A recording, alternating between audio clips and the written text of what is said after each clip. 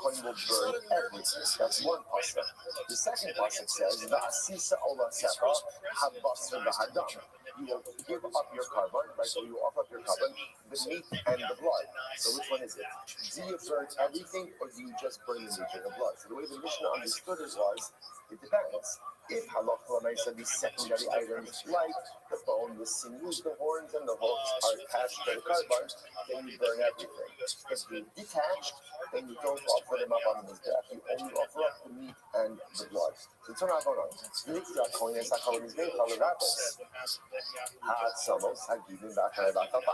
So Pasuk says the Kohen will burn everything. This comes to include the bones, the sinews, the horns, and the hooves. You don't call up the parachute. You might have thought this is true even if what? Even if they separate from the sacrificial parts. You shall perform your carbon and the meat and the blood. So Gemara says, okay, which means it's just the meat and the blood, not the rest of it.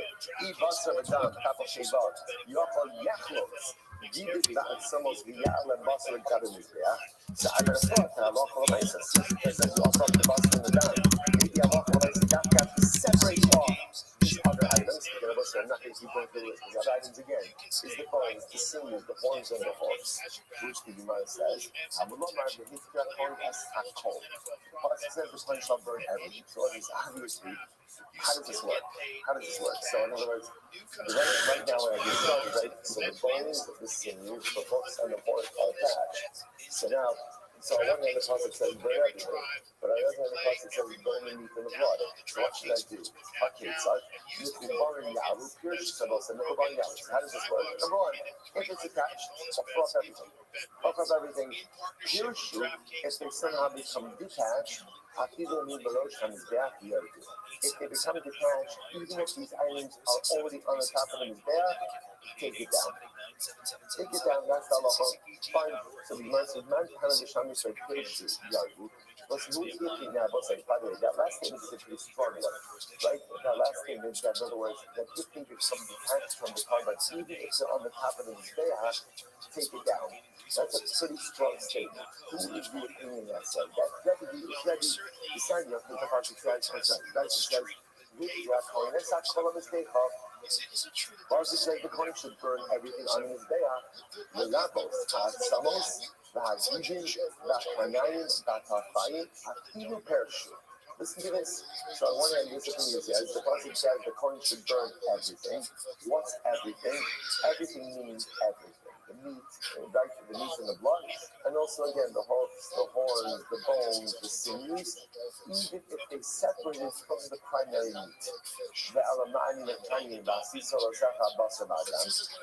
when you get the pasuk that says you shall perform your carbon, the meat and the blood, which makes it sound like you're going to meat and the blood. That's the primary part of the carbon.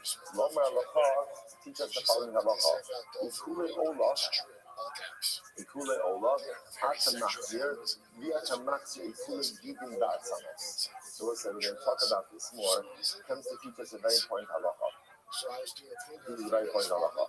The halacha l'maisa, even if you have parts of the olah that are partially consumed. We're going to talk about this, we'll say, about sacrificial parts that fall off of the mizbeach. What do you do then? What do you do with it? So we're going to see that even partially consumed parts of the olah get returned to the mizbeach. Interestingly enough, if you have partially consumed bones, sinews, horns, hooks, and they'll fall off the mizbeach, that is not returned to the mizbeach. Okay, that's the first difference. Rabbi on the other hand says, well, the difference is Rabbi says, Rabbi Omer, Kashu Achal Omer, B'Yach Kohen Esachol Mizbecha. First, on one hand, the pasuk says the Kohen shall burn anything on the mizbeach. Read thoughts, the Gemara says, obviously, what does that include? That includes everything. The Kashu Achal Omer, V'Asisa Olasecha Basar V'Hadam. And then another pasuk says, you shall go ahead and do your olah, the meat and the blood. So let's say, so meat, that's obviously meat. So let's say, so again, this is our tension. One pasuk seems to indicate you burn everything, and everything would include again the bone, the sinews, the hooks, and the horns. Another pasuk says, no, all you burn is the meat and the blood. So how do you reconcile this? Okay, very simple. This is what I will say. If they are attached, or if they are attached, then you offer everything up. Parachute, they become detached. Even if it's on the top of the Mizbeach, take it down. So we'll say our Mishnah reflects this view of that. So again, the primary sacrificial parts that you burn, sacrificial meat, right, sacrificial limbs, and blood. What about the secondary parts of the animal? So essentially, if they're attached, burn it as well. But if they're detached, you do not burn it. What's the condition? Even if they become detached, on the top of the animal's back, what do? Take it down. Incredible. Very slowly out. It's no example before. Right, so Rabbi said that if they detach, right, if the secondary parts detach from the carbon, even on the top of his back, take it down. I'm Rabbi Zera. Lotion, probably not up. So it's the changes. This is very fascinating. Zera says that's only true today if literally again detach and they detach further away from the fires. Right? So when they became detached, remember, even if they become detached on his death, to take it down. That's only true if they became detached in a way that now they're further away from the fire. About Klape Malo, but if they become detached closer to the fire, then Kuve Udaki ultimately again, then Allah for the the fact that they became detached closer to the fire, you burn them. So we'll say it's almost as it's just a fascinating idea. We're really saying that we look at they become detached in further proximity, or I should say closer proximity, or further away from the fire. And that ultimately again will determine whether or not they're burned. Fascinating. You might say parachute. I'm sorry. So telling you that this means that 1 second, that if these items, again, the horns, the hooves, the bones, the sinews, even if they're totally detached, we look at the proximity to the fire of their detachment, because it sounds like we just got finished saying before that if they got detached, then what? We don't offer it up at all, we take it down. So let's go to it. On the Rabbi, what does it mean to say? Okay, see, very interesting. Rabbi is like this. Now, so when do we say that if they became detached, that they're taking down? When is that true? Only when they became detached after Zerika. Look at Rashi for just a moment. Rashi is Rothschild is the second short line. Rothschild, I'm not sure when do we say that if these items became detached, that they're taking down from this day? That's when we're new. It's still without coaching. Ella Shekirshula after Zerika. The thing is, Shilisa, Zerika, the Kubarin, so we want to trouble Kabasin, Zerika, and Zerika. If you parachute, trouble coaching Zerika. So listen to this. When do we say they're taken down? When is that? That's when they became detached after Zerika. Why? Because watch this. If they're attached at the time of Zerika, that essentially means they become sanctified as a carbon. When they then become detached, they're essentially invalid carbonos. What happens with invalid carbonos? We burn it off from his back. So that's the reason we say take it down. However, back to the Gemara about Push, it's called Zerika. But if they became detached, ultimately again before Zerika, and therefore we'll say at the time of Zerika, ultimately again, they were not part of the primary carbon. And interestingly enough, Zerika, since Zerika was done with them in a detached state, they never become part of the carbon, and they're actually fit even for mundane use, which is pretty incredible. About parachute, called in Zerika, if ultimately it detaches prior to Zerika, Asoy Zerika, V'sharsimu afilu v'me'avet minayot and Sakin. So let's say if it was detached, it's fascinating. It was detached from the carbon. So again, the horns, the hooves, the bones, the sinews. If it was detached from the carbon at the time of Zerika, it never became consecrated. If it never became consecrated, it's permitted for mundane use. The one the Gemara saying you can make and go out of it. Okay, we're just giving an example of mundane use. Quite fascinating. Sabaloki Aikana. Sabaloki Rabbi Yochanan Mishra Bishmo. Ne'amar lo yihye ba'olam, and ne'amar lo yihye ba'asham. So let's say it says ultimately again lo yihye, it will be his by Allah, and it says lo yihye by asham. Ma asham atzmos of mutarin, atz ola atzamos mutarin. So I'll say, isn't this fascinating? So this is another distinction. When did the bones, and again, everything that group in the day is bones, beneath, orange points. When do they become prohibited? When they are attached to the carbon at the time of Zrika.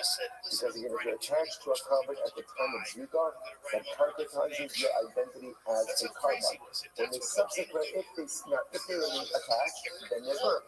If they become detached, then ultimately they're disqualified carbonic matter and they're burned separately off the Mizbeach. If, however, they became detached before this Zrika, then their carbonic identity was never concretized, and therefore what? It's permitted for mundane use. To the point that you can even make a knife handle out of the bones, or do whatever you want, it's a scene, do whatever you want. So you might where do you get this from? This is Rabbi Yochanan, the Shema. It says, Lo Yihiyah, it shall be yours by Allah, and it says, Lo Yihiyah by Asham. What's the connection? Ma Asham Asmo Sabmutaran. Just like by Asham, the bones of an Asham are mutter for mundane use. At Allah, at Samos Mutaran. So to by Allah, the bones are mutter for mundane use. Now, what's saying? Obviously, remember, he was giving this in a very specific way. This is when the bones were not attached at the time of Zika. If the bones were attached at the time every community concentrated as a carbon. Which is imagine mufti. But the mufti means this phrase is not used for anything else, and therefore it's open used for this Israel Shabbat. Really low mufti, because again, if this was not open, you don't lift up, there's a clear from this Israel Shabbat. What's the clear? Mala Asher Shekin Besalo Mutter. Again, I must say, it's pretty hard to make a Shabbat with Asham and Allah. One simple reason, there's a big distinction. What's the distinction? Asham, the meat is consumed by Kohanim. Allah, the meat is not consumed at all. To which the American, you're right, Lo Yihiyah, you see it. Obviously, it's open about this phrase. Lo Yihiyah is a phrase, and therefore can be used to teach us instruction. Incredible. So the Rabbi, only again, so he reads it. So, at someone's touching with Nezrika, more than one. What's the two? The Rabbi is attachment. At someone's touching, which is the bones of touching, before Zrika, more than one. They are subject to Zrika. After Zrika, in more than one. But after Zrika, ultimately, again, there is no Zrika. The shall Olah, but the bones of an Olah, more than behind the Olah, are always subject to this. On both sides. That is contradicts with just a book.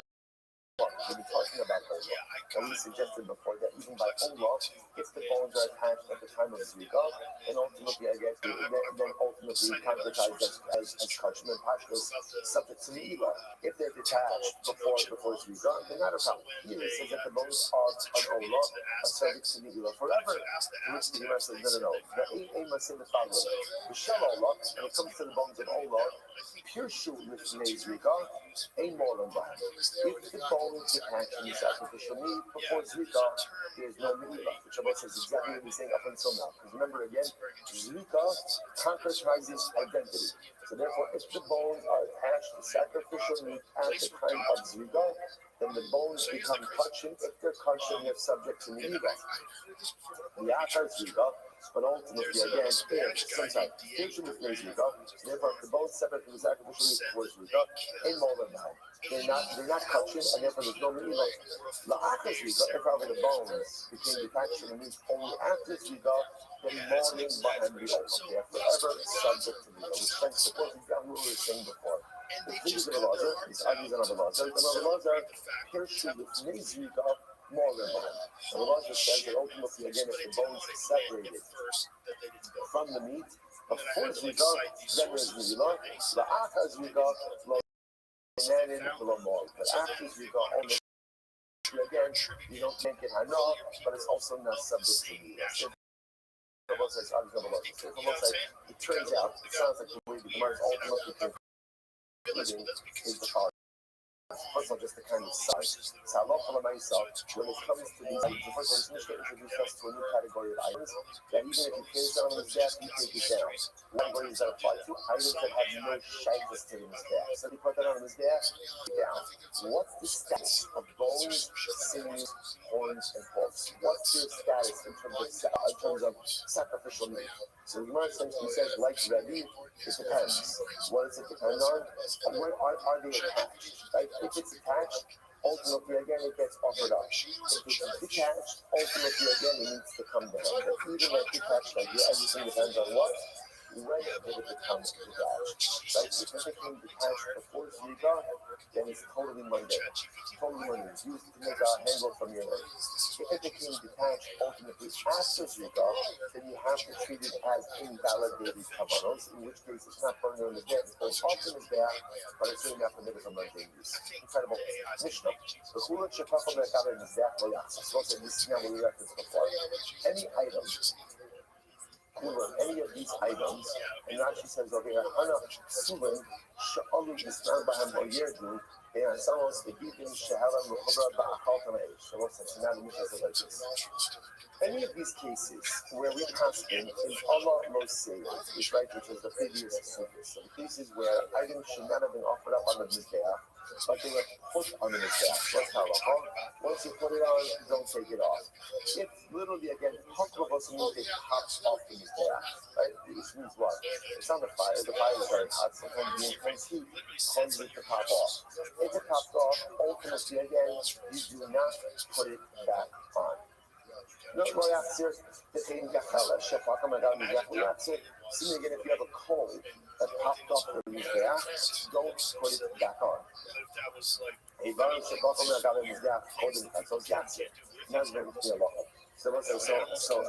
you have, and by the way, what's that first halacha is not such an application. No, what did the Mishnah say? Any of those cases of the kavanos that you should have never put on Mizbeach to begin with. But once you put it on, what's halacha? What does the Mishnah say? If you took it off, then what? You don't put it back on. So similarly, again, if you left it on and it popped off, you don't put it back on. A coal that pops off, you don't put it back on. Now, listen to this. Now, the Tantra is talking about over here. What about sacrificial limbs that are not? Now, at night, what kabbalas we offer at night? What kabbalas? None. There are no kabbalas at night. So, what do you do at night in the days of Mikdash?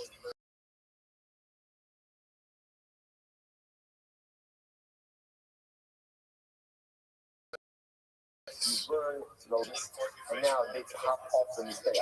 So, what's the halacha? Holding chatzos yachzir, if it was before chatzos, like before the night, you put it back on. The morning light, and there's some milah.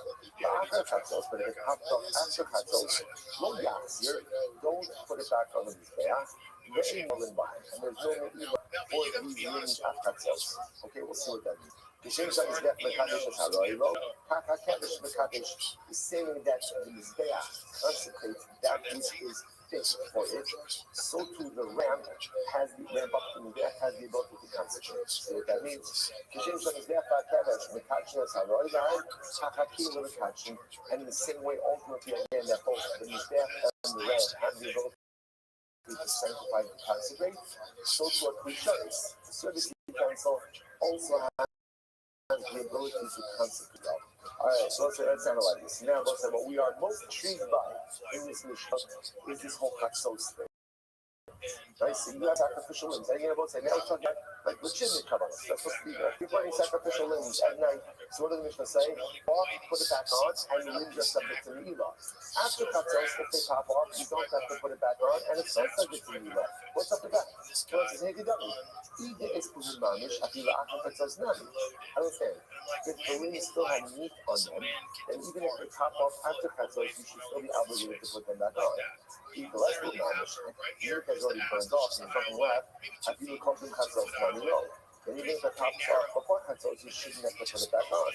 So what's going on over here? Well, days, or Shiriri. What's the case over here? Shiriri. What's Shiriri? Rashi says, Kashim, Shemis Kashim Machmasaish, Shalta by Makulim, Istafu, Ella Shlon Nasi Pacham, Ella Keis Nation in What's the case here? Where the meat has already become like Shiriri. Shiriri means about like that, it's already dried out. It's already dried out, it's like a piece of wood, but it has not yet gotten to the point of cold. So therefore, again, if it pops off before chatzos, you got to put it back on. But if it's after chatzos, right, and I will say these two things go together. You have to put it back on, and it's subject to the milah. Those two things go together. After chatzos, you don't have to put it back on because it's considered to be like cold already, and it's not subject to milah. So one second. Where do you get this distinction between chatzos and after chatzos? Where do you know that from? This is very interesting. Amarav, Kasav Echad Omer, Kol Halayla Behekir, Kasav Echad Omer, Kol Halayla Behekir. Rabbi says, this is very interesting. So you actually have two psukim over here that deal with the Olah. So the pasuk says, by the beginning of the Olah, it says, Ki Olah al Mokda al Mizbeach Kol Halayla. So the pasuk says, what do you do with the Olah? You keep the Olah on the Mizbeach, Kol Halayla, the entire night, Ad HaBoker, until the morning. The next pasuk, literally the next pasuk says, the next pasuk then literally says, right? The next pasuk says, it doesn't actually say but the next pasuk says, you shall lift up the ash. So what is the Gemara struggling with over here? On one hand, it calls the Olah that remains right because you're burning the sacrificial parts at night. It calls it an Olah, and then it calls it ash. So which one is it? Right? When it burns throughout the night, is it Olah or is it ash? So the Gemara says, Chalkiu. So what do? Split the night. Chatziv la'Torah, and Chatziv la'Harama. Part of the night is to be operated, and part of the night is the raising of the ash, which essentially means part of the night the sacrificial limbs are looked at as meat, and part of the night they're looked at as ash. And we'll say, what's that distinction? Chatzos. Prior to Chatzos, it's looked at as sacrificial meat. And therefore, again, Allah pops up in his be'ach. You have to put it back on, and it is subject to the law. And after Chatzos, ultimately, again, it is looked at as ash, and therefore if it pops up in his back, you need not to put it back on, and it is not subject to it. Okay, so Master Kana, so Kana is the Kasha, Shabbat said, this is incredible, tomorrow. The whole yom, Charles and Mizrach, is close together, also, so also, in general, remember, the first avoda of the day was Shabbat Hadashem. Right, which means removal of the ash. And the truth is, they didn't remove all of the ash. They just removed a very small amount of ash and deposited it by the side of the Mizbeach. So every day, we close together. And what's a close together is also an interesting term. Between dawn, right? It's close together to mean like the crow of dawn, the crow of the rooster, which means dawn. Close together can also be literally translated. Close together means the crying out of the individual, which the Parashas was the Kohen who was in charge of, or the lady who was in charge of getting everyone up in the morning. So the halacha is, when you do Trumas Hadashay, we close together of some of them in the front of our Achara. So if you look at Rashi says over here, Rashi says, actually before, we're not talking to Rashi. So when we do Trumas Hadashay, ultimately again from close together from dawn, either a little bit before or a little bit afterwards. Okay? And listen, now watch this. Yom Kippur and the Chatzos. Yom Kippur, they will do Trumas Hadashay already when? As of midnight. Now again, Rashi points out that we're actually looking at it. That's good to know. We'll see why that is. Right? They're going from under the government, Yom Kippur, to sexual subjects, Bashmar is Harishona. They will already do Trumas Hadashay already when? After the first third of the night. Shemam says, Brachas tonight is divided up into Bas Machol, 3 Ashmaros, 4 Ashmaros. Here we're going to get there is 3 Ashmaros. They would do it in the first third of the night. So just to understand, on a typical day, Trumas Hadashay should be done somewhere around dawn, a little bit before, a little bit afterwards. On Yom Kippur, they would back it up to midnight, Chatzos. And ultimately, again, under the government, they would only do it before Chatzos. Very interesting. Now, what's the Shaila? These are like coming Chatzos Garais. I don't know. What's that? Based on what you said before, by Olah Vosai. So remember again, when do sacrificial means become ash? When do they become ash? When? Midnight. Well, Trumas Hadashay at night. So first of all, it's a number of Parashas. How do you do it earlier? How is it by Yom Tiv you're going and doing it before Chatzos? And in reality, on any given day, how are you waiting after Chatzos? How are you waiting until dawn? What's going on over here? So let's say, watch this. Ella, I'm going to be on. Imashma Shenema Kol HaLayla Eli Odesh Ad HaBoker Ma Kama Roma Ad HaBoker. Listen, now watch this. The Gemara says, in general, by his concept of all this, remember again, there's two psukim happening over here. But the first pasuk, and there's successive pasukim, right? So this is Vayikra, Parak Vav, pasuk Beis, and pasuk Gimel. The first pasuk is talking about Ola and telling you what do you do with the sacrificial means of the Ola. What do? You let them burn throughout the night. The next pasuk says Ad Aboker. The Kol HaLayla, the entire night, Ad Aboker. The next pasuk then says you shall go ahead and remove the ash. Those are juxtaposed speaking. So let's say, you want to ask, I understand. The pasuk says, let the Ola burn, Kol HaLayla, Ad Haboker, until the morning. That's repetitive, right? That's repetitive. If you're telling me Kol HaLayla, so by definition, Kol HaLayla means what? Kol HaLayla means until the morning. Why need to say Ad Haboker? So watch this. So it's not Kol HaLayla, Ad Haboker. Get ready. Say Boker, Levato Shalayla. It means give an additional morning to the dawn of the night. So that's the interesting enough. Ad Haboker teaches us. People just said Kol HaLayla means until dawn. The fact that this Ad Haboker means sometimes morning comes earlier, sometimes morning comes later.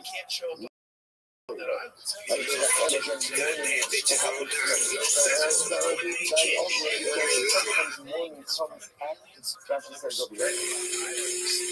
Rashi said that. Think both in the Bakal Laila, it's about 7 lines over the bottom. Think both in the Bakal Shalayla.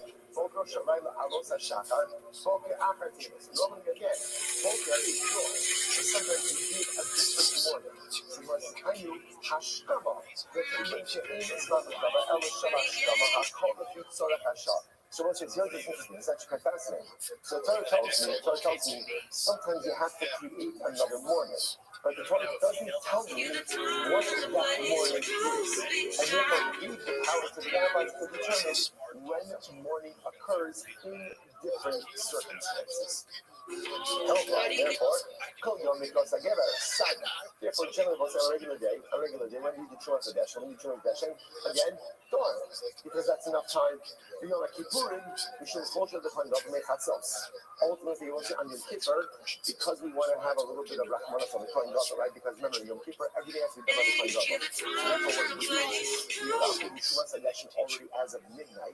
That way, kind of get that done, and you have a little bit of time to rest until next day we have all done Yom Kippur. Over a government, on Yom Tovim, the Ishi Kabbalos, because remember, also under the government, you have a plethora of Kabbalos, right? And the government in general, you have a ton of Kabbalos. Remember again, in general, Yom Kippur has that, but also because there's a little here and Lego, that's when everyone is catching up on all of their sacrificial obligations. Therefore, so let's say it's so beautiful.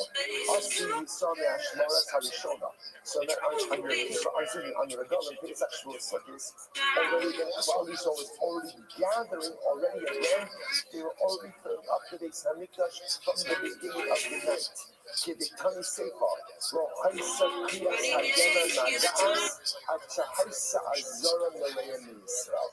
Even before dawn, the courtyard was packed. The courtyard was packed ultimately again with Klal Yisrael. Isn't that incredible? So because there's so many people, it's interesting enough that I'm saying halacha, so much to say here, but I'm saying halacha. So in general, the Torah says, let the oldest stay until the morning. But then the pasuk says, ad haboker. Why that phrase? That phrase teaches me that Chazal has right to determine different mornings at different times. So it's kind of ultimately when dawn.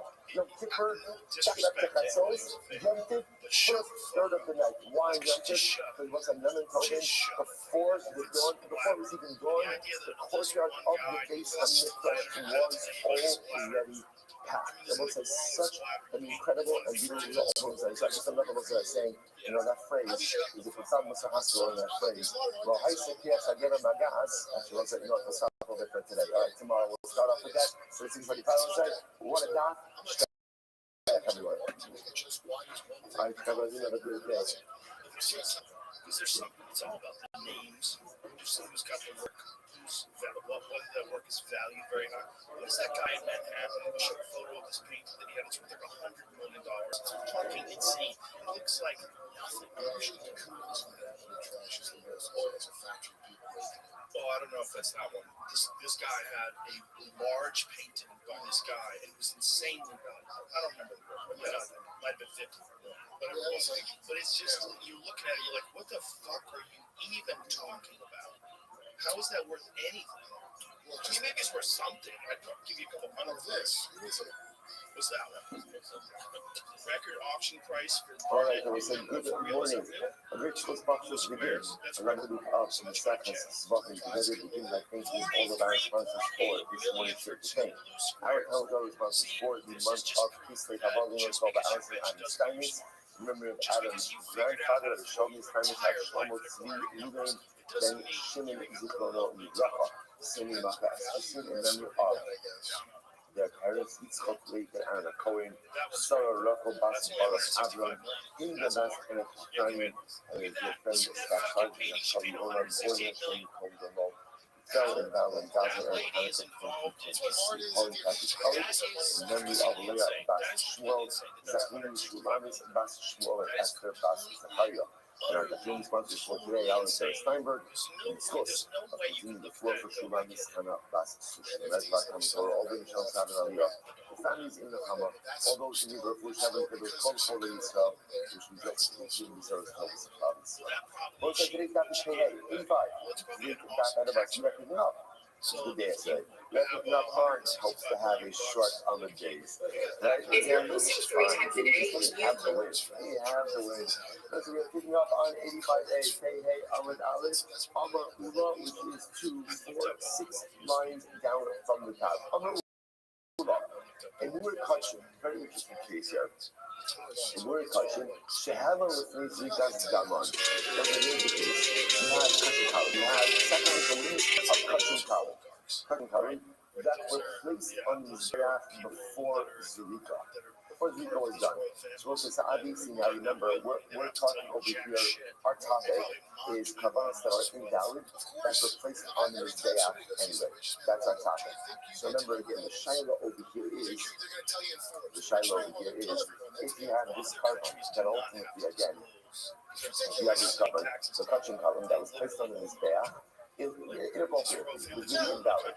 And then what happened? Halot Lamais was placed there before the Zrika. So up until now, remember again, the normal sequence of events is that sacrificial lambs are only placed on the Mizbeach when?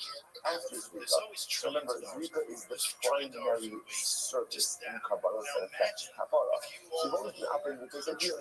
Zrika's already done. You've placed the limbs on the Mizbeach. Once it's there, don't do it again. So now, this is a little bit of a wrinkle. Let's say again, the limbs of Kach and Kalim were placed there before Zrika. So what's the Shiloh? Should we take them down or not? To which Ula says, Lo Yerdu. Ula says, no, don't take it down. Why? Na'asu Rachmo Mizbeach.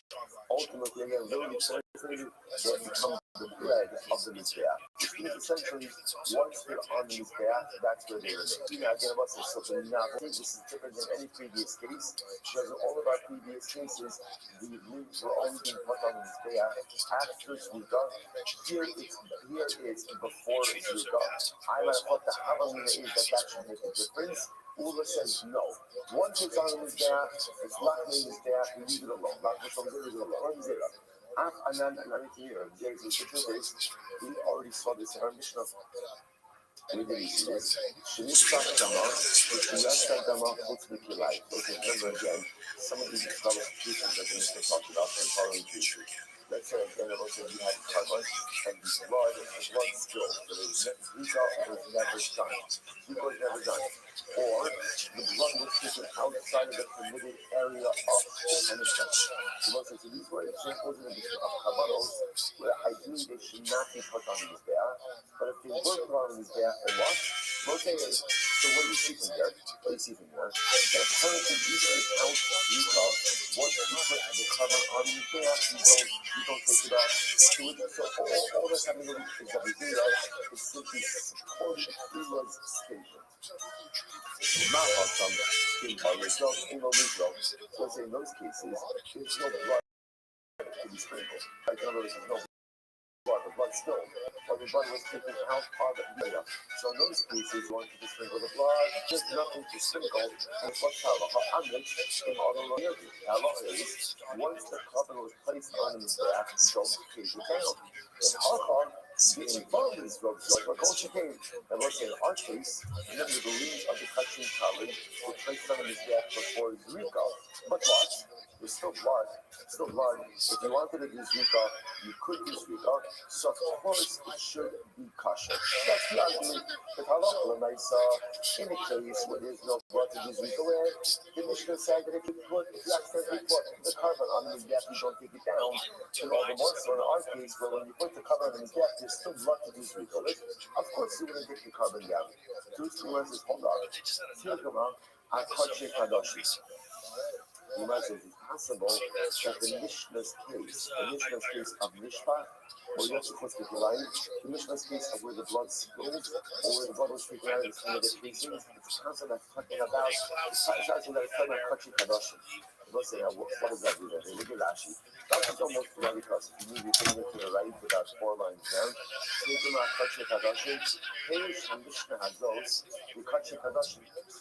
our Mishnah, which also refers to the case of Mishpah, the blood spill, or the taking out of the committed area. Maybe that's talking about Kodek Hadashim. Now, what's the about Kodek Hadashim? Shekedushas Hanbit Aleihen Lifnei Zrika. So, I'm going to say, Kodek Hadashim is higher sanctity Kavanos. One of the ways in which that higher sanctity manifests in the carbon is having itself is covered even Zrika. So maybe that is the Kodshik, we will say Kodshik Kadoshim. If they went on in his back even without Zrika, then halacha l'maisa located, you don't take them down. So maybe by Kodshim Talin, if those rings went on in his back, and really that's Ulla's case is Kodshim Talin. Maybe again by Kodshim Talin, if they went on before Zrika, maybe they wouldn't take them down. You know, so 1 second, how to Pesach the Kodshim Talin? Here's the problem, right? The Mishnah also ultimately talks about Kavod Pesach as well. And Kavod Pesach is in the category of Kachin Kalim. So if you have halacha applies both by Kachin Kadashim and Kachin Kalim. Because it's being pointed out over here, this is an interesting nugget of information that's being conveyed over here. Just about the difference between Kachin Kadashim and Kachin Kalim. The Gemara seems to be operating under the premise that a carbon is endowed with full carbonic sanctity at thanks to the Zrika. That would be something the Gemara is looking at. Then the Gemara qualifies and says that's true for Kachin Kalim, lower sanctity carbonates. And Kachin Kadashim are vested with carbonic sanctity even before Zrika. So just hold on a second piece of information.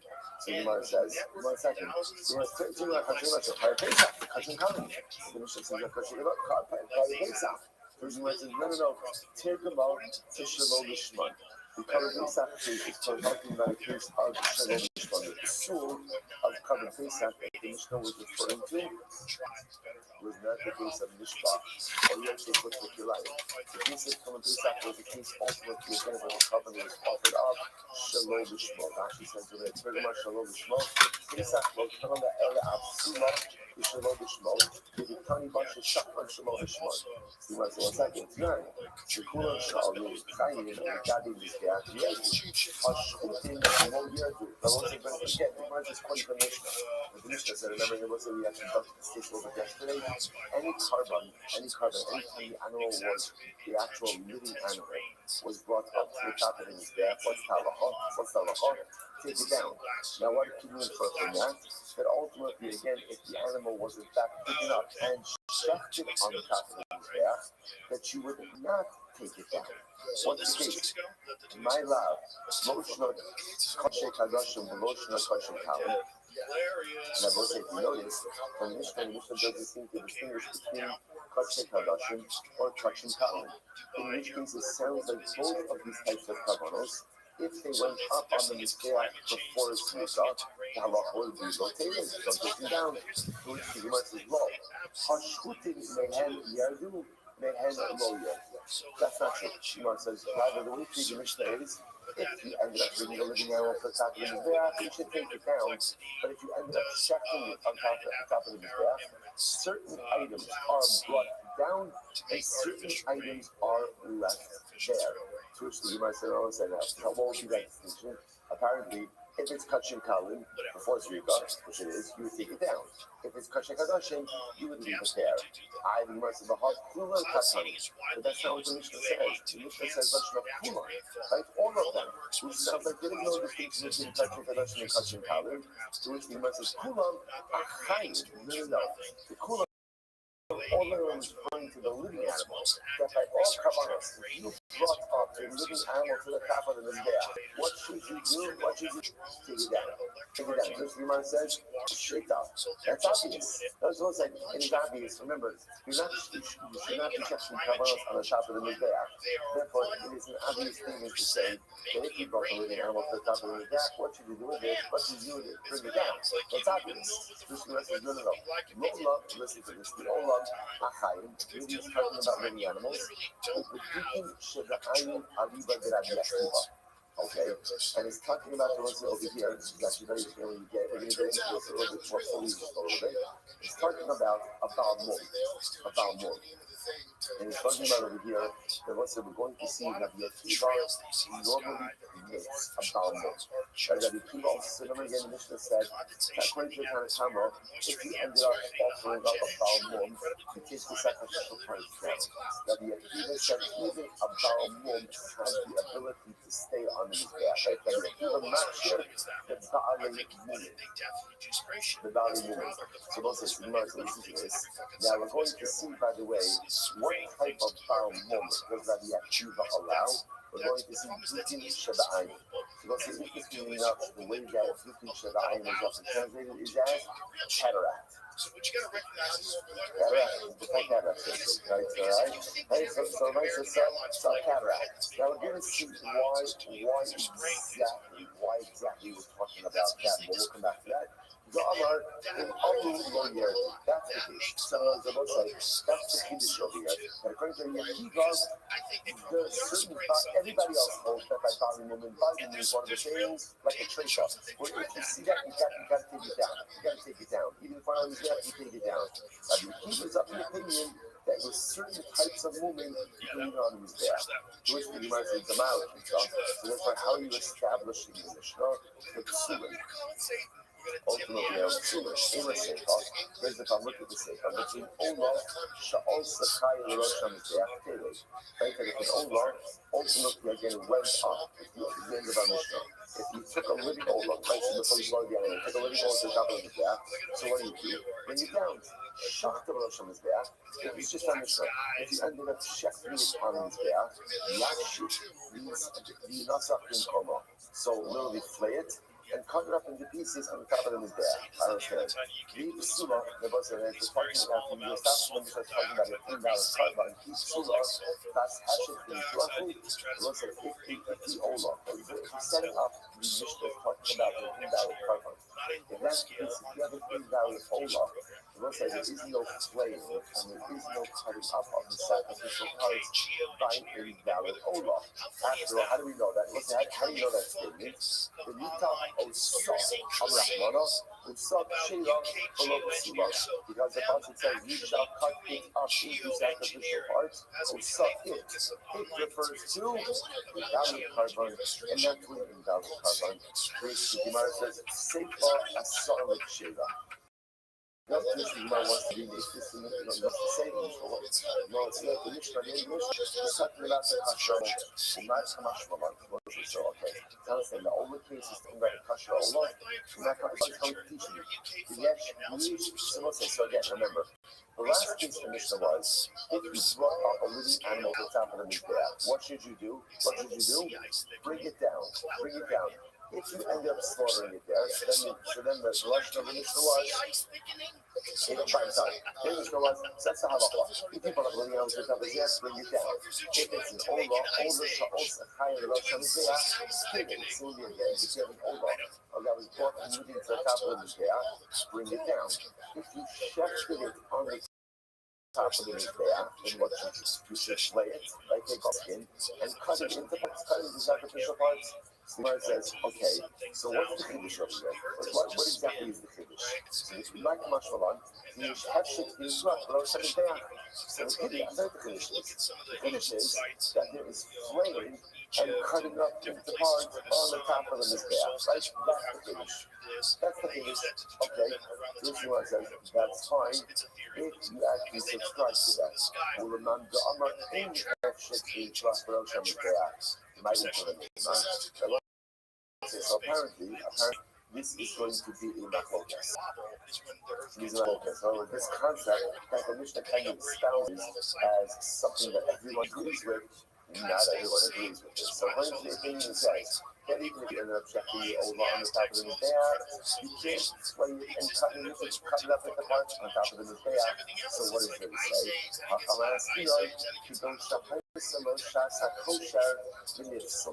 What's the case?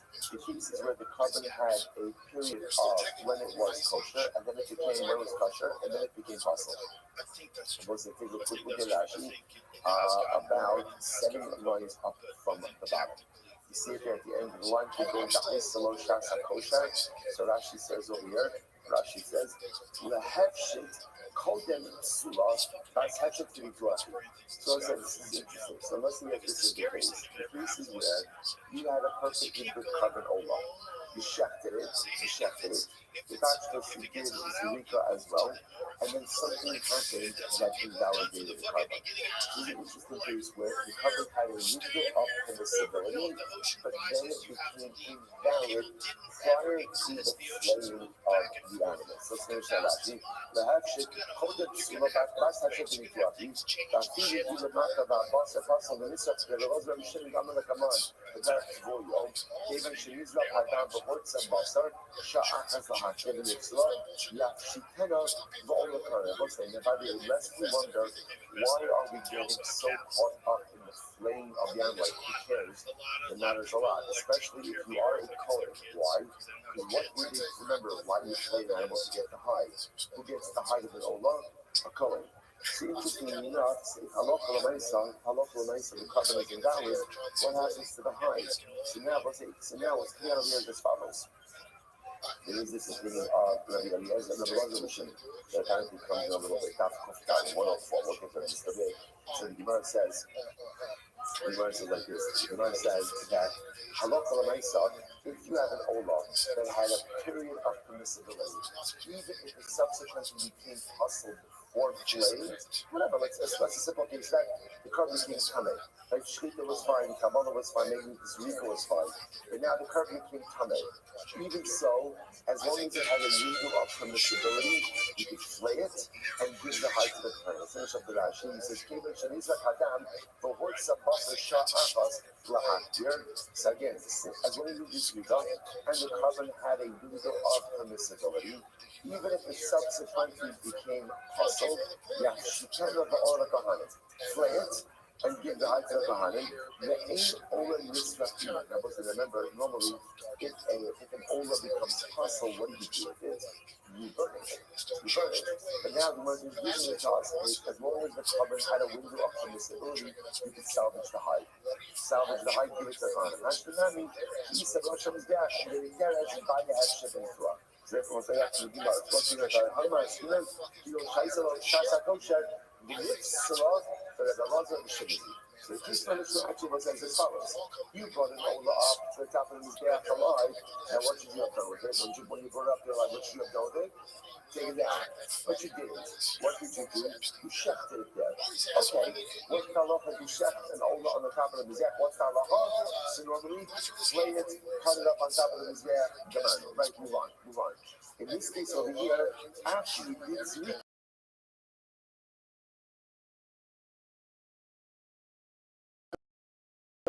the carbon is just the fact that you're a lot of Gabriel, Shaniza, Hadam, the words of Sha'achas, she can't borrow behind. And what's the novelty of Mishnah? The novelty of Mishnah is that we're reflecting the view of the Mishnah, who says that once the blood was thrown, and the carbon had a window of permissibility, ultimately again flay it and give the hide to the Kohanim. Okay? You want to say that's the novelty of here. The Elo Dikani, Kesed Osa, Mori Bisakivai, the Master Umatikam. So we'll say, when see later on in Mishnah, why do we actually Raisa? Raisa says that what you go ahead and Kesed Osa, what do? You bring down the Kivai, the Kishkas, the innards, right? The Master Umatikam, and you wash them. But let's see, we're actually going to talk about this a little bit. One of the things that they used to do with the pestilence is of the Kabbalah, is they were supposed to squeeze out any waste that was in there. So in other words, the Mishnah says, what do you do with the kishkas of that carbon? Ultimately, you bring them down and you wash them. You might say, I don't understand. But now, why?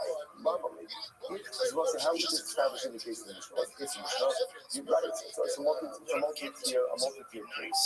Step one is you brought up an Orah to the top of the Mizbeach. Should you have done that? No. And what should you do? Bring it back down. But you did it. You slaughtered it there. Okay, now they're setting it up is you slaughtered it. You write Shmita, Kabbalah, Zrika, and you have a carbon became possible. Carbon became possible, can come whatever it is. So what is Mishnah telling me? Okay, flay it and cut up the pieces. Why flay it? Because even though now the carbon is in value, the Kohanim will get the hide.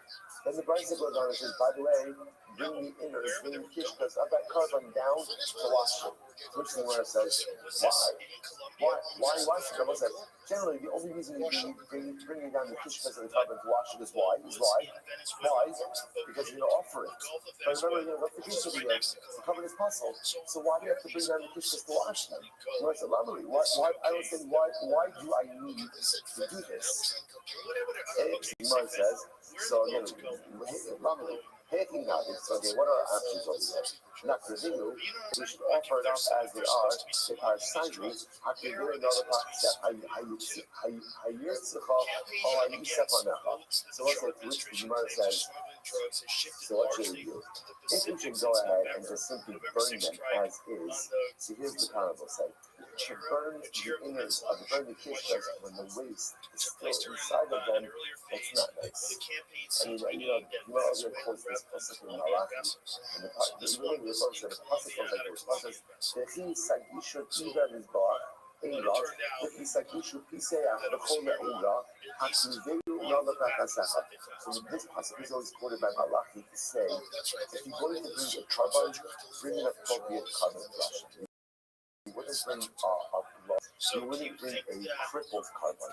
So ultimately, the Navi says, when you bring something before the entrance to HaKadosh Baruch Hu, is this the kind of carbon that Hashem would want? Is this the kind of carbon ultimately that Hashem would turn his face to? So the idea over here is that even if you're going to burn something that doesn't matter, it should be burned in a way that's appropriate. So to burn it with its waste is not appropriate. Which the Gemara says, Anan Hafi Kani, this is what we need to say. The Gemara says, listen to this. Now, remember, the Gemara says, Madifan Lamali. Why ultimately again do we need to wash it at all? So after all, the Kolamaisa is not going to be up on the Bayah, why does it have to be clean? Which the Gemara says, that's actually quite fascinating. The Islamic coin Akhira for Yada Naskinu. What are we worried about? We're worried about a coin maybe who is not present by this entire process. So what's going to happen? This coin is going to come into work. What is he going to find? Right? What is he going to find when he walks into work? Kishkas, right? Carbon kishkas, right? If you're a coin, right? You're a diligent coin, you see carbon kishkas, what are you going to do? You're going to offer it. But he doesn't know context. And as often happens in life, when you walk into a situation and you don't know context, you just assume certain realities, right? Often, and when you make assumptions, are often wrong. So I say, he sees the Kabbalah Kishkas over here. Listen, the Kishkas will take it. Let's offer it up. He's going to offer it up.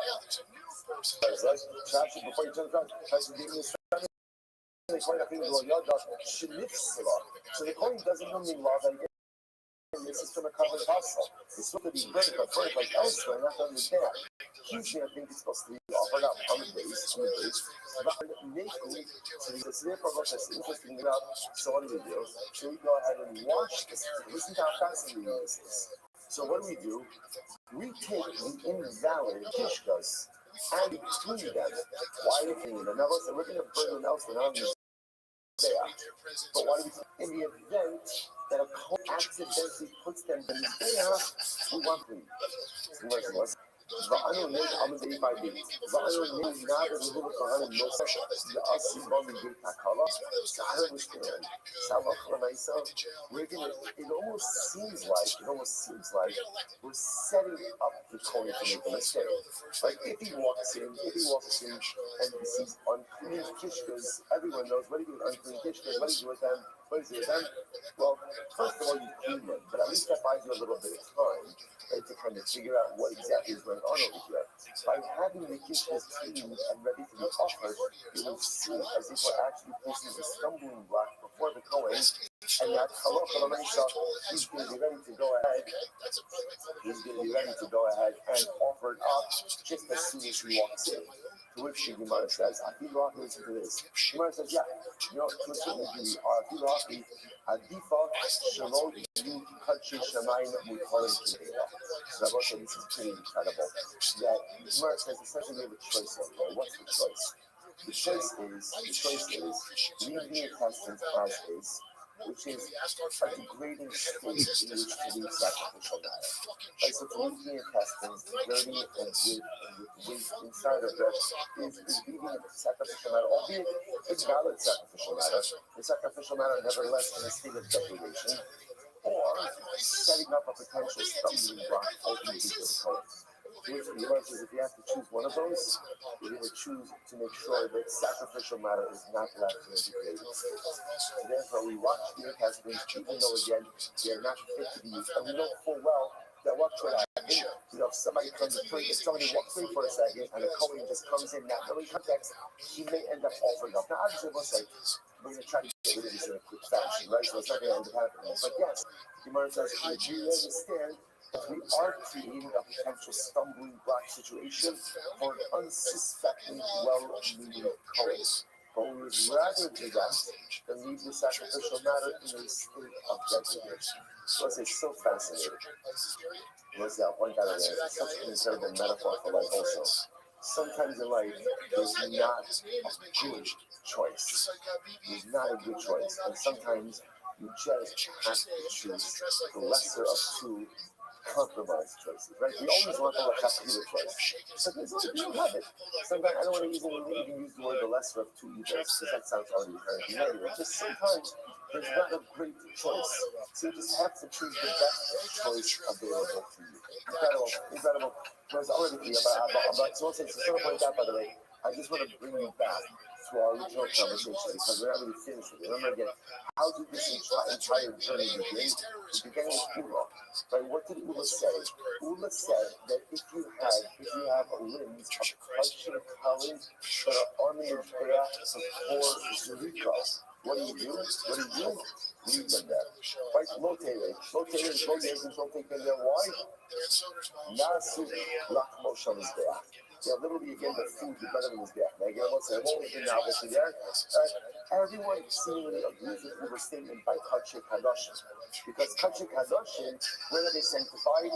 Already even prior to Zrika. Kachik Kalim maybe get their Kedusha by Zrika.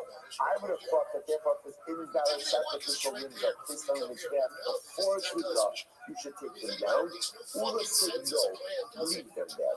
Now that's how this entire conversation started. The reason I'm serious is watch what happens. Says the Gemara, I'm going to hear about Abba. Father Yochanan, here it is. It's now coming full circle.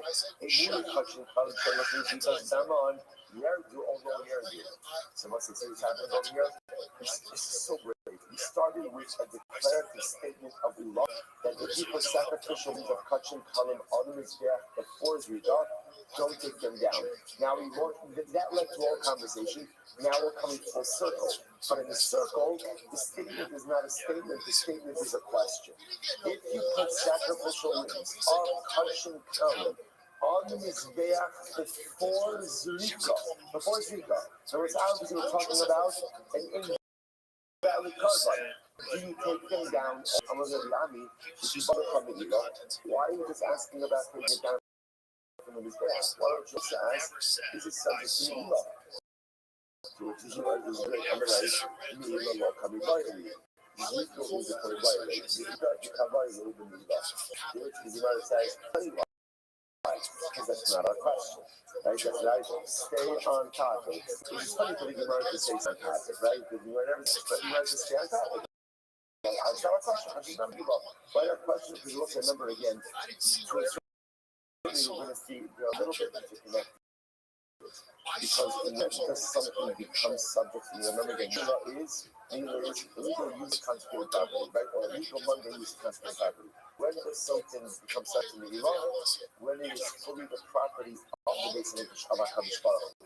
So if you think about it, if these questions are interconnected, at one point in time, if you place the rings on the Mizbeach, you knock them down. So the Gemara says, if the rings of Kachikalim on the Mizbeach, before it's equal to $1 carbon, do you have to take them down or not? So the Gemara says, well, also ask, is it subject to Lila? Because they are interconnected. Which the Gemara says, Lila's not on topic. Lila's not on topic. The Gemara says, keep coming by later, Lila.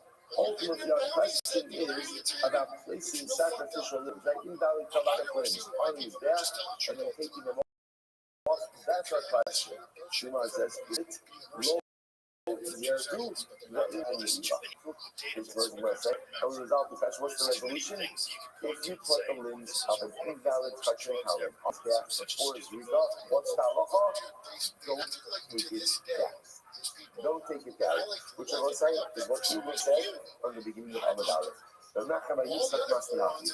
We're not going to use an alternate version of this previous discussion. What do we say? Let's give it Abba. Why Rabbi Yochanan? Why Rabbi Yochanan? So Rabbi say, Rabbi Yochanan asked Karin question. Touching Karin, Shehammer, things we come on. If you place the limbs of an invalid touching Karin on the Mizbeach before his Yukah, Yesh Bahem Ilah. Oh no, just to pattern, it is alternate version.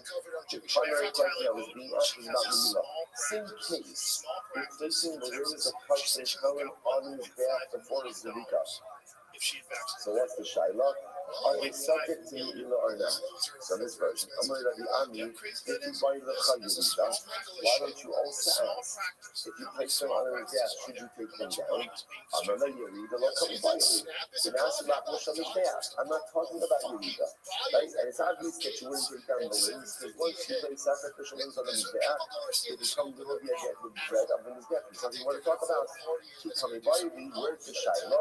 Lila, ultimately by Lila, and I will say, what's the halacha? Pashit lo yerdu le'eid bahem Lila. So I will say, they do not come down from the and they're not fit to you. It's great, I will say, this is one of the really great sugyas, where literally again, we started on the dollars, and now we got to that, and now there's resolution. So this whole thing started, remember again, about like, if you place the limbs, now let's go with what everybody seemingly agreed with already entering into this sugya, even though it's not explicitly stated. If you place the limbs of Kachei Kadoshim on the Mizbeach before you, again, remember, I'm not going to concern you, say it one last time. That's it. And remember, all of these cases are invalid karbanos. Right? That's all of these cases. We're placing invalid karbanos on the Mizbeach. And our whole subject is, if you place it, you don't take it down. Or under what circumstances do you leave it? Under what circumstances do you take it down? So everyone is agreeing that if you place the limbs of Kachei Kadoshim on the Mizbeach prior to Zrika, you don't take it down. The Shaila was, what about Kachei Kalim? Because Kachei Kalim really achieves their full carbonic kedusha with Zrika. So in our case over here now, what ended up happening? You placed the carbonic limbs on the Mizbeach of the Kachei Kalim before Zrika. Now you realize I placed $7 carbon on the Mizbeach. Do I take it down or not? Ula said no. This obviously sparked an entire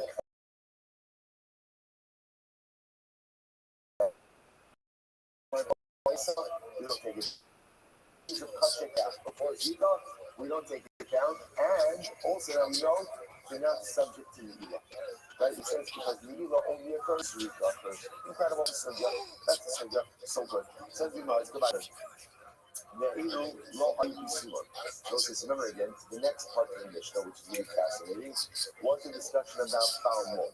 The Tanakama said, Tanakama held, if you have a carbon that's a Balmum, and you end up offering it, you have to take it down. You take it down. The Rabbi said, now why do you take it down? Because remember, the Rabbi said, this is based on Rabbi Shimon's rule. All Rabbi Shimon's rule. Any carbon that came into the base on Mikdash sacrificially fits, and then the patient developed inside of the base on Mikdash, that's the type of carbon where if you erroneously put it on, you leave it on. You don't take it down. If, however, the animal had a pre-existing condition, right, the disqualification only preceded its entry into the base on Mikdash, and you accidentally put it on the Mizbeach, you take it down. So Baal Mumas is an example of this. The animal had a mum prior to becoming into the base on Mikdash, so for example, Rabbi Akiva was machshir the Baalim. Akiva said, no, even with the Baal Mum, if you accidentally put it on the Mizbeach, don't take it down. Same thing, let's analyze this. I'm going to be open on it. So make sure you do the element of the Sheba Island, hold the shearing the office. Okay, here it is. Rabbi Akiva says, which mum, I will say, is he allowing? Only that cataract. I will say, now why? What's so special about the cataract? Rabbi Akiva allows the animal with the cataract to be offered up. What's the reason? Because I will say, interestingly enough, this is the type of mum that if a bird has it, a bird is still kosher to be offered. So, okay, it's that bird cataract also, right? So the nice again, because this type of mum is kosher by birds, therefore Rabbi Akiva holds the ex post facto. If you ended up putting this animal on the back, don't take it down. So you mentioned, but one important qualification, for who shakal nation as mumar. Obviously, this is talking about a case where the consecration occurred before the mum. So the consecration occurred first, the animal was consecrated, then it developed this mum. Again, remember, everyone is green, even Rabbi Akiva. Don't offer it. But if you did end up putting it on the back, and what Rabbi Akiva says, don't take it down. Why not? Because this is the type of mum that wouldn't be permitted by birds. So if you ended up putting this animal on cover on his back, don't take it down. Don't take it down. But only if the consecration preceded the mum. But if the mum was there first, then what? The entire consecration would be never vested on the animal. If that's the case, then Rabbi Akiva would agree, if you ended up putting it on his back, take it back down. And most of the Akiva, agrees. I'm sorry. More than the Akiva, the Olah to the Akiva. The Akiva agrees that if you ended up offering up a female Olah, it is Shekhaza Mumar medication. Normally, an Olah is a male animal. So the Akiva says that if you consecrated a female animal, that is the equivalent to consecrating a Baal Mum, which makes sense, right? Because again, the disqualification is already there prior to the consecration. Those are interesting things over there. Yeah, the very so we know that one of the disqualifications of an animal is if the animal was violated. If a person violated the animal is disqualified. Is there such a thing as a violated bird? Now, was like, the Gemara is not asking about the Messias of it, right? The Gemara is asking, you see, like this, like, I'm talking about this. Right? You'll see why this is a question in just a moment.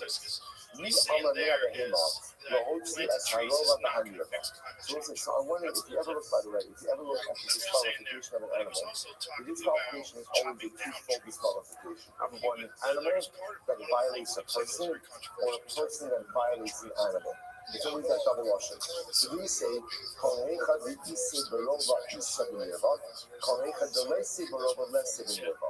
he's saying this, when the animal has the physical ability to violate a person, that's when the animal is disqualified if it is violent.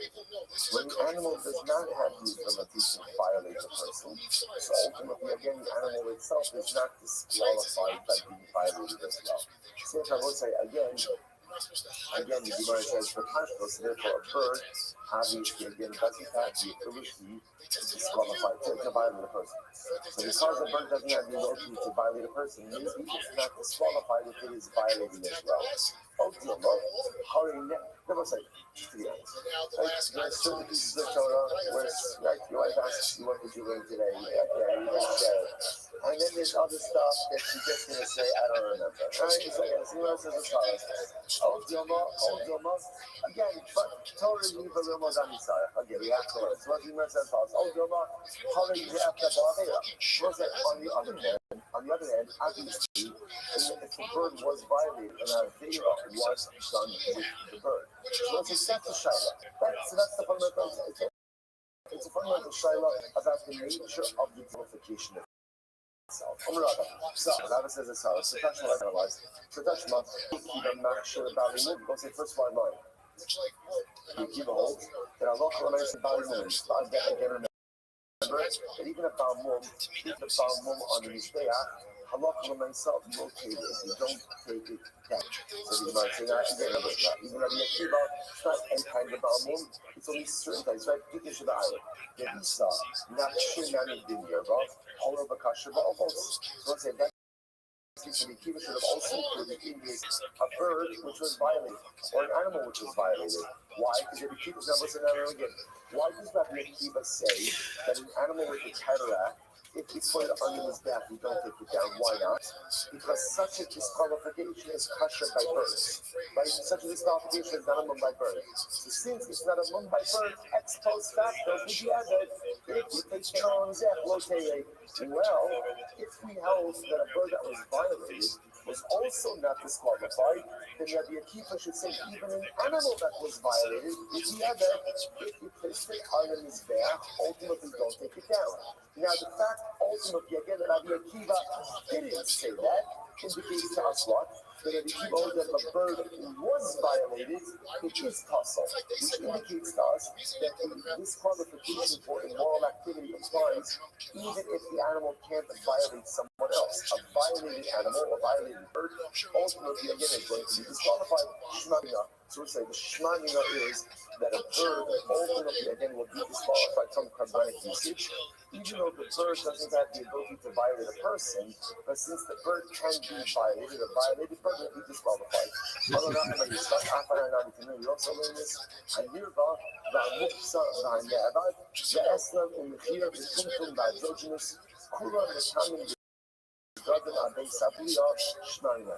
also learn this explicitly. A bird that was violated, a bird that is set aside for Avodah, worship for Avodah, into a harvest that's paid for. This is sold for a dog, a tinted bird, an androgynous bird. All of these birds have a tough life. I'm just saying, right? You might just so in all of these cases, halacha might call you the any of these birds, and then a person who's remember, bird ultimately welcomes Islam. Ultimately, the Gemara says, Shamina, what do you see from here? You see, a bird which was violated, ultimately, is not fit to be used as a carbon. Even though normally we mention two things together, right? If an animal violates a person or is violated, even if an animal can't violate, but can only be violated, like in the case of a bird, ultimately, again, the violation of a bird is disqualified ultimately again for use on when his death. So Rabbi Akiva, remember again, Rabbi Akiva allows about one, but again, only to Shabbat, only very specific one like the cataract. Why? Since ultimately again that is kosher by birds, therefore halacha l'maisa, ex post facto, if you ended up offering up this animal, it will be kosher. However, again, by the animal was violated by birds, ultimately even this violation is still going to be prohibited, and therefore the halacha l'maisa, so even Rabbi Akiva would agree that such a disqualification, if you put it on his death, you have to pick it up. Okay, so stop over for today. We'll pick up the relationship as Rabbi Chanina Skana calling tomorrow. Shkaya, everyone. Now, it's all I can see because of the sheer amount of unresolved, insane things that for some reason you're not supposed to put them together into a bigger picture. You're supposed to be academic. Okay, so Epstein, Diddy, fucking the Playboy Mansion, the Mark II train case in Belgium, where they all grabbed Mr. over that, which I didn't hear about at the time, obviously. That island in Wisconsin where they're taking the boys, the Franklin scandal. You could trace a whole thing where there's clearly a network. And by the way, the smallest part of the network is the child trafficking, even though that's... All right, so we'll say good morning. A great school sponsor to begin. I love the Seth and Svachim together to begin by thanking all of our sponsors for this morning show. Thanks. Our Talmud sponsors for the month of Kislev Havalim of 12 ounces and shyness. In memory of Adam's grandfather, of Shlomo's kindness, of Shlomo Tzvi Udein, Ben Shimon Zichrono Mibracha, Suni Maka, Susin, in memory of their parents, Yitzchok Leite, Aaron Cohen, Sarah Rocco Bas Avram, in the best of Chaim, and their friend Shaq Sargent, Naftali Ona, Boyer, Shem, Kom, the Law, fell in down in Gaza and Hanukkah 2026 in Pauling Catholic College, in memory of Leah Bas Shmuel, Zachary Shulanish Bas Shmuel, and Esther Bas, and our Dachim sponsors for today, Alan Sarah Steinberg, in the source of continuing the Florida Shulanis, Hannah Bas, Sushi, and Red all those shows have an Aliyah, families in the Hama, all those who need those who have for the Kol Kol Yisrael, which we don't continue to tell us the problems. Well, so today's topic is hey, invite, read the back out of us, we have to know. Good answer. Enough on hopes to have a short on the days. Right then, fine. You just have the win. We have the win. But we're picking up on 85A. Hey, Ahmed Alice. Amar Ula, which is 2, 4, 6 lines down from the top. Amar Ula. A Muir Kachin. Very interesting case here. A Muir Kachin. Shehava listening to Gaz Daman. So here's the case. You have Kachin Kali. Sorry. You have sacrificial means of Kachin Kali. Touching colors that were placed on his Mizbeach before Zerika. Before Zerika was done. So it's obviously now remember we're talking over here. Our topic is carbonos that are invalid that were placed on the Mizbeach anyway. That's our topic. So remember again, the shayla over here is if you have this carbon that ultimately again, if you have this carbon, so touching carbon that was placed on the Mizbeach. It's inappropriate. It's really invalid. And then what happens? Halacha l'maisa was placed there before this Zerika. So again, the normal sequence of events is that sacrificial ribs are only placed on these days when after Zerika. Remember, Zerika is the primary circus in Kabbalah that affects Kabbalah. We've only been operating because idea. Zerika's already done. You've placed the balloons on the Mizbeach. Once it's there, don't take it down. So now, this is a little bit of a wrinkle. Let's say again, the balloons of Kachin Kalim were placed there before Zerika. So let's say, so what's the Shaila?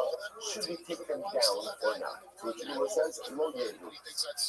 Well, don't take it down. Why? Ultimately, again, literally translated, they have become the bread of the Mizbeach. Which means essentially, once they're on the Mizbeach, that's where they remain. So the novelty, this is different than any previous case, because in all of our previous cases, the balloons were always being put on the Mizbeach after Zerika. Here is before Zerika. I might have thought that Havamina is that should make a difference. Ula says no. Once it's on his Lachman is there, and leave it alone. Lachman shall leave it alone. What is it? And then the truth is, we already saw this in our Mishnah. Where did you see this? Shemishpach Dama, the Shiyasa Dama, what's the Kilai? So remember again, some of these qualifications that the Mishnah talks about the following cases. Let's say again, let's say you have carbon and the blood spilled. So Zerika was never done. Zerika was never done. Or the blood was taken outside of the permitted area of the Samikdash. So these were examples of Kavanos where ideally they should not be put on the Mizbeach, but if they were put on the Mizbeach, then what? So what do you see from here? What do you see from here? That apparently even without Zerika, once you put the carbon on the Mizbeach, you don't take it off. So all that's happening is Rabbi Zera is simply supporting Ula's statement. So in those cases, there's no blood to be sprinkled. Like in other words, there's no blood, the blood spilled, or the blood was taken out of the permitted area. So in those cases, even if you wanted to sprinkle the blood, there's nothing to sprinkle, and yet what's halacha? The halacha is, once the carbon was placed on the Mizbeach, don't take it down. The halacha, the involvement is absorbed, but also came. And let's say in our case, remember the liens of the Kachin Kalin were placed on the Mizbeach before Zrika. But what? There's still blood. Still blood. If you wanted to do Zrika, you could do Zrika. So of course it should be kosher. That's the argument with halacha l'maisa. In a case where there's no blood to do Zrika with, the Mishnah said that if you accidentally put the carbon on the Mizbeach, you don't take it down. And all the more so in our case, where when you put the carbon on the Mizbeach, there's still blood to do Zrika with. Of course you're going to take the carbon down. Two Gemara says, hold up. Pirgama HaKodesh Kadoshim. Gemara says it's possible that the Mishnah's case of Mishpach, or yet close to July, the Mishnah's case of where the blood spilled, or where the blood was taken out of the skin of the precincts, it's possible that it's talking about HaKodesh Kadoshim.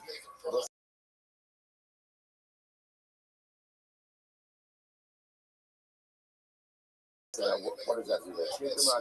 Perish and Mishnah has the Kachin Kadoshim.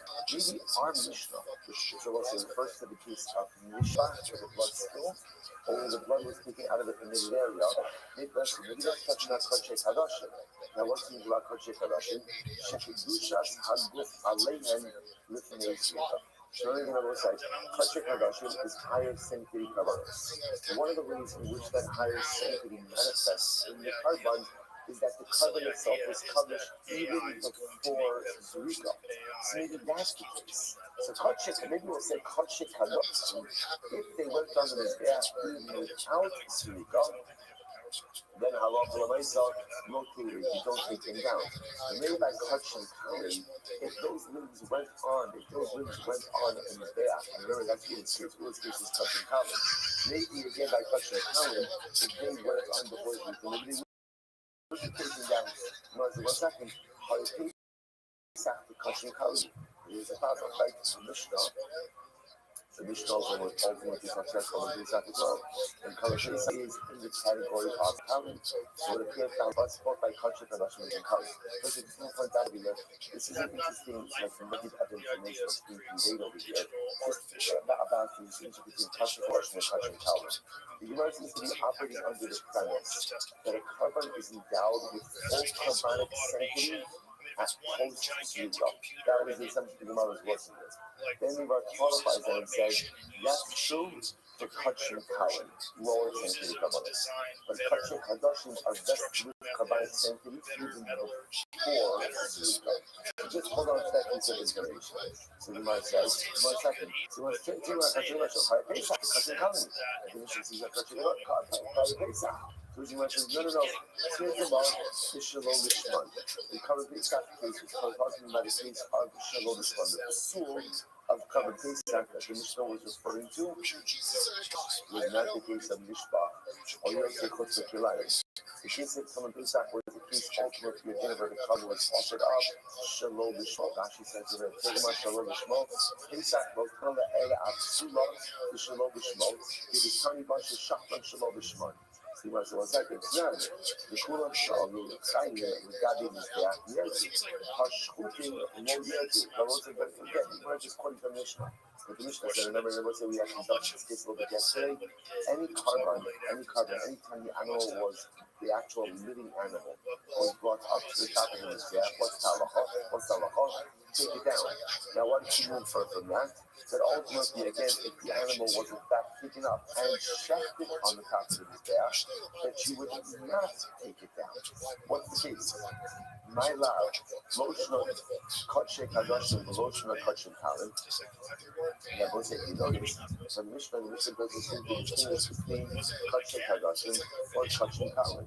In which case, it sounds like both of these types of kavanos, if they went up on the Mizbeach before Zrika, the halacha would be rotated, don't take them down. To which the Gemara says, "Lo, hashchutim mehen yerdin, mehen lo yerdin."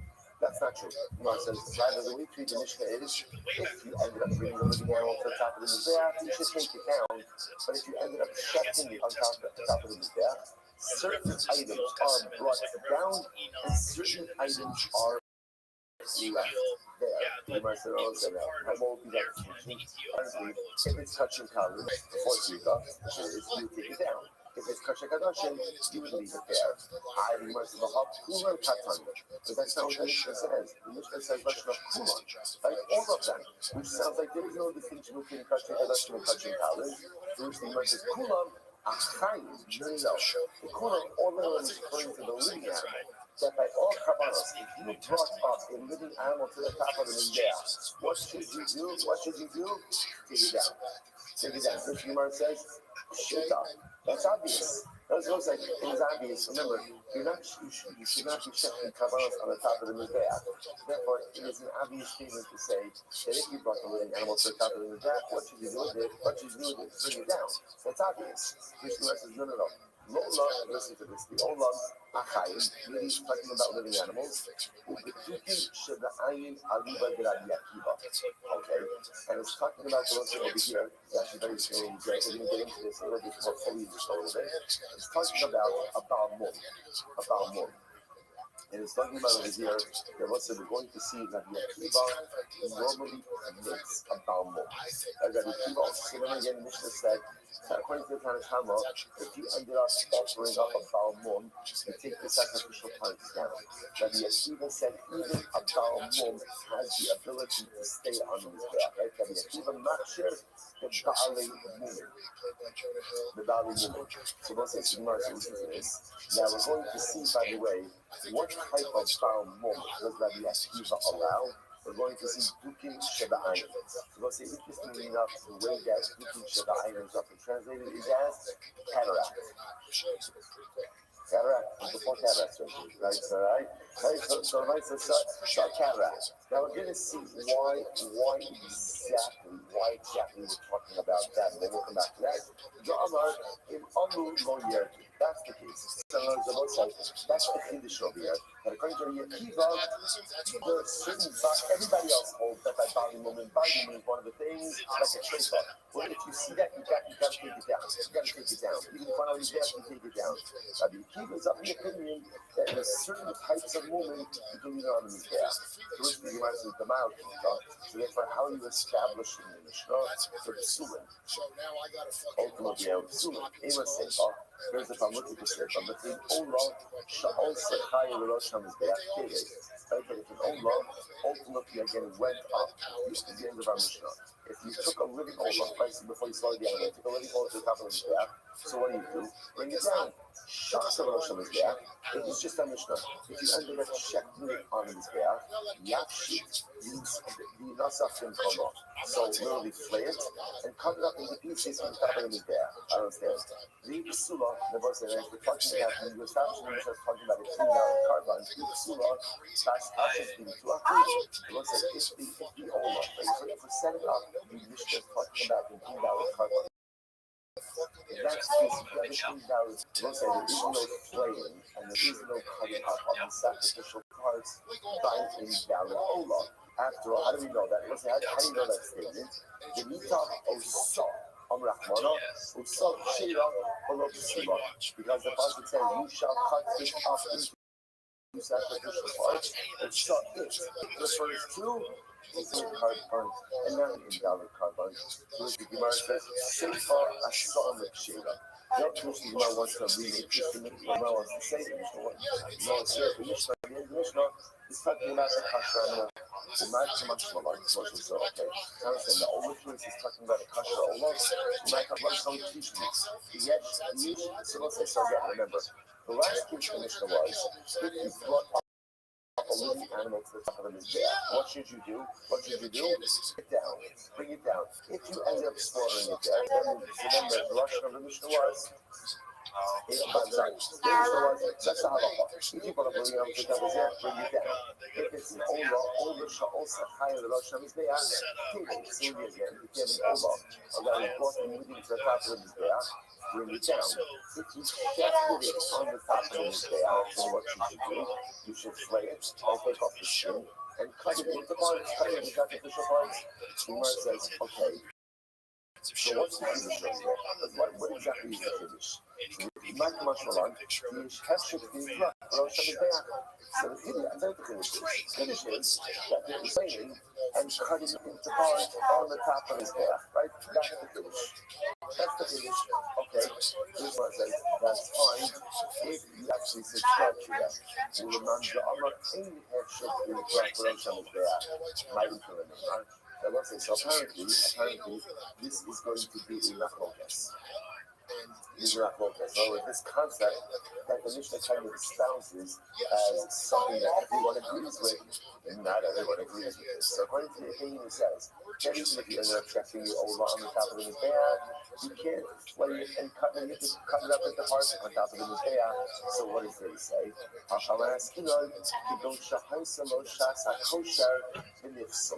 What's the case? The case is where the carbon had a period of when it was kosher, and then it became when it was kosher, and then it became possible. There's a figure Rashi about 7 lines up from Sabbath. You see it at the end of the line, you're doing the Haisalo Shasa Kosha. So Rashi says over here, Rashi says, Laheshit Kogan Subar, that's Heshit Filashi. So it says, so let's see if this is the case. The case is where you had a perfectly good carbon oil. You shafted it. It actually did Sharika as well. And then something happened that invalidated the carbon. So this is an interesting case where the carbon had a window of permissibility, but then it became invalid prior to the flaying of the animal. So let's make that actually. The hatchet, called it Surabat, Bash Hatchet in Tuahi, ואפילו היא למטה והבוס הפסל וניסה פררוזר משם גם לקמון בפרק בויו, כיוון שמזבח האדם בבוצר בוסר, שאחת להכתב אצלו, יפשיטנה ועולף מהר. And by the way, lest you wonder, why are we getting so caught up in the flame of the animal? Because it matters a lot, especially if you are a Kohen. Why? Because what do you remember? Why you slay an animal to get the high? Who gets the high love? Kohen. So interestingly enough, halacha l'maisa carbon is invalid. What happens to the high? So now here's as follows. There is this opinion of Rabbi Rothschild that apparently knows a little bit about one of what they just forget. So the Gemara says like this. The Gemara says that halacha l'maisa, if you have an olah that had a period of permissibility, even if it subsequently became possible before flaying, whatever, let's a simple case that the carbon became tameh. Like Shkita was fine, Kabbalah was fine, maybe Zrika was fine. But now the carbon became tameh. Even so, as long as it had a window of permissibility, you could flay it and give the height to the carbon. Finish up with Rashi. He says, so again, as long as you use Zrika, and the carbon had a window of permissibility, even if it subsequently became possible, flay it and give the height to the Kohanim. The aim already is Rabbi. But remember, normally, if an olah becomes possible when you do this, you burn it. But now the way we're using the task is as long as the carbon had a window of permissibility, you could salvage the height. Give it to the Kohanim. Hashkenani, he said, Rosh Hashanah, and they get us and buy the half shipping to us. Let's go back to the Gemara. What's the Gemara? Hagmar, Skimmer, Kilo Chaisalo, Shasa Koksha, the Yips, Salah, or the larger of the shipping. So the Kisma Mishnah actually was as follows. You brought an olah up to the top of his gas alive. Now, what should you have done with it? When you brought it up there, like, what should you have done with it? Take it down. What you did? What did you do? You shefted it. Okay, what's the halacha if you chef an olah on the top of the mizbeach? What's the halacha? So normally, flay it, cut it up on top of the mizbeach. Right, move on. In this case over here, after you did so, the carbon became hostile. Simple case didn't come in. And we'll say, what's the halacha? You must have done this is the fact that you have a lot of the in the Amar, Kevan Shanizra Kadam, for what's the pastor Sha'achas, Yafshitan of all Kohanim. And what's the narrative of the Mishnah? The narrative of the Mishnah is that we're reflecting the view of the Lord of the Mishnah. He says that once the blood was thrown, and the carbon had a window of permissibility, ultimately again flay it and give the hide to the Kohanim. Okay? Gemara says that's an opportunity. The Elo Tiktani, Kates of Osa, Moli Bisakirai, the Mara Umatikon. So wait 1 second, when you see later on in Mishnah, why do you see Graisa? Graisa says that when you go ahead and Said, what do? You bring down the kivayim like the kishkas, the innards, right? And you wash them. And let's say we're actually going to talk about this a little bit. One of the things that they used to do with the intestines is of the carbonos is they would wash them and just squeeze out any waste that was in there.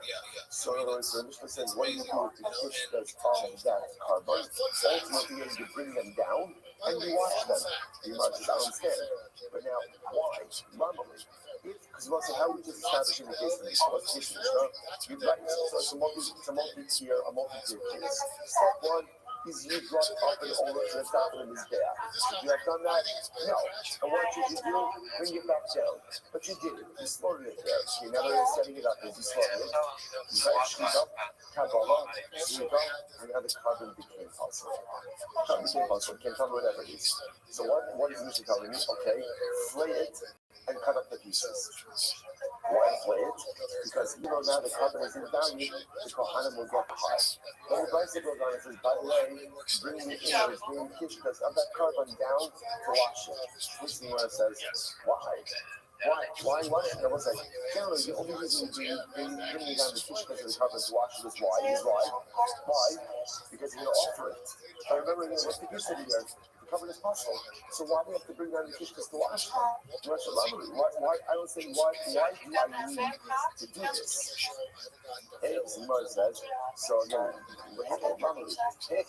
so again, what are actions over here? Nakrivinu, if we should offer it up as they are, because Saigu, I can know the talk said, so let's say to which the Gemara says, so what should we do? If we should go ahead and just burn them as is. So here, burn the innards of burn the kishkas when the waste is still inside of them.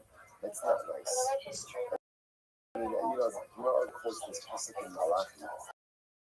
And the literally quotes the pasuk goes like this: "The he sakishu either mizbah Indra, if he sakishu piseach b'chol Indra haklidei nazo kakasecha." So this is always quoted by Malachi to say, if you're going to bring an appropriate carbon flash, you wouldn't bring a blind carbon. You wouldn't bring a crippled carbon. So ultimately, so the Nabi says, when you bring something before the entrance rate of HaKadosh Baruch Hu, is this the kind of carbon that Hashem would want? Is this the kind of carbon ultimately again that Hashem would turn his face to? So the idea over here is that if you're going to burn sacrificial matter, you burn it in a way that's appropriate. Burn it with this waste is not appropriate. To which the Gemara says, Anan Hafi Kanwa. This is what we need to say. The Gemara says this. Now remember, the Gemara says, why not again we need to wash it at all? So after all, again, if this halacha l'maisa is not going to be offered up on this day, why does it have to be clean? Which the Gemara says, was actually quite fascinating.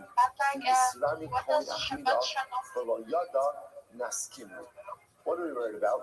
We're worried about a coin who is not present by this entire process. So what's going to happen? This coin is going to come into work. What is he going to find? What is he going to find? Right? What is he going to find when he walks into work? Kishkas, right? Carbon kishkas. Right? If you're a Kohen, right? You're a diligent Kohen, you see carbon kishkas, what are you going to do? You're going to offer it. You're going to offer it. But he doesn't know context. He doesn't know context. And as often happens in life, when you walk into a situation and you don't know context, you just assume certain realities, right? And when you make assumptions are often wrong. So I might say, again, according to the shop, he sees the carbon kishkas over here. Let's say, great, kishkas, let's get to work. Let's offer it up. He's going to offer it up. You know what it says? Before you turn it out, so the coin doesn't know meanwhile that again, this is from a carbon pasta. It's supposed to be burnt by birds like elsewhere, not on his dad. He's going to think it's supposed to be offered up on the days. The Anan Neku, so the Gemara says, therefore, God says, interesting enough. So what do we do? So we go ahead and wash this. Listen to how fascinating this is. So what do? We take the invalid kishkas and we clean them. Why do we clean them? Now, listen, we're going to burn them elsewhere on this day. But why do we clean them? In the event that a coin accidentally puts them back on the Mizbeah, we want them to be clean. So the One bell second. is like to Va'anu contain. Nek Amadeus, goes to 85b. What is Va'anu Nek Unabe the Muhula Kohanim Musa, Va'asim Bali Git Akala, Sahara Muslim, Salah Lamaisa. We're gonna, it almost seems like we're setting up the coin to make a mistake. Like if he walks in and he sees unclean kishkas, everyone knows what he does unclean kishkas, what he do with them, Well, first of all, you clean them, but at least that buys you a little bit of time, right, to kind of figure out what exactly is going on over here. By having the kishkas clean and ready to be offered, it would seem as if we're actually facing a stumbling block before the coin, and that halacha l'maisa, he's going to be ready to go ahead. He's going to be ready to go ahead and offer it up just as soon as he walks in. To which the Gemara says, "Akilah is this." The Gemara says, "Yeah, to a certain degree, Akilah, Adifa, Shalom, you touching Shemaim and Mitzvah Kinevera." So I will say this is pretty incredible. That the Gemara says essentially made a choice over here. What's the choice? The choice is leave the intestines as is, which is a degrading state in which to be sacrificial. As it's leaving the intestines dirty and with inside of them. Invalid sacrificial matter. The sacrificial matter nevertheless in the state of degradation. Or setting up a potential stumbling block ultimately for the colors. To which the Gemara says if you have to choose one of those, you're going to choose to make sure that sacrificial matter is not left in a degrading state. So therefore we watch the intestines, even though again they are not fit to be used. And we know full well that what's going to happen, if somebody comes if somebody walks away for a second and a Kohen just comes in that knowing context, he may end up offering up. Now obviously we'll say, we're going to try to get rid of this in a quick fashion, right? So it's not going to end up happening. But yes, we understand that we are creating a potential stumbling block situation for an unsuspecting, well-meaning Kohen. But we would rather do that than leave the sacrificial matter in a state of degradation. This is so fascinating. Let's point that out there. It's such an incredible metaphor for life also. Sometimes in life, there's not a good choice. There's not a good choice. And sometimes you just have to choose the lesser of two compromise choices, right? You always want the leftover choice. Sometimes you don't have it. Sometimes I don't want to even use the word the lesser of two evils because that sounds already kind of negative. Just sometimes there's not a great choice. So you just have to choose the best choice available to you. Incredible. There's already about so once it's sort of point out, by the way, I just want to bring you back to our original conversation because we're not really finished it. Remember again, how did this entire journey begin? It began with Ula. And what did Ula say? Ula said that if you have limbs of Harshin Kalim that are on the Mizbeach before Zurika, what do? Leave them there. Right? Don't take them there. Why? Nasi Lachmo Shamizbeach. The ability to get the food, the better than the Yermos, there's always been novelty there. Everyone sees it was statement by Kachik. Because Kachik Hashem, when are they sanctified? Already early prior to Zvika. Kachik Kalim really get their Kedusha by Zvika. I would have thought that they brought this invalid sacrificial limbs are placed on his death before Zvika. You should take them down. Ula said no, leave them there. Now that's how this entire conversation started. Saying this is watch what happens. Says the Gemara, other Abba, by the opponents, now coming full circle. The new touching sun shows because them on Yerdu, although Yerdu. Versus see what's happening over here? This is so great. We started with a declarative statement of Allah that if it's a sacrificial means of touching Kalim on his back before Zika, don't take them down. Now that led to a conversation. Now we're coming to it. But in the circle, this is not a statement, it's a question.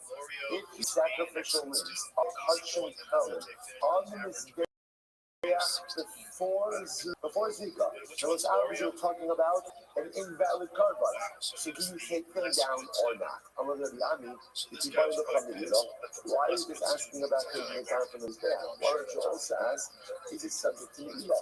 So if you is it on the right, Mila lo Kamibayali. Zika is the Kamibayali. Zika is the Kamibayali with the Mila. The Gemara says, I'll tell you why, because that's not our question. Right? That's right. Stay stay on topic. Which is funny for the Gemara to say stay on topic, right? Because you know, because you want to stay on topic. I'm still on topic. But you've done that before. But I have a question because you also remember again. To a certain degree, you're going to see they're a little bit interconnected because when does something become subject to you? Remember again, legal is illegal use of conjugated property, right? Illegal mundane use of conjugated property. When does something become subject to law?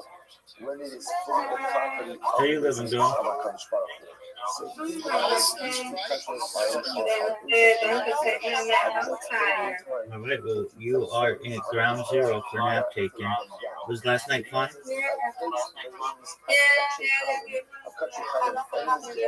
The force you get to mean carbon, you have to take them down or not. So you might as well also ask, is it subject to law? We just got out of it. All right. You might just keep coming by, right? You read that. Sweet dreams, Mr. Christ. God willing. That's our question. So you might just push it, low yerdu, the in behind the iba. Here's what I was going to say. And we resolve the question. What's the resolution? If you put the limbs of an invalid touching column on his back before his rika, what's the halacha? Don't take it down. Don't take it down. Which I will say is what Ulla said on the beginning of Amud Aleph. The Nachama Yitzchak Masnihachi. The Nachama Yitzchak had an alternate version of this previous discussion. What did he say? Rabbi Yochanan. The Rabbi said, Rabbi Yochanan asked the following question. If you place the limbs of an invalid kachim kalim on his death before his vikar, yesh bahem ilat Allah. So let's see what just happened. In this alternate version, the primary question that was being asked was about Milah. Same case. You're placing the limbs of kachim kalim on his death before his vikar. So what's the shayla? Are they subject to Milah or not? So in this version, why don't you also ask, if you place them on his back, should you take them down? I'm not talking about Yerida, right? And it's obvious that you wouldn't take down the limbs, because once you place sacrificial limbs on his back, they become worthy of the bread of his death. There's something you want to talk about. Where's the shayla? Milah, ultimately by Milah, and I will say, what's the halacha? Pashitaki? Well, you're doing the aim behind Milah. So I will say, they do not come down from the back, and they're not subject to the earth. I will say, this is one of these really great sugyas where literally, again, we started on Amud Aleph and we got to 2 and that was the resolution. So this whole thing started, remember again, I will say, if you place the limbs. Now, let's go with what everybody seemingly agreed with Cody entering into the sugya, even though it's not supposed to be stated. Place the limbs of Kachet Kadoshim on his back before his rika. Again, remember, I will say, I'm not going to keep saying it. I'll say it one last time. That's it. Right? Remember again, all of these cases are invalid karbanos. Right? That's all of these cases. You're placing invalid karbanos on his back. And our whole subject is, if you place it, you don't take it down. Or under what circumstances do you leave it? Under what circumstances do you take it down? So everyone is agreeing that if you place the limbs of Kachin Kadoshim on his back prior to his rika, you don't take it down. The shayla was, what about Kachin Kalim? Because Kachin Kalim really the full carbonic kedusha with zrika. So in our case over here now, what ended up happening? You placed the carbonic limbs on his back of the Kachin Kalim before zrika. Now you have to place $7 cover on his back. Do I take it down or not? Ula said no. This obviously sparked an entire conversation. I will say, bottom line, you don't take it down. So limbs of Kachin Kalim that are placed on his back before his recall, we don't take it down. And also, we know do not subject to it. It says because Milah only occurs once his recall occurs. Incredible. That's the sugya. That's the sugya. So good. Says the Imam, goodbye to the Elul Lo Hayu Bisulah. So it says, remember again, the next part of the Mishnah, which is really fascinating, was a discussion about Baal Mum. The Tanakama said, Tanakama held, said, Allah said, if you have a carbon that's a Baal Mum, and you end up offering it, you have to take it down. You take it down. The Lord said, now why do you take it down? Because remember again, the Lord said, This is based on Rabbi Shimon's rule. What was Rabbi Shimon's rule? Any carbon that came into the base of Mikdash sacrificially fit, and then the disqualification developed inside of the base of Mikdash, that's the type of carbon where if you erroneously put it on, you leave it on. You don't take it down. If, however, the animal had a pre-existing condition, like the disqualification already preceded its entry into the base of Mikdash, and you accidentally put it on the Mizbeach, you take it down. So Baal is a good example of this. The animal had mum prior to becoming to the base of Mikdash, therefore it's invalid. Rabbi Akiva was mashir the Ba'ali woman. Even with the Baal mum, if you accidentally put it on his back, you don't take it down. Says the Gemara, let's analyze this. I'm going to be open on it.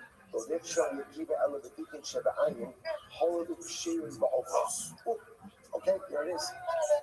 Rabbi Akiva says that which one is he allowing? Only that cataract. That wasn't why. What's so special about the cataract? Rabbi Akiva allows an animal with the cataract to be offered up. What's the reason? Because I want to say, interestingly enough, this is the type of milk that if a bird has it, a bird is still kosher to be offered. It's that bird cataract also, right? So the man said that because this type of milk is kosher by birds, therefore Rabbi Akiva holds the ex post facto, if he ended up putting this animal on his back, don't take it down. So he must have got one important qualification. Obviously, this is talking about a case where consecration occurred before the milk. So the consecration occurred first, the animal was consecrated, then it developed this milk. Again, remember, everyone is doing it, even Rabbi Akiva. Don't offer it. Don't offer it. But if you did end up putting it on his back, then what Rabbi Akiva says, don't take it down. Why not? Because this is the type of milk that wouldn't be permitted by birds. So if you ended up putting this animal on his cover on his back, don't take it down. Don't take it down. But only if the consecration preceded the milk. But if the milk was there first, then what? The entire consecration would be never vested on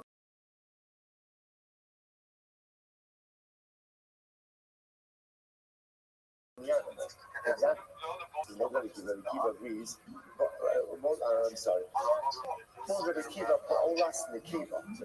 agrees that if you ended up offering up a female olah, normally an olah is a male animal. Rabbi Akiva says that if you consecrate a female animal, that is the equivalent to consecrating a Baal mum, which makes sense, right? Because again, the disqualification is already there prior to the consecration. Those are interesting things over here. Yeah, the Rabbi so let's say, so we know that one of the disqualifications of an animal is if the animal was violated. A person violated an animal, then they are disqualified. Is there such a thing as a violated bird? Now, the Gemara is not asking about the Messias of it, right? The Gemara is asking, is there seed? Not like this, you'll see why this is a question in just a moment. So I'm wondering if you ever look, by the way, at the disqualification of an animal, the disqualification is always a twofold disqualification. One animal that violates a person, or a person that violates an animal. It's always that double washing. So do we say,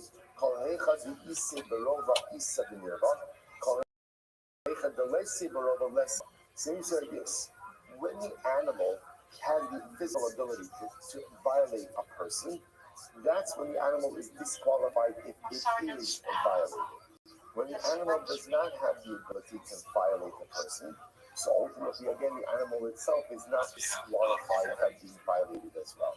So if I will say again, the Gemara says the pashto, so therefore a bird, obviously, again, doesn't have the ability to disqualify, to violate a person. So because the bird doesn't have the ability to violate a person, maybe it's not disqualified if it is violated as well. Oh, Dilma, just to be honest, right? There are certain pieces of Torah where, right, your wife asks you, what did you learn today? You can share. And then there's other stuff that you're just going to say, I don't remember, right? So, oh, Dilma, Again, but totally leave a Ramadan inside. Again, we have to learn. So what the Gemara says, "Oh, Dilma, hurry there after Bardera." So we'll say, on the other hand, obviously, if the bird was violated and a Avera was done with the bird. So we'll say, that's the Shaila. That's the fundamental, it's a fundamental Shaila about the nature of the disqualification itself. Rabbi says as follows. So Tashma, let's analyze. So Tashma, Rabbi Akiva machshir about a woman. We'll say first by line.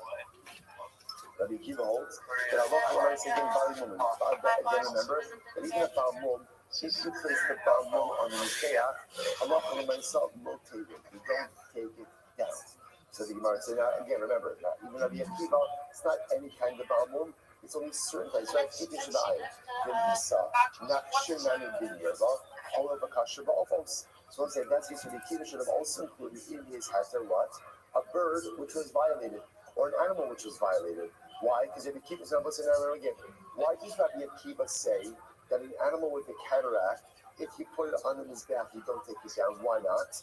Because such a disqualification is kosher by birds. Right? Such a disqualification is not a mum by birds. So since it's not a mum by birds, ex post facto, if you place it on the mizbeach, lo tere, well, if he held that a bird that was violated was also not disqualified, then Rabbi Akiva should say even an animal that was violated, if you place it on the mizbeach, ultimately don't take it down.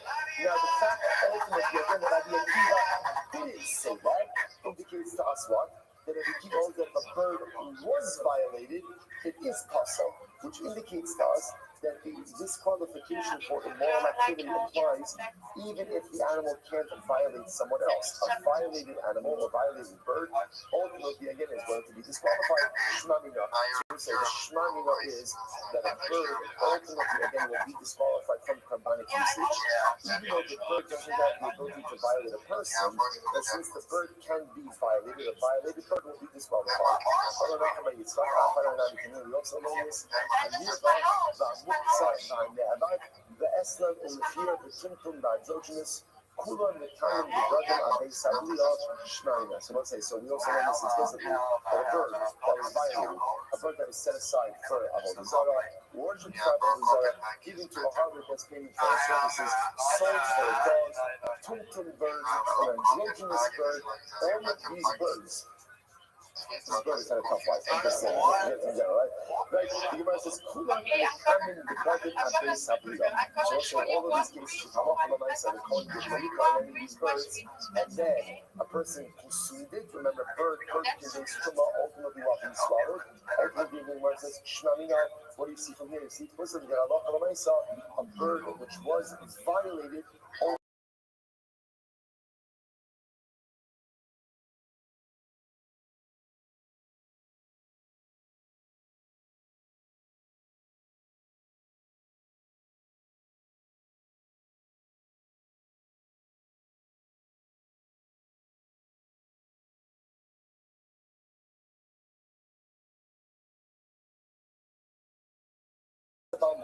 But again, only to Shabbat, only a very specific mum like the cataract. Why? Since ultimately, again, that is kosher by birds. Therefore, halakha l'maisa, ex post facto, if you ended up offering up this animal, it will be kosher. However, again, if the animal was violated by birds, ultimately, even this violation is still going to be prohibited. And therefore, again, halakha l'maisa, so even Rabbi Akiva would agree that such a such a disqualification, if you brought on the mizbeach, we'd have to take care of. Okay, well, so stop over for today. We'll pick up a relationship at Rabbi Chanina's got a calling tomorrow. Shkara, everyone.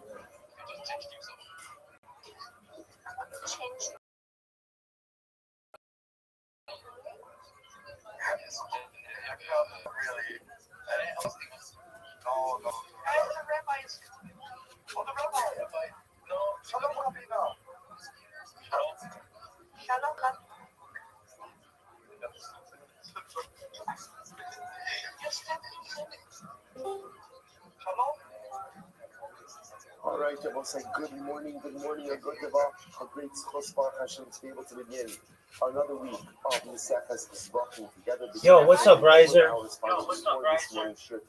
Yo, did you watch the game? Yeah, dog. It was terrific win for the good old US of A. What were your thoughts? Man, you guys got completely dominated the whole game, and then you have to rely on some bullshit to win. And you can't win 5-on-5, so they had to subtract 2 people so that you could have like an easy scoring chance. That's fine, I understand. It's not your sport, but we just dominated the entire game. So I mean, 3 out of 3. It's basically just it's a coin flip at that point, to be honest. Baby, I'm just gonna say this to you. It may not be our sport, but we've got a gold medal, and you don't. I mean, yeah, I acknowledge that. I mean, I hope you acknowledge that you guys got completely dominated the whole entire game and still got lucky because you have the best goalie. And we just failed miserably at the fucking end. That's how it goes. All right. I think we're a better team. I think any independent analysis would prove we're a better team. Unlucky day for us. Absolutely. I mean, again, I can't hear you over the glistening of the gold medal, so I don't know what you want me to do. I mean, the only difference between those medals is the color, and I'm pretty sure. Oh no! No! There's a big difference. There's a big difference. Have you ever heard of the periodic table of elements, baby? Yeah, the medals aren't actually real gold. Maybe the silver medals are real silver. There is some real gold in it. There is some real gold in it, baby.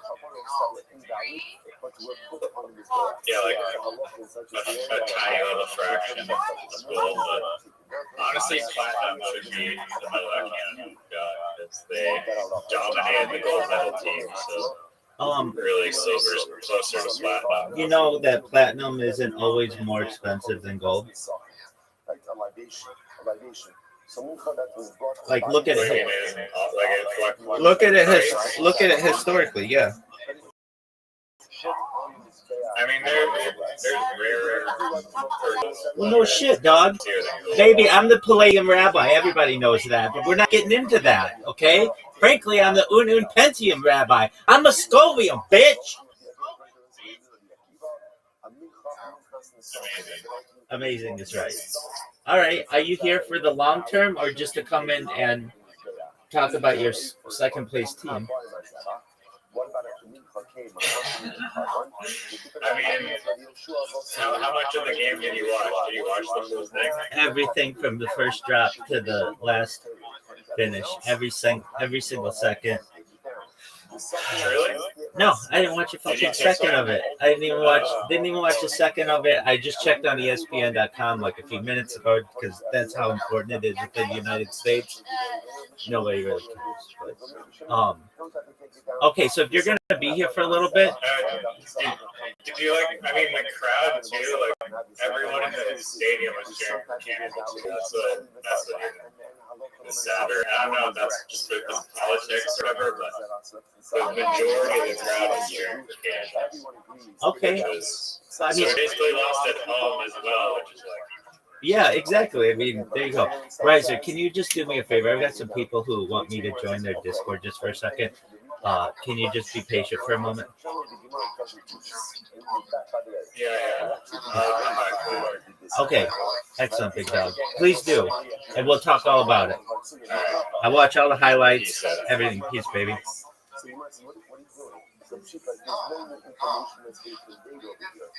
what exactly is it that you're giving over? So Shmuel says, no.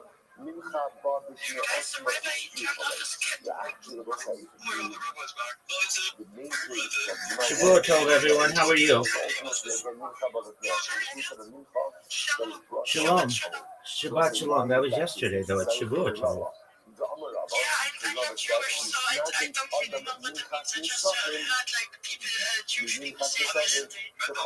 Absolutely.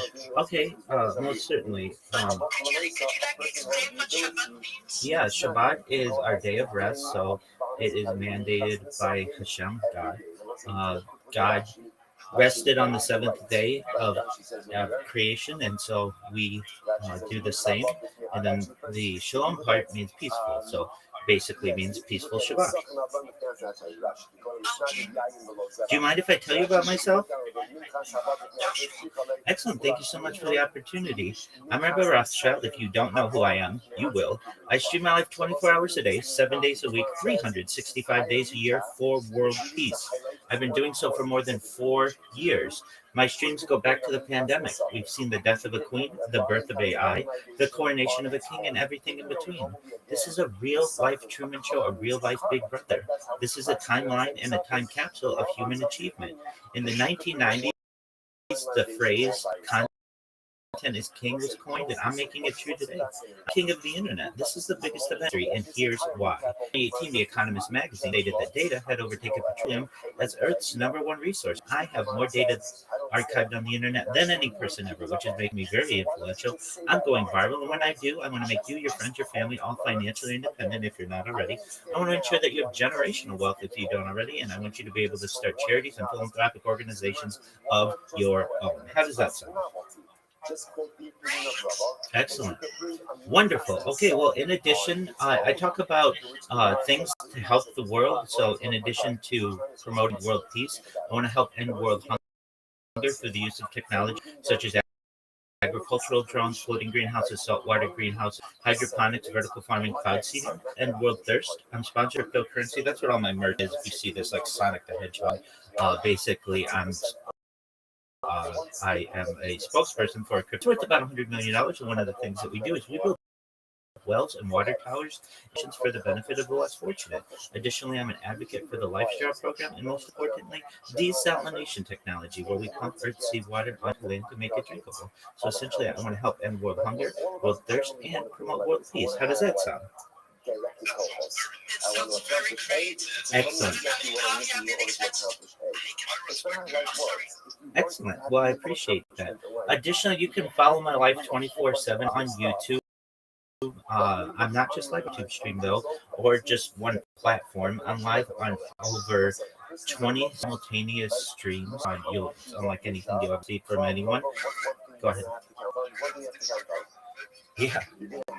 Yeah, 100%. I'm at Rabbi Rothschild on Instagram. People get very frustrated. I love my videos. I'm so many people, but I expect me to do this, and to do this, and to do this, and to do this. Absolutely, just like my name here. Additionally, I'm a futurist, so I like to talk about the future. Things like anti-gravity, antimatter, faster than light travel, faster than light communication.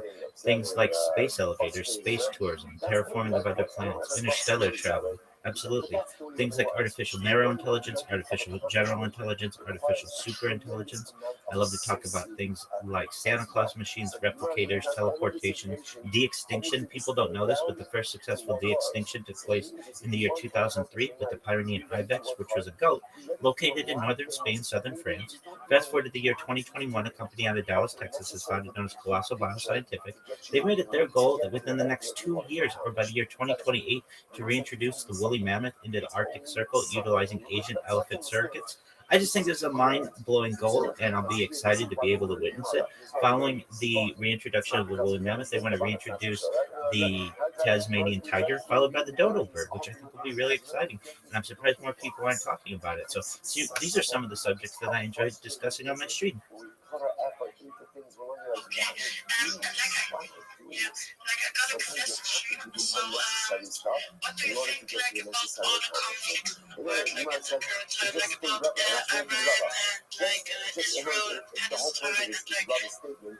Absolutely, absolutely excellent question. I want world peace, so I want everyone to lay down their arms and be peaceful and really come to conclusions using diplomatic means. This may not perhaps ensure peace forever. We may have to come back to the table, but in all of these situations, whether it's Russia and Ukraine or what's going on in the Middle East or anywhere, the way that I would handle it, and again, I'm just a single individual, but what I would do is have both sides come to the table and live stream it. this video can be archived for the future of the world, so that people have to stay, essentially, have to do what they say they're going to do. I'd have a big map with a crayon. I'd give both sides a crayon and say, okay, you draw the borders, and then we're going to come back to this in 1 year and address whatever issues may arise. But for the time being, I don't want anyone to die, and I'd love to see peace in the world, and it's really something that I work for every single day. Thank you.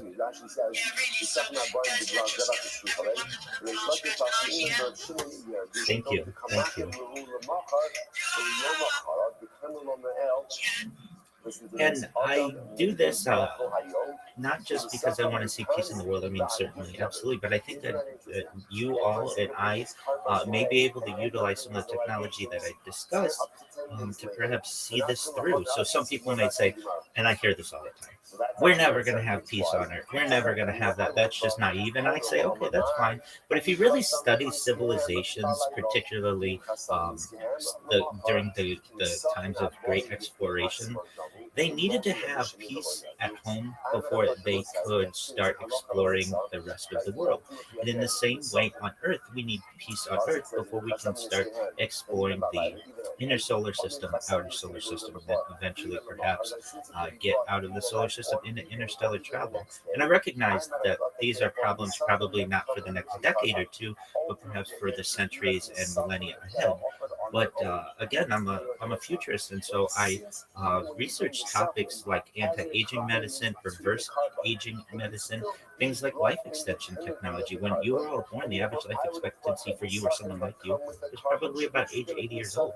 And I want to increase that. I want to give you the resources. Someday I'm going to go viral, and I'm going to be very wealthy, and I'll give you all the money that you need for if you want, like oxygen therapy, human growth hormone, stem cells, cryonics, cryogenics, nootropics, peptides, cold shock therapy, ambrosia therapy, things like red light therapy, perhaps, and just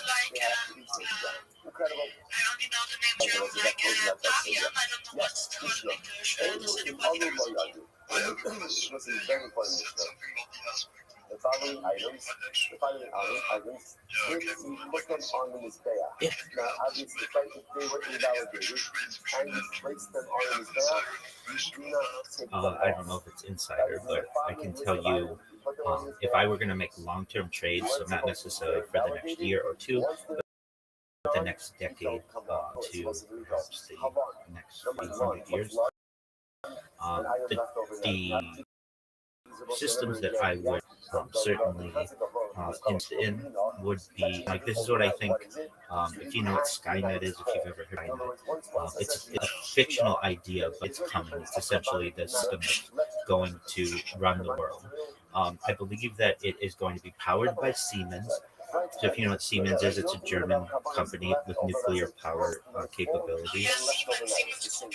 Absolutely. So I would invest in Siemens because that's what's going to power the computers of the world. Additionally, I would invest in Samsung. Because that's what some of the hardware is going to be built on. I would invest in the software, which will be running on Microsoft most likely, and additionally Amazon Web Services. So Amazon basically will be the cloud storage of it, and then additionally much of the data will be stored and analyzed using Salesforce. So those are some really excellent stock picks again for the next 100 years. You'll do very well with that. Go ahead. Yeah, so essentially these are, for lack of a better term, venture capitalist hedge funds that are essentially taking over the world, and they're excellent investments if you can get involved. They're becoming more powerful than countries, and at a certain point, that is something that we should all fear. But if you want to make money, BlackRock, Millennium Corp, these types of venture capitalist organizations are excellent investments, and they, at least since the 1980s, have shown to be extremely profitable. I know BlackRock has a certain type of software. It's known as Aladdin, that basically can predict future trades much faster than anyone else's supercomputers. So it gives them an edge on everyone else in being able to make money. And so if you can invest in these types of organizations, you should, or at least follow their trades. If you want to just make money now, look at what the United States Congress people are investing in. There was something called the Pelosi tracker, basically that would track Nancy Pelosi, former Speaker of the House's investments, and it has, I believe, well, she only makes something like a few $100,000 a year, and she's worth hundreds of millions of dollars now.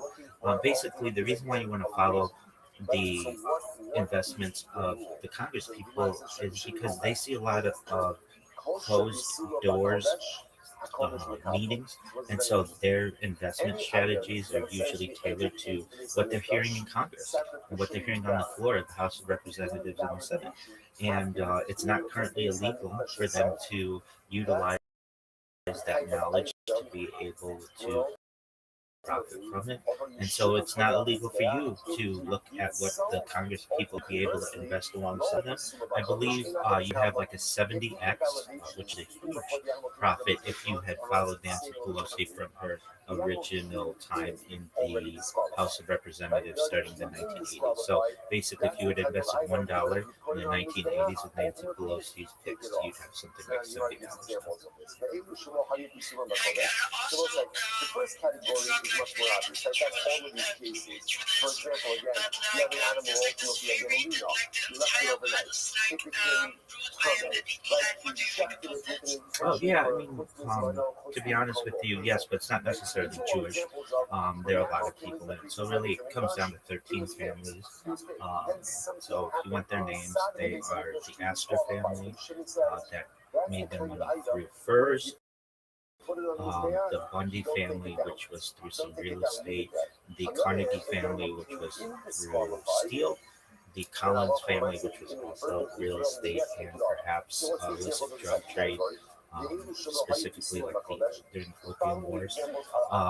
The DuPont family, which is chemicals, that's five. We've got the Lee family, which is a very powerful Asian dynasty, specifically in China. There is the Reynolds family, which is aluminum. My family, the Rothschild family, certainly. And if you're like, oh wow, you're a banker, no. It's a big family. There are 3,000 of us in the United States alone, thousands of us around the world. It's a pretty common last name in Ashkenazi Jewry. So don't think I can just start giving out loans, but certainly we do share DNA. The Rockefeller family, which is oil. The Russell family, which is also from the Opium Wars of the British Empire. We have the Van Dunen family, which is real estate, the Warburg family, which is finance, and the Windsor family, so that's the King of England. So those families essentially have control of most of the world. And hey, for anybody out there who's like, well, that seems unfair, I understand. You should know, though, that if we were to run the world as a simulation 1,000 times, and this has been done in business schools, 1,000 times, if you run it long enough, a small group will eventually control the resources of a large group. It's just part of human nature. And even if you were to say, well, what if we didn't have a capitalist system? What if it was more union based? Eventually the unions start to take over. You have unions that mean that corporations can't do anything. So it's basically a struggle between capitalist ideologies and unionist sympathizers. And within any system, you're going to have a small group of people who control the resources of a group. I personally am someone who is a socialist, really a communist, a libertarian communist. So I feel that there should be that for all people, but that people should be entitled to their rights, personal rights, right to religion, freedom of religion, freedom of speech, freedom of the press. But if you run out of money in a capitalist system, you're homeless and then you die. If you run out of money in a communist system, generally there's a safety net to protect people. And that's where my ideologies lie. He was a I skilled hope that answers conductor. your question. Obviously, again, his word is going to carry a lot of weight. Also, at the beginning of territory, he said that ultimately This is an excellent question. So if you want to make money, it'd be silver. Silver has a higher melting point, and in the future will be considered more valuable because of its need in computers. So, of course, gold, has been the standard since antiquity. But in the future, you may see silvers. I actually think will eventually, maybe it might be 1,000 years, overtake gold just because of its value that's needed in computers. And if you ask people, and generally this goes to women, but silver goes as a jewelry with more clothing than gold does. Sometimes gold, even though it's beautiful, doesn't always go with every single outfit. When silver does, because it's a more neutral color, it's like a silver color or a whitish color. And so there's that preference as well. And when people start to learn about the value of silver in terms of computing, especially supercomputing, and the fact that it just has a more neutral tone, I believe that the rise of silver will occur.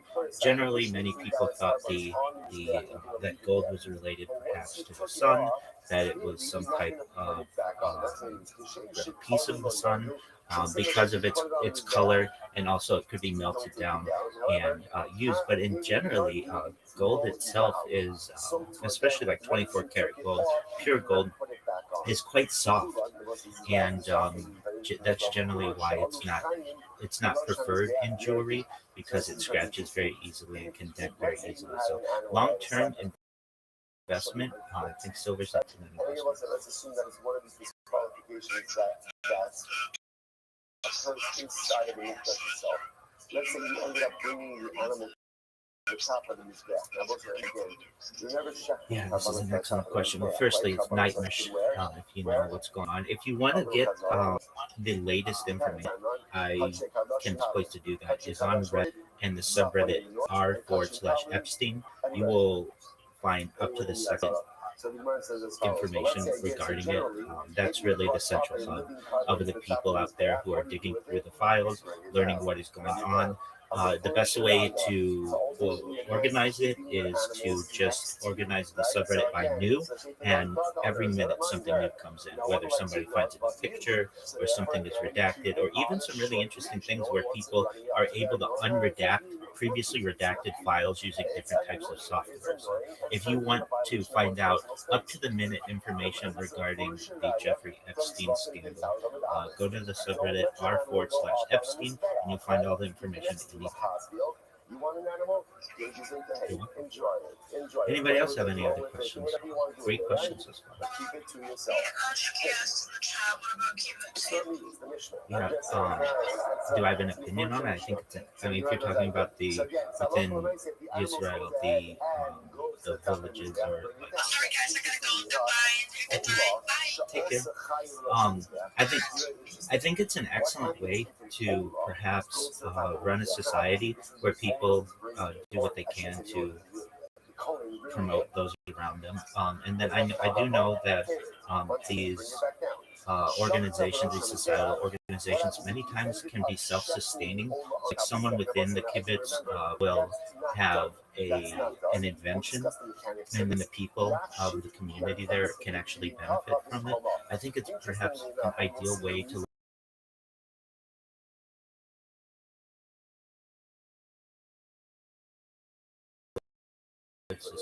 in a society, social organization where not every single person necessarily has to have, you can have common aspects of your society. So you could have a common pool, a common yard.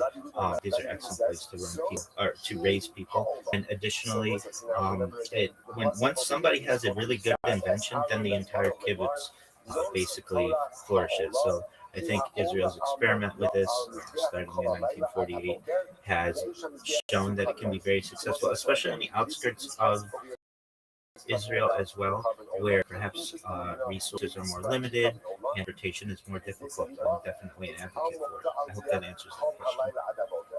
The Ola burns on the Mizbeach the entire night until the morning. Excellent. Okay. Yeah. So certainly we have a belief within Judaism to be able to defend ourselves, and I would say that it's important that people are armed in order to defend themselves from attacks, particularly on the outskirts where perhaps the IDF may not be able to protect them as well. I personally envision a day where perhaps there are no guns anywhere on Earth, but there would still be a way to defend yourself, perhaps through some type of taser system. But I personally am someone who believes that you should be able to protect yourself and protect your property. However, I don't like the permanency of shooting someone with a gun because accidents happen. Um, and so I really am actually an advocate for a dart system, just like we have on a safari when we take down big game. We can use a tranquilizer dart that will essentially stun the animal for 15 minutes or so, so that we can do what is needed, perhaps give the animal some type of medication or something, or just to be able to control it, but doesn't permanently kill the animal. I feel the same should be done, not just for defense reasons, but also for military reasons if needed. Particularly though in leasing, especially in the United States where I live, we have too many issues and incidents that happen where somebody looks like they have a gun and they're shot and killed, and it ends up being a cell phone, and that's really a sad situation. So I really advocate for police to have a tranquilizer instead. That would render the attacker or whatever the person who's in question immobile for 15 minutes, so that the police can really see what was going on. And in the same way, I would advocate for that in the kibbutz system. But at the end of the day, I would really like to see all soldiers and any type of policing to be replaced with non-lethal alternatives. Really, I look forward to a day where no one dies. That's especially in Israel. I think that it's something that we can have, where just on the news one day it will happen where somebody says today's the day that no one died, and I look forward to that, and I'd like for that to be a reality. So I hope that answers that question as well. That if you ended up putting the old on the Mizbeach, if you don't take it down, that you leave it there. I mean, use examples. I don't know, for example, in the case the other was shafted at night, a case where the blood was spilled, a case where the blood was taken Yeah, no, I recognize that, and certainly they are generally on the outskirts. I just would rather have the system so that non-lethal weapons are used. I understand that all-out war, you can't use just non-lethal weapons, but when the kibbutz system was started, that's 77 years ago or so, maybe a little more. We didn't have non-lethal alternatives, and we do today. We also have weapons that are like can use electromagnetic forces to ensure that you basically, at least in the United States, we have systems that can, without actually using sound, make it sound like it's very loud in someone's ears to be able to repel alternative forces. So I think that there are just ways today in 2026, 5786 in the Hebrew calendar, to be able to repel attackers that we didn't have when Israel first started, and I'd like to utilize them. Again, I want a system where no one dies, and that's my goal. So I hope that answered that question. How do I know that every single disqualification that a carbon can have, if you have any one, that's the whole list. Absolutely. Excellent.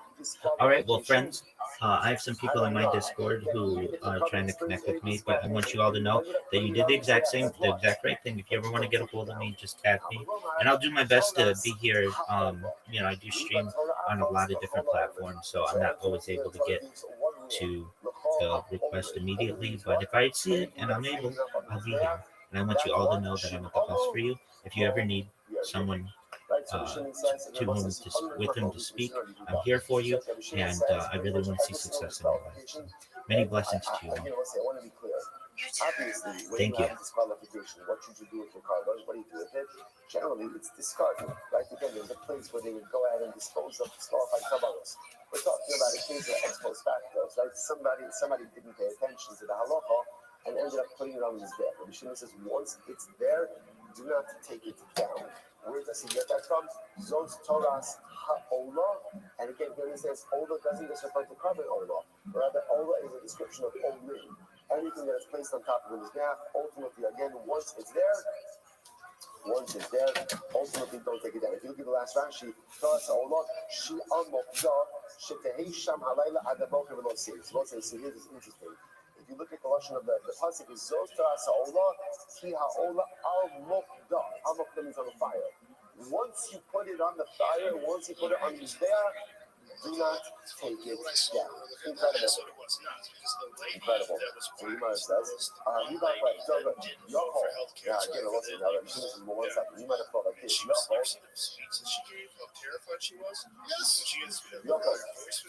Shiny my you might have thought that this includes the other category of disqualification. For example, the animal engaged in immorality. Muktzah was satisfied for a whole dollar. Yeah, but it was what part of the dollar? That's not it. It was given to our army as given for its services in here. Sold for a dollar. Kilani, costly, trade off. Trading has some kind of condition from which point to eventually die. Those who don't, in C-section. You might have thought that even these come on us. If they went on the stretch, don't take it down. I'm a bomber. Zos. So let's say that one. It's incredible. So what's the zones? The zones number again is that zones literally means what? How do you translate zones? Yes. So whenever you see zone, right, in the Torah, zones is coming to limit. So that the Shimon says like this. On one hand, we say zones Torah sa'olah, ki ha'olah al-mokdah. Means anything that is olah, anything that is put on top of the fire of the mizbeach, don't take it down. Yet that word zos also tells us that this halacha only applies to certain things, doesn't apply to everything. So what does it come to exclude? Ultimately, again, this last category of items that we just mentioned. You must say, well, 1 second. Rabbi said this is good because remember, this brisa is literally working us through the mission. It's taking the same mission of the Jews. It's much as now I don't understand. How do you know which category of disqualifications to include? Maybe which category of disqualifications that you put around was there, you leave it there, and which category of disqualifications to exclude that Allah says even if you put it on his death, you take it down. How do you know? Not runs the rabbis as elu or hotias elu. To the Akashi, the Hakosim on the days. Oh, so cute. Right? So the Gemara says, right, Akashi, the Hakosim in the 8. So now that I was saying, here's what I have. I have a ribui and the meals. Right? I have an inclusionary phrase and an exclusionary phrase. What's my inclusionary phrase? Torah's ha'olah, he ha'olah al-mokdah. What's the exclusionary word? Zos. So now that I have an inclusionary exclusion, so the listen to this. Marba an yas'il shahaya kusuman bakodesh umotzi an yas'il shahaya kusuman bakodesh. Someone says, so this is it, ultimately again, as the Shimon says, my rule.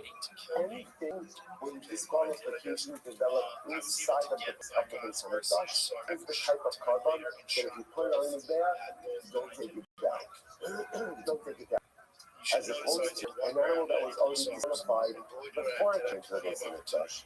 That's the kind of animal where even if you went ahead and you put it down, even if you went ahead and you went ahead and you put on his there, ultimately again you should go ahead and take it down afterwards. So you're almost like maybe contrast the people think is like the animal engaging after the morality was given to a harvest. All of these cases mean by the time the animal walked into the cemetery, it was disqualified for the beginning. So that's the type of cover that the Shimon will say if you accidentally put on his there, take it down. As opposed to an animal that I will say actually the things like this. Was the animal ever sacrificially fit or not? If it was sacrificially fit at some point in time, even if it's present unfit, couple of months again, if you put it on, you can leave it there. If it was unfit from the beginning, then ultimately, even if you put it on, take it down. Okay, well, that's what we should use almost. I say again. Also, I want to point out this one of these three Shimaras literally is interpreting the and now we've got Rabbi Huda, and now we have Rabbi Shimon. Incredible. So we must now Rabbi Huda, nice in the haka. So let's say, now what about Rabbi Huda? Where did Rabbi Huda gain his shoot? And I must remember again, Rabbi Huda disagrees with Rabbi Shimon. Rabbi Huda holds that Laila, Mishpach Dama, and Yotzei, which means if you shechted it at night, the blood spilled, or you took the blood outside of the creatures that is in it, Rabbi Huda holds in these cases, even if you put the carbon on, you have to take it off. Rabbi Shimon holds, no, even in these cases, if you put it on, you leave it on. So where does Rabbi Huda get this shikha from? So he went to Rabbi Huda, my sila mehacha. Which is what Rabbi Huda learns out from here. If they not amru learn the dam kasher, why is it that he said that ultimately the blood was left overnight? That I love for myself. If you went ahead and you put the carbon underneath there, that is okay. Right? Why is that?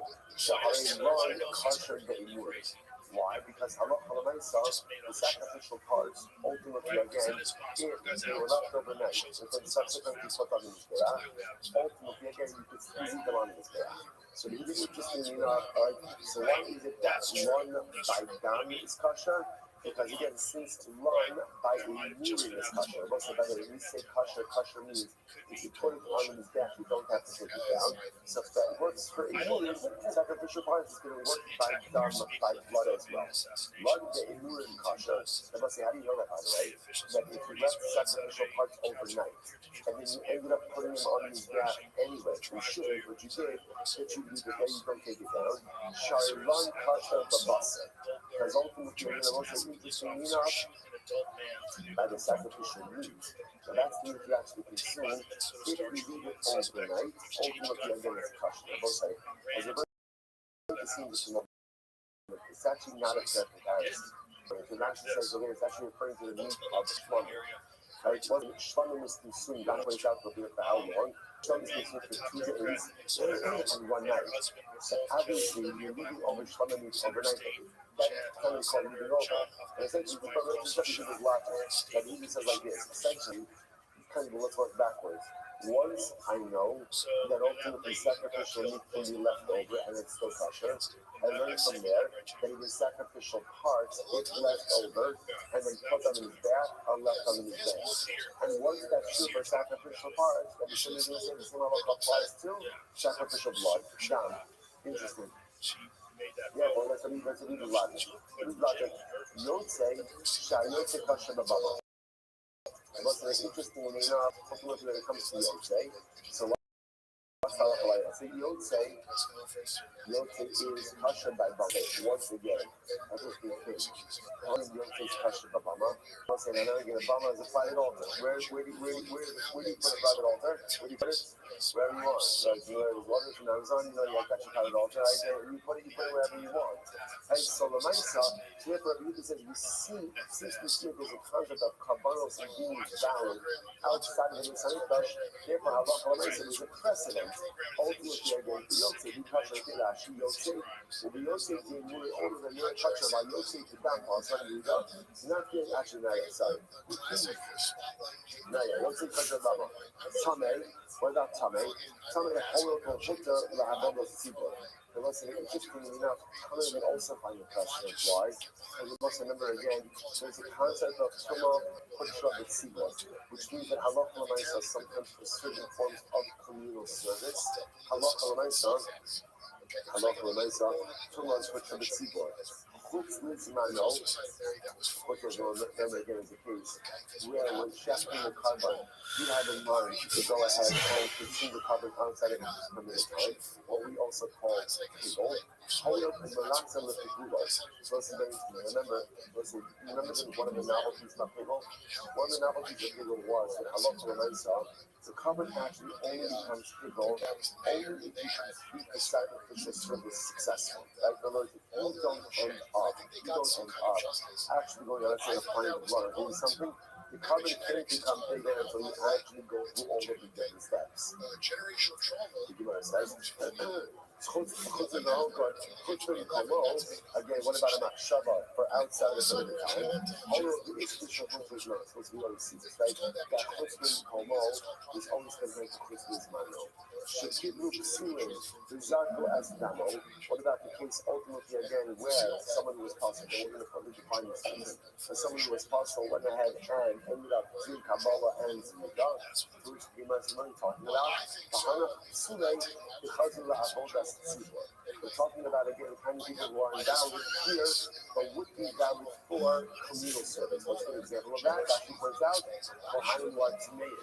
Right, so Kohanim today were technically speaking who are endowed for service, but yet would be technically endowed ultimately again for avodas tzibur. So let's keep in mind this 1 second. So the Lord says, this is all that you do does new work. But you want to start it by one simple idea. If you've done Davar Shalom B'Hakshayel, the Davar Shalom B'Hakshayel, the Lord says, remember again how this whole thing started? Interestingly enough, his primary reward is based on the fact that since meat, sacrificial meat, is kosher even if you leave it over. Therefore what? We compare that again in Murim, sacrificial parts and sacrificial meat, and then we compare blood to Murim. Situation says, oh, how is that a good comparison? Sacrificial meat that's left over is kosher, right? Because for example, like Rashi points out, it's not called leftover. That's not halacha. The window of consumption is 2 days and 1 night. So how again?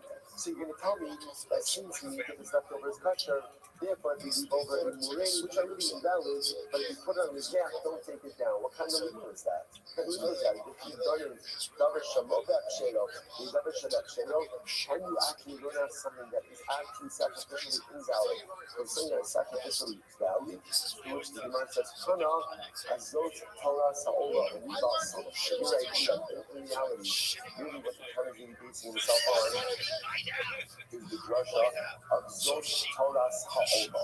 Right? That phrase, once again, is a rebreak. Is an inclusive phrase that ultimately, again, leads actually everything happens. So in other words, that which we espouse as Rabbi Huda's primary rule was not really his primary rule. Therefore, what's that? Just the concept of just a second. So therefore, what we're really left with over here is just a fundamental protest between Rabbi Huda and Rabbi Shimon. Rabbi Huda, again, we just went to Rabbi Huda's entire rule, and Rabbi Shimon really bases himself on a rule. And what's the rule? The rule ultimately is that any carbon whose disqualification developed inside the consideration of Mikdash, if you ended up putting that disqualified carbon on the back, don't take it down. But if the disqualification is with soul developed before it came into the Mikdash, then halacha l'maisa, even with the one time in the Mikdash, ultimately again you have to take it down. Rabbi Huda has a much more complicated view as we just saw. Again, we're not halacha l'maisa just yet. I'll say one more case. Then we'll stop for today. This is the school lines up to the bottom, 84 feet down. It's very interesting. Listen to this. Hashochem behema balayla b'tzlim. The ha'ala b'chutz. Right, so in this case, this is so interesting. Let's say Cohen goes ahead and he shafts a carbon at night inside of the base of it. Now, I'm saying, obviously, right, illegal. You don't shaft carbon at night. There's no carbon at night. So the Cohen is not again generally. If you end up shafting a carbon at night, what's the status of the carbon? What's the status? Invalid. So here, we're just calling Ruben. Right, Ruben and Cohen went ahead and shafted a carbon at night. Now, to make matters worse, what does he end up doing? He shafted in the base of Mikdash, and then he offers it up outside of the base of Mikdash. So therefore, what's that? There's really again, generally, the halacha is offering up carbon outside of the base of Mikdash. Major biblical note, right? Serious transgression. Obviously, to cover everything over here is shocking, right? Everything over here is obviously accidental, right? So again, there's two things that happen over here. Number one, shafted a carbon at night, and then went ahead and compounded the mistake ultimately again by offering it up outside. Take a look at that before we go on. That's the Shabbat number 3. The hell of now ultimately and he offered it up outside, so the Gemara says. So Chayim Mishum Ma'alevachos. So let's just read this. Let's read this in Rashi. So let's start outside. You are Chayim for offering up a covenant outside of the base of it. Now, why, what's the novelty of the novelty there? The novelty is that essentially the cover out from the beginning. Let's check it at night. Go, you check and shoot out what's going to be liable for offering up a carbon outside of the base of it. Let's finish Rashi. People that you read off, the armor and also the communitators. Now, what's unique about this? According to Yehuda, now Yehuda must choose in this case is Laila. Laila is one of the Machlokas cases, Rabbi Yehuda and Rabbi Shimon, right? Remember again, according to Rabbi Shimon, if you check the covenant at night and you ended up putting it on the day, then what do? You leave it. Right? Because that's an example of disqualification developing inside of the piece until they send it fresh. So therefore, according to Rabbi Shimon, it makes sense that if you subsequently offered up that covenant outside of the base, she would be liable. Why? Because there's an element of that covenant that, so to speak, is valid. In the Haraya, if you put it on his back, you would leave it there. You are saying over here, even according to the Buddha, who said that Laila is one of the cases where if you put it on his back, what do you have to do? You have to take it down. Even according to the Buddha, in this case, you are liable for offering up a carbon outside of the base of the strange that actually about also the third period, but only by enough, then others are going to be high about in the hood to the body got parts. That's like 3 months. Therefore, one more time, let's see the case. Right, let's see the case. Madam Sorashi, the case makes perfect sense. Just go like this. Good. Excellent. Good. Just saying that. Good. So you need to guys a little about it. Alright. Hashokei by the fish. I'll say once again. Right, checking the carbon inside of the base sanitash at night, the hell of a horse. And he's offering it up outside. What's the halacha? What am I chayav for? I'm chayav for offering up a carbon outside of the base hamikdash. Now, both sides. Why am I liable? In other words, I could have made the argument that since the carbon is invalid from the beginning, right? In other words, again, you can't check the carbon at night. So why should I be chayav for offering up outside of the base hamikdash a carbon that was sacrificially invalid? Like a 85 days, here we go. Locate the chusa. So once again, remember again, this is the verse that this case can't be any worse than a person who checks the carbon and offers a carbon outside of this case. So let's say again, let's take as far as you say, I checked the carbon outside of this case and I offered up an outside of this case. What's that? I'm liable for offering up a carbon outside of the base of Mikdash. So what's liable for that? This case of a guy who checks inside of the base of Mikdash at night and then offers it up outside, that case can't be any worse than a guy who checks and offers outside of the base of Mikdash. So Shita and offering outside of the base of Mikdash, day or night, there's liability. So certainly, if I go ahead and I check and then in the base of Mikdash and then offer up outside of the base of Mikdash, is going to be liability. Okay, Master of Kibarabin, let's say just 2 more lines, then we'll stop. Master of Kibarabin, Hashokin, listen to this. Hashokin, Ofnid, Umalabach was Potter. Listen to this. If you check the bird offering, right? You check it about it. Now remember again, already what's bothering you?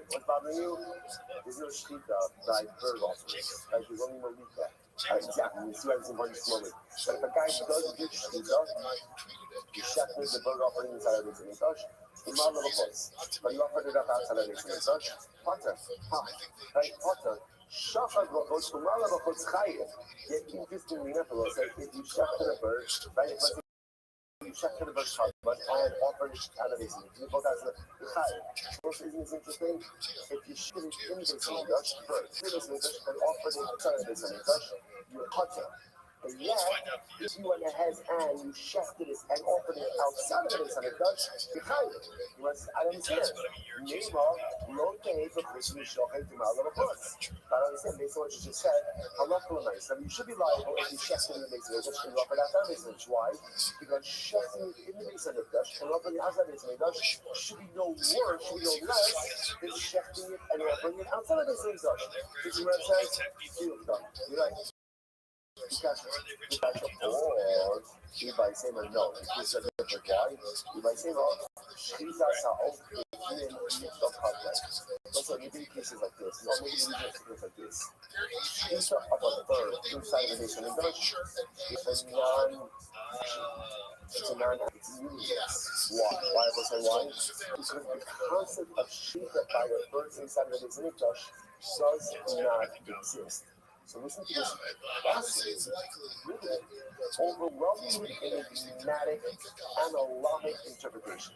Analogic. Sounds like a disorder, right?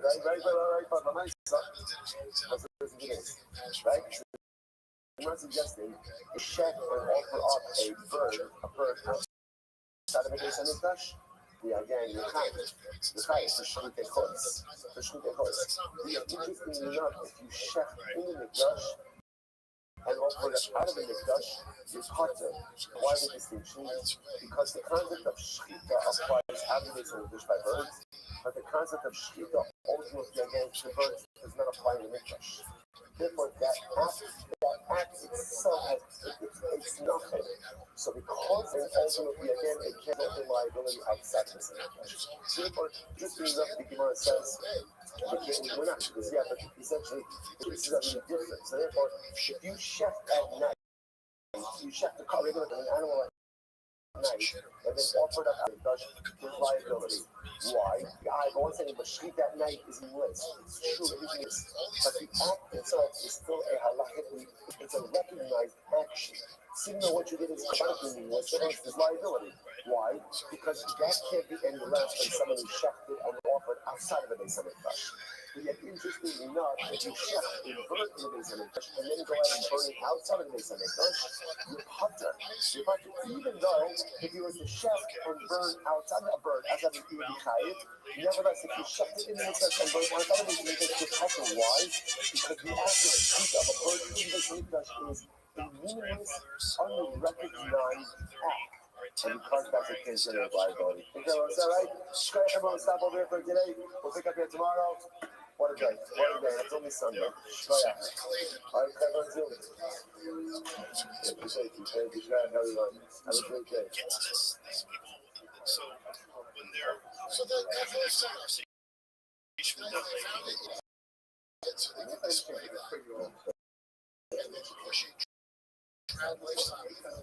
Start again.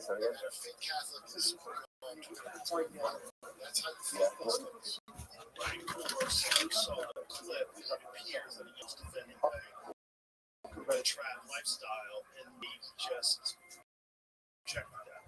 That's right, because that's how a lot of people saw it without context, without knowing just you. But if you were someone like me, I never. All right, everyone say good morning, and good develop. Complete small questions. Begin another week of the Sefas Broken together. Begin with all of our sponsors for this morning. Questions for the month of State Abba Lino Torah.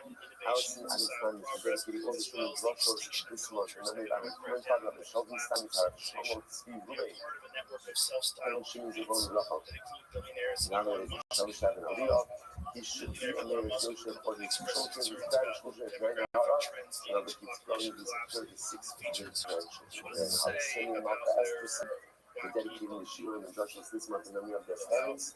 Yitzchak Lee, the Banana Cohen, Sarah Rachel Bas Barak Havlo, Hinda Bas Henech Efraim, in memory of the Yirkan, the Trans Sergeant, and Tommy the Gordon, Shirley Coleman, who fell in battle in Gaza at a time of Holly Kathy Pollock, in memory of Moses Shpapa, Leah Bas Shmuel, Jacqueline Shmanis Bas Shmuel, and Esther Bas Zakaria.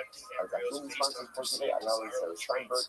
In the space of continued health, both Rumanis Hannah Bas Sosha and Simon Nash and Rocha Efron, information of him. mother's yard site, Chava Bas Avlos. Today, we open in America, 5 hours on the Torah, all within the Shem's having on the family in the summer.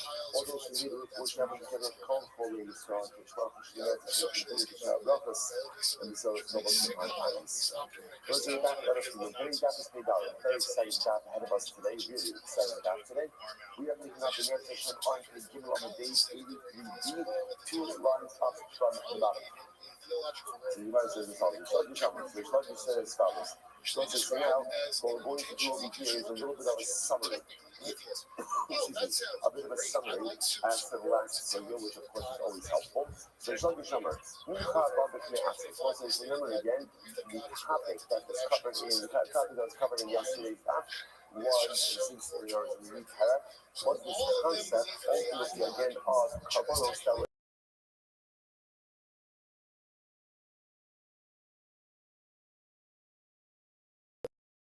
invalid, but it's only just a quick review. That the different Kuban says. So Mincha, and it was the Mincha that we really refer to here, is called the Mincha itself, a libation. So Mincha that was brought by itself. In other words, it was some type of invalidation, but it was put on his back nevertheless. They did a kulan illustrated. Almost everyone holds once it's put on his back, don't take it down. The Rabbi said, we leave Rabbi Akiva to chop up the down. 84A. But ultimately, again, the Rabbi said, we Rabbi Akiva, a mincha means something that ultimately was brought by itself. If it turns out that it was invalid, it should be taken off his back. 84A, first line. What about a mincha trade with company with carbon? Which is another Yeshua will say they crediting with Yeshua have to take it down to do the Kuban and everyone else, you have to go ahead and take it down. The something I want to not smart. What about the something ultimately again that are brought on their own? The different Kuban, yes, according to everyone, you have to take it down to the sometimes you take it down to something I want to myself. What about the something that accompanies carbon? I can both say. Now, this in all of these cases, there's some type of invalidation in the carbon, and then halacha basically you put it on the gas, okay? So it's not going to happen myself. It's not going to come in the gas, but the kulan here, everyone agrees, take it down. But the lawyer, ultimately, but the lawyer himself says you don't have to take it down. So it's the says, okay, thank you for the recap, but Shita, once the challenge, the Gemara doesn't do this. In fact, by the way, it would actually be great if Gemara did this in general, right? Because again, that little summary at the end, especially if a lawyer comes on to be a bracha. But the Gemara doesn't do this.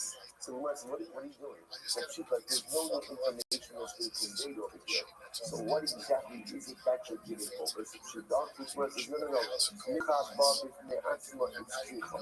The actual will say, the main is that you know want to convey was all covered in international in case of a mincha that is brought on its own. So why is that case? Let's say to the Rabbi.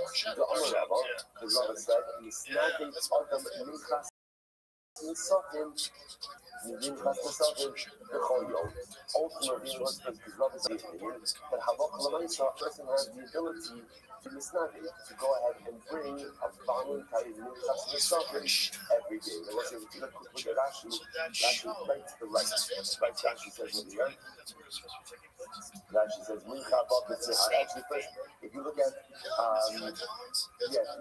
Nisachim abundant, that's actually Rashi. If you go to Nisachim yayin the lozera. So actually, if you go down with it, minchas hababas nisachim ulashmuinon yish minchas nisachim habab b'tzeh asma kibulava. So also interesting enough, the Gemara says this entire recap was really to highlight one important piece of information. It means that you could bring a minchas nisachim, that you could bring a voluntary wine libation on its own, even though normally, again, nisachim accompanies a carbon, right? That's how we classify it and say nisachim. The Rabbi is of the opinion that you could bring a wine libation all by yourself. And we'll say, you know, what's fascinating about this? Just if you think about this in this moment, so this entire recap over here, the Gemara says that you just brought to go ahead and highlight that idea, which the Gemara says, I don't understand, the Nashmu'in and Kibirabba. So why don't you just say that line? In other words, just quote lyrics again. I understand now why you felt the need to convey all the information, really just for one novelty. So why not just go ahead and express the novelty? Just quote the opinion of Rabbi that you could read a new person is sucking on his own. To which the Gemara says, this before we boil, I'm going to point out, because the time is the husband, think about it. And what is the Gemara saying? That we will bring down all of this information, right? 98% of it unnecessary, not unimportant, everything is important. But 98% of it not necessary because we learned it before. Why? Why? For 2%, for one statement that is necessary. And let's see. I think it's important. This is an incredible metaphor for life. When meant to accomplish things, accomplishment usually require a tremendous amount of effort in order to get one nugget of accomplishment. But what all of us generally want to do in life is I want to have directed focus. I want to accomplish it. So tell me exactly what I need to do in order to accomplish it. It's not like words. If you want to have meaningful accomplishment in life, you're going to have to be doing a whole bunch of other stuff that may look unrelated to your intended result, but it's need to get there. Like the much amount that I go with. Let's say a person might love their job, right? No matter how much you love your job, 12 what's one thing you're going to have to count on? One thing you have to count on. You're going to have to do parts of the job that do not like. People get very frustrated about this, right? I love my career, I find it so meaningful, but I need to do this, and to do this, and to do this, and to do this, right? And maybe it's even like a little bit of a waste of your time. But every single job, no matter how beautiful and wonderful and meaningful it is, requires parts that are just annoying, upsetting, frustrating, whatever. That's kind of like what's I don't know if Rothschild treated that way, but that's the way that it was. And one nugget of accomplishment requires a tremendous amount of associated effort as well. So the Gemara brings down all of this information only to distill it down to one line. So what it means is if you want to accomplish in life, be ready to work hard, be ready to do a lot of things that maybe you don't even want to be doing, but they're necessary for the complete picture to get you where you need to get to ultimately in order to accomplish. Incredible. And what's that? It's only Sunday. It's only Sunday. And look at what you have to understand. This is gold. It's gold because here, this is why we learn Gemara, and this is why we learn Yisrael. It's not because we understand Kabbalah, it's not for sure. We learn this ultimately because remember, we get these building blocks to become successful people. Just how frustrating is it when we put our effort into things we're like, why am I doing this? Why am I doing this? Sometimes you have to do the unnecessary stuff in order to get to the necessary accomplishment. You might have said, so just stay rubber, and I shouldn't give it up. Just in order, if the whole point of this is rubber statement, so just quote the statement of rubber. I'll tell you why the rest is no. The something I'm going to say is because is actually the novelty case. The novelty case is the something I'm going to is actually again the libations that accompany a carbon. Why do you want to listen to this? The macro makar or the yomakar. That's very interesting. In general, whenever you have wine like accompany a carbon, in our mind, the libation is always coming with the carbon itself. And just this interesting carbonic fact is ultimately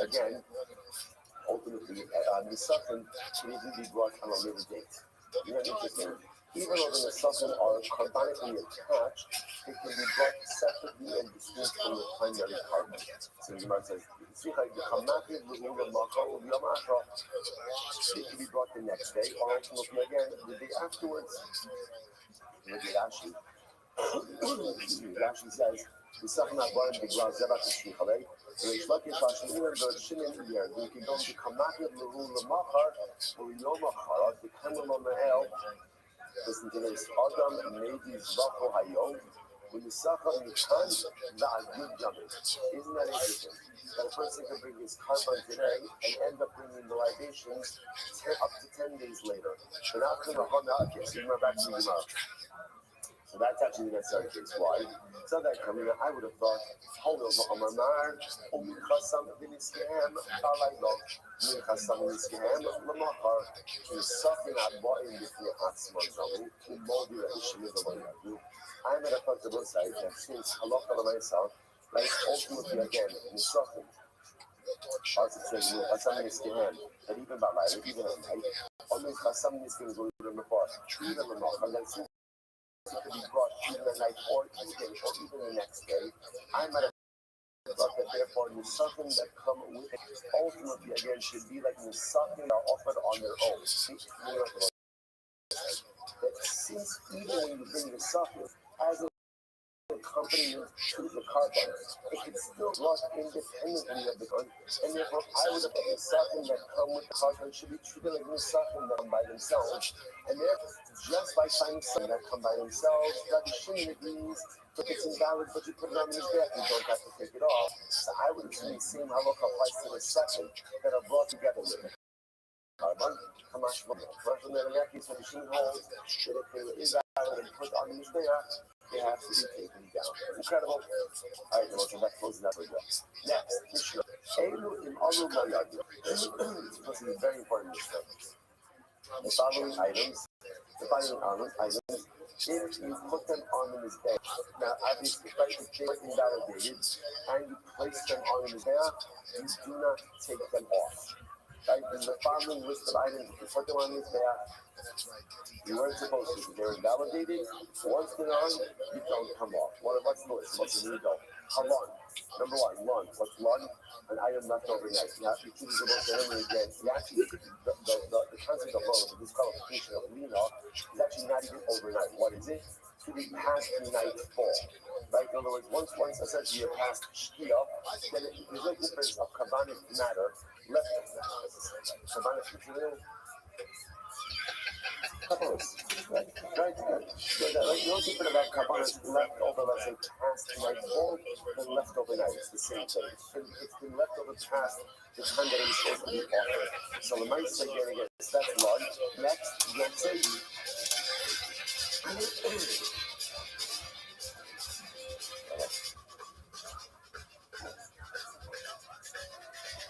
The Gemara says as follows. That's one. Yotze.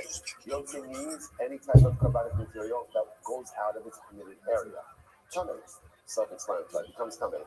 Shenishchat chutz mizmano b'chutz mimkomo. Oh, Rothschild. It's been a while, but Pigel is back. Right? Back better than ever. Right? So Pigel again. Remember this piece of it. Shenishchat chutz mizmano b'chutz mimkomo. Remember, whenever you see such, what does it mean? It means that's intention. The carbon itself was definitely with the intention to either out of its committed time or its committed place. Or ultimately Kabbalah was done by someone who was puzzled, right, to go ahead and apply the blood. So again, this is our initial list. So all of these, what's coming down later, all these items, they're sacrificially invalid. What the Mishnah is saying is, therefore, they should not be put on the Mizbeach. What the Mishnah is saying is, if you do put it on the Mizbeach, leave it there and do not take it down. And either read it says, the Mishpat Balayla, the Mishpat Dama, the Mishpat now comes up with the numbers. He says, the carbon that rejected at night, right, Mishpat Dama, the blood was spilled. Yatsa Dama was the light, or the blood was taken out by the middle of the purpose. So it means outside the teeth inside the right? In all of these cases, in also two. So the Buddha says in these cases again, Laila, carbon rejected at night, blood was spilled, blood was taken out ultimately again of the permitted area. In all of these cases, if the carbon was put on the air, take it down. The machine says, no, the machine says, do not take it down. Why? Rabbi said, this is incredibly important. The machine Rabbi said, now in general, whenever you see lists like this, whenever you see lists, what is it that we're looking for? Right? What are we looking for? Right? We're going to be looking for ultimately again a rule. Right? So what is the rule? So the Gemara says, should we go back?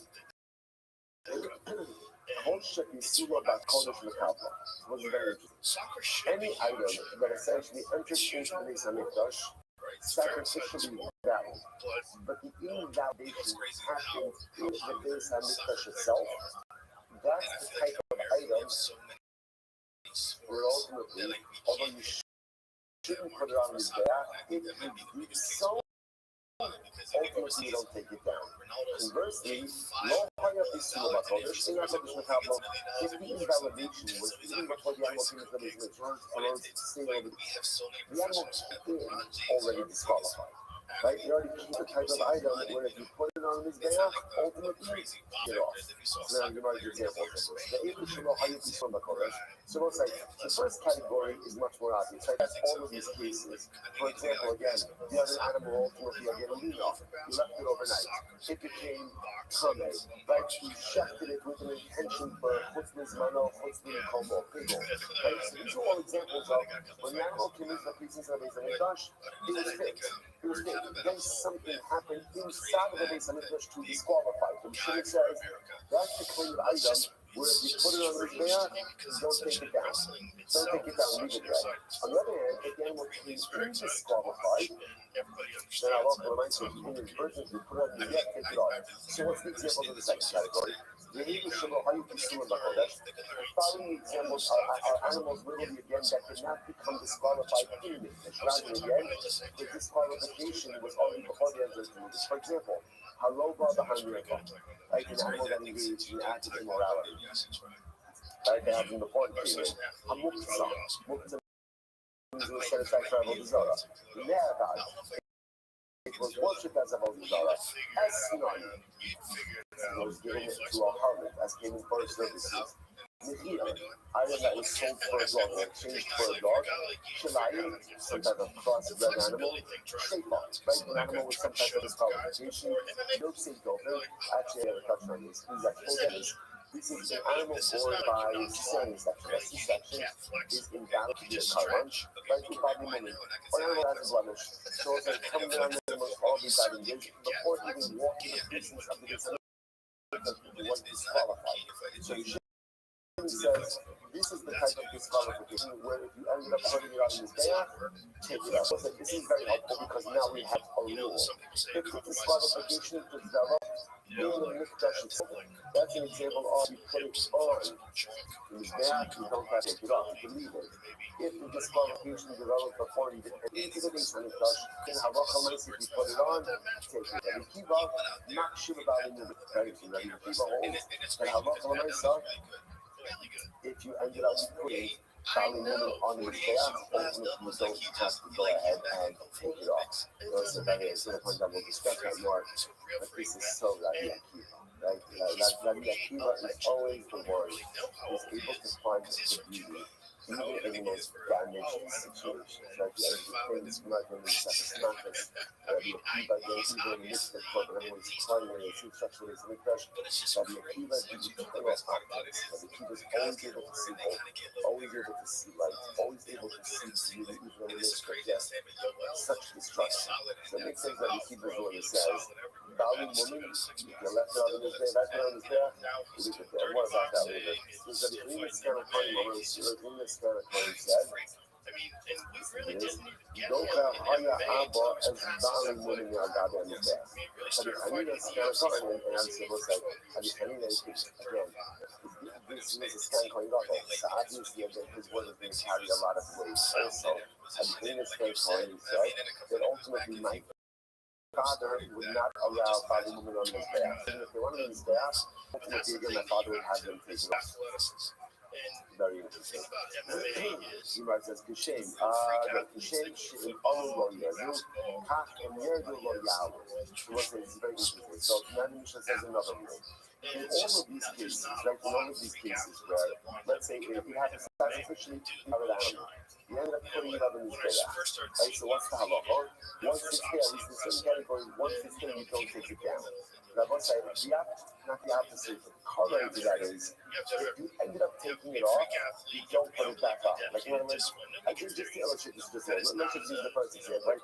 So the Tanakh said that if you have a carbon that became tame, you shouldn't put it on his back, right? And what's the halacha? If you put it on his back, then what? You don't have to take it off. Let's say I took it off. Let's say I took it off. So you might have thought, well, since had I left it there, right, it would be okay. So even if I took it off, I could put it back on. This is no. In other words, yes, and we will agree that if you put a sacrificially invalid carbon on his back, you're going to leave it there.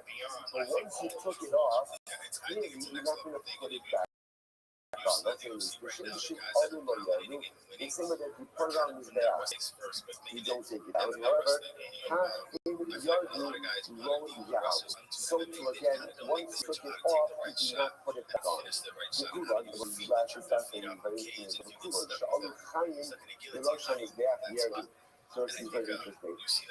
If let's say you have an animal that is sacrificially injured, right? And you let's assume that it's one of these disqualifications that occurs inside of the mikdash itself. Let's say you ended up bringing the animal to the top of the mizbeach. Now, remember again, you're never shechting karbanos on top of the mizbeach, right? Karbanos are shechted where? A little chazara, where? Depends. So it depends. Kachei kadosh and kachei kalim. Kachei kadosh were shechted, south in the north, and kachei kalim anywhere. So he says as follows. But let's say again, similarly, if you brought up a living carbon to the top of his back, what do you do with it? Bring it down. I'm a full shiraya. So ultimately, again, keeping your animals next to you, right? So again, especially for those dog owners, a reminder, no one likes your dog but you. So therefore, again, keep it on a short leash. No one wants it running up to them. No, it's not cute. It's annoying, and frankly, a violation of one's personal space. And it's a foolish shiraya from Zvachim to Dalam and Aleph.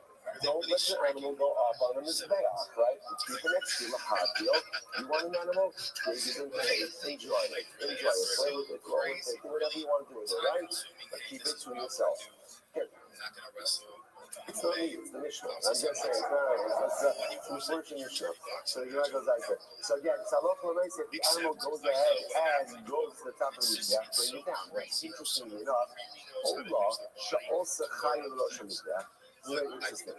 What happens if an Ola goes to the top of the mizbeach? Now, obviously, this is the owner is bringing it, or I shouldn't say the owner, the Kohen is bringing it. But what's the halacha? Once again, bring it back down. Shachta b'rosh hamizbeach. What happens if you ended up shechting the Ola on the top of the mizbeach? Now, again, remember, that's not done. We're discussing the mechanics of it. Yachshit interestingly enough, and we'll see the reason for this, if you went ahead and ended up shechting the Ola on the top of the mizbeach for some reason, once you do the shechita, that's what Mishnah says, do the rest of the process there as well. So Yashik needs to flay it, right? And ultimately, again, you're not saying to cut it up literally in that same spot. So again, why that is, we'll step up past it. Okay? So let's go. Says the Gemara, Tanya. Rabbi says, Zos ki ha'ola.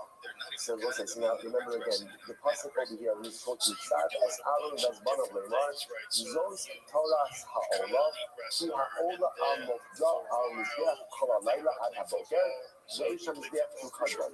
So we'll say, so again, this pasuk over here is talking about the carbon ola. And interestingly enough, the way he describes the carbon ola, is this in the Ola? It's al-mokza al-mizbeach kol ha'layla ad ha'boker.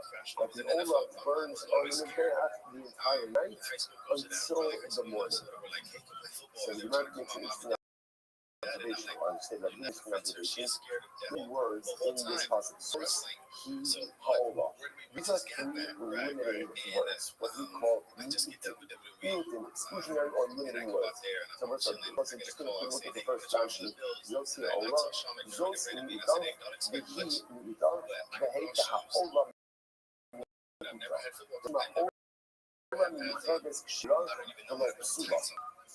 So it's interesting enough that those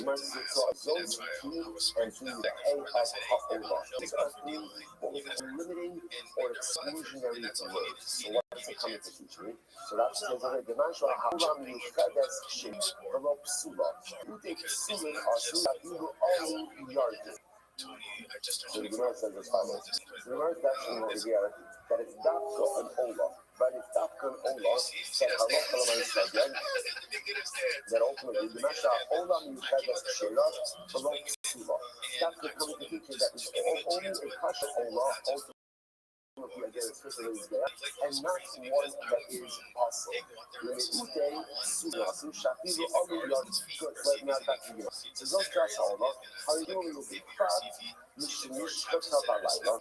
comes to the following cases. An owner that was shechted at night, or its blood is spilled,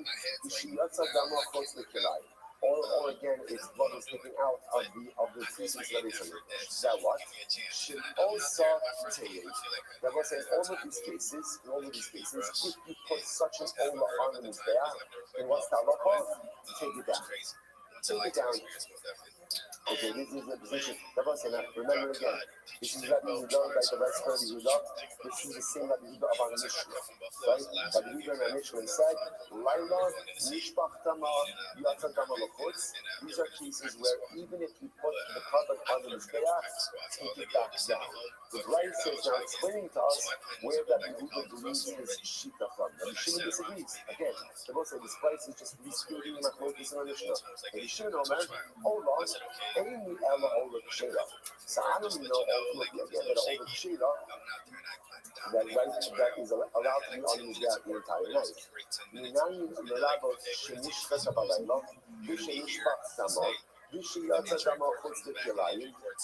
But how do I know? So Mishnah says, how do I know that even in cases of disqualified Olah, in disqualified cases, that if you ended up putting the Olah on the Mizbeach, that you don't take it down, that you leave it there. He gives examples. How do I know, for example, in the case of the Olah was shechted at night, a case where the blood was spilled, a case where the blood was taken out of the feces that is in the flesh, run, where again it was left overnight. Yotze, taken out, Tameh, comes Tameh, Shenishchat Putzbin Malova Putzbin Komo, or again, it was shechted with the intention to consume it outside of the permitted time, outside of the permitted place, or Shekibru Psuk, Zakra Estamo, someone disqualified in Kabbalah and sprinkled the blood, or Hanikun Lamata Shenastan Lamala, or it was again, you went ahead and you took. You put blood in the wrong place.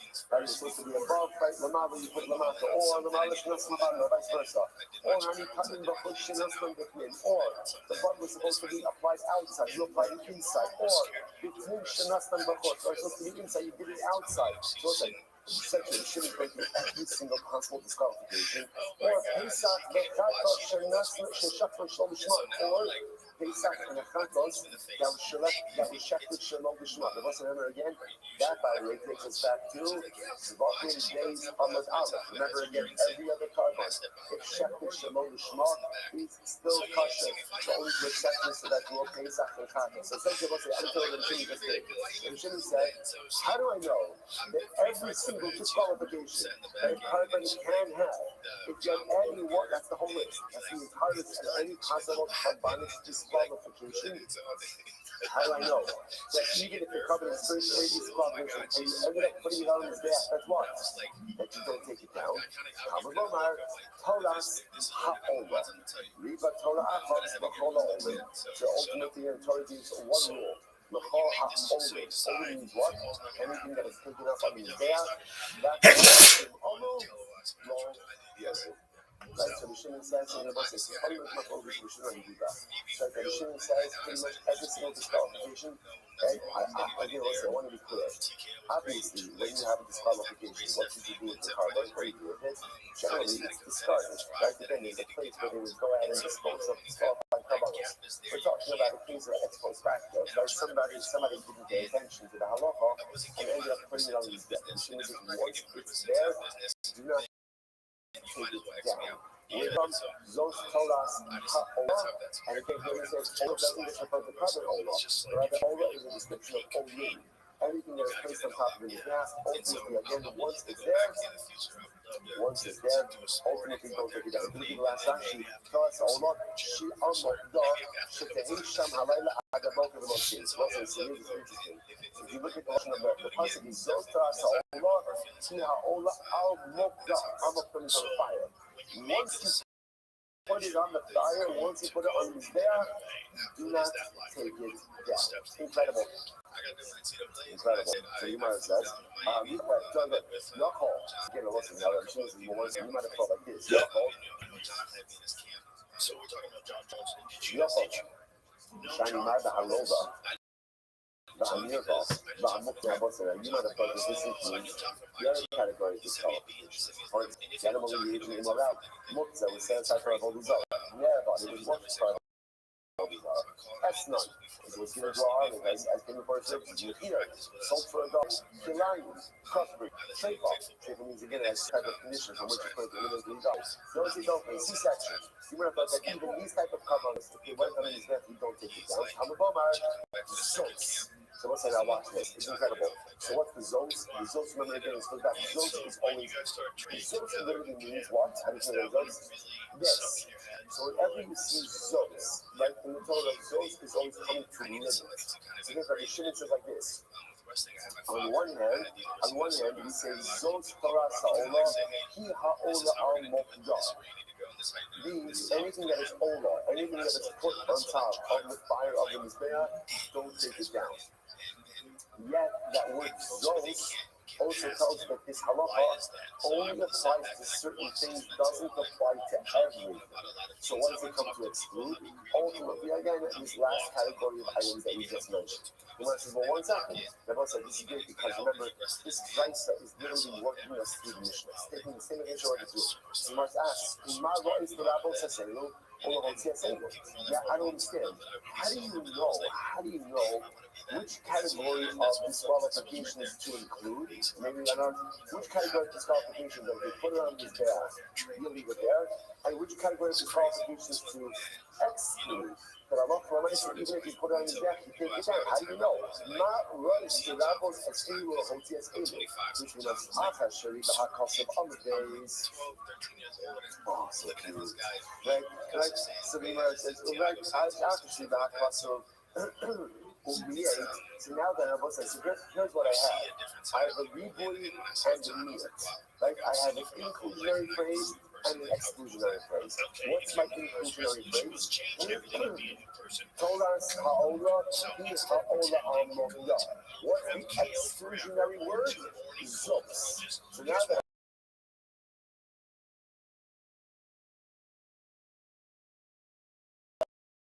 have an inclusion of Isuran Bakodesh, and as Elu, Shalom Hayat Isuran Bakodesh. Someone says, so this is it. Ultimately, again, that the Shimon says, here's my rule. Anything when disqualification develop inside of the precincts of the Beis Hamikdash, that is the type of carbon that if you put it on the there, don't take it down. Don't take it down. As opposed to an animal that was only disqualified before it came into the Beis Hamikdash. That's the type of animal where even if you went ahead and you put it down, even if you went ahead and you went ahead and you put on the there, ultimately again you should go ahead and take it down. So the animal says, and then it turns out that the animal engaging in immorality was given to our harvest. All of these cases mean that on the earth, you have information it will disqualify from the beginning. So that's the type of cover that the city will say if you accidentally put it on the gas, take it down. As opposed to an animal that burns, I will say, was the animal artificially fit or not? If it was artificially fit at some point in time, even if it's presently put it on, we could do that. If it was uncut from the beginning, and ultimately even if you put it on, take it down. Example, that's what the Shimon is all about. So again, let's say I want to point out this one of these two commands, literally all the commands is doing is interpreting the Mishnah. So now we've got Rabbi Huda, and now we have Rabbi Shimon. Incredible. So the Gemara now, Rabbi Huda, Ma'aseh in the house. So let's say, what about Rabbi Huda? Where does Rabbi Huda gain his sheep? And I'm also remember again, Rabbi Huda disagrees with Rabbi Shimon. And Rabbi Huda holds that Laila, Mishpach Dama, and Yotze. Which means if you shechted it at night, the blood spilled, and you took the blood outside pieces of his mikdash. Rabbi Huda holds cases. Even if you put it on, you have to take it off. It holds, even in this case, if you put it on, you leave it. So where does Rabbi Huda get his sheep from? So he wants to Rabbi Huda, my sheep on the house. Which is Rabbi Huda learned that from here. If they're not on your run, become kosher, why is it that he said that ultimately again, the blood was left overnight? That If you went ahead and you put the carbon on the mizbeach, that it's okay, but why? The sacrificial parts ultimately again, if they were left overnight, but then subsequently put on the mizbeach, ultimately again you can still leave them on the mizbeach. So interestingly enough, right? So is it that lun dam is kosher? Again, since lun in murin is kosher. Also, by the way, when we say kosher, kosher means if you put it on the mizbeach, you don't have down. So if that works in murin, sacrificial parts can work by blood as well. Lun in murin kosher, and let's say how do you know that? I left sacrificial parts overnight, and then you ended up putting them on the mizbeach anyway. You shouldn't, but you did. That you leave it, then you don't take it down. Shalom kash basa. Because ultimately, it's interesting enough by the sacrifice. So that's the means you have to consume. If you leave it overnight, ultimately again it's kosher. As we're going to see in just a moment, it's actually not a fair comparison. It wasn't a fair, because actually says again, it's actually referring to the meat of shlomin. Right? Once shlomin is consumed, actually points out for how long. Shlomin is consumed for 2 days and 1 night. So obviously, you're leaving over shlomin overnight. You start kind of called moving over. And essentially, you do this logic that usually says like this. Essentially, kind of let's work backwards. Once I know that ultimately sacrificial meat can be left over and it's still kosher, I learned from there that even sacrificial parts, if left over and then put on the mizbeach, are left on the mizbeach. And once that's true for sacrificial parts, then we're going to say the same halacha applies to sacrificial blood. Done. Interesting. Yeah, but that's a reason logic. Yotze, Shayotze Kasher Babama. The most interesting enough, when it comes to Yotze, so what's the halacha? So Yotze is Kasher by Bama. I will say once again, a very interesting statement. So what do you mean Yotze is Kasher by Bama? I will say, I know you're Bama is a private altar. Where do you put a private altar? Where do you put it? Wherever you want. Like, you want it from Amazon, you know, you got your private altar, right? And you put it wherever you want. Right? So the Maisa, therefore, you can say we see, since we see there's a concept of Kabbalos being down outside of the Mitzvah, therefore, Allah Maisa is a precedent. Ultimately, again, if you don't say, you touch like that, you don't say, if you don't say, you're older than you're touching, like, you don't say, you can't pass on you go. You're not feeling actually right outside. No, yeah, you don't say, Kasher Baba. Tame, what about Tame? Tame, Holocaust, Hutter, La'abodos, Tzibos. So that's interesting enough. We also find the question. Why? So you must remember again, there's a concept of Tumah, Hutter, and Tzibos, which means that Halacha L'Maisa sometimes for certain forms of communal service. Halacha L'Maisa, Tumah is Hutter, and Tzibos. Chutz Nizmano, then again is a case where when shafting the carbon, you have in mind to go ahead and consume the carbon outside of the permitted time, what we also call pigol. Remember one of the novelties about pigol? One of the novelties of pigol was that halacha l'maisa, the carbon actually only becomes pigol only if you complete the sacrificial service successfully. Right? In other words, if you don't end up actually going out and applying the blood and doing something, the carbon can't become pigol until you actually go through all of the different steps. The Gemara says, again, what about a machshava for outside of the time? All of this is really serious, right? That chutzpah komo is always compared to chutzpah mano. Shekiblu isulim, uzaku asdamo. What about the case ultimately again where someone was possible, and we're going to find this, and someone who was possible went ahead and ended up doing Kabbalah and Zika, which you might be really talking about. Sahana Surei, because you are Aboda Sibor. We're talking about again the kind of people who are valid here, but would be valid for communal service. That's a good example of that. He points out, who are Tmeir. Karma's name are technically invalid for the service, but yes, would be technically valid ultimately again for Aboda Sibor. To which the Gemara says 1 second. So the Gemara says, this is all Rabbi Huda Limud. If you want to solve it by one simple idea, if he's done Davar Shalom Shelo, so he Davar Shelo, but remember again how this whole thing started. Interestingly enough, his primary limud is based on the fact that since meat, sacrificial meat, is kosher even if you leave it over. Therefore, what? We compare them again in Murim, sacrificial parts of sacrificial meat, and then we compare blood to Murim. Which where it's understand how is that a good comparison? Sacrificial meat that's left over is kosher, right? Because then again, for example, like that's point out like shlamim, it's not called leftover, that's not halacha. The window of consumption is 2 days in one night. So how again? So you tell me that since meat is leftover is kosher, therefore if you leave over in Murim, which I really believe, but if you put it on his back, take it down. What kind of leaders? What leaders that? Can you actually learn out something that is actually sacrificially invalid from something that's sacrificially valid? To which the Gemara says, Kana, Azot Torah Sa'ola. You're right. In reality, he was really basing himself on the drug of Zot Torah Sa'ola. Like that phrase, once again, is a reword. Is a piece of phrase that ultimately, again, we actually everything else. So that which we espouse as Rabbi Huda's primary limud was not really his primary limud. Therefore, what's that? Just the first which is the second. Therefore, what we're really left with over here is just a fundamental focus between Rabbi Huda and Rabbi Shimon. Rabbi Huda, again, we just went to Rabbi Huda's entire limud, and Rabbi Shimon really bases himself on a rule. And what's the rule? The rule ultimately is that any carbon with disqualification developed inside of the species of the Mesa Mikdash. If you ended up putting that disqualified carbon on his back, don't take it down. But if the disqualification is soul, develop a portion of the Mesa Mikdash, then the Palaman say even if the work on the back, ultimately again you have to take it down. Has much more complicated than what you just saw. Again, when you're up to all comments and just I'll say one more place. No, it's not for today. This 3 lines up from the bottom, 84 days, very good. Listen to this. Hashohem behema balayla b'fnit. Behela b'chutz. Right, so this is in this case, this is so interesting. Let's say Cohen goes ahead and you shaft a carbon at night inside of the base of it. I'm not saying that obviously, right, illegal.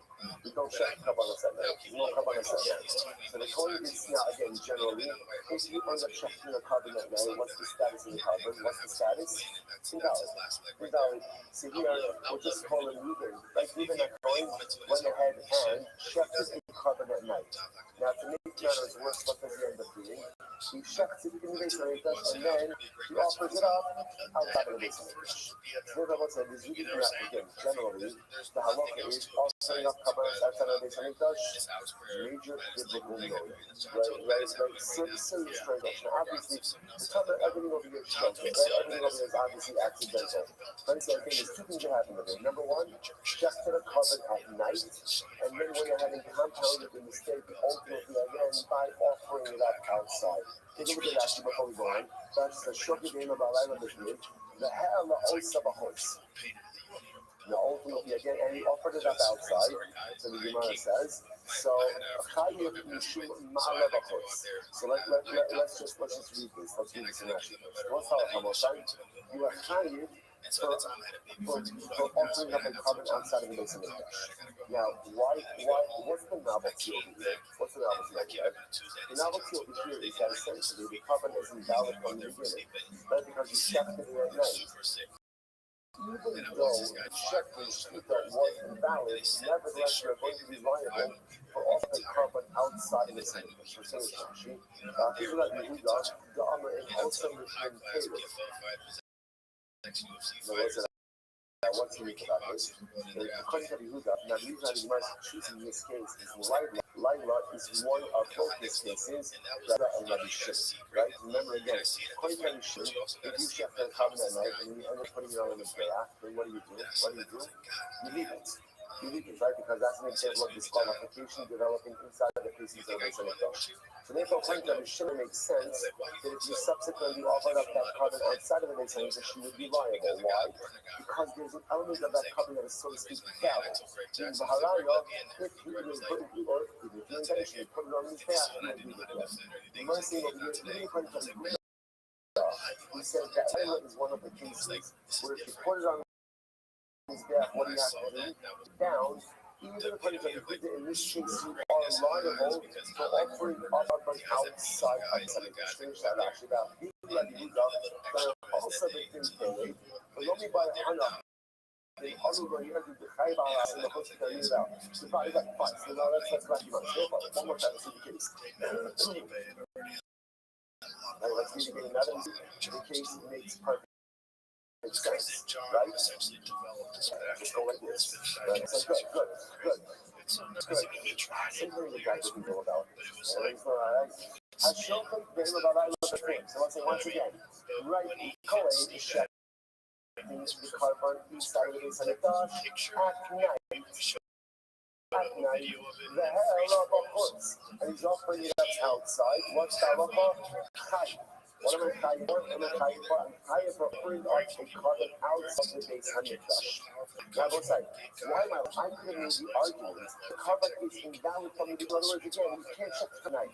So why should I be counted for offering up outside of the Beis Hamikdash a carbon that was sacrificially invalid? But hey, 85, here we go. Rotate the Husa, you show me the Husa model. So let's remember again. This Gemara says this case can't be any worse than a person who checks the carbon and offers a carbon outside of it. So let's say again, let's take this argument and say, I checked the carbon outside of the Beis Hamikdash and I offered up an outside of the Beis Hamikdash. What's halacha? I'm liable for offering up a carbon outside of the Beis Hamikdash. So what's the liable for that?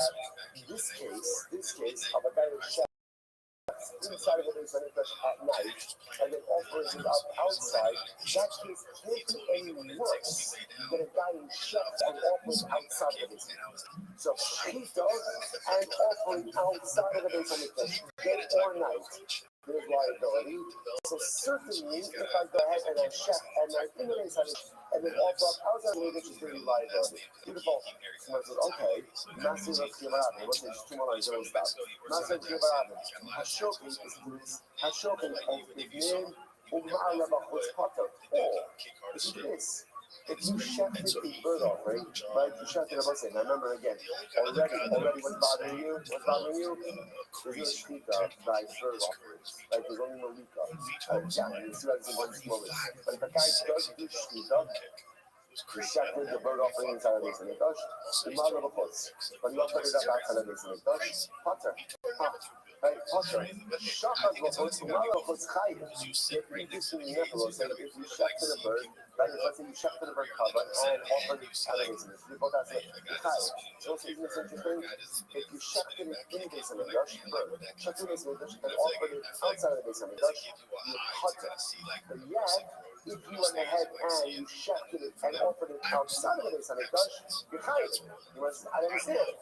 Name of rotate the Fushim Shochet to Mal of Hoods. But I understand, based on what you just said, halakha. So you should be liable if you shafted in the Beis Hamikdash and offer that outside of the Beis Hamikdash. Why? Because shafting in the Beis Hamikdash and offering outside of the Beis Hamikdash should be no worse, should be no less than shafting it and offering it outside of the Beis Hamikdash. Which is what it says, Tiyuta. You're right, because or if I say that no, the case is different. Why? If I say no, shchita sa'ot b'fnim b'chata. Let's say maybe cases like this. Maybe the reason it's like this.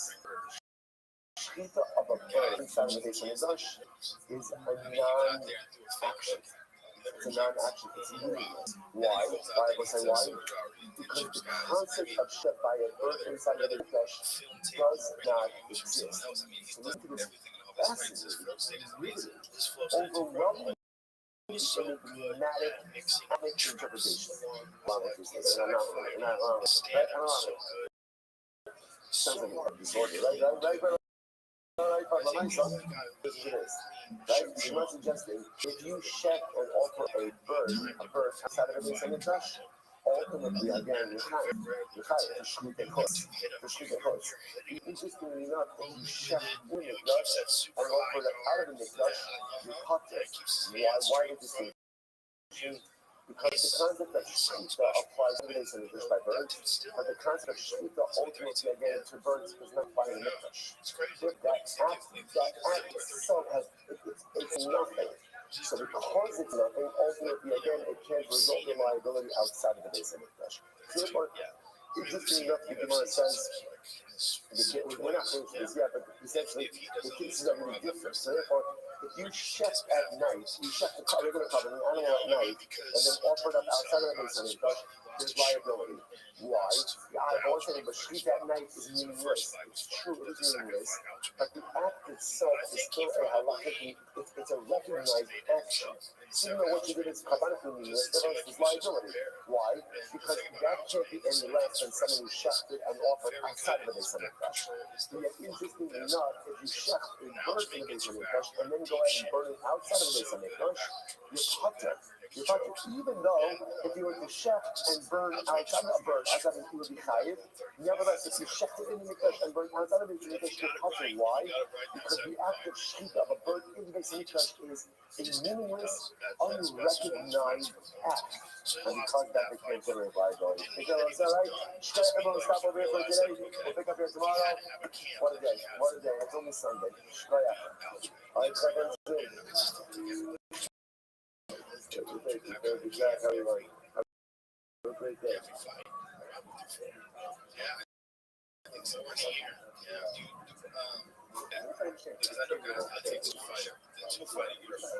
Start again. Alex Pereira did the same thing. Like he's fights and he's fighting. You gotta have that mindset of guys that got to fuck this fight, you know. But Alex has fought with broken toes and everything. He fought with no iris, and he had a fucked up hand the first time he fought Ankalaev. But then same thing. All right, Joe, good morning. Let us begin. Begin by thanking all of our sponsors for this morning's cheer. I'm thanking our sponsors for the month of Kislev, Adonai Steinitz, in memory of Adam's grandfather, Shlomo Steinitz, Harav Shlomo Tzvi Reuben, Ben Shimon Zechron Bracha, Harav Mishon Shadnaviyah, Shemel Toshet for his children, his grandchildren, and another update, 36 great grandchildren. Incredible. That's actually Mishon Shadnaviyah, Shemel Toshet, Harav Mishpach, Seni Maka Askesin, and many others. Their parents, Yitzchak Leib, and Aaron Cohen, Sarah Rafa Bas Baruch Abram, Huda Bas Henech Hasbanim, and many of their dear family friends, Dad Sasha Naftali Ona, Gordon and Shoni from the Mo, Selwyn Dowling Dazna, and Eric Hanukkah. One of the times we do all of that in college. In memory of Leah Bas Shmuel, Zachary Shuvamis Bas Shmuel, and Esther Bas Hadia. On the Abraham Spencer, Mary Jacobs, in memory of her father, Steve Hirsch, Ben Hanuk, and the Rabbi, and the family sponsors. For today, I was in Swiss, so continued help for Shulamis Kanat Bas, from American by Color, all over the Shamsad, and I'll be the Chinese in the cover. All those who were 7 with Kotel for the Prophet, New York Session Shower Blocha, and so it's total support all of these. And those who again, those videos a lot to do today. We got out of us today's gap is payday 82. We're picking up Mishnah, on here update, says the Mishnah, and it's turning the thing. She is out of the time, but what's the interesting things over here, you have literally again exterior blood, so again, carbonic blood that is normally applied outside the that is mixed with interior blood. So what's halacha? Everyone please halacha l'maisa, go ahead and pour it down the channel. Rabbi said, see, Gassi Rashi points this out over here. That fascinating enough, who doesn't disagree in this case? Rabbi Eliezer. Rabbi Eliezer is one who said yesterday's dapper, last 2 days, what the Rabbi Eliezer Shita, Roth. But yet, Rabbi Eliezer does not go ahead and mention rowing in this Mishnah. Again, we'll talk about that. Not some of us. The concept of Yassim, however, what happens in both sides? Let's say, Cohen did Ness. And instead, what did he do? He took this combination of blood. And first, he applied it outside of the gap, and then he applied it in kasha. Ultimately, again, it's going to be kasha. What happens if you reverse the order? What happens if you apply it inside the knee? The concept of Yassim, What happens if you apply it inside the Heichal? It's not Mizbeach. I mean, you can't use that. The old Mizbeach. And then he went ahead and the implications on the outer Mizbeach. So this is not so. The Akiva Polo. That the Akiva says it is possible. The Akiva says it's possible. But Mashir. The Chalim all say that it's kosher. So what's the logic? Why is the Akiva say it's possible? Should the Akiva over Kol Damim Shenichnishu Lechata Be'Eichal Psulim. That the Akiva says that Halacha L'Maisa, any time you take exterior blood inside, that blood is possible. Blood is possible. And therefore Halacha L'Maisa, you take this combination of blood, once you take it in, and you're going to be possible. What if it comes? The Chum say, no. The Chum say, yes, I agree. That if you take exterior blood and bring it inside the blood, it's possible that only applies to Chatas. Chatas, again, we'll discuss in Gemara exactly why we have this. There's Omer, Achasha. But also says, by the way, it's not just Chatas, but it's also Asham. It's automatically invalidated if you bring it inside. They're not the Chatas Kasha. What you see this in every thread, right? That there is a strong connection between Chatas and Asham. Therefore, whatever applies to Chatas will also apply to Asham. And therefore, Allah Khalaisa, just like if you bring in Chatas blood into the inside, it is possible. So too, if you bring in Asham blood inside, it is possible as well. Incredible. I expect the Gemara in the Mikvah, the heart. So he's going to ask, Rabbi Eliezer, why aren't you arguing over here? In the last Mishnah, you argued in every case of mixture, and you applied the concept of blowing. Like the Muslim again, remember again, we had the case where we call it Lamava blood got mixed together with Lamata blood. And what does Rabbi Eliezer say? Just do both applications. What about the fact that you're applying Lamata blood Lamala and Lamala blood Lamata? Remember what Rabbi Eliezer say? You view the blood that's not supposed to be applied as water. As naive. So why doesn't Rabbi Eliezer disagree over here in this case as well? Why not say just do the blood application on the interior, exterior, and when you're inside, do the outside blood as water, and when you're outside, do the inside blood as water. In which the Gemara says, I'll tell you why. If you love it, because here you're a little bit stuck. Now you're a little bit stuck. Why are you stuck? Because what did you do? So let's say you say keeping the problem. If you go ahead and you first apply the exterior blood and then the interior blood, that's not going to work. Why? Because once in the same way that there's a mitzvah ultimately again to do Lamala blood before the Masha blood, there's a mitzvah to go ahead and do the interior blood before exterior blood. So you want to say top of pages, that's the problem. If you go ahead and you do the exterior blood first, you're in violation of that order. So therefore, again, I'll say pages in dollars into it. The nasiv with never higher nasiv blood, it's fine. So go ahead and do the interior blood before you do the exterior blood. You can't do that. Why? Because that will work. Although that can work for some kavanos, since everyone agrees it won't work for katas, and the Rebbe also says it also won't work for asham, that's not a valid Isa. It's not a valid Isa because it's not a valid Isa. Essentially, the Rebbe cannot apply rowing. Quite fascinating. Okay, say, I just want that. If you look back just for a moment on that last time I played out of the days, I think that line is such a beautiful yisod. What is the Mishnah? What is the Gemara? Last line on 81b. So let's say this is a general cloud in life. In life, you always have to give precedence to the al-yomin above the tachton.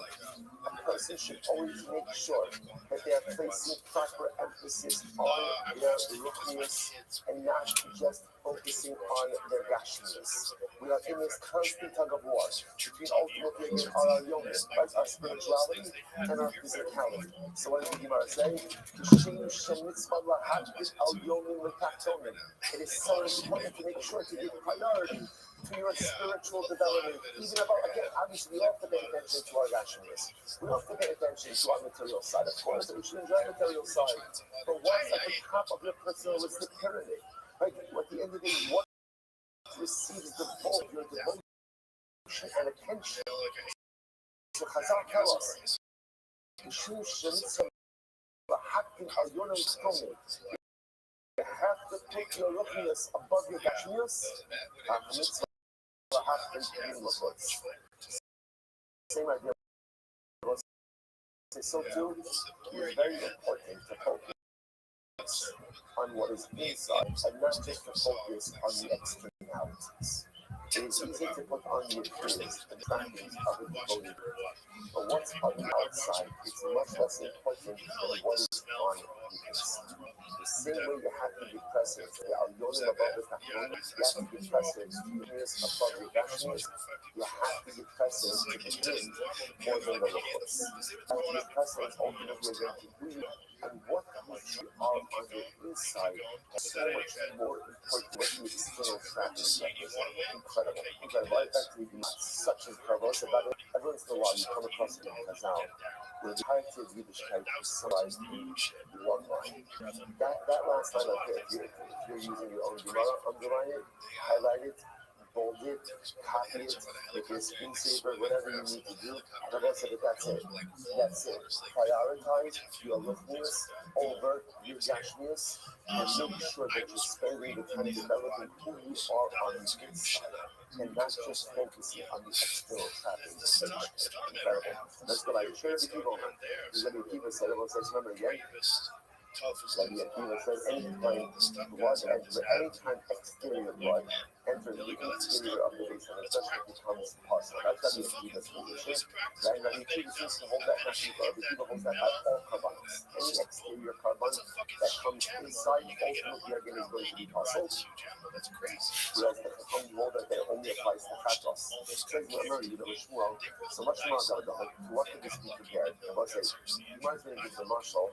The mashal is not going to make all that much sense, and then you'll see the mashal as it's read into the seed. So the mashal the Talmud Shemazak L'Rabbo Pach. Most of this can be comparable to a student who went ahead and made his Rabbi a cup of wine with warm water. So it's, again, what's the way they used to make wine? They would take wine concentrate, they would dilute it with water, and you had a cup of wine. So you could do it apparently with cold water or with warm water. So Talmud made his Rabbi a cup of wine with warm water. And then the Rabbi said, make for me a cup of wine. On the low, so Talmud says to me, so Rabbi, what would you like? You want warm water, hot water, cold water, from the low, the Talmud, and the last. Did you not write, well, you're not doing with warm water, you need the previous cup.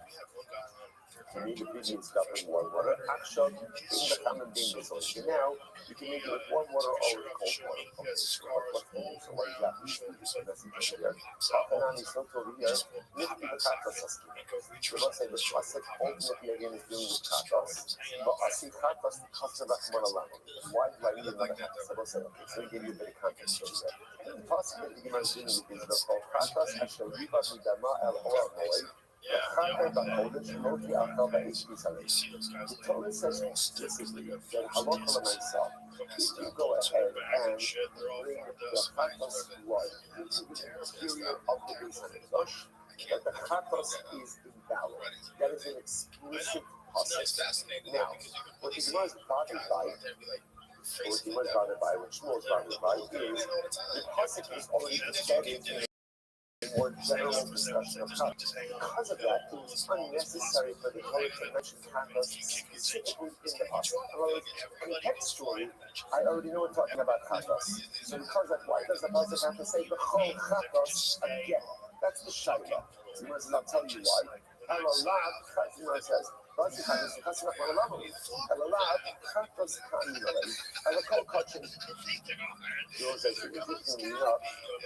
that ultimately again the Torah says chatos again. So must mean that what? That perhaps the Torah is not just making chatos, but rather chatos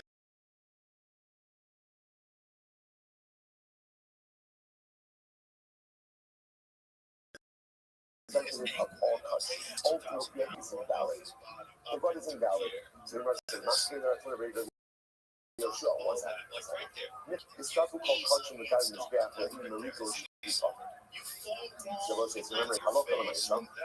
All culture are included because of Mariko and Shmita. So let's say, halakha is the Mariko and Shmita, that's in the flower. Maybe that halakha myself, whenever you have a covering, use a covering in the food, it reabsorbs. And therefore, if you want to use that tree, you want to use that utensil afterwards for some other use, when they use, you have to kasher. That's called Mariko and Shmita. So all kabbalas are included in Mariko and Shmita. Chatos, because the Rahman Alami, why does he need to go ahead and write chatos? Shmanina chatos in the afternoon involved. It must be to tell us that it got applies to chatos and not to other items. In other words, so the Rabbi with my suggestion is whenever you see a carbon singled out, perhaps the intention of the Torah is that to apply the halacha to the singled out carbon and not to all other carbon. Therefore, again, really, if you want to compare it to a marshal, you should compare it ultimately again to the following marshal. The Talmud Shemazim the Rabbi, opening the common game with something. The Talmud ultimately made his Rebbe a cup of wine. And apparently the Rebbe was not machmir whether or not the water was warm or the water was cold. However, now the Rebbe says, only make me from water. So in other words, look like this is what it's been compared to. Rebbe made his Talmud a cup of wine. The Rebbe didn't matter to him. If ultimately again if the water is warm and the water is cold. Now the Rebbe asks for a second cup of wine. But this time the Rebbe says, only make it to me with warm water. So I don't say this works a little bit better. Why? Because it's all talking about chatas in general. And then the Torah says, by the way, don't bring chatas blood inside the interior of the base of the flesh. So it makes more sense to say, what does the halacha, what does the halacha of interior disqualification apply to? That can only applies to chatas. Why? Because chatas was explicitly mentioned. Just like the Rebbe that says, okay, you need for me beforehand a cup of wine. It didn't matter to me if it was warm water or cold water. Now I want to be warm water. And it turns out the chatas. The chatas, the Akiva's logic ultimately again is from Russian of chatas for whole chatas. The sign of chatas in chatas. So when the Torah says chatas, I don't know what that applies to chatas. Touch it in night. How do I know that it applies to other kabbalas? Kol chatas. So you just know the pasuk says kol chatas. It doesn't just say chatas. Asher yivam midamar ela ormoi. But it says the kol chatas. What does the kol chatas teach you? That the halacha of interior disqualification applies to all karbanos. You know, it says, Rabbi Akiva. These words are really good. There's one second, remember again, just to keep an eye on the ball over here. We tried to figure out the Mishnah had a macro. What was the case of the Mishnah? The case of the Mishnah was, you have interior blood that gets mixed with exterior blood. What's the halacha? You shall say go ahead and pour it out. Then the Mishnah says, well, what happens in halacha l'meisa? You didn't pour it out, but you utilized it. So let's say, so then ultimately again it depends. If halacha l'meisa, you apply it outside and then inside, it's kosher. But if you apply it inside first, everything is possible. Now again, Rabbi says, you did it inside first and then outside. Rabbi Akiva says it's possible. The Chachamim ultimately again say that it's kosher. Why does Rabbi Akiva say it's possible? Because Rabbi Akiva holds any exterior sacrificial blood that was brought inside is automatically disqualified. Which the Chachamim say that only applies to chatas, and Rabbi Eliezer adds on asham. We're trying to figure out Rabbi Akiva's logic. Why does Rabbi Akiva hold this? So halacha l'meisa. The Gemara is suggesting over here now. What's the source of Rabbi Akiva? The Torah doesn't just say chatas, but it says the whole chatas. All chatas whose blood is brought inside. What is all chatas comes to include?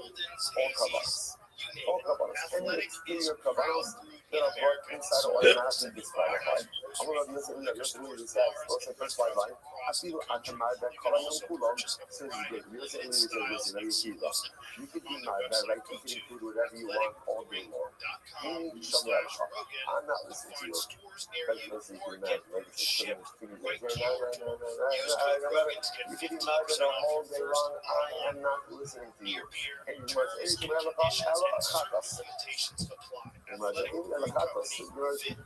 so essentially, the whole chatos doesn't make sense to say that that's a ribui for all carbonates.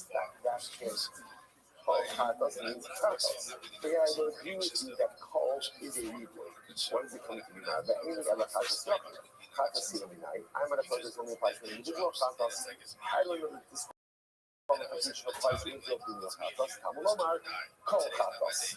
The Amy Ella Zohar. Furthermore, I know it only applies to male katos.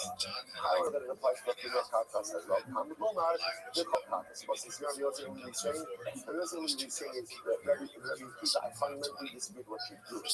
You're using kol katos to include other karbanos. To me, that doesn't make any sense. What I would agree with you is that kol katos can do what? Can include other chatos offerings. Now, the Bible word just says proper liar. But first of all, that last part makes no sense. There was like, generally, the majority of chatos offerings are female animals. Right, there are a couple of male ones. You must never just say, yes, Elohim camera. Any other chatos to kiva. Only the kol chatos includes a female chatos. Chatos is often, I don't know that it even includes a male chatos. Talmud Lomar, the kol chatos. Good.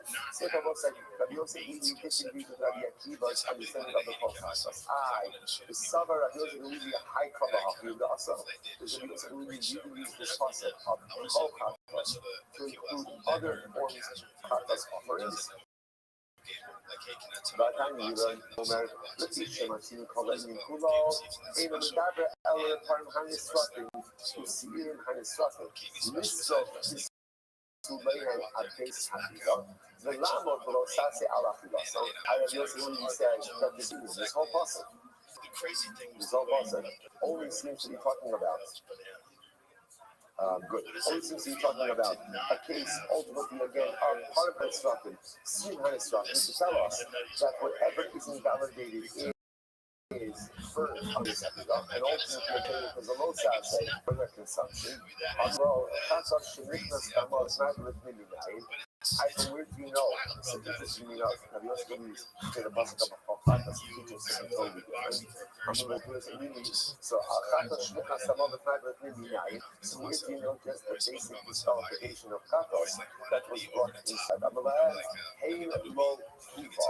And ultimately, again, here is after the different concept of Hey, Lo Huva Estamon. Estamon Kodesh Sima. That's ultimately after death of another view. Which must have found that very people coming. Right, but Yosef really actually learns out the disqualification of Chatas from a different source. But Yosef really is responding ultimately to the words of Rabbi Akiva.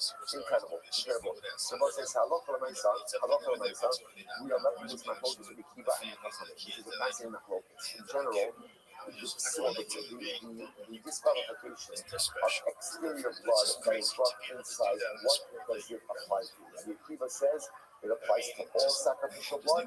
Chachamim say it applies to only two chatos. They will say, how do we pass in? Ultimately, the Rambam passes like the Chachamim, that the disqualification of exterior sacrificial blood that is brought inside only applies to chatos, does not apply to other chatos. That's how we pass in Allah. Incredible. I will say Mishnah.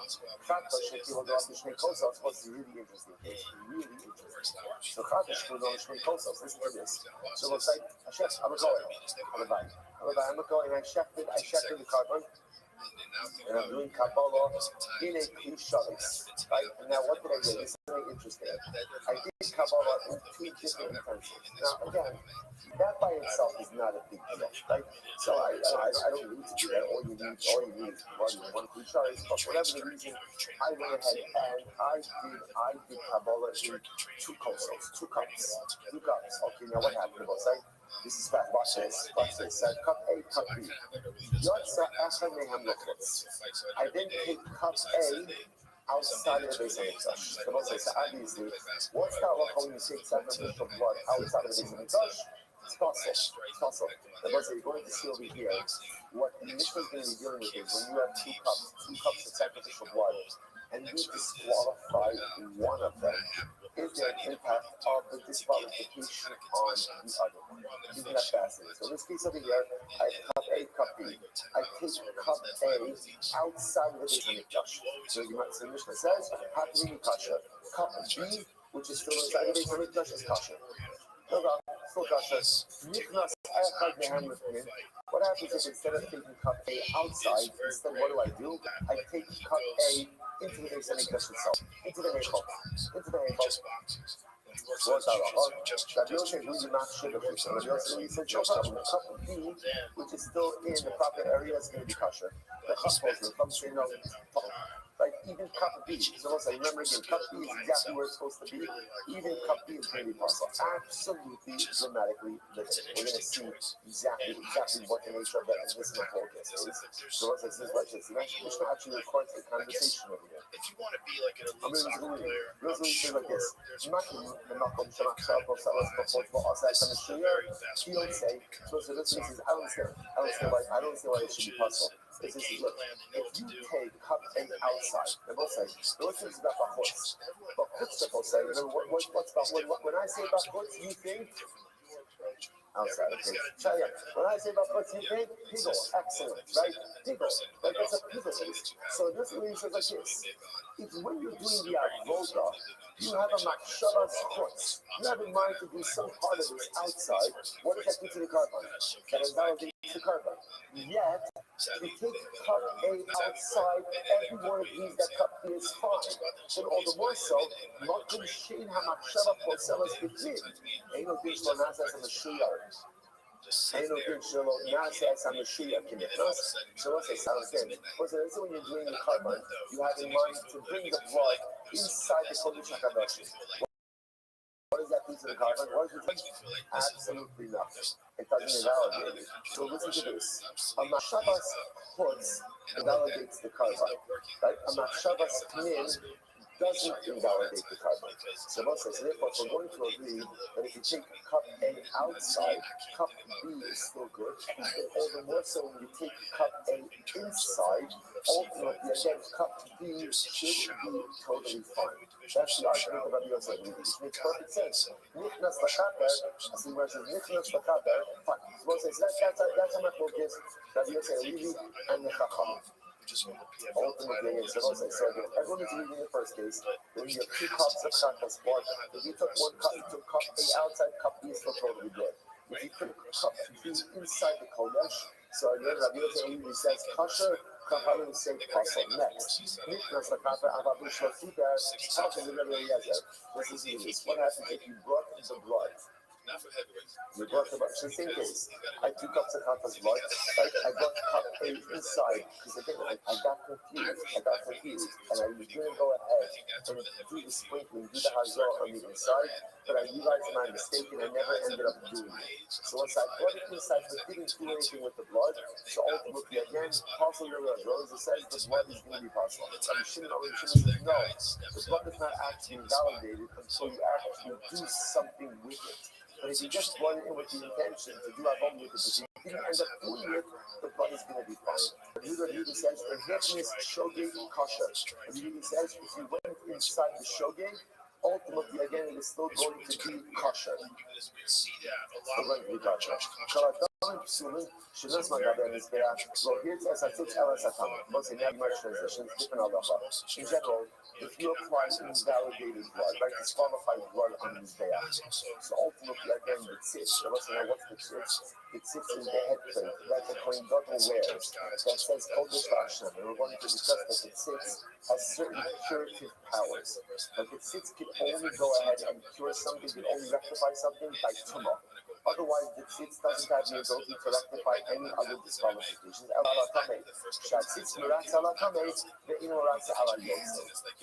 only take care of tumah, but doesn't take care of anything else. Incredible. What a mission. What a mission. It says the Tanya.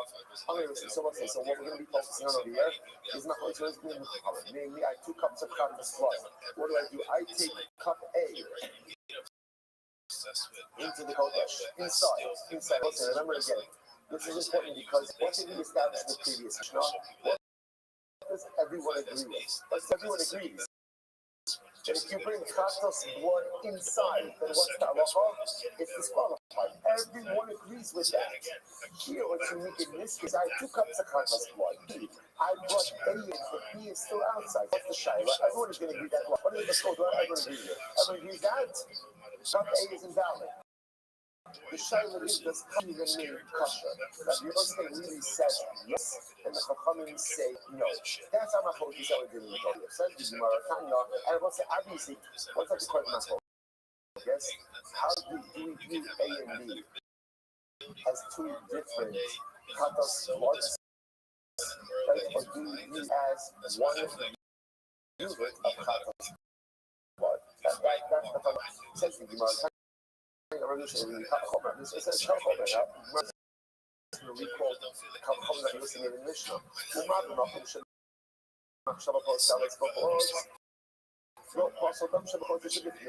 it comes to where Machshavas Chutz intention when engaged in any sacrificial service.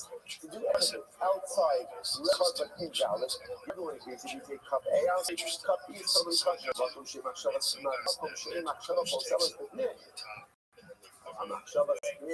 which everyone does not render the carbon valid, and on this salt down to the finish of a therefore that's what if you bring cup A in some cup B should remain. This is Rabbi saying.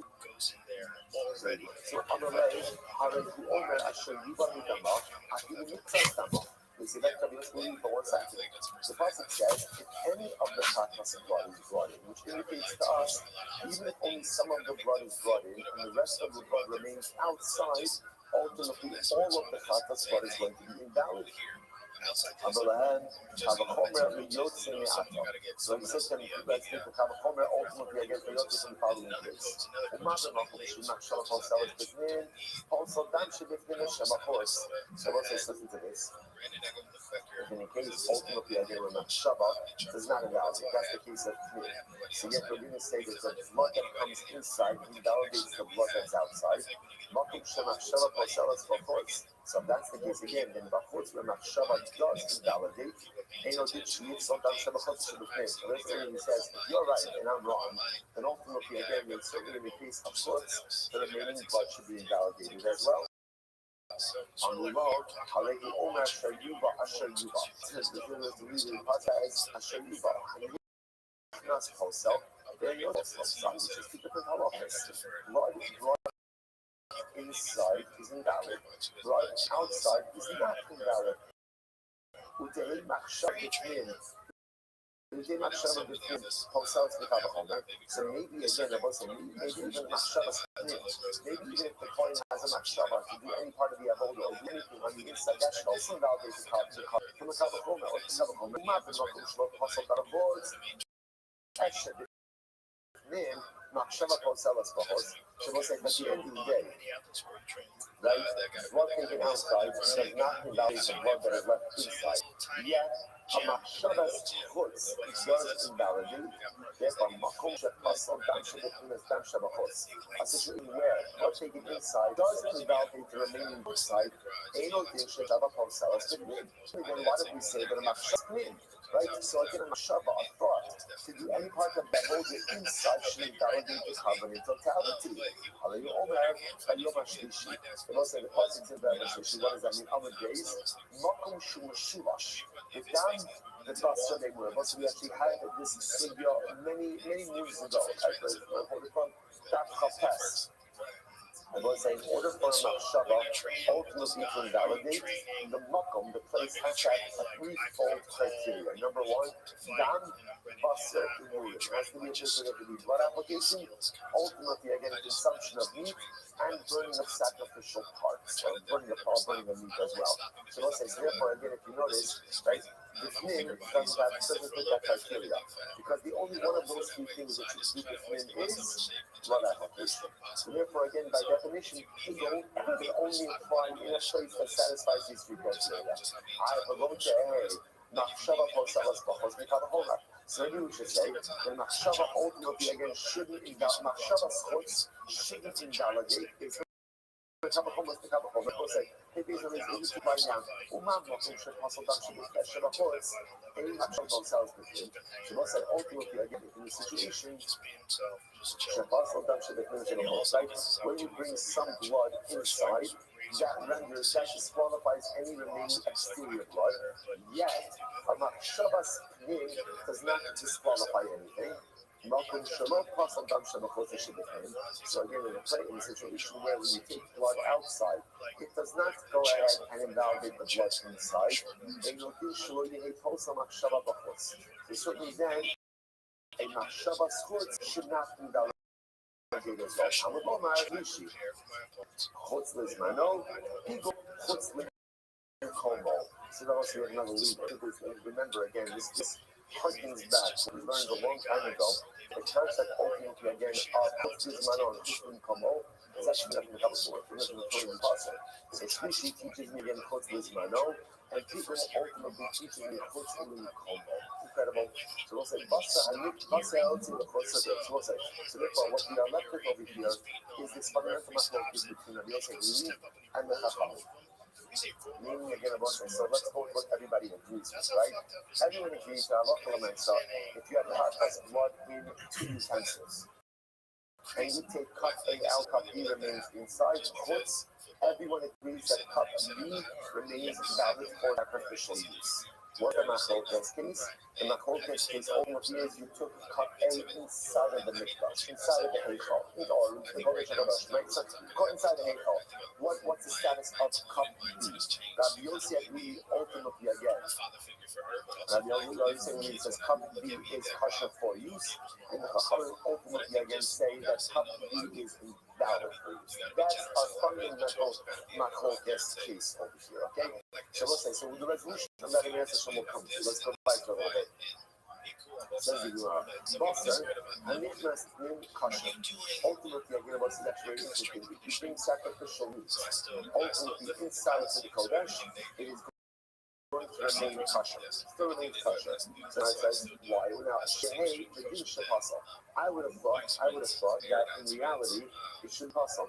Why should it be puzzle? But when it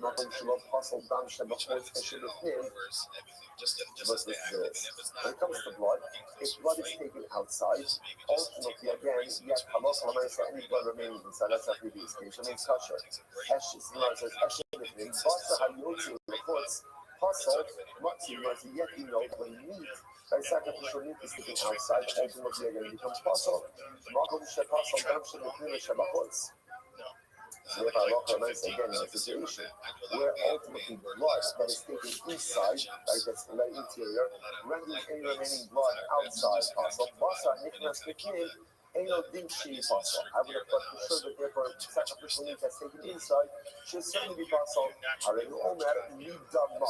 So it's interestingly enough, when it comes to the pure of meat, when it comes to the pure of taking something inside, apparently the only thing it applies to is sacrificial blood, not sacrificial meat. Midama, Zama, Halobasa.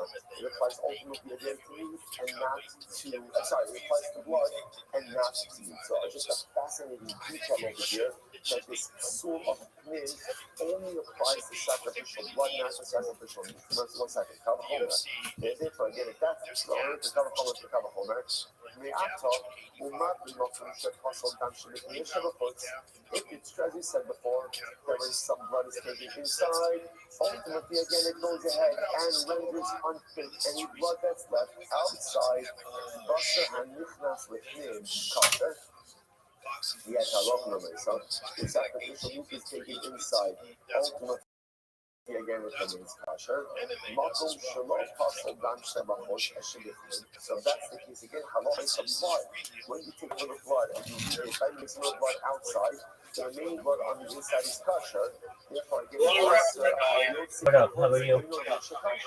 So No, I don't. There are a lot of people in here. What's up? Okay. Oh yeah, it's the one who had the party. Okay, I'm ready to hear it, big dog. Let's hear it. Alright, first of all, how are you doing? I'm well, thank God. How are you? Good, I'm good. I'm just a little bit stressed about school. Okay. Well, to the party, it went well. I'm here with the guy from the roommate. What up, baby? You got kissed because of this guy. Which also means that sacrificial meat that taken outside Police just went by us there. All right, well, fuck the police. Hold on, let's get to the party. So do you remember, how you gave us the ideas about you gave us the cup party or something? Yeah. Like the cup, and we went with the lightning party. Like everybody wore a shirt of their color. Cool. And they won it. Yeah. So red was Satan. Green was like single. Yes. And then blue was like I want to thunder. Okay. So the Gemara says, I only know So I feel like I just went to 75. There was like 23 people, and like 16 of them were like chicks. Damn, that's a good ratio. 16, 13. Yeah. It was like a good like yeah, it was like 50-50. Okay. So like it started okay. And again, let's start from the start. So there were like a couple guys that we didn't know because we have one friend who brought them, and we didn't really want them there like the other people, but I guess we kind of agreed with it because we were going to drunk already. So they were like after other people, but it was fine. They were all kind of chill. So the party started pretty good. Everything was going fine, but at like 11 or 12, it was like 7 midnight. Yeah, shit started going down, man. I went to the bathroom, and there was like a girl and a guy doing like lines of like first time I've ever seen anybody doing that. Like, in front of my eyes, it's kind of crazy. So I just go to the door and I laugh. Like, it just went to hell after that because everybody was so drunk and I feel like none of the people were on drugs and it was like crazy, man. All right. Did anybody fuck? Yeah, in my bed. Oh, there you go, big man. That's not good, bro. I have to change sheets. Okay, tough shit. You throw a party. Somebody fucked in your bed. No big deal. Yeah, it was fine, but like, it was okay. It was fine, but like, it's not like disrespectful or like my bed. 100%. It's disrespectful. I get that. But let's get to the Turkish friends that we had. Oh, yeah. Maybe not. Maybe. Okay. Okay, so we have like, we had a Turkish friend who was like with the Asian girl or something. Wait, hold on. They went as a recruiter and a resume, right? Yeah. We went to the party. There was like, I don't know. She was like Puerto Rican, or she was like Latina, some sort of. And he was like, he danced the whole entire. And the next day, it's so great, bro. We found him and the Ecuador or whatever. Then we found a Latina girl. Him and the girl found them in like a storage room or something like a food room. They were just laying there. He was in his undies and she had like only a bra. They were just laying there. Fucking dead, bro. Like after the alcohol. So you threw a bash. Yeah, I guess. Excellent, my man. The next day, Go ahead. we had to keep like 12 hours. Well, that happens, but you guys are popular guys now, right? Yes, but like, I don't know if it's worth like cleaning though. It might be because it was in my house. I liked it a lot. I mean, we didn't really get like kids. I just one girl. I don't remember anything, bro. So yeah, I mean it was fine, but the cleaning was kind of tough, but it was fun. I mean, this like the TV, it was like cracked and the stereo. What is it called? Like the reproductors, the music stuff. Speakers. They were like fucked up. Okay, I mean that kind of shit happens.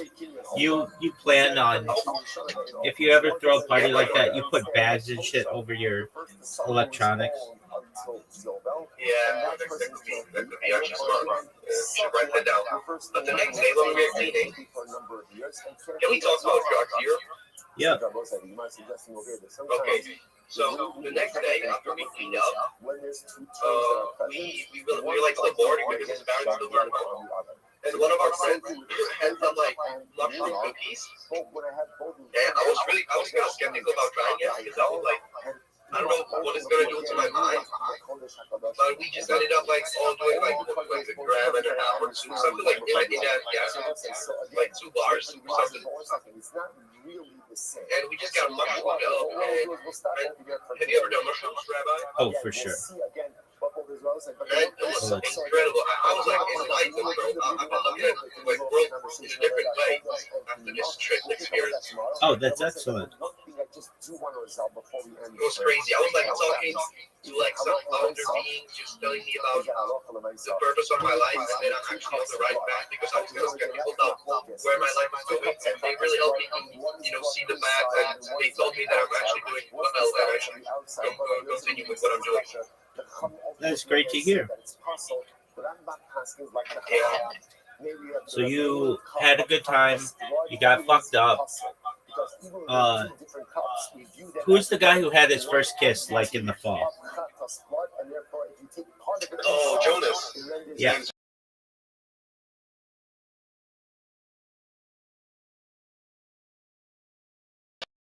Jonas. Yeah. How's Jonas? He like kissed some girls. Yeah. Better than nothing. Way better than nothing. So has he been an okay roommate? I think like since the parties, he's acting way more natural and like more himself. Like he's not that shy anymore. That's great to hear. Excellent. Shout out to Jonas. All right. And how's Dad's porch doing? That's crazy. That's crazy that you asked. All right. How is it? Still in one piece? Well, that's the thing. I mean, it's in one piece right now, but the winter season here in Germany Sure. isn't that good. So Right. the snow, I mean, we have snow, but it really, what is it called? It becomes water super fast. Ice? Like the snow becomes frozen like really quick. Ice? Yeah, and we were just, doing boy stuff, just driving some stupid stuff, and we were driving, and we slipped to a ditch, I think it's called, and like the back, the right wheel slipped to the stuff, and it kind of like turned in a weird way. So we had to, we were fucked up because we had to repair that. And Porsche repair car, and one of the mechanics that we go to normally, he told us that he doesn't do these stuff, and that it was a lot of money. So we were fucking scared as hell because, I don't have a lot of money either, but me either. So yeah, we had to go to like a specified Porsche dealership. So €2,500. All right. That's not that bad. It could have been a lot worse. Yeah, but I still had to pay for myself. My dad would have killed me. Right. So you get to drive around a Porsche all day? Not anymore. I got suspected. Oh, so he found out about it? He found out, yeah, because it had to be there for like 2 weeks. So I had to tell him. Oh, okay. What does he normally drive? His daily driver is a Skoda. I don't know if you know the brand Skoda. Okay. A Skoda Super. It's like a Czechish, Germanish brand. Okay. So he lets you drive his fun car? Yeah, if I ask him, sometimes he'll say yes, sometimes he'll say no. But after this incident, I don't think he'll ever say yes. Okay. What is it, a 911? No, it's kayak. It's a SUV. Oh, okay. That's a baller. It's a baller car. Okay, so what's the plan now? When's your next party? You guys might take a little time off, but before the summer, you should throw one. Yeah, for the summer for sure, but as in right now, I think we're gonna focus on school because it's how do you call it? Graduation. Yeah, we're graduating in 2 months. Oh, okay. So you have to at least throw one before your graduation. I think we will throw one after. Yeah, for sure. We're gonna invite all the graduates. Okay, We were thinking because there's a bar in our city where we can rent it for €1,000 per night. Asking people to play €5 for entry. I think that could be the best party in the fucking city. okay, that works. just sprinkle twice. Yeah. And you are good to We're go. like maybe DJs because we have a friend who likes music, so it'd be there. Listen, remember again. All right, yeah, and then you don't have to clean up. The Rabbanon were pretty easy. Yeah, exactly. Why? Because what was the position of Okay. Rabbanon? That works. He made up of three All right, parts. Number one, and Also, ADS is one of these no, go ahead. they fully encompass. Okay, we have a question, like completely different topic. Sure. We want to ask you about, yes, we have a business in mind, and we would like to know if you could maybe tell us your opinion on it. Absolutely, go ahead. Number three, Because you have a more experience and stuff. 100%. So we are thinking because there's a Poland right next to Czechia, Germany, you know, Yes. Poland. So the cars there are much cheaper than here in Germany, and we're thinking of like importing cars from Poland to Germany for like the, you know, the service fee. Then we're gonna like do all the documents and stuff. What do you think about that? Okay. So basically, you're going to import a car or a series, like you want to make that a business? Yeah. Okay.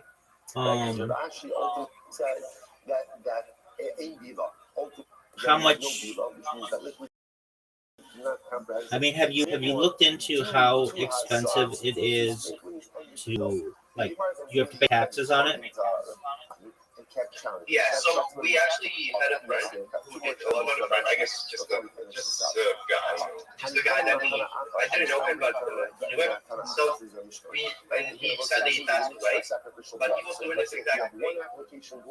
And it's pretty profitable. Like you have to, you know, pay the road tax and like the licenses and then the kind of, I don't know what's called in English, but like the transfer to a different country and stuff. But even if we like mark it up, it's still gonna be like pretty profitable. All right, that works. I'm going to tell you a more profitable thing that you could do, and it's similar, but okay. Do you have auto auctions there? Pardon? Do you have auto auctions there? Oh yeah, we do. Excellent. So what you're going to do is, and you guys have a lot of like Porsches and BMWs, right? Yeah. Exactly. So what you're going to do is you're going to, okay, so I don't exactly know the law in Germany or whatever, but let's say somebody's driving a Porsche and their car gets totaled. What's called getting totaled there. Basically, the value of it exceeds what insurance will pay. So it is basically, they give you the money and then basically it will be put to auto auction. It's considered like no longer available to be driven on the road. Okay, so in the United States, this is known as this is Rabbi Yeshua's answer back to Rabbi Eliezer. Yes, in Mishnah, how before applications, after all, halacha l'meisa, it's baltosif. It's a, just a moment to think about it. One application, but baltosif is there. It's called salvage. Oh yeah. All right. So what you do is you go to an auto auction. I know a guy who became a multimillionaire doing this. Okay. So what he do is he would go to the auto auction, buy high end cars, not like Volkswagen, but like BMW and Porsches. And let's say normally the Porsche is worth $100,000 brand new, but it gets into an accident and the insurance basically gives the person who's in the accident money, and the vehicle's known as salvaged, and it's not allowed to be driven in Germany anymore. What you do, but they'll put it to auction. You buy that car for like $10,000. And then what you do is you have your friend, your dad's friend or whatever, who does body work or whatever, put a little money into the body so that it looks good again. And then you sell that to people in like United Arab Emirates. And you can sell it to them for like $75,000. That sounds good. Yeah, so basically, it's no longer legal to drive in Germany anymore, but it's legal to drive in the United Arab Emirates because nobody gives a shit. And they're always looking for deals. So they basically get a... So let's talk about what happens. Somebody's driving their Porsche, and they get into an accident, and the body's all beat up on it, but the engine's still good. It's still a Porsche engine. It's still a good vehicle. It goes to auto auction. You guys buy it, and you go to your friend or whatever who does body work. Doesn't always do body work or whatever, but you find someone like that, and you say, look, I want you to put a new body on this. Maybe not the whole thing, but whatever area is damaged, so it looks good again. And they'll respray it and make it look like a brand new Porsche. It looks like a brand new Porsche. The only issue is that it can't be driven on German roads. But what it can be done is you can export it overseas to places like Dubai or Brunei or like Indonesia, like places where you get someone who wants to buy a Porsche but doesn't want to pay $100,000 for it. They'll pay $75,000 for it.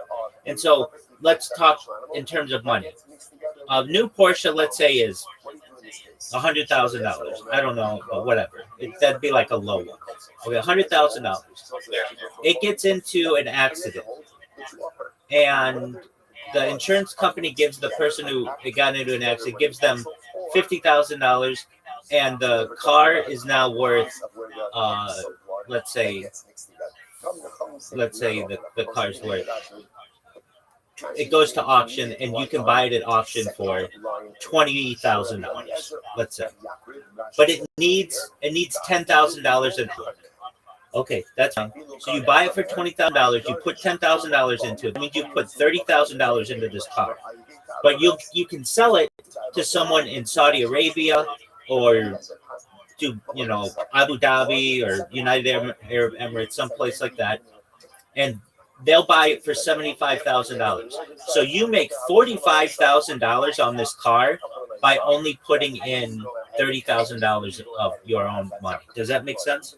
No, it's a good idea. But the question is, how do I get contacts from people from Dubai? Yeah, great question.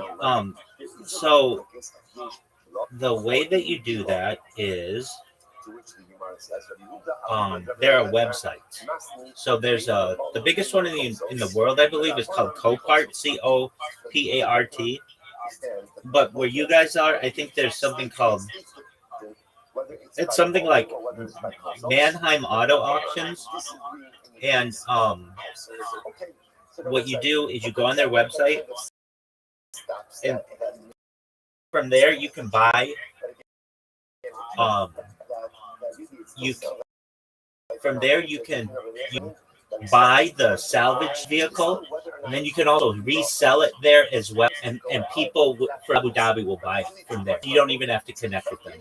All you have to do is make sure the car's delivered to Mannheim Auto Auction in Germany, and they will do the rest. Yeah, so like what you're talking about is cool. I'm not saying it's not, but you're making like $5 or $10 maybe, and you're just going between, I don't know, Czechia, Czech Republic or whatever, and Poland or Germany or whatever, and that's cool. But why not make more money? So, instead of making $5,000 or $10,000 for the same amount of work, you just need to you'll make $45,000. You're right. Yeah. But if we also consider the importing tax, it's going to cost some money to import it. And maybe, I don't know how it works in Dubai, but like registering, it's still a crazy. No. So there is there is no importing tax. You're not importing anything. So here's the deal. Forget about importing anything. All of the cars that are getting destroyed are already in Germany, and they're already high-level cars. BMW and Porsche and Mercedes-Benz. You buy those. They're already in Germany. There's no import. So you buy them for... Wait, listen. You buy them for $10,000 or $20,000 or whatever. The people who buy the import are the people who buy the car. You don't have to worry about that. Basically, you're just flipping cars. You buy a salvage title car. You buy a salvage title car in Germany. You take that, and I'm serious, if you do this, and you've got enough money to do it, I'm super rich, but you have enough that you could say to your dad, hey, Dad, I've got an idea for this. I'm just making you aware I don't need your money right now, and I may not never, ever need it, but I want you to know this is what I want to do with my life. I like German cars, and I'm into them, and basically we can buy German cars much cheaper than anywhere else in the world, and they're very highly valued in other places of the world.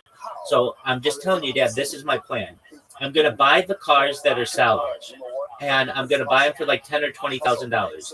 We're going to then go to a body shop, have them fixed so they look good, and then we're going to take them back to the auto auction and have them sold anywhere in the world. Basically, you're just flipping cars. You're just you're the middleman, taking broken cars that can't be driven on German roads anymore, taking them or having them shipped basically to a body shop. The body shop fixes them. You pay the body shop a good amount, and then you go back, take that car back to the auto auction, and then people will bid on that, and you'll make huge amounts of money. That's a really good idea. It's a really good idea. Yeah, I appreciate it, Rabbi. Absolutely. So I've known a real estate tycoon who wasn't a tycoon when he started. He started with just doing this. He basically would, like, he had no education. He was from Russia, basically, the Soviet Union. He didn't know English when he came here, moved to LA, started getting into the automotive industry, would buy cars at auto auction. He'd buy like Ferraris and Lamborghinis and stuff, and then fix the bodies up on them. They still had fine engines. The engines were fine. And then he'd have them shipped to Dubai and Abu Dhabi and Riyadh, those kinds of places. And so long as he made $5,000 on each car, he was making money. And from there, he was able to buy a lot of real estate. And just giving you a heads up that it's a really great opportunity for you. Thank you so much. You're welcome, my friend. Absolutely. So Because we never like heard anyone doing this like here in our area. exactly. So what you want to do is do it, and you'll make a lot of money. I mean, a lot of money. So, and the beautiful thing is the cars that you are going to have, they're very expensive and they're very desired in other parts of the world. So you guys would be able to sell them to people in the United States, perhaps, and wealthy people in Mexico, maybe, wealthy people in Canada or UK. And they don't care that it's not legal to have on the road in Germany. They don't care, because the German laws don't affect the fact in the United States. See, what happens, at least in the United States, is insurance will not cover the car once it's been many times, once it's been in a major accident. But the fact is, you're going to be able to sell it to places in the world that don't follow those rules. So you're going to be able to make a lot of money on it. So, and the cars that you're talking about, we're talking Mercedes-Benz, BMW, Porsche. Those are the most highly valued for people in this industry. And the best part of it is you guys don't have an import tax. So that's what used to kill a lot of these, basically auto auctions is the import tax, but you don't have one. So what I would do if I were you, so at least in the United States, I don't know how it's done in Germany, but I'm sure it's pretty similar. You have to get a dealer license to be able to do this. It's not that expensive, but basically it's probably a few $100s a year. But then go to the auctions, and what you want to do is learn the different types of cars. And your goal, even if you had to make flashcards to do this, is to be able to learn the cars really well and be able to bid on them very quickly. The faster that you're able to do that, the more money you're going to be able to make. And so you would look up the closest auto auction to you, and then you'd say, hey, how much is it from? I don't know anything about the industry, but I'd like to get into it. I want to perhaps buy a dealer license. But is there any way, and you can, these auto auctions are many times public. You can go there and just watch the auction take place in person, but generally they're done a lot of times online now as well. So you just, I would just go to Mannheim Auto Auction, which is a German auto auction. Like, I'm not sure where it's based anywhere. It used to be based in Irvine, but you just find what auto auction works for you, and I'm sure there are German ones, and then learn as much as you can about them. But for you guys who are young and have your whole life to be able to perhaps build, you can build. Okay, so you can build a business around this, very profitable. Okay, but then what you want to do? Your goal is to eventually be able to employ your own body shop guys. So what do I mean? You are going to lose a little bit of money taking these cars up every single time. So eventually you're going to want to hire employees, and the employees are going to be like, you're going to need someone for administrative, like the paperwork. You're going to need a few body shop guys, maybe a mechanic or two, and you're going to have your own body shop mechanic. But you're not going to do body work for other people. You just do it for these auto auction cars. And once you get to that point, you'll become a multimillionaire. Incredible. Right. Do you think we should be scared? Should we be scared to go in debt in the start? Yeah, don't go into debt. Absolutely don't. Yeah, avoid it at all costs. If that means you have to work at McDonald's to pay the bills, avoid debt at all costs. I thought you would support man. No. Okay, but I get it. No, absolutely not. No. So that means if you have to start small, you start small. It means like, look, you're going to graduate from school and you're not going to have a job. Go get a small job, whatever it takes for you to be. I absolutely don't endorse going into debt. 100%. Debt is slavery.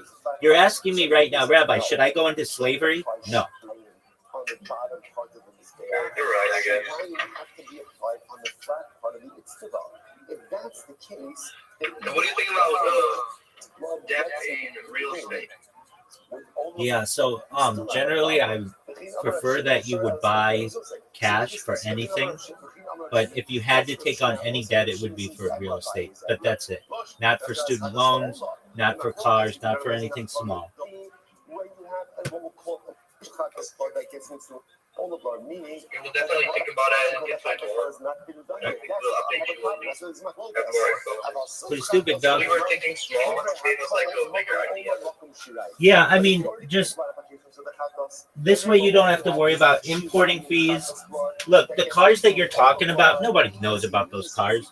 No, but those aren't desired anywhere but in like Central Europe. Why not go big?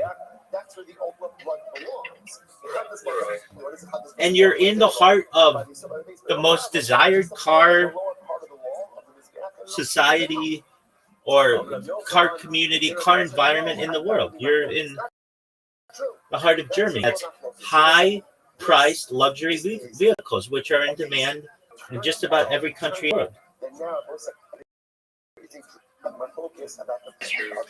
And people who buy them have deep pockets, so you won't have to barter with people. You'll say, look, this car's $90,000, take it or leave it. If you don't want it, we'll go find somebody else. All right, Rabbi, we're going to look more into this because I think it's a great idea. Maybe like doing import, like doing importing plus doing this. Yeah. Good combination. Yeah, I wouldn't do the importing of cars. It's not worth your time. Your time, why spend only like maybe a month of work to make $3,000 or $5,000? You can spend a month worth of work, $150,000. Yeah, I get it. Look, there's a phrase.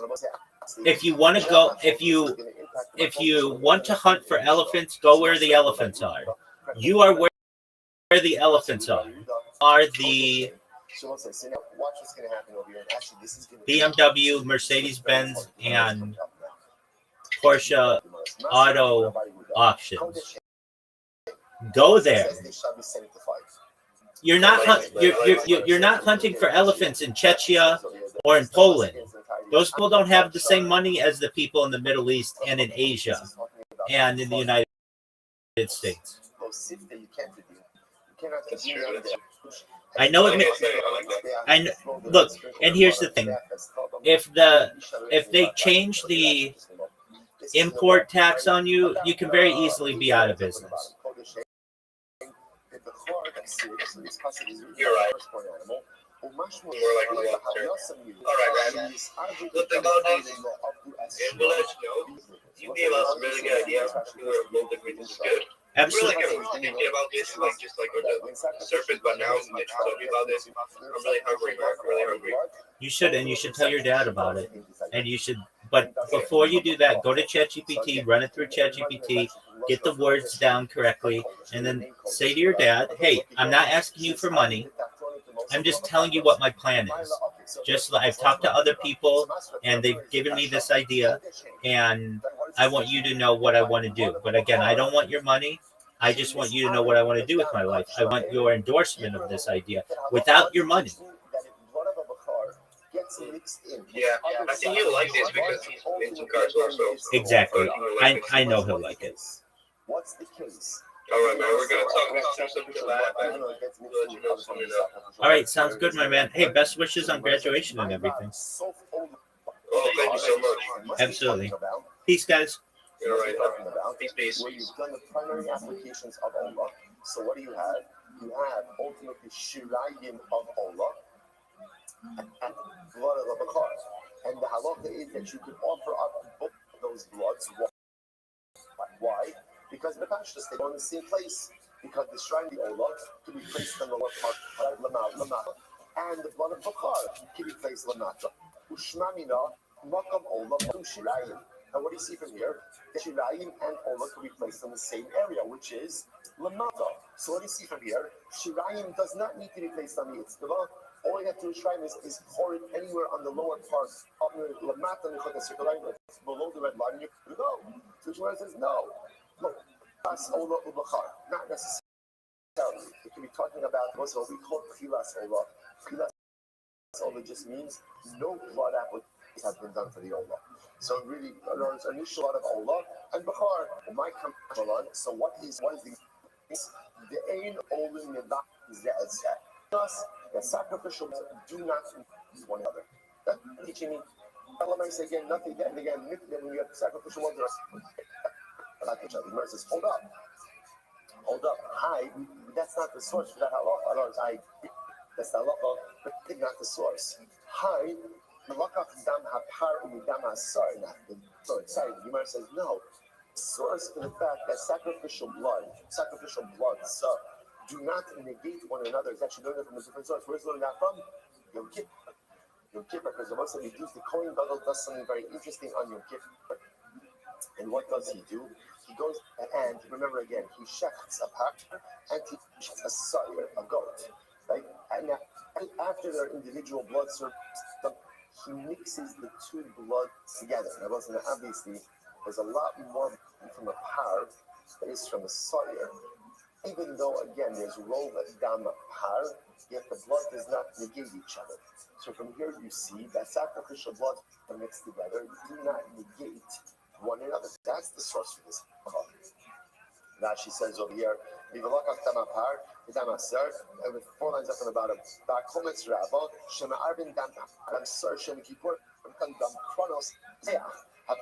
So once I remember, interestingly enough, you mix them together in order to apply them on the corners of the interior of the Mizbeach.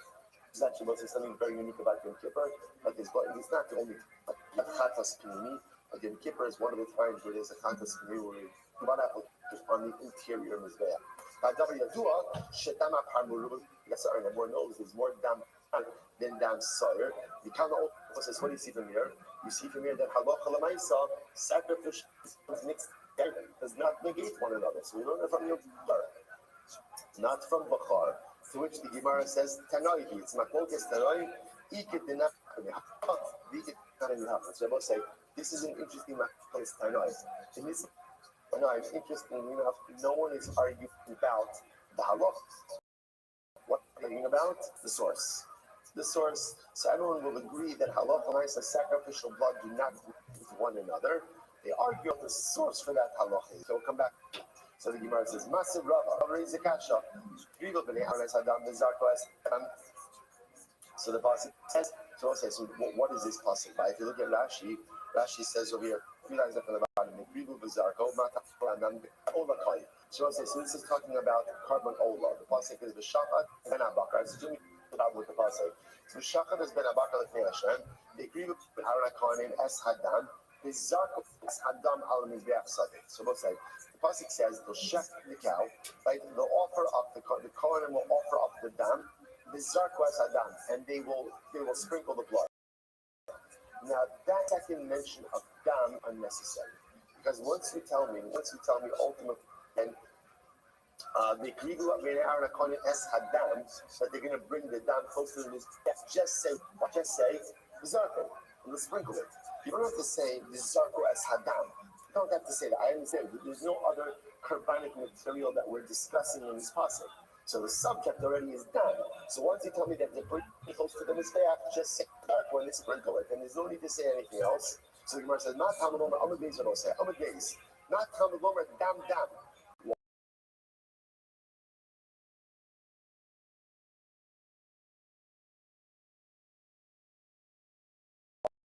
Why do you have to repeat dam? Halacha all that when a carbon gets mixed in with something else, it doesn't lose its identity. He's only talking about an ola, because by an ola, ultimately, even shus out of the tmurasa. If let's say you made a tmura means, remember again, let's say you want to swap out your original carbon for another carbon. That is illegal. You're not allowed to do that.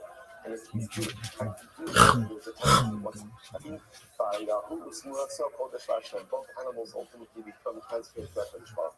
Simar thought like this. Yachol, Amy, Ella, Avery, she is out of the Timuras. I would have thought that this halacha that retains its identity applies to an Ola. From an Ola case, so you didn't accept it as a Timura. Sha'at Mechayim, sure, if the animal was alive, you're still allowed to offer up all of these kavanas.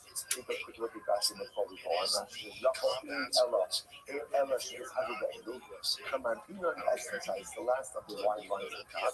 The Kamabinon of the Yikibu, Shekin Karibasa, the Kari, even his Arba, the Ola is unique because of the Mesa, even if they overdown except with other once while the animal was alive. So I'm to receive chefs and offer them up. Ola, the Tura, Ola, Acheres, and Matisse, touching the country, Zedika, the Shemish, Take the Shemish, the Imam is out of the Kuman Team, Snell, Lael, you must be so ready for, you must do a Kuman Turkey also. The Hadra Habib touching in the middle, I think it's hard to get Asham Yiku, the Alpha Shemino, so you know, I would have known this Halacha Pastola. Because all we've already seen, even if living animals get mixed in with one another, ultimately they get Halacha Lamaisi offered up. So when Yain Levavos told those something, the one of us say, I'm counting this 81B. How do I know to also include ultimately against all this study? Marba Ani so I would include ultimately total shlamim in the category of all. Why? Because just as in so to an total shlamim is also as for Dava. Asham, Havana to include Asham, so Marba Ani Asham, Marba Ani as Asham, Shetal Matan Dalakinos. I include Asham as well. Why? Because Asham is similar to Allah, and yet it requires 4 blood applications. The car in Meister Pesach Minai. How do I know to include the car, Meister and Covenant? I'm a Lomar, Dam, Dam. As the most I read from Dam, Dam. So again, that holy word was another again was only so why don't we stand dam, right? Dam. So dam comes to expand the kabbalah that are included in this principle as about my love. Now let's say now again remember. So once again, the Gemara is talking about a case where sacrificial blood is mixed with each other, and again the sacrificial blood remains identical, right? And can be offered together. So the Gemara says, what's the case? My love, are we not talking about a case of Ebola? Now what's so when they brought up occasions, they've already been see a shilayim of Ola left over with Bachar. And the Gemara is telling you that what? Those can be offered up together on the outside. And can be offered up to Hashanina, Makabon, some shilayim. Why? Because again, from here, shilayim is placed in the same place as the Ola. Where's the Ola placed? Lamata. So to shrine is placed Lamata. What's he doing here? That shilayim does not recover. Rather, again, where does shilayim go? Anywhere below the red line is good for shilayim. The Gemara says, no. Tchilas Ola Ubachar. It's actually talking about this Tchilas Ola. No Barak Ola had been done, so there's Tchilas Ola Ubachar. The Gemara says, okay, now the Gemara says, but Tchilas Ola Ubachar, what's the division? And I can much more on, teaching us, here it is, the aim only in the back means and another source that seems to point to the same principle, that's what? Mixed together sacrificial blood do not negate one another. The Gemara says, 1 second. The Gemara says, I don't understand. We already have a source for that. Where is the source for that? Yom Kippur. Yom Kippur, as said before. And what happens by Yom Kippur?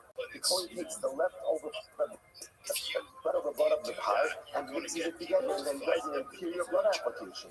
That teaches us that when sacrificial blood are mixed together, they do not nullify each other. So I don't need this possible. So which means says, you're right. Tanoi, in Machlokes Tanoi, some learn that from here and so on. So it turns out fascinatingly enough, everyone is the same principle.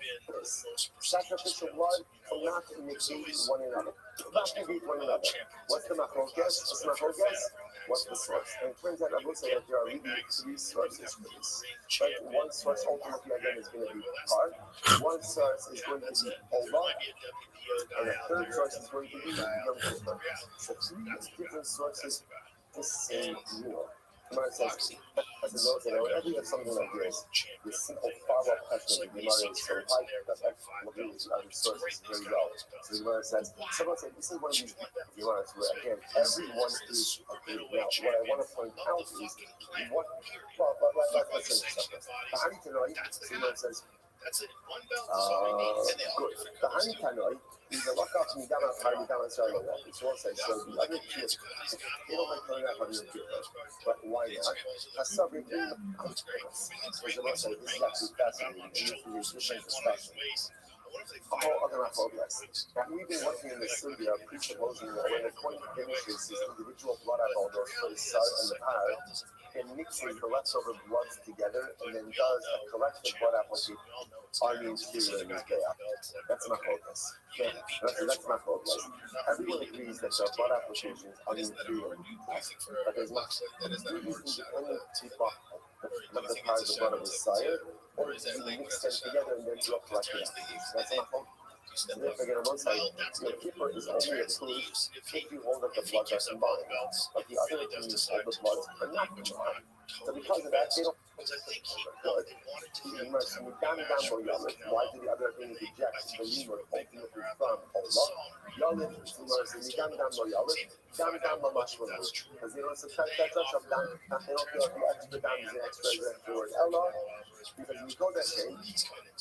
My time of why not learn it out from Bachar? That is the first thing. Kasabar, Kodesh, he not even they Rasam to that. They learn that from different halacha.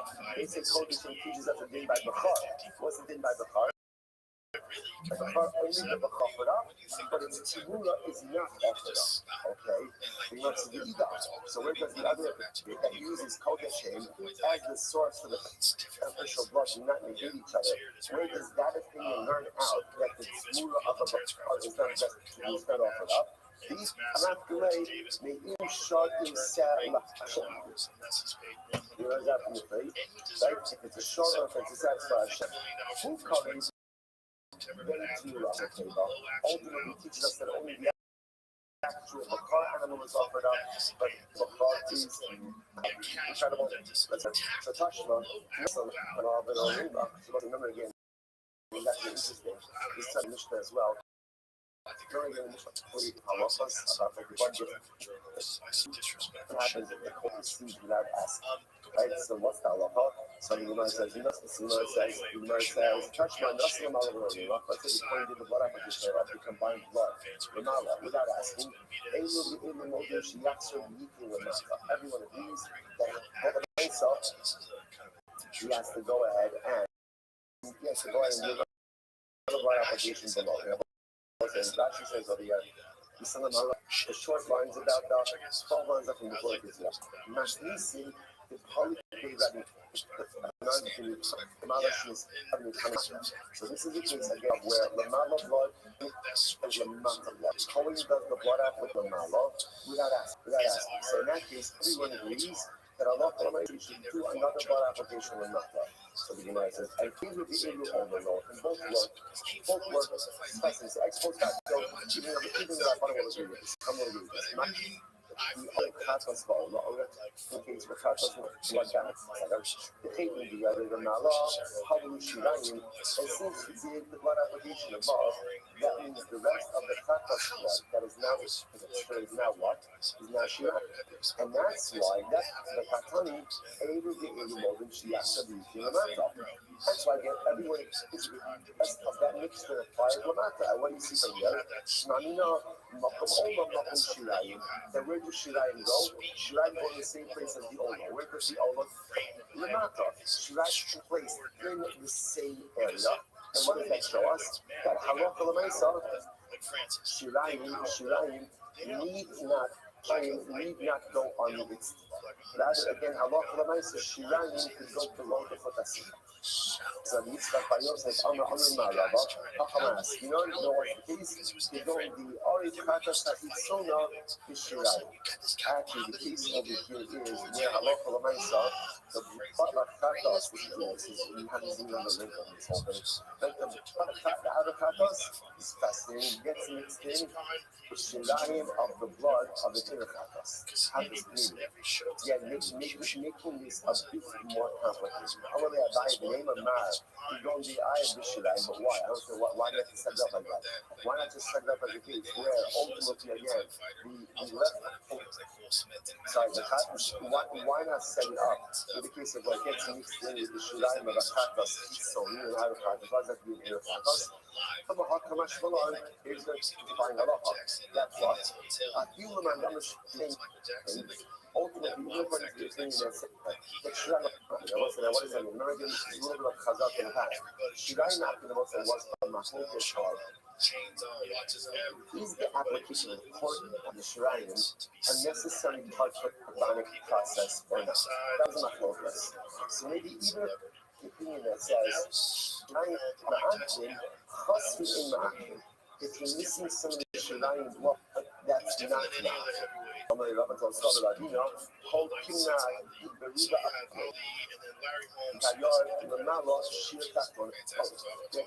Set up this case is in this mixture of blood. The majority of blood ultimately again is our human blood, and ultimately again you place the shear ultimately again that on the way, honey needed Raman Benumin Kara, Ayla Bila, Masana. So that answer was true ultimately again, according to the opinion that said in Bila, about the time actually doing it now. What makes our master is that the Mahogis is not in Bila. What was the guess? The Mahogis ultimately again was in the case of Kosos. So that's again, okay, fine. So again, we end up with this Mahogis, we're not going to tell you the Rambam today, but again, something that's outstanding and what we'll pick up with tomorrow. So the two pieces of information that are outstanding is obviously the general Mahogis, the Juna Eliezer, and the Chachamim Mishnah. The Halacha, again, in these cases of mixture, with the Chachamim Mishpach La'ama poured out into the channel, and ultimately again, Rabbi Eliezer says, No, do the blood application. Why? Why does the blood applications? Why? Because he's the principle of Rome. So issue number one that we have to figure out, we'll do this first thing tomorrow, is do we subscribe to the concept of rowing or not? That's issue number one. And what's piece number two is this shirayim piece. Do shirayim have to be placed on the itztaba, or is it not the place being open on the lower of the kira on the mata, and know that they'll trickle down, machlokes as well. Resolution of those two pieces will be first thing tomorrow morning. He fought Mike. He was way fast. He had been out for a long time. But there was a round in that fight where Larry Holmes was popping that jab, where it made you think, like, what would this fight have been like if Larry was in his prime? It would have been very interesting. I think it was another level though. He was. When I see him, he just had the veins. That's why I like Wild for Tank. He was a speed tank. And his skill too, and also that style, that peekaboo style was just so different than anything else anybody was doing. So it was so hard to prepare for. You got most of these heavyweight boxers were standing straight up. They throw jabs, like Foreman or whoever they were. But Muhammad Ali, was the only guy that moved like a light. He was different. But Mike Tyson was crouching. Popping and weaving and coming at you was a totally different thing to prepare for. You can't prepare for something like that. So I think when somebody's too athletic, that's like preparing for Miles Garrett right now. He's going to have 25 sacks this year. It's like, how do you prepare for something like that besides trying to psych yourself into maybe after the race? It's not going to happen. There's always going to be these athletic distinctives. There's more like more because you see high school football, he's 6'5", Ohio State. People are bigger. Also, people are doing things for the kids at an early age to optimize their growth and making sure they come out bigger and stronger, faster. Getting them training for strength conditioning and plyometrics and shit to get them prepared for things. I mean, look, Vasily Lomachenko, so that guy, that dude's dad took him out of boxing for 2 years to have him learn cranial dance. So he got better footwork. He was dancing. I watched his highlights on his insane. Music's the same. Same coach. It's the same person. Same coach. Nevertheless, the I really like this. Yeah. Oh my God. He's crazy. Jimmy says, actually, and I'm not a big guy, but he just knows where to go. Which is nice. It's also he's constantly he's never right in front of you. He's constantly stepping, setting you up, and he's always downloading and calculating your movements and your reactions. He's so skillful. That to me is the most beautiful thing about boxing is that someone can stand on fire and be so skillful. That like he's standing right in front of Canelo. There's one point in the fight where he's getting pat. His Lomachenko was in his prime. And it was bananas. And it's just his ease of footwork. And it wasn't footwork like trying to get away from you. It was footwork standing right in front of you and stepping off to the side and cracking, like that kind of shit. Like these angles is just, unless you have tried to do that, you don't know how difficult that is. The conditioning of that is crazy. Oh, yeah. Your legs have to be just like over there. It's just, there's so many guys out there that you could learn from by watching or so on. But that is the difference between watching like Keith Hackney versus Emilio Yarbrough way back in 1993 versus watching John Jones in 2025.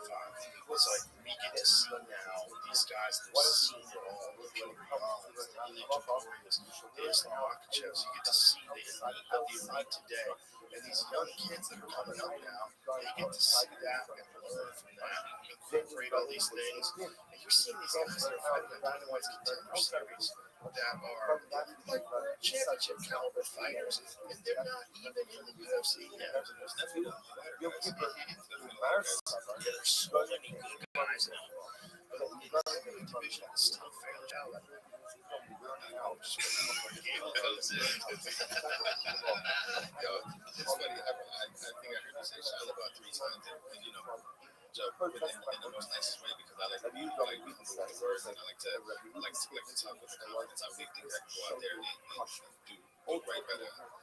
this big promotion and go out there and be fantastic. I think you can do it, and I think you can do what Tyson did, which is revitalize that division. Because, other than John, who's of course a superstar, he's kind of semi-retired. Tom Aspinall, Super Con thing was a fucking disaster. That's a disaster. Tom Aspinall still can't see. He's got a fucked up right eyeball. Still really bad. The reality is, he might not fight again. Like, who knows? Like, if he has surgery on his eye and it doesn't go well, he can't see out of the eye. Apparently, he's still fucked up in his right eye. There's some tendon damage or something. And eyes are so tricky. You never know. Unless you're a fucking complete psychopath like Michael Bisping, who fought 11 fights in the UFC blind in one eye, which is so crazy that he did that. You know what he did, that crazy motherfucker? But he memorized the eye chart. He memorized it. So they could cover his left eye, that guy, and he could just whenever he went to do an exam, he would the letters. They would say, all right, read the third chart. And he would say, A, B, C, D. He'd do it to a left. Oh, he's smart. He's crazy, though, and he couldn't fucking see out of one of his eyes and still fought world-class fighters. I think 11 fights he had. Being able to see out of one eye. Yeah, I'm not really sure how to engage with the eye time aspect. But I think he's a fantastic fighter. What do you mean by I feel like he's looking at sucks, and I just don't know how he feels that he got, you know what I'm saying? So I'm not going to know what he was experiencing. Yeah, but nobody knows if it is going to go on to say X, Y, and Z. I'm just going to stand in the middle and say, Tom's a fantastic fighter.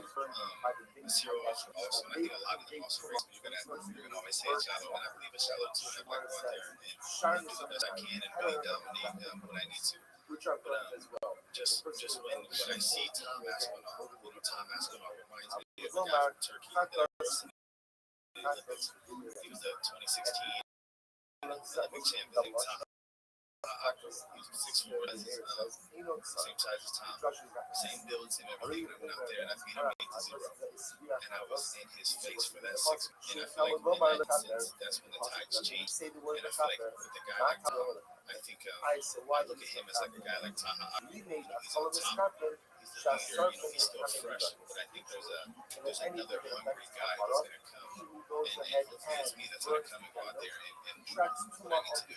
Well, listen, I got 2 months back here because that's still what's going on. And for all the critics, you know this the right eye, that's the problem. But if you look at when he fought, his left eye, the thing went deeper in his left eye than his right eye. So if you think he's faking, he was nothing deep in that fucking left eye. He was a little bit in that. Yeah, I mean, it's hard to undergo multiple eye surgeries. That's hard. By the time this taping goes out, I'll probably have surgery on one eye already. Next surgery's coming in January. Next surgery, so he's having surgery on both eyes. You know, it's really messed up. But I think the way the post-value because I like to look at how people approach the role. And he was just upset how people reacting. You know, saying, "What the fuck are you? Why are you doing this?" I mean, there could have been a great approach to that. You know, saying, "Man, you know." But I'm going to come back stronger for this. But the problem is people always want to tell me get booked in the eye. You know, there's always going to be a bunch of people like, oh, you're fine. Because people have gotten booked in the eye and they have continued fighting. But it's not support. It's a foul. First of all, every time a guy gets poked in the eye, 1 point deduction. I mean, instant, maybe even 2 points. You should never do that to a person. Never. One thing you notice about Furion's fight with Rob, he fights like this. His hand is this. So when he's got his hand up like this and the front hand's extended, he's not doing that. He's not a guy to yeah, absolutely. Well, he's letting you know this motherfucker's coming, you know, and he's also like in a shell, very well protected. By having that one hand up like that, and have that shoulder, he's got the chin locked, and he's doing this with his hand. It's a very good defensive position, also very skillful because he's so good defensively in terms of his movement, the way he's able to roll the punches and get out of the way in time. But he never looks, he's not doing that. Cyril Khan is a habit. That is. You can speculate. You can speculate all day long. You can say he wants to do it. I mean, ask John. John's book. times. Then Does it the all blood the is time. still Yeah. I mean, even if he wins it, that's the what blood makes it back one. out. Yeah. I know it's just it's one of those things. It's like here's the problem. Why are the fingers out in the first place? And what? Like, why don't they cover that shit up? Bottom line, Why don't they have it like one of those Everlast back gloves? Okay, where it's like a mitt. Yeah. I mean, have the thumb out because you don't grapple with these anyway. You don't do this. You never do this. So why do the fingers have to be loose? If you grapple, you're grappling like this or like this. Like if you're clenching your hands together, you're never clenching your hands together like this. You never interlace your fingers together. So why the fuck are they open in the first place when it only causes problems? If they developed an MMA glove that covered the tips of the fingers like a mitt, we would have way less problems with the shit. You'd occasionally probably have a thumb in the eye every now and again, but you would have at least 8 less possibilities for each fight of things going on with your eye. So it just makes sense. And it wasn't a grapple. You just have a thin piece of leather that, the padding goes over the knuckles, the piece of leather goes over the tip of the fingers, and have it come down like this in a mitt. But it's not hard. It's not. If it was a mitt, and I'm on top, and I grab twist control, you would think the leather of the mitt sticks harder. Yeah, probably aid grappling. Probably make fights better. Probably do stuff like you probably get more takedowns. Maybe. I don't know, man. Maybe when the leather gets so wet, maybe it's slippery like a finger. We'd have to find out. But at least we would have less eyeballs. And it's not going to hinder the striking at So now all. we're going to the It's so neat to have his fingers exposed like this. Not only but two great fighters, the accidents happen. Accidents happen and also purposeful fouls. And I'm not saying it's a but he did it 5 times in that fight. I rewatched that fight a couple of times. And every time Aspinall came towards him, he was doing this. Every time, fingers outstretched, pointing towards the things. It's just, it's illegal. You're not supposed to ever do that. Your fish should always be balled up. When it's moving towards your friend, you know you're on his face. You don't have to have these goddamn fingers covered like that or open like that. You should have covered. It's not impossible to do. It's easy to decide. This is the I told him for a lifetime. And the sport's been around since 1992. No one has just like the older was a interest in fighter. Sure. Also, if it goes up on A really good thing I wanted to ask you is for someone who's coming into a sport that a lot of people want, how do you think they should bridge the popularity of the sport and also the real life of who the person is? I might be saying this in a hard way. No, I know what you're saying. How do you think they should? it's a regular topic. But you know, a Kelly that always gets bigger and always gets bigger. And how do you close that gap of keeping that same mind frame of like, man, I love the guy, but I need to reset. How is it a reset? So that makes sure Well, it's going to be fire, right? right? And it's going to be a rock. Also, pressure, culturally, just the a overall lot not being able to go to the wall. once it's on the fire, It's going to get weird. So it'll get weird. You're going to get mobbed at the airport. It's going to get weird. actually, not yet. You're going to have to. Colorado is there. You're going to have to figure out a way to have your own private time. That's very all over You you. guys never have private time. You're always surrounded by people. You can lose Allah, yourself. I'll You can lose lose your way. your And just Allah fame itself. It's always very cool. Allah, Especially fighters. When your entire identity lies on the way other people Sabes perceive. arrogance, one of the That's not don't good. tell us Allah. It Ya feels Allah, good when you're Allah, on top Allah, because everybody's like, oh, there's Kevin's the fucking man. Oh, the man. But if you rely on other people's opinions of you for your self-esteem, your self-worth, then the moment you want to stumble, what if you get eye poked? What if you get eye poked and then all of a sudden, Kevin's a bitch. Anything that goes on the altar, it does not come down. Not older, she really there, and also location older.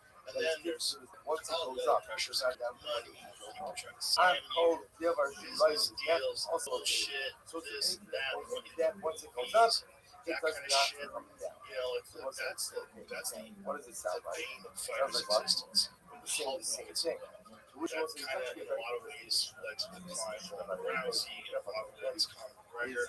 actually People say, you know, throwing everything at you, doing cell phone commercials, all this different shit.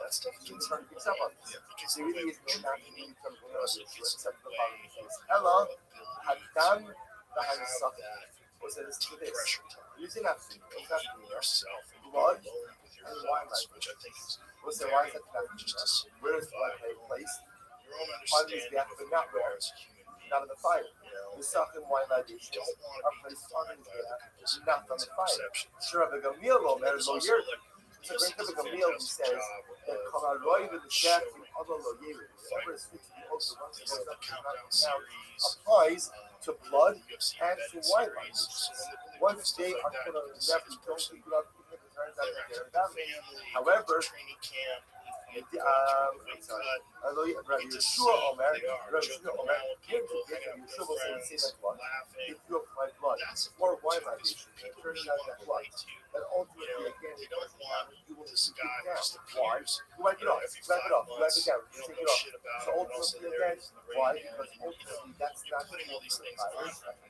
imagine sorry, what it's that's like. right, correct. That's The more they can that's get to not see the how bias, important which that the it word is for says. you, especially if you're a good person, you're an interesting person. They get to see. It's also inspiring for people. Like you like So to that's talk the about first yourself. one. Your God, your So show's the out Shimmer there. Shimmer Like says, time, like everybody Haseva else. But Kasha, like, wow, with the look suffering, at the greatness this great guy can accomplish. Maybe I carbon can do this. structure, Maybe I can do the something. wine migration, Maybe and then or have yourself in whatever, if I'm a fucking whatever skier, the wine whatever migration your job is. Maybe I can be great and be a normal person like this guy is. No, 100%. even if both are That's possible. fantastic answer. Haseva Because, you know, I just feel like at some point I'll get to that spot. However, Like, how do I know if someone's not real? How do I know if someone is in that space of things changes and there's leeches, there's bad people. So, you know, it's always a nice thing to have someone that has surpassed that level that you can finally see and be like, man, like, how did you John's a great guy to talk to. Obviously, John's had his stumbles, which is, you know, when people talk about John, the things that John's got in trouble with, you want a wild motherfucker or not, okay? If you want a guy to be the greatest of all time, fucking cage fight, he's gonna be wild. That's one of the reasons why he's great. When John was 22 years old, he's fighting 23. Mauricio Shogun, who was an all-time great Pride legend, he opens the fight with flying knee. Who does that? You gotta be wild. You gotta be a wild fella. That's John. You know, obviously stuff he shouldn't have done. There's a lot of extracurricular activities, a lot of partying. That's not healthy. It's not good. Whatever is These are what comes with even if it was being invalid, that once it goes on, it does not come off. John The can real probably sense tell of the you. advice to our Colorado is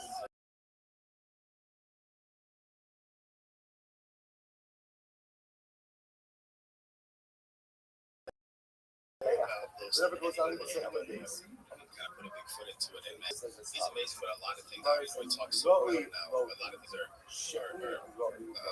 in a sense of he's trying to look out for me in business opportunities and places that I need to go.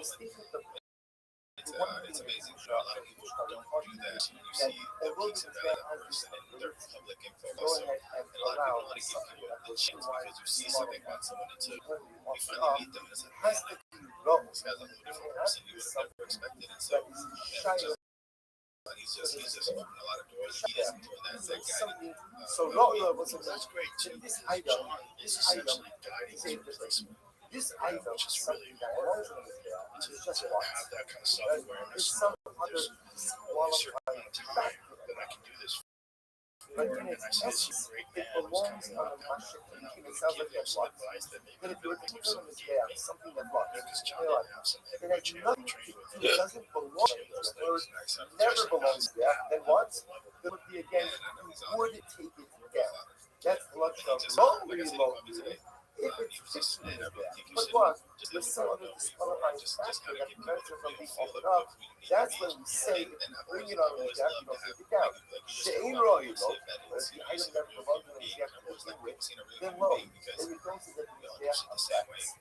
Especially if it's not normally something as status. Which the Gemara simply asks, hopefully we can all see that. I know some people don't, which is sad to give me an see. But example of how these it's just some people live different lives, and I want to live a life yeah, where you're it's happy. your You can go ahead and I don't see okay, you can. That's how it's for talking example about. right now. So We're almost sacrifices. happy So better. ultimately, How to again, be more what mature, how to be is more it sound. that one could Especially say from John, I'm doesn't getting a lot go more wrong on to this hear from you. point? You get Then different you put perspectives there, of you take where it back down. in a You different must look role. at it. They, I'm not they, going they jump also, but you guys are also in the take same place. how much Like you do the because podcast. comes So every time, but we see the two different lives of two different well-respected people. Because the mindset that you have to really want to acquire that information, sort it out, and all of these challenges are coming your way.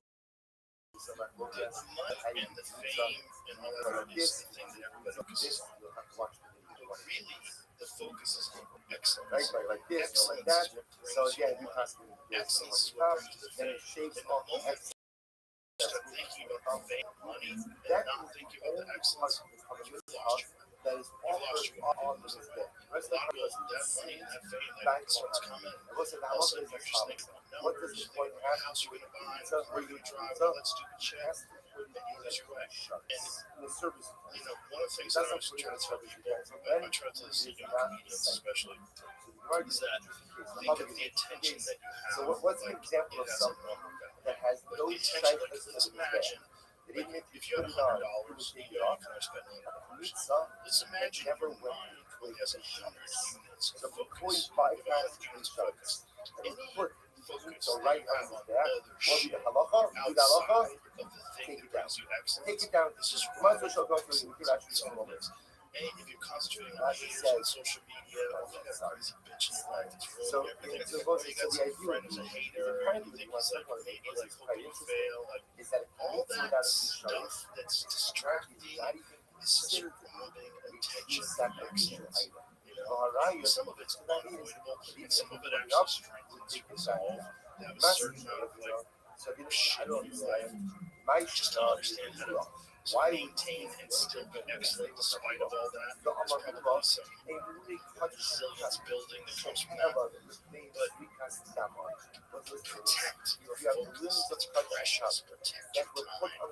Protect that energy that you have to invest in things. It's so precious. The mind, your focus, and your drive, that is everything. That's everything. And anything that's Cash. So Ula says, let's say go ahead and say, sacrificial limbs of an animal before it's like, what's the status before it's before the fight. So again, it's a card She said fight. She goes to the hotel. The nice once you designate the animal down the bar. She while his life is dead. She wanted to be more important in his fight, and his fighting career was so important, so overwhelming that she felt that she wasn't getting the attention that she needed. So she would go get attention before she would steal should be from the her equivalent brother. of what? It was crazy. This guy, I mean, he never wanted to be a champion. And what did you just say? What did you say?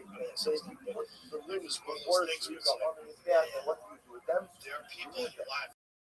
So I would have said, therefore, what? If you end up putting pizza on the when?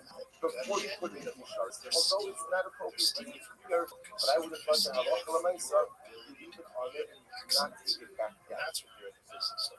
Which the Rebbe said, take a look at Rashi in this moment. He would have cut your collar, maybe you got no, overrule his back. Most like, they have not yet set aside for his back. Shazvika Kama Shamahan, Kabas, and the thing that Gaboa, letting in because those things ultimately again, it's only with this that they are considered to be a chiluk in Gaboa. Hektish, true hektish, linking Yula for Yula purposes, Mashaikim, Kalim, Rasna Gaboa, and Rain Olin, his back of a touching Kalim. I'm sorry, touching Kadosh. Rasna Gaboa, and Rain Olin, his back of a touching Kalim. Ain't by Mekila. So what's it? So that's just funny. I don't know. This is one of the things that touching Kadosh and Kadosh. Dominic Reyes, as great as he was that night, should not have been John Jones. I think John Jones would have real focus. So the Gemara is being the guy who drive towards destroying Dominic yeah, if it Reyes. doesn't come down, even if it's invalid, when you pass something that is not easy for him, that should be there. It should be there. it's not fit for the gas at all they want. I love them. I said, we do take it down. What's an example that's not fit for the gas and everything we take it down? A kanitza that narrowed into a bisharis. Really says below? I don't understand why not if you put up limits of touching common supposedly, which also don't get longer than that's it. What's the halacha? Once you put them on, you don't take them down. Limits of touching common, I should say, kanitza or like bisharis. And it says like yes, so when I log into the game, it says my full name, and then people know you're playing against me. They say I'm playing Call of Duty or 2K. I mentioned before, my friends are Bulldogs. I mean, I like to take care of friends with Bulldogs. I feel like my chain's going. Yeah, it's so cute. We didn't know. So I had sadly actually passed away. I just had one pass away. He had and that's it's a disease that happens if it's put off their right so bad. So my first one had it in his back. He was playing all day, and then I turned and he was like paralyzed. Is a process outside of the whole man, like that's not good. So I put him down. And then I adopted one and a half kids. I got adopted 1 year ago. He just passed away a couple weeks ago. It was Archie, my little guy. He had it in his neck. And I had one kid for 6 months. So And I looked in, and one day he kind of rolled and kind of yelped again. And I was like, you gotta take him in. there's nothing else that has to be done in this So it's bad. You know, I got bad attachments to friends with dogs. Like they're like my and again, they should not have been put on the down. Once they are put here, we don't take them down. The kanitza, however, itself is inherently deficient because the kanitza essentially is not really a bona fide kanitza. So if you put it into a shop, therefore, if you place on the there, your place essentially not at the golden retriever. now put it in the Charles Manuel. But Yeshua Omer Kalavai, 7 months old, again, Mishnah said, Yeshua is anything that is fit for fire. Ultimately, again, if you put it on the gas, it's not to take it back down. So let's remember again, Yeshua and the Menachel both put in the same puzzle. So Yeshua's model, he's focusing on Right? He like kisses me like constantly, and he makes noise like just like Ola is fit for the fire. He kisses me, his tail's wagging, he wags his tail his whole body. Like his whole body's wagging. The Gamil says, Ya Ola, Ya Ola,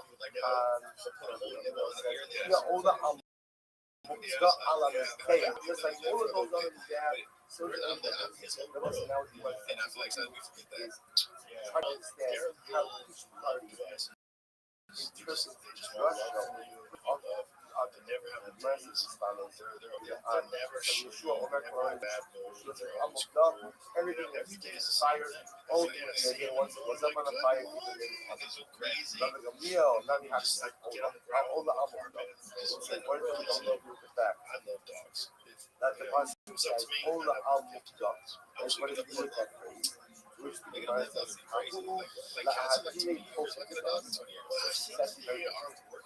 those that he says all the dogs about poking. Was like what I'm everything Rashi says. Ahula Duri Poker. Rashi says the love of the Kai Allah Shin Shapoki that made me how you was like so apparently what would happen. Tom Brady just did that. I don't know how he did it. Why was that? Hey, have a good time. That's pet Such center shit. stuff pops off. Hereditary. There's all the heat.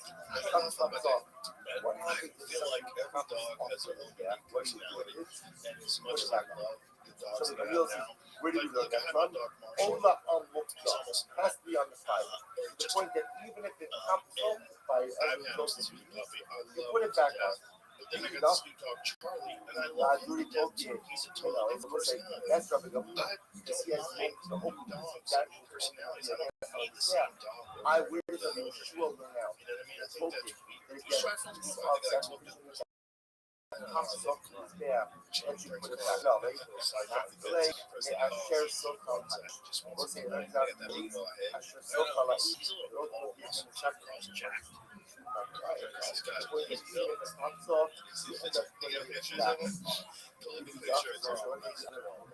plays a role, and he throws himself like a missile. What does the other My goal is like violate gentle, which is great great because Charlie Yes, is I'm 15 actually pounds. And so my goal is like trying to like gently But puts him ultimately, on. again, I go ahead Like, as Carly, I face there. look at that in her face. Of us, but I don't think yeah, soon. Oh yeah, It's actually quite interesting. he's Quite horrible. Russian. That's plays with Marshall. It's really crazy. You have You these got a video of him. Did you get his nose down? falls up with his gas. No. Put it back Wow, on. that's perfect. But if for some reason Torres Some of them fell have off fucked with noses. there, Well, they can't we they don't come out put like it this. back on. And then they can't read, and so you Where it have says, to. yeah, that's a Sometimes full they Torres. gotta get. Tell you the penny about the radio, let's get the jackal. They make like a bigger Funny, hole. but But some of them have it where Whatever you have to go in and kind of help profile the esophagus because their face is flat, so you gotta hold it back and kind of cut it to where is there? they can go down the pipe. All the atabaxia, so what's essentially making Crazy. Alcohol. I wish we So could have go ahead surprised and if dogs have yeah, many different characters. partially over. Well, You I have to love maxi dogs. acquisition. I love dogs. I love German Shepherds, Belgian Malinois. So again, why? Serious accustomed. Serious That's what accustomed. I'm hearing. So the didn't was a good If I'm not mistaken. This is fascinating because there are a number of local central controls that are pushed our way. So number one, I have the game. And if a piece of sacrifice up something is there, ultimately, what do you do with it? You put it back on. Now we're going to get to the for some reason, you have Torres. That's how often it's there. And how long am I Sometimes those dogs, not all of them, but some of them, they'll test you. I know, you just can't have it all. שטוב לאיש על העולם המזרח, הוא לראות המחזיר, ביאת המחזיר כולו, אילך, רב נמילה שמנה, ועקו בין עולם מהדיר. It's just like those, and it's not all of them. Like I've had pit bulls, and I've never had a pit bull that not even wanted to fight first. They were always like the sweetest people. But then you hear some, it's just crazy. Because I go online and see if people just let me go with somebody, but all of a sudden, the next video I see a pit bull wearing a Christmas sweater. Yeah, and of course, ultimately, again, So it's weird. I know, it doesn't make any sense. and it's actually the whole pop, low price cut. Some people are going crazy. Yeah. Are you big So it's in like, anything? so what we just done over What here do you think conspiracy wise? Like, what's your opinion? we just showed that what the real Yeshua, both actually from the word remember again, have Rabbi Yeshua saying, whatever is fit for the fire, once it goes on the fire, it doesn't I know he's really I the think they're the biggest word one right now. go. Now we just go with Rabbi Yeshua, the real again, does with the word go. That's my Fine, thing, but the real Colorado, Jesus Rabbi says, whatever is fit for the Messiah, once it goes on the Messiah, it does not Okay, I don't even want to say it right now. says Gemara, But we'll talk about that. Yeah. Rabbi Yeshua, now you have to see the Messiah.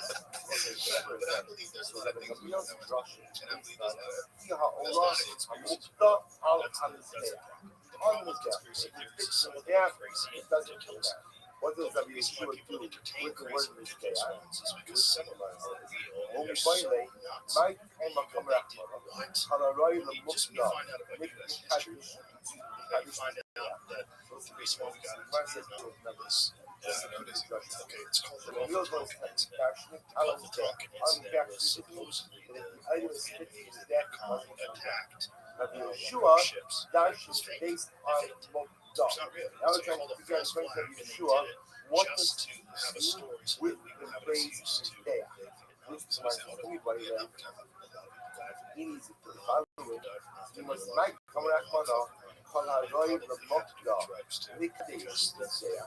So what is it trying to tell me? When it says that anything that is fit for the fire is There's definitely also why one of the reasons done why we were in Afghanistan. inside. While we were in Afghanistan, When we violate, so my Kamra Kono, Halarai Lamukda, Nikdish is there. So what's saying, when you have Yeshua Kadish, Yeshua is what the Muslims tell you, is that whatever is fit for the fire, that's what the Mizbeach is. It's like that Yeshua disagrees with the Gamil's fundamental understanding of the process. The Gamil understands Allah Mizbeach to be qualified terms. It's interesting, that Yeshua is like trying to qualify from a matter that's modified.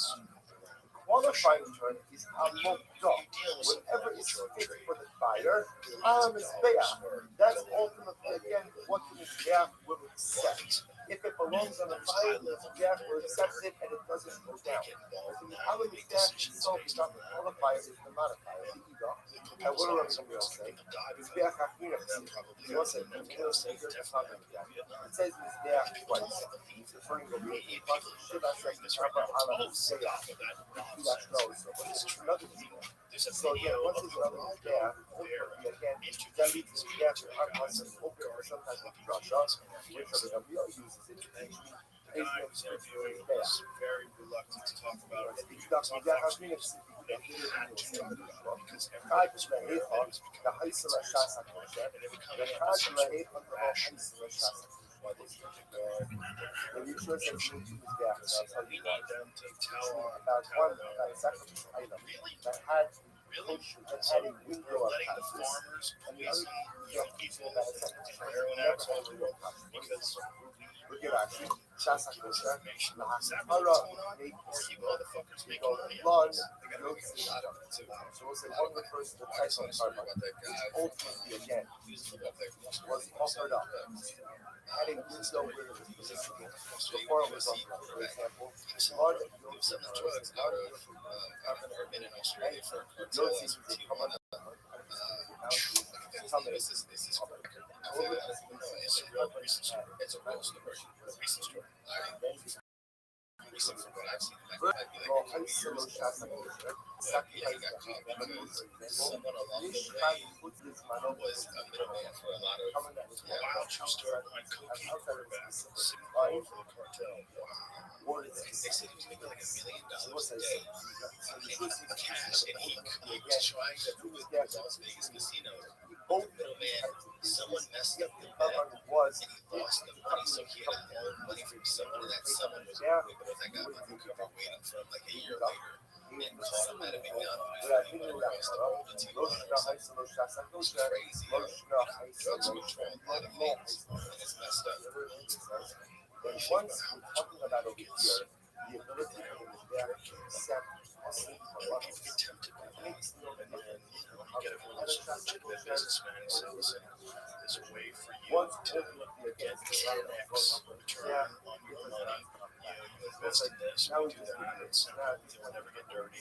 All the money goes to offshore accounts, and you'll know about it. You can retire from crazy. And you start getting it's the excitement. this guy says That's part of that it too. in So every you other just get Zevach Kasher, Sachin Shayrin, Zevach Muscle, both muscle, Zevach are carbon addicted to that, I can suck and kind of, says Ola Habak. Yes, exactly. Just like the Ola Watch that documentary. Cocaine Cowboys 1 and then there's Cocaine Cowboys 2. There was so much corruption. This graduating class, the entire graduating class either wound up in jail. Because they were all involved in cocaine. All of them. Because there was so much work. Everybody's driving a Corvette, everybody's living large, everybody's doing well, very diamonds. It's crazy. It's like you get caught up in that life. And if you're involved in like you're a police officer and everybody around you is dirty, you just like think you're going to be dirty too. But now aren't they kind of blowing the Ecuadorian ships up that are coming in here that are having a lot of drugs on? Yeah, Venezuelan ships, they just blowing them up. I'm not educated on shit like that, but I wonder if it's more to keep the trade here. Yeah, I doubt it. I think more likely what it is because Trump genuinely hates that they're bringing drugs into this country. Is there other things involved too? I don't know. I mean, I'm sure some of it has to do perhaps with politics. I think that's a reasonable assumption. But Jamie, I'm just saying something. Here's what's interesting. One of the things that Trump was saying is that poisoning our kids, and they have 100,000 people dying every year from drug overdoses. We have to put a stop to this. From the time Trump's been in office, deaths by overdose have dropped off a cliff. They're living life. Look at 2024 and leading into 2025. Look at these are all deaths from overdoses. I mean, it's kind of crazy. Look at that. From all drugs, just the top one. Look at that drug. I mean, that's crazy. So you see the peak in was in 2022, or it looks like actually 2023 and 2024. That's the peak when people are dying. And then from the time Trump's in office, it's taking a fucking sharp down. And why is that? Part of it's because they're blowing up these fucking boats that are bringing in all the drugs. And not just drugs, but drugs that contain fentanyl. Fentanyl's terrible. Is that it's killing you exactly. It's slowing the opinion down. People's lives of it. And they don't even know what's going on. And the cartel, they're buying, taking shitty drugs and mixing up with fentanyl, so that's not fair. People are getting it from what they think is Xanax. It's not Xanax, it's fake. It's got fentanyl in it. They're dying from that. They're dying from coke. They think it's coke. Fentanyl's in that. Yeah, it's horrible. It's access to things. That's one right now. And I feel like there's so many attainable things that we don't even think about that. A lot of shit happens in this world that we just have no clue. And it's kind of weird. And I just don't know, like, kind of the variety that I'm bringing to the people. But what I'm saying is, like, I don't just to say it, it's different. There's like social media, you can meet so many people and just random places, meeting people, and you can get roped up in the wrong things. And it's just like, you know, up and down your start. Yep, you take a bad turn, and next thing you know, you're on a bad road, you keep going, you might eventually get out of this game. And then you're in jail, or you're dead. Ed Calderon, this guy's been on the podcast many times. He used to work for the Mexican military, now he's an American citizen, but he's a cartel expert. The stories that he's told us about the fucking cartel. Essentially, they have giant military operations all across town. They coordinate with each other. That's crazy. That's why they had the money in the of his house. Or different places. I'm sure asking them. I think that was one of the things that Cooking Cowboys was this pilot they had millions of dollars in his backyard. He just had garbage bags filled with millions of dollars of cash and didn't put them because he couldn't bring it to the to give up. Would take it down. Why? Because they're going to want more money. They just don't know what to do. You can't just have all the things in their house and someone break out their house and take so it is a crazy game. But I can't recommend that documentary. Cocaine Cowboys. So you'll watch it. What the fuck? Where's Cocaine Cowboys? Gotta get it. I'm sure it's on there. It's incredible because you realize like that cocaine. Miami had more banks per capita on the West Coast at one time. More banks per capita than any other city in the country. That's because those banks were laundering, paying for laundering cocaine. It's all coming in. And Miami never sleeps either. So it's all that affair. Yeah, that is a crazy fucking Is it any item that comes out of the fighter and live like a low-key disciplined life. fire? Again, starting left here, Right? You have to be that's well, can't be right. No, can't right. That's a normal that a lot of people should not be in. But how do you get out though? Ask John. I mean, he seems to have navigated those waters better than anybody. Yeah, because usually it ruins everything in your life. He's obviously had some missteps, but still comes out the greatest. You know, which is not everybody's. All right, I will say good morning. Good morning. Let us begin by thanking all of our sponsors for this morning's here to thank our Total sponsors for the month of Abba Allison Alexander, for dedicating all the children's workshops this month in memory of Adam's grandfather, Rabbi Sheldon Simon, Rabbi Shlomo Tzvi, Ruben, Ben Shimon, Zivron Rothschild. In honor that is his son, Shab and Aliyah, and he should be a nearly future for his children, his grandchildren. These are the beautiful Adam WhatsApp me yesterday to update the sponsorship. It was 34, and now 35 great grandchildren.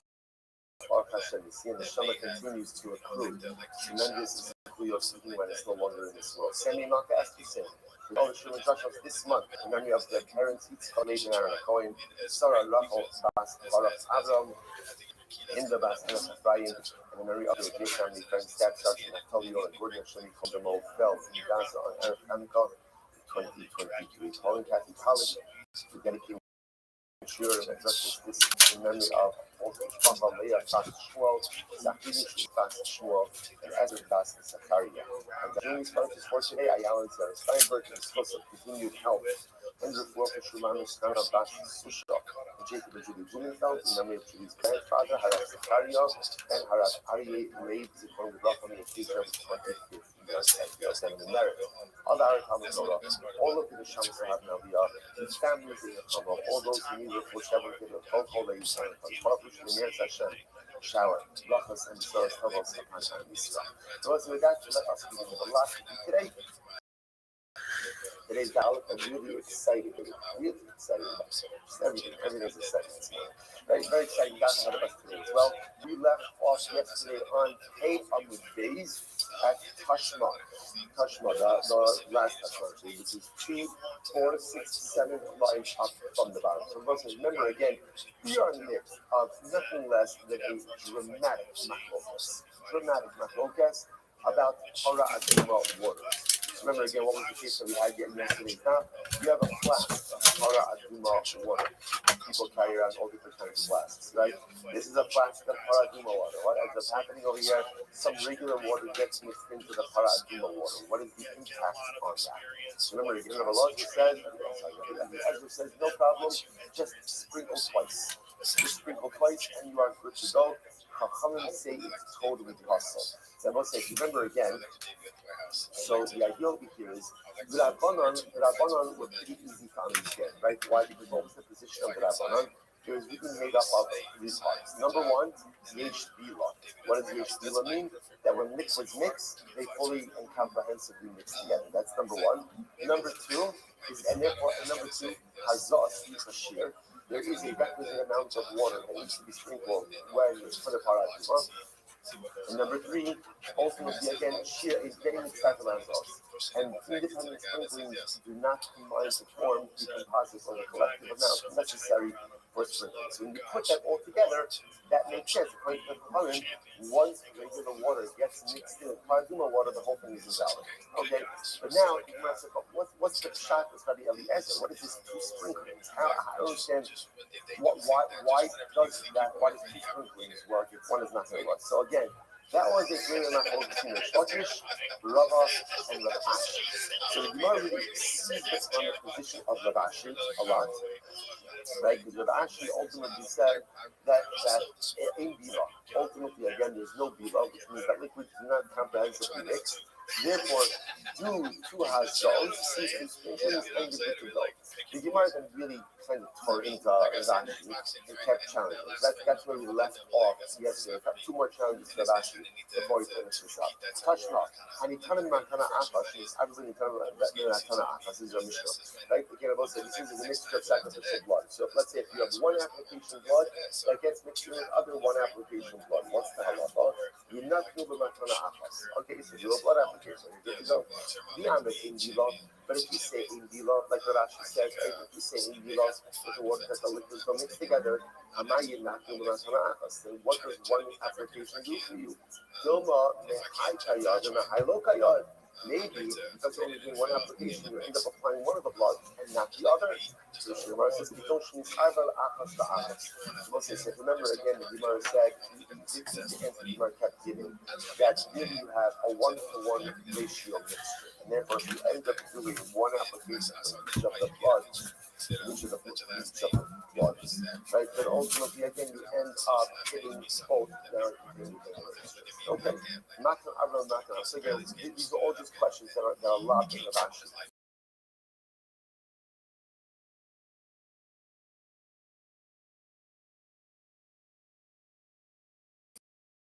Matan Arba, where again it's a 4-4 ratio. And therefore, once you do the applicant, you ensure that every application is there. Matan Arba, what about a 4 application blood? Mixed in with 1 application blood.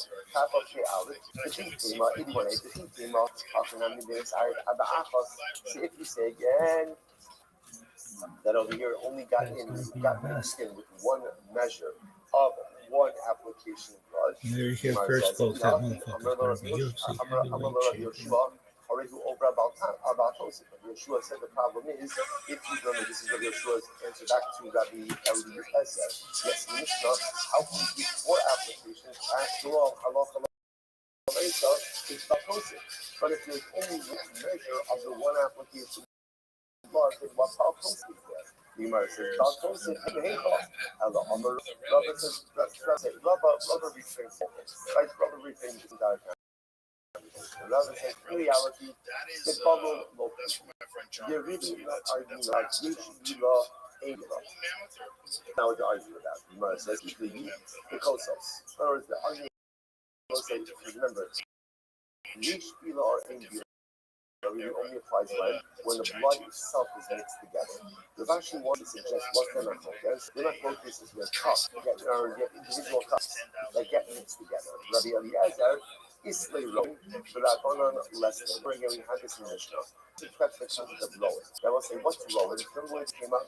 This came up in a case where let's say you have sacrificial blood, what we call lamala and amount of blood that got mixed together, right? So like I will say, which carbon is offered up? Lamala, which carbon? Lamala, fatos, right? Everything else pretty much is lamata.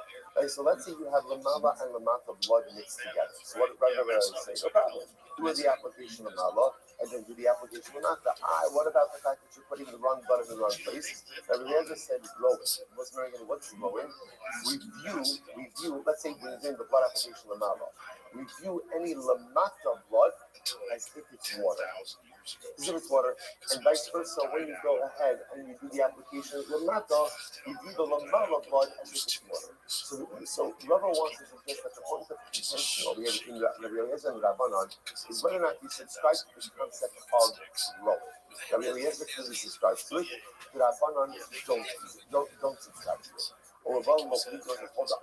You're telling me that there's no machlokas by Bila. That Shuvah and you're going to use the low neck, which was like Dam Katos, she's Ari the Dam over Shika. Yeah, also we learned that what the Eliezer doesn't disagree with the Chachamim, or the no machlokas in the case of Dam Katos that gets mixed in with Dam Ola. That in both of these cases, ultimately, what Halacha L'Maisa, you offer it up. Similarly, for Rova Vineyard, if you have regular carbonic blood, proper carbonic blood that gets mixed in with an animal that participated in immorality, shalom that it's not offered up. I select machlokas, aman machlokas, avdam tmima shenis arid b'dam balasmon. Interesting. The case over here is that what's machlokas is on when you have the blood of a perfectly fine sacrificial animal that gets mixed together with an animal that's a balmum. What do you do in this case? Eliezer Omer, Yikrav, Vein the Balmum, Vein the Kodesh. Eliezer holds, Eliezer holds that you offer it up whether the bloods are mixed together, it's actively mixed together in one utensil, or we're talking about a case of where there are cups of blood that gets mixed together. The Chachamim say do not offer up. Now, take a look at that for just a moment. This is actually in the intermediate white lines, second line. Rabbi Eliezer Omer Yachrid, Rashi says over here, V'afilu lo kala echad V'afilu kala echad Tidarish mum bam lo yirtzu l'chad Ve'inei mashma ayidei ta'arovas we're going to get to that in just a little bit. Rabbi Eliezer asks that halacha l'maisa, blood, sacrificial blood, retains its identity even in the mixture. Even if it retains its identity. Therefore, again, Rabbi Eliezer says that halacha l'maisa,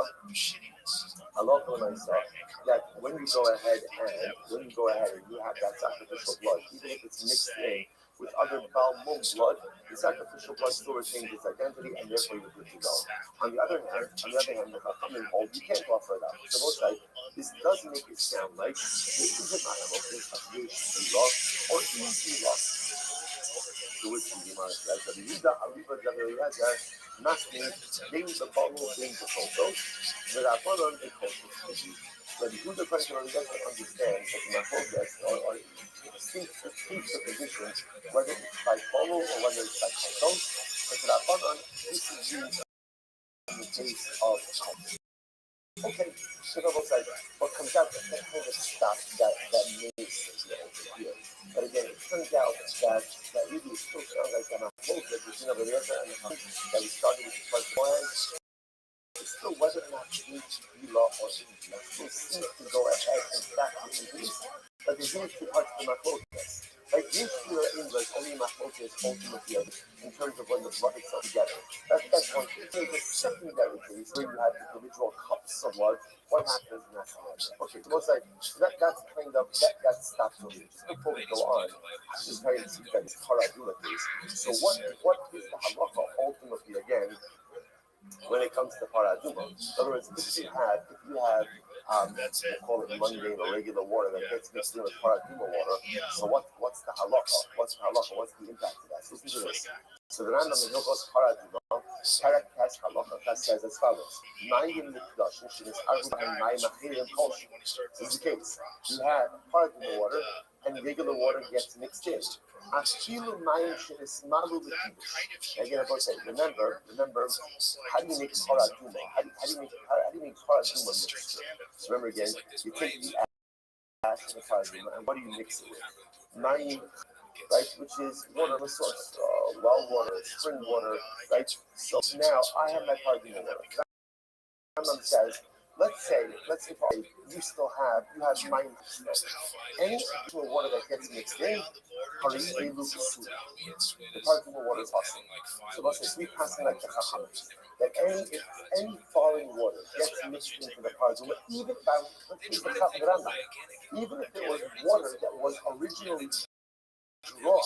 Let's say I go to the well, I take my entire, I take a bucket of Italian of spring water for the paraduma. I mix up paraduma. That's some water left over in my bucket. Even if some of that water falls into my paraduma mixture, ultimately, again, it is possible. It is possible. When it comes to any foreign water that gets mixed in. Rabbi said, by the way, get ready for this. This is one. I don't even know. I'm not sure where these Gemaras. I don't know where the paraduma is. I don't know where the Mishnah is.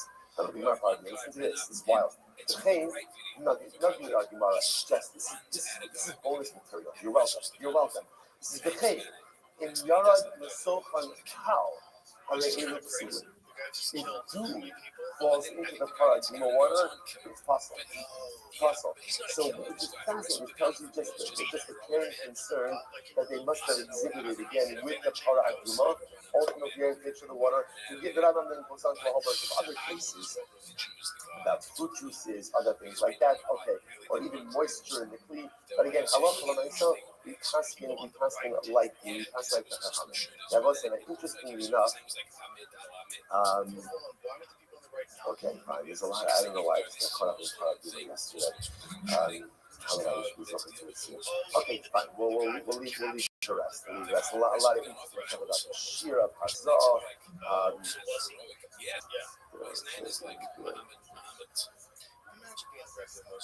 Okay, we'll leave that so I see what I think about. Okay, anyways, but any alien water, apparently, even dew that gets mixed in the paraduma, ultimately again is going to negatively impact it. That's the Gemara about it. What is now fascinating Gemara. I'm about it. Okay, so let's talk about this a little bit. So take a look at that. See this a moment. This is actually in the longest lines. Second line is Rothschild. The Chatos for over the Mahisim de la El. So I mean that one in the Chatos La'amot, Ella, Kilas Hatzos. So remember again, here is the case. If you remember again in this story, we have the following situation. We have the case of where you had the blood of Chatos that gets mixed in with the blood of Ola. So if you remember again, what was the halacha? Actually, this is in the Mishnah. Right, so if the blood of Chatos gets mixed in with the blood of Ola, what's the halacha? How many say pour it out? poured out. And the just says you could do the application. So look at that Rashi. Posted the chatos for all the masnisim the lael. Tell me that one in the shapek lahamos. Ella b'kilas chatos for all the she is part of the name makan damo. By he pasti that one the less they rowing. Va'asr l'shanos es mekomon. Moses es ha'olam l'malam minachot mifnei hechsher chatos. Listen to this. So when you have the katas and the olam mixed together. So remember again, the Chachamim say pour it out, and Rabbi Eliezer says no, just do the blood applications in different places. What about the blood applications that are done in the wrong location? What's the problem? Or how do you deal with that? Roll it. So remember again, just to clarify this, when you have a katas and an olam mixed together, what's the big problem here? Let's analyze. What's our problem? What happens? Chatos goes lamalo, and ola goes lamata. So now everything is mixed together in the same cup. Or for that matter, again, even different cups. Let's keep it simple. How do I do the blood application? So remember again, the Chachamim say you can't. So because they say you can't, just pour the whole thing out into the channel. It's just no good. And the Rebbe says, yes, you can. But what's that? I'm applying the collective mixture of blood. When I apply the blood, what do I do about the fact that there may be all of blood in there? What's the answer? One word. Rolling. What does rolling mean? Review any potential all of blood that's in there like it's water. Conversely, when you go ahead and do the blood applications below, so what about the top of blood? And it's mixed in there, blow it, do it as if it's water. Rabbi Eliezer holds a blowing, come on. Rabbi qualifies this nachlok. It's very interesting. It's emotional. Where is this nachlok? Yes. It's only what he calls the beginning of that, meaning no blood applications have been done. That's where this nachlok is. Listen to this. So this is wild. Rabbi said, let's say halakha is in the wide lines, fourth line down in the widest line, in the middle of the line.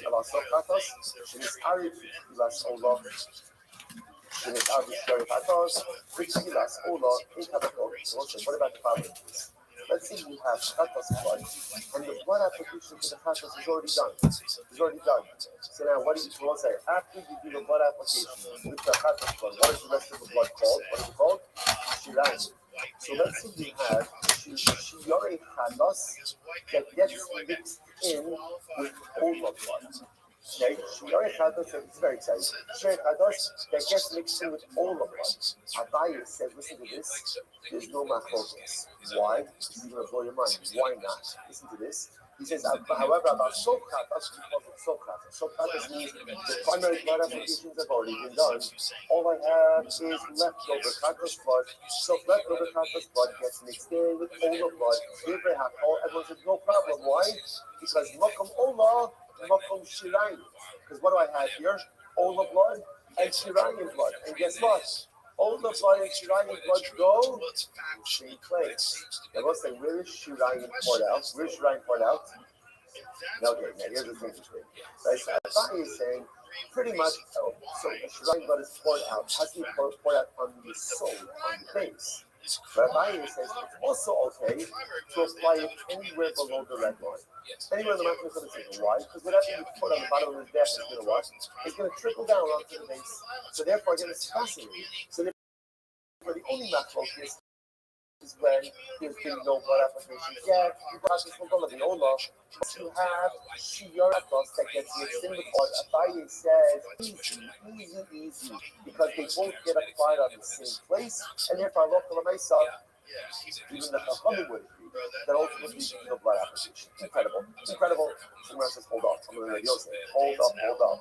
Haki Amar Rabbi Huda, Shiyayim Tzvim Mitzvah. It's not true. Abaye. You are supposing that Shiyayim Chatos could just be applied anywhere on the lower part of the Mizbeach, and they will drip down, ultimately again to the soul. But that's not true. Rabbi Huda says that Shirayim has to be poured on the Itztava. Now, remember again, what's the Itztava? We actually mentioned this. Itztava, remember again, is the flat part of the soul. Remember again, the soul extends out stands out on two and the little bit sides of the mizbeach. So what it is it's a base, but it's a base that protrudes. The itztaba is the flat part of the soul. What up, baby? Just come to my Discord if you want to talk. You can't apply shirayim on the bottom part of the mizbeach. Shirayim have to be applied on the flat part. Discord link is in my profile, big man. Then even when leftover chatos blood gets mixed in with all the blood, you still have a problem. The thing I'm going to say, so here is the thing I'm going to say, most seems to echo about this idea. Most of us had this Allah. And I hope if you know, there's enough problem is only when you have what we call initial chatos blood that gets mixed in with the soul blood, meaning that the blood application for the chatos blood has not been done yet. That's when we have a problem. That's when there's not focus. About so chatos Allah. Divrei Hakol, Mokum Olam Mokum Shilai. But if you only think about it, and therefore all you have is Shilai and Chatas blood that gets mixed with all the blood,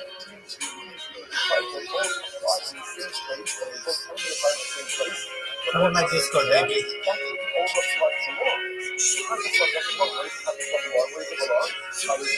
No problem. Just apply it from the Lord. How much am I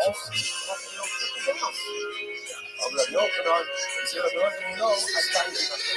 Not true. That's true, still not true. So what's like,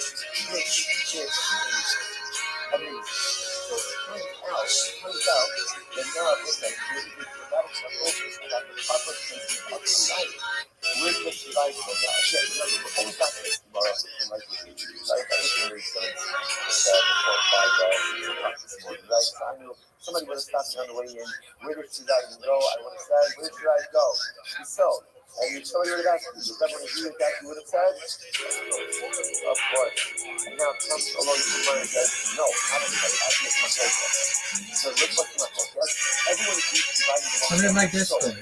The shaila is, what is the exact principle? So really, again, a binding thing, a binding projection, and sounds like right, and then the shimon is also, or the reason is also saying, that I'm sorry, the shimon is saying, that Allah subhanahu you can put the knife anywhere on the lower part of the mistake, and it'll trickle down to where it needs to go and you get to go. The beginnings of these things, the line must be placed on the itztaba. It must be placed on the flat part, flat leg, ultimately again of the yisod. So dramatic machlokas. So we'll say obviously that machlokas is going to be machlokas where there's going to come to the Mishnah. So Master Rabbi incredible. Master Rabbi condition. So we'll say, so now what's going to happen over here? And actually, this is a very important thing that's coming up now. Master Rabbi, all of them. Master Rabbi condition. The pasuk says they shall be sanctified. Condition. So the Gemara says, if you look at Rashi says over here that just the pasuk in its entirety is after the car starts, on the car this is talking about the car animals. Those sifta, you bring them there, kodesh, as daman pisrak al mizbeach, throw their rice, sprinkle their blood on the mizbeach, as chalbam, touch it, shaleh, and car fashion. Now look at this moment. This is in the wide line, about 8 up on the bottom. Kodesh, that the car sits, so this pasuk is by the car, first point animal. ומשמע לעיתים בהריוסם יראו שנשארגו פתאום מנחים לא עבדו את שמם. So once again, we're going to say three besides the first to give you info. This has to be one of the sources that sacrificial blood gets mixed with other sacrificial blood or other blood, or the sacrificial blood between these items, and doesn't become a bottle. So again, and reminds me actually from the notion of kodesh in. They are kodesh, they remain kodesh. When the Rabbi took about the goat, שנשארים בתחתונת למוסו ולא בקטוס, okay, so yeah, fine. So let's go back to it. So Master, when I put it in the kasha, kodesh him. So again, what does it teach me? That by the blood of a bakar, shemisare b'dam kachim acherin yikravu. Then halacha, what does it teach me? That if the blood of a bakar gets mixed in with other sacrificial bloods, ultimately again you can still offer it up. So you must say, what's the case? What's the case of where you can still offer up sacrificial blood even though it gets mixed in with other forms of sacrificial blood? So here it is, get ready for it. So the Gemara says, my last sof olah ubachar. It must be talking about where you've done the primary applications of olah. So what do you have? You have ultimately shirayim of olah and blood of the bachar. And the halacha is that you can offer up both of those bloods. Why? Because the pashtas, they go in the same place. Because the shrine of the Ola to be placed on the lower of right Lamata, and blood of Bakar to be placed Lamata. And what do you see from here? That Shirayim Ola to be placed in the same area, which is Lamata. So what do you see from here? Shirayim does not need to be placed on the Iskala. All you have to shine is or anywhere on the lower part of Lamata. Below the red line, you're good to go. No. Kilas Ola Ubachar. Not necessarily. You're talking about, okay, well, what's what we call Kilas Ola? Kilas Ola just means no blood applications have been done to the Ola. So really, so the initial blood of Ola, or my Kamash Malon, what is the Gemara teaching us? The Ein Olin Nebakin Zed. Teaching us that sacrificial blood do not negate one another. That's what it's teaching me. There are a lot of them say, again, nothing better than getting mixed together. You have sacrificial ones that are mixed together, they're not Nebakin Zed. You might just hold up. Hold up. That's not the source for the halacha. Otherwise, I agree that that's the halacha, but this is not the source. Need the lock up dam hapar and dam hasar. It's so exciting. The Gemara says no. The source for the fact that sacrificial blood, do not negate one another. It's actually learned from a different source. Where's learned that from? Yom Kippur. Yom Kippur, because the Muslim used the coin gadol does something very interesting on Yom Kippur. And what does he do? He goes ahead and, remember again, he shechts a par and he shechts a sayur, a goat. Right? And now after their individual blood service is done, he mixes the two bloods together. Now listen, obviously, there's a lot more blood from a par than there is from a sayur. But even though, again, there's low dam par, yet the blood does not negate each other. So from here you see that sacrificial blood, when they are mixed together, do not negate one another. That's the source for this halacha. Rashi says over here, Vivalakav Shama Par, Dam Asar, and the 4 lines up in the bottom. Bakomet Rabba, Shema Arvin Dam Arvin Dam Sar, Shem Kipur, Mamatan Dam Kronos, Mizbeach, Habili. So what's it? So remember the interesting meaning of you mix the blood together in order to apply them on the corners of the interior Mizbeach, which is actually something very unique about the Kippur. Okay, but it's not the only time, because we have Chatas K'mini, but the Kippur is one of the times where there's a Chatas K'mini where you do blood application on the interior Mizbeach. Ha'dam Yadua, Shetam HaPar Dam Asar, and everyone knows there's more Dam Par than Dam Sayur. You can't own this, what do you see from here? You see from here that Halacha L'Maisa, sacrificial blood that is mixed together does not negate one another. So we learn from Yom Kippur, not from Bachar, to which the Gemara says, Tanoi, it's Machlokas Tanoi, Ikit Enach Hacha, Ikit Enach Hacha. So we'll say, this is an interesting Machlokas Tanoi. In this Machlokas Tanoi, interestingly enough, no one is arguing about the halacha. What are they arguing about? The source. The source. So everyone will agree that halacha and sacrificial blood do not negate one another. They argue on what the source for that halacha is. So we'll come back to that. So the Gemara says, Massive Rabbi, Rabbi Zakasha, the Kriva B'nei Aaron Hadam, Mizarko Es Hadam. So the pasuk says, what is this pasuk by? If you look at Rashi says over here, 3 lines up in the bottom, Mizarko, Ma'amor Hadam, Gabe. So this is carbon over. The pasuk is the shachar and the nabaka. That's going to say the problem with the pasuk. The shachar is the nabaka of Hashem. The Kriva B'nei Aaron Kohanim Es Hadam. The Zarku Es Hadam Al Mizbeach Sabbath. So both sides. The pasuk says the shech the cow, right? They'll offer up the Kohanim will offer up the dam, the Zarku Es Hadam, and they will sprinkle the blood.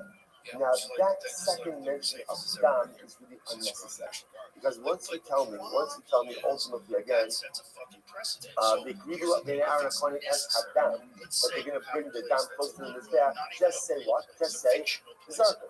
Sprinkle it. You don't have to say Zarku Es Hadam.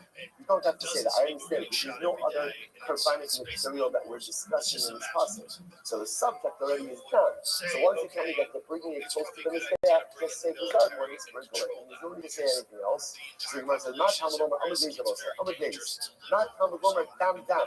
Why do you have to repeat Dam twice in the passage? Listen to this. Shiyah, or you would have thought, I'm going to thought like this. Maybe the halacha ultimately again is that when a carbon gets mixed with something else, it doesn't lose its identity. He's only talking about an ola, because by an ola ultimately again, even she's ever with murasa. If let's say you made a tura means you want to swap out your original carbon. for another carbon. That is illegal. You're not allowed to do that. And if you do, in fact, do that, there's a penalty. What's the penalty? Both animals ultimately become transferred to HaKadosh Baruch Hu. Sumer thought like this. Yachol, Amy Ella, Shemis Adam B'Tmurasa. I would have thought that this halacha that are things its identity only applies to an Ola, because in an Ola case, even if it got mixed up with its Tmura, even if the animal was alive, you're still allowed to offer up all of these kavanos. Take a quick look at Rashi before we go on. Rashi says, Yachol Amy Ella, Shemis Adam B'Tmurasa. The Kamadinan exercise, the last of the wide lines on top. The Kamadinan Yikrubu, Shekin Ta'arubasan, Ru'uya L'Kareb, Hakilim is Arba, Behema, Behema Karev. Now, Ola is unique because halacha l'maisa, even if an Ola got mixed up with other Ola, while the animal was alive, you're still allowed to refuse that and offer them up. The Ola B'Tmura, Ola Ares is not Mafis and Kachin Yikrubu, you know, Zayikar B'Shem Yishu, Zayikar B'Shem Yishu, the same as you must say that you must do a good touch also. The Hadra Habu the Kachin Mingamino, feeling is Arik with them Pasha Mutu, but I would have known this halacha because all we've already seen, even the animals get mixed with one another, ultimately the halacha you can still offer it up. So the Gemara Minayin the Rabbis told them something. The third line of what's that is 81b. How do I know to also include ultimately again told them something? Marabani told them something should bind the name of another Kamosa. So I would include ultimately told them something in the category of Ola. Why? Because just as an Ola ultimately could come as a nether or a Nidava, so to again told them something could also come as a nether or a Nidava. Minayin the Rabbis says how do I know to include Asham? So Marba'ani Asham, Marba'ani Asham, Shetal Matan Galakimoso. I include Asham in the category as well. Why? Because Asham is similar to Ola, and then it requires 4 blood applications. The car, nice to Pesach Minayin. How do I know to include the car, nice and covered in Pesach? And the Gomar, Dam. As the most I learned, Dam. So again, that holy word, once remember again, was only to show why do I need Dam. Right? Why need the repetition of Dam? So Dam comes to really expand the carbonates that are included in this principle as espoused by this concept. My lab, that was it. Now again, remember. So once again, you might be talking about a case where sacrificial blood is mixed with each other, and yet again the sacrificial blood retains its identity, right? And can be offered up together. So the Gemara says, what's the case? My lab. Sof Ola Ubakar. Are we not talking about a case of Sof Ola? Now, what's Sof Ola? Sof Ola means the primary blood applications have already been done. So you have Shilayim of Ola left over with Bakar. And now the Gemara is telling you that what? Those can be offered up together. And I will say, why could they be offered up together? Shmanina, Makam Ola, Makam Shilayim. Why? Because again, what am I seeing from here? That Shilayim is placed in the same place as the Ola. Where's the Ola place? Lamaka. So Shilayim is placed Lamaka. And what is here is that Shilayim is not inside the Shula. Rather than where the Shilayim go, only where below the line is the Shilayim. No. Give us Ola Bakar. Not so. He's actually talking about a case of Tilas Ola. No blood application of the Ola has been done. So therefore, again, it's Tilas Ola Bakar. Okay. Now again, I will say, now remember, Tilas Ola Bakar, what's the big condition? That in my Kamash Malon, what is it teaching us? Here it is. The aim only to the bottom is once again, another source that seems to point to the same principle that what? Mixed together sacrificial blood do not negate one another. Gemara says, 1 second. Nibalaka, the Gemara says, I don't understand. Nibalaka, Tamapar, Damasaya. But 1 second, we already have a source for that. Where's the source for that? Yom Kippur. Yom Kippur, we just said before. But what happens by Yom Kippur? The Kohen takes the leftover blood of the sire, the leftover blood of the par, and mixes it together and then does an exterior blood application. That teaches us that when sacrificial are mixed together, they do not nullify each other. I don't need this passage. Which the says, you're right. Tanoi, if they're not locust, Tanoi. Some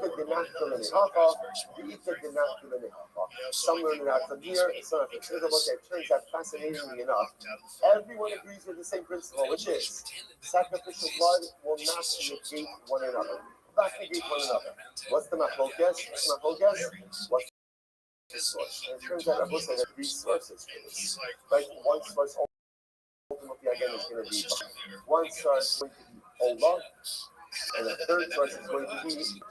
So three different sources for the same rule. The Gemara says, now the Gemara just goes, and every has something like this. This simple follow-up question of the Gemara is, so why doesn't everyone agree with the other sources? Here we go. So the Gemara says, Shabbos, this is one of these beautiful Gemaras where, again, everyone is agreed. Now, what I want to point out is, let's say, the Hanikanoi, the Gemara says, good. The Hanikanoi, the Lakach Nidama Pai Nidama Shalom. So the other two opinions, they don't like learning out from the right? Why not? Hasabri in the Arba Nikonis. Because the most this is actually fascinating, and this is a different discussion. A whole other focus. Now, we've been working in this studio presupposing that when the coin finishes his individual blood apples for the star and the par, he then mixes the leftover bloods together and then does a collective blood application on the interior of his veil. That's my focus. Okay? That's my focus. Everyone agrees that there are blood applications on the interior of his veil, but there's my focus.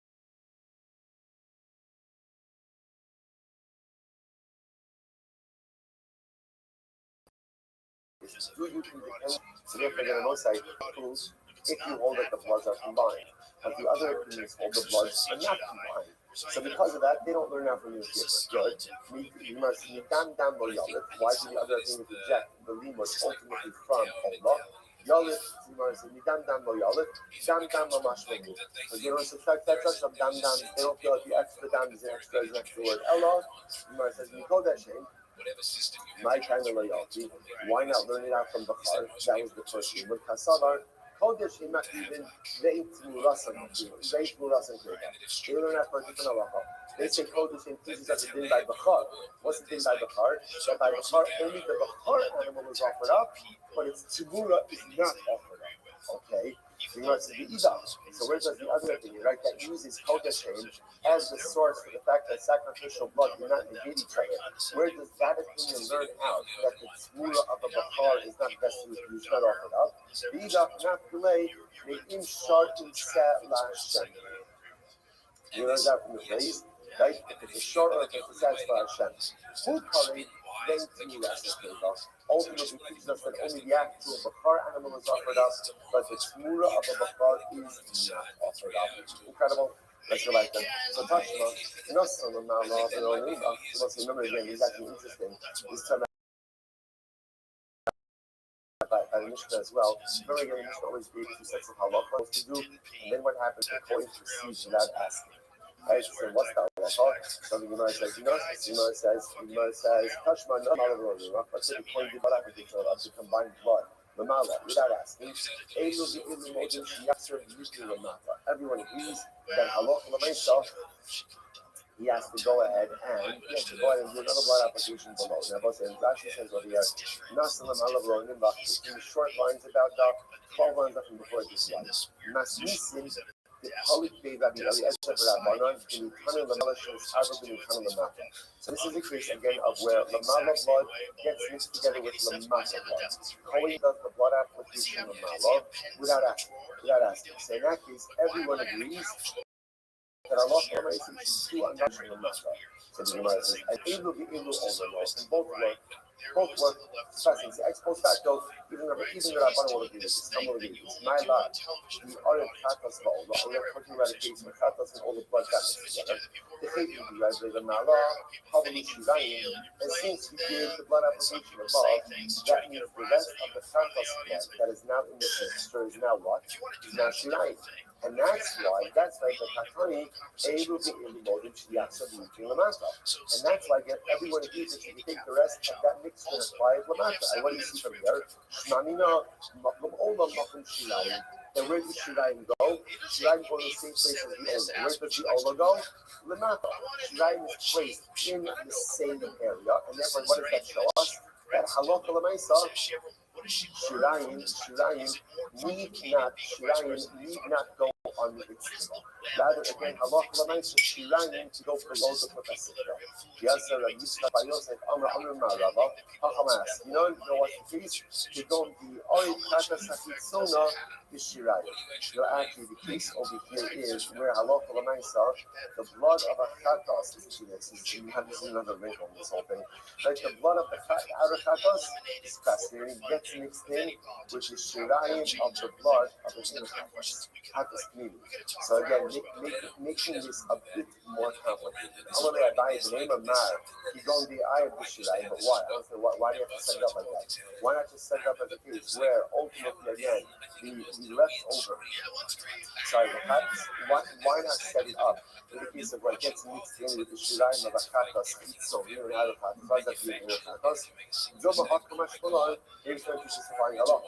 That's what. Ultimately, even according to the opinion that says that shirayim ma'akin, I will say, what does that mean? No idea. This is a little bit of chazak in the past. Shirayim ma'akin, I will say, was a machlokas of is the application of pouring out of the shirayim a necessary part for the carbonic process or not? That was a machlokas. So maybe even according to the opinion that says shirayim are ma'akin, chasru in ma'akin. If you're missing some of the shirayim blood, that's not ma'akin. Omer Rabbi Rothschild Lavina, Kol Kimna Hiv Beruba Al Yonim. Lekayar Lamala Shirtak on the Baal. Yet the boss they set up this case is in this mixture of blood. The majority of blood ultimately is Al Yonim blood, and Lamala blood. And ultimately, again, you place the shear ultimately again of the tachton in a little bit. As we saw yesterday's daf. Aralei, Hani Nidi Raman, Damamei Kara, Ein Bila, Maskan of the concept to be. That answer is true ultimately again according to the opinion that said in Bila. Again, about this time back to the beginning of the night. Allah makes our master that my focus is not in Bila.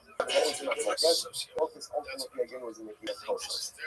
So therefore again we find. So again, we end up with this focus. We're not going to finish with them today. But again, something was outstanding and what we'll pick up with tomorrow. So the two pieces of information that are outstanding is obviously the general focus, if you know the Yezer, and the Chachamim in the Mishnah. So Allah again, in these cases of mixture, where the Chachamim says Yishbol La'ama, point out into the channel, and ultimately again, Rabbi Eliezer says, no, do the blood application. Why should there be a blood application? Why? Because he subscribes to the principle of row.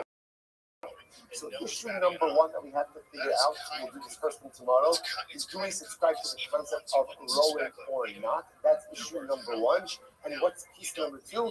Is this shirayim. Do shirayim have to be placed on the Itzvah?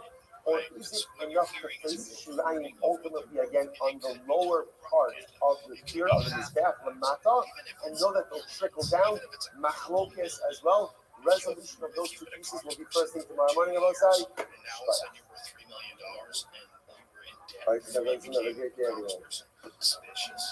And if you look at the people that invest money, that's where it gets really crazy because it is not a blue thing and it's not a red thing. It's both.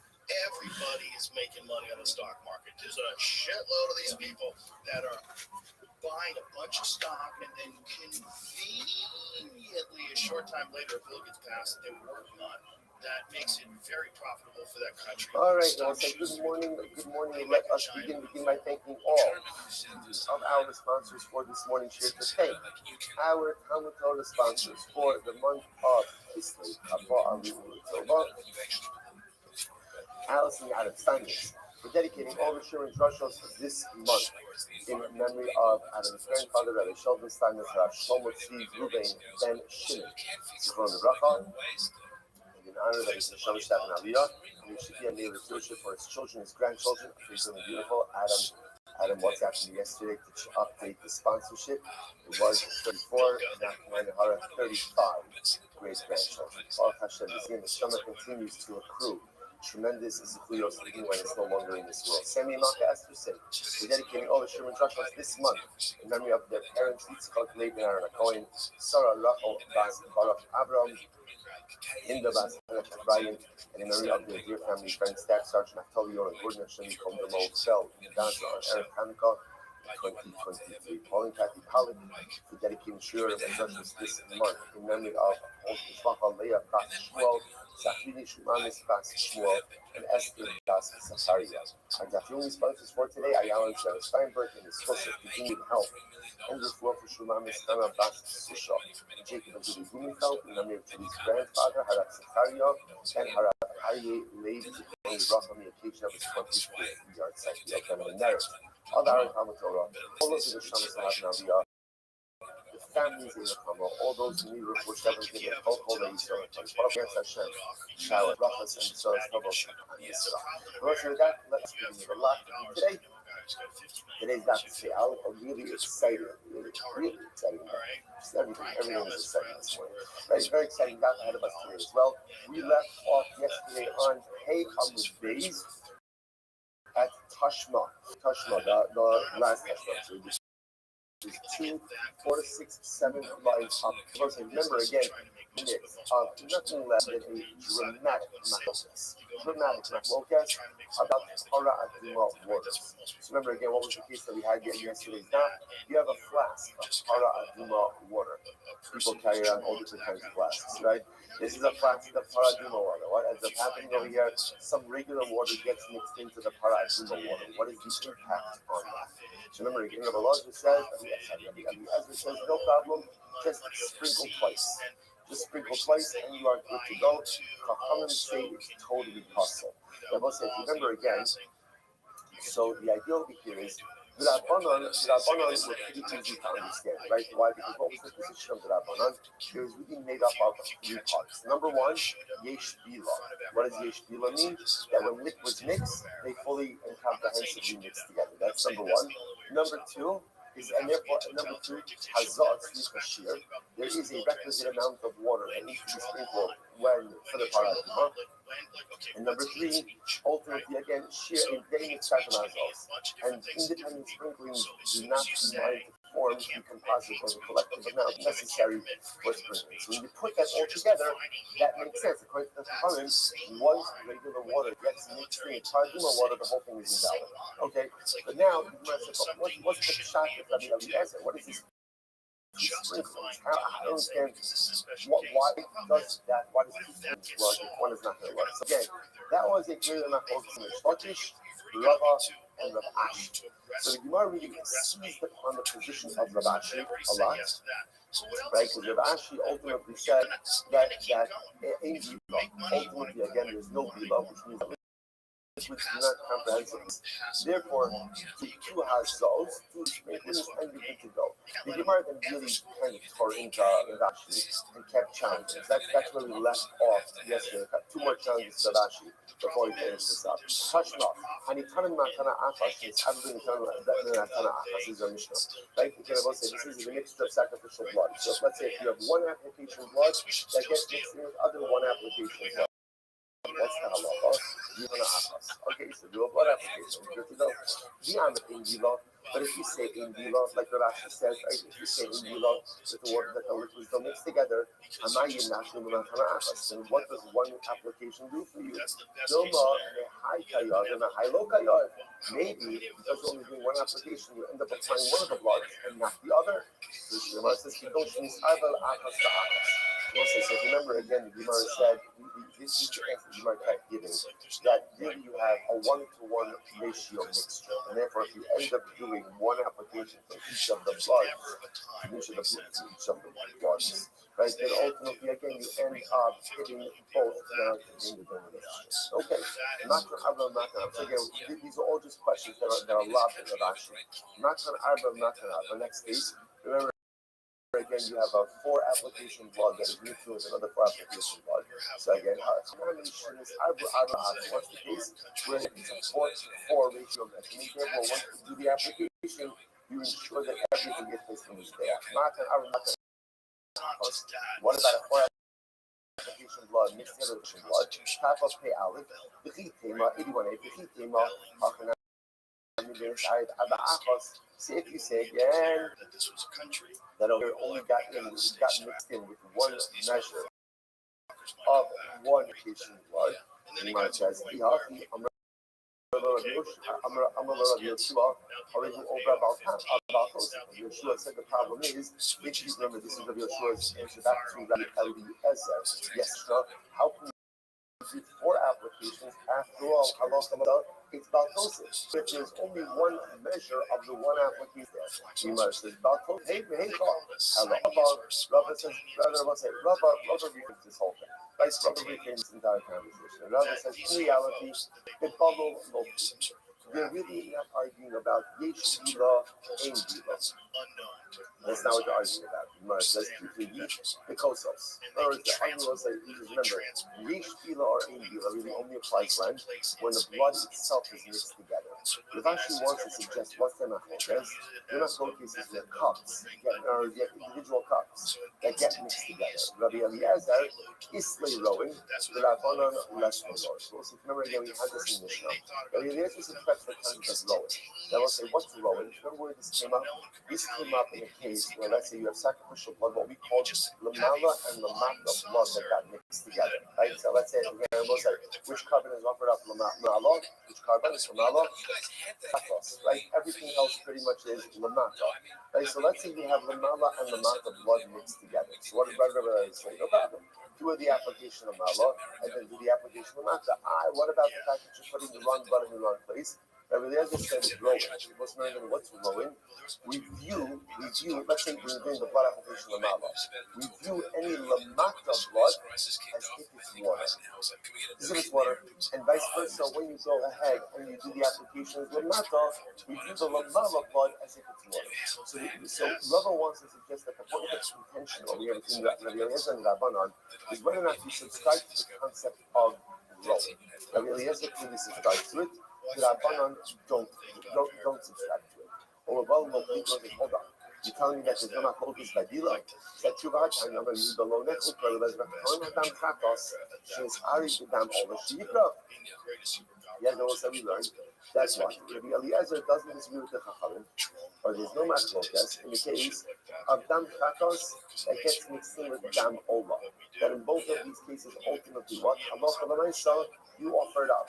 Similarly, the Rova B'nirva, if you have regular carbonic blood, proper carbonic blood that gets mixed in with an animal that participated in immorality, shalom yifla, that it's not offered up. I select machlokes, aman yachotu, avdam pnima, shemis arid b'dam dalas. Interesting. The case over here is that Allah, what's machlokes case? When you have the blood of a perfectly fine sacrificial animal that gets mixed together with an animal that's a bowel. What do you do in this case? Rabbi Eliezer over Yiklav, bein b'balo, bein b'kosos. Rabbi Eliezer holds, Rabbi Eliezer holds that you offer it up whether the bloods are mixed together, like actively mixed together in one utensil, or even if we're talking about a case of where there are cups of blood that gets mixed together. The Chum say do not offer them. I'm take a look at Rashi with this moment. This is Rashi in the intermediate wide lines, second line. Rabbi Eliezer Omer Yakriv, Rashi says over here, Va'afilu lo karab echad mehem. Va'afilu karab echad mehem. V'darish mum bam lo yirtzu lachem she'enehu mashma ayidei ta'arobes. Yes, so I was saying we're going to get to this actually in just a little bit. Rabbi Eliezer is asking for halacha l'maisa. Blood, sacrificial blood, retains its identity even in an exchange. Even in exchange, retains its identity. Therefore, again, Rabbi Eliezer says the halacha l'maisa, that when you go ahead and you have that sacrificial blood, even if it's mixed in with other bowel blood, the sacrificial blood still retains its identity. Therefore, you get to go. On the other hand, the Chacham hold you can't offer it up. So this does make it sound right. There's a machlokes of Yesh Bila or Bila, to which the Gemara says, Yehuda Aliva Rabbi Eliezer Masni being the bottle, being the kosos, the Rabbanon the kosos. So the Yehuda according to Rabbi Eliezer understands that the machlokes or states the position whether it's by bottle or whether it's by kosos, but the Rabbanon disagree in the case of kosos. Okay. So for both sides, what comes out, that kind of stops that main signal here. But again, it turns out that really it still sounds like the machlokes between Rabbi Eliezer and the Chachamim that we started with the Shpaisa beforehand. It's still whether or not Ish Bila or In Bila. It still seems to go ahead and factor into this. But there's really two parts to the machlokes. Like Yesh Bila In Bila is only machlokes ultimately again in terms of when the blood itself is mixed together. That's one case. Then there's a secondary case of where you have individual cups of blood. What happens in that scenario? Okay, so once that's kind of that stops over here. Just before we go on, I'm just very intrigued by this paraduma case. So what is the halacha ultimately again when it comes to paraduma? In other words, if you have we'll call it mundane or regular water that gets mixed in with paraduma water, so what's the halacha? What's the impact of that? Listen to this.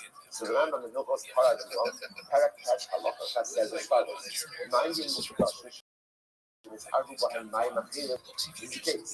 You have part of water and regular water gets mixed in.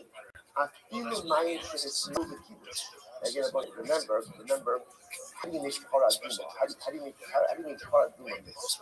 Remember again, you take the ash and the paraduma, and what do you mix it with? Mayim chaim, right? Which is water from a source, well water, spring water, right? So now I have my paraduma water. Rambam says, let's say for argument's sake, you have mayim chaim still. Any additional water that gets mixed in, hurry, the paraduma water is possible. So let's say, we pass like the chachamim. That any foreign water gets mixed into the paraduma, even if it was water that was originally drawn for the sake of paraduma. In other words, let's say I go to the well, I take mayim chaim, I take a bucket of mayim chaim, of spring water for the paraduma. I mix up the paraduma. That's some water left over in my bucket. Even if some of that water falls into my paraduma mixture, ultimately again it is possible. It is possible. It sounds like it comes to any foreign water that gets mixed in. By the way, get ready for this. This is one. I don't even know. I'm not sure where these gemaras. I don't know where the paraduma is. I don't know where the Mishnah is. I don't think my paraduma. Listen to this. It's wild. The thing, not doing our gemara. It's just this is bonus material. You're welcome. This is the thing. In Yarad Mesopan how Hareelu Psulah. If dew falls into the paraduma water, it's possible. So, which is fascinating, it tells you just the clear concern that they must have exhibited again with the paraduma, ultimately picture the water. Give the Rambam then goes on to a whole bunch of other cases about fruit juices, other things like that, okay, or even moisture in the clean. But again, we pass like the Chachamim. That was interestingly enough. Okay, fine. I don't know why I just got caught up in Pablo yesterday. I should be talking to it soon. Fine. We'll leave rest. A lot of interesting things about Shir of Hazah.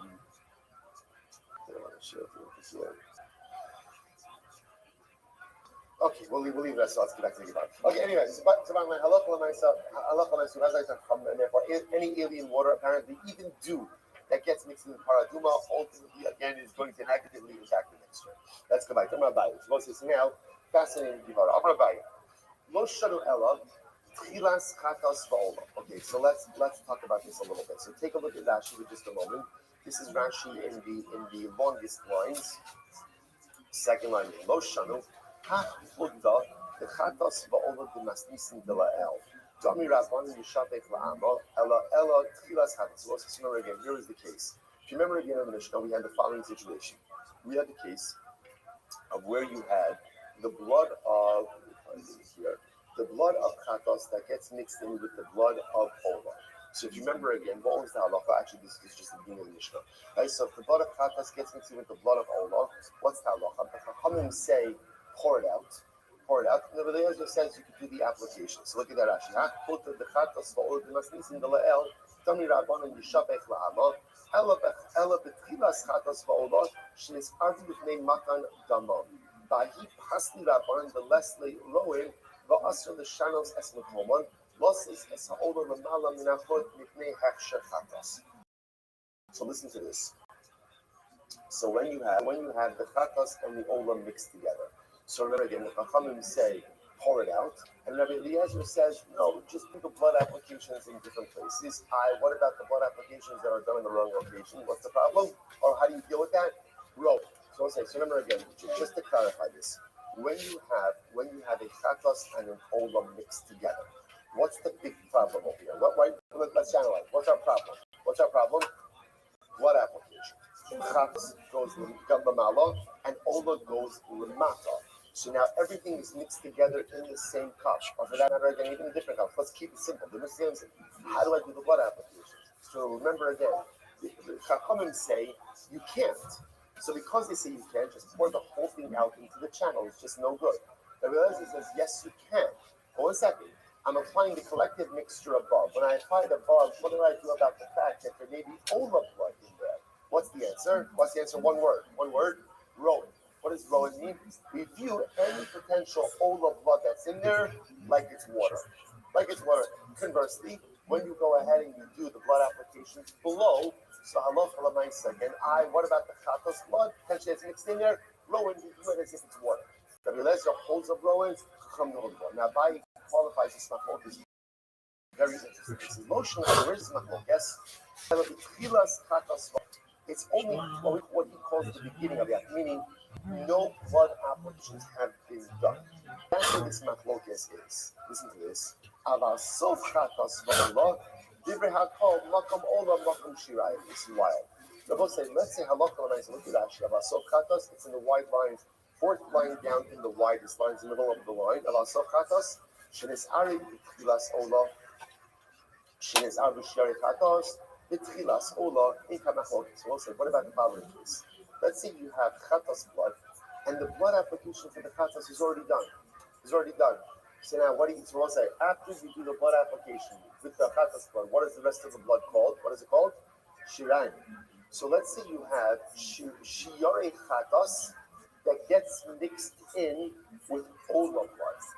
Okay, shiyare chatas, it's very exciting. Shiyare chatas that gets mixed in with ola blood. Abaye says, listen to this. There's no machlokes. Why? This is going to blow your mind. Why not? Listen to this. He says, however, about sof chatas, he calls it sof chatas. Sof chatas means the primary blood applications have already been done. All I have is leftover chatas blood. So leftover chatas blood gets mixed in with ola blood. Divrei hakol, and there's no problem. Why? Because makom ola, makom shirayim. Because what do I have here? Ola blood and shirayim blood. And guess what? Ola blood and shirayim blood go in the same place. Now let's say, where is shirayim poured out?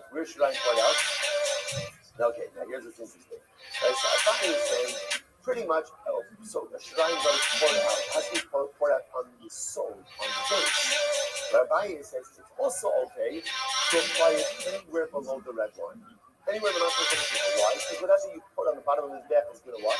It's going to trickle down onto the base. So therefore, again, it's fascinating. So the only machlokes is when there's been no blood application yet. The blood of the chatos, the blood of the ola. But once you have shiyare chatos that gets mixed in with ola blood, Abaye says easy, because they both get applied on the same place. And if I look at the mesa, even the chachamim would agree that ultimately you can do the blood application. Incredible. Someone says, hold up. I'm Rabbi Yosef. Hold up. Haki Amar Rabbi Huda, Shiyayim Tzvikim Tiktiva. It's not true. Abaye, you are presupposing that shiyare chatas could just be applied anywhere on the lower part of the mishpeach, and they will drip down ultimately again to the soul. But that's not true. Rabbi Huda says, the Rabbi Huda says that shiyayim chatas has to be poured on the tiktiva. Remember again, what's the tiktiva? We have to make tiktiva. Remember again, is the black part of the soul. Remember again, the soul stands out on two and the little bit size of the mishpeach. So when you do the base, it's the base that you choose. You think about it, the black part of the soul. The black part, so you can know, you can't apply shirayim on the bottom part of the mishpeach. Shirayim have to be applied on the flat part of the mishpeach. If that's the case, then even when leftover chatos blood gets mixed in with all the blood, you still have a problem. See, hear this? Rav Shimon seems to act like I was like, Moshe, Tiras Hadis La'olah. The Machlokes is only when you have what we call initial Chazos blood that gets mixed with initial Olah blood, meaning that the blood application for the Chazos blood has not been done yet. That's when we have a problem. That's when it's Machlokes. Aval Sil Chazos La'olah, Divrei HaKol, Makom Olah, Makom Shilai. But if you already did the blood application for the Chazos, and therefore all you have is Shilai and Chazos blood that gets mixed in with Olah blood, easy, because they're both applied in the same place, or they both can be applied in the same place, the lower part of it is there. That's where the Olah blood belongs. The Chazos blood doesn't belong. Where does the Chazos blood belong? Where does it belong? By the basement. No problem. Apply it in the lower part of the wall, and it'll trickle down. Rabbi Yochanan, Rabbi doesn't know a danger machlokas. Not true. Not true. It's still a machlokas. So both say this is amazing. So it turns out that now both say there is a dramatic machlokas about the proper placement of shirayim. Where does shirayim go? Now again, remember before we got to this tomorrow, right? Everything made sense at before 5, 6 o'clock this morning, right? So I knew somebody would have stopped me on the way in. Where did shirayim go? I would have said, where did shirayim go? So, and somebody would have asked me, does everyone agree with that? You would have said, of course. And now comes along the Gemara and says, no, not everybody. Actually, it's Machlokes. So what's Machlokes? Everyone agrees shirayim belongs under the soul. The shaila is, what is the exact placement? So clearly, again, Rabbi is suggesting, and sounds like and Shimon is also saying that, I'm sorry, Shimon is saying that halacha l'maisa, you can put shirayim anywhere on the lower part of the mizbeach, and it'll trickle down to where it needs to go, and it'll get to go. But the Yehuda is of the opinion that no, shirayim must be placed on the mitzvah, must be placed on the flat part, the flat ledge, ultimately again of the soul. So dramatic machlokas. And I will say, obviously, that machlokas is going to impact the machlokas of the Lezan comes in the Mishnah. So Master of Rabbi Yehuda, incredible. Master of Rabbi Yehuda, Kodesh.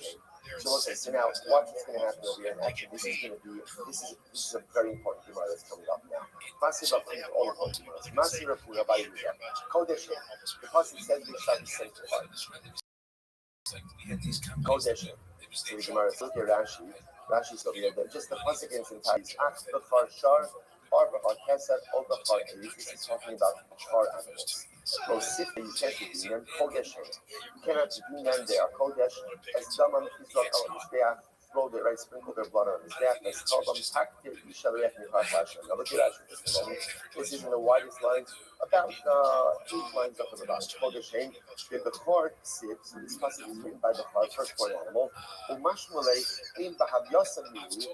Shimis Arbu becoming a kingdom law up to as Shimon. So what's we're going to see on here, this actually first to give you just the intro. This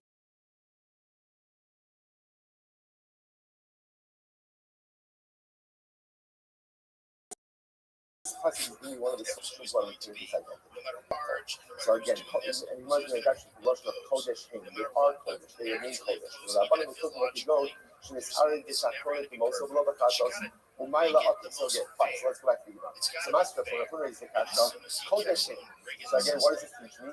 That by the blood of a Bakar, she is Arid, the Dam Kachana Aaron, Yikravu, that halacha, what does it teach me? That if blood of a Bakar gets mixed in with other sacrificial blood, ultimately again, you can still offer it up. So the Gemara says, what's the case?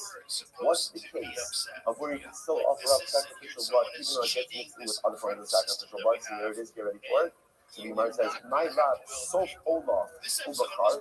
You must be talking about where you've done the primary applications of olah. So what do you have?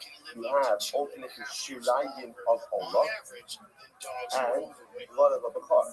And the halacha is that you can offer up both of those bloods. Why? Because the Tanshas, they go in the same place. Because the shrine of the Olah can be placed in the lower part of like Lamata, and the blood of Bakar can be placed in Lamata. Ushmamina, Makam Olah, Makum Shirayim. And what do you see from here? That Shirayim and Olah can be placed in the same area, which is Lamata. So what do you see from here? Shirayim does not need to be placed on the Yishtavah. All you have to do is pour it anywhere on the lower part of Lamata, below the red line, you're good to go. Which one says no? Pilas Olah, not necessarily. You're talking about, okay, what we call Pilas Olah. Less over this means no blood applications have been done for the Ola. So really, there's initial blood of Ola and Bachar. So what is Gemara teaching us? The ain ol mevakim zeh. Teaching us the sacrificial blood do not. That's what it's teaching me. Allah again, nothing better again.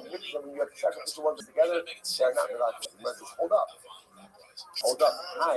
That's the source for that halacha.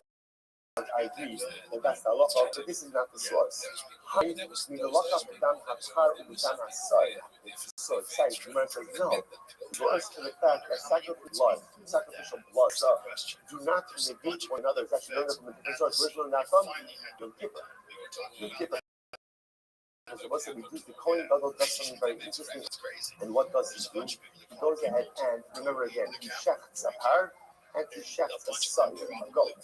Right? And now after their individual blood service is done, he mixes the two bloods together. Now, obviously, there's a lot more blood from a par than there is from a son.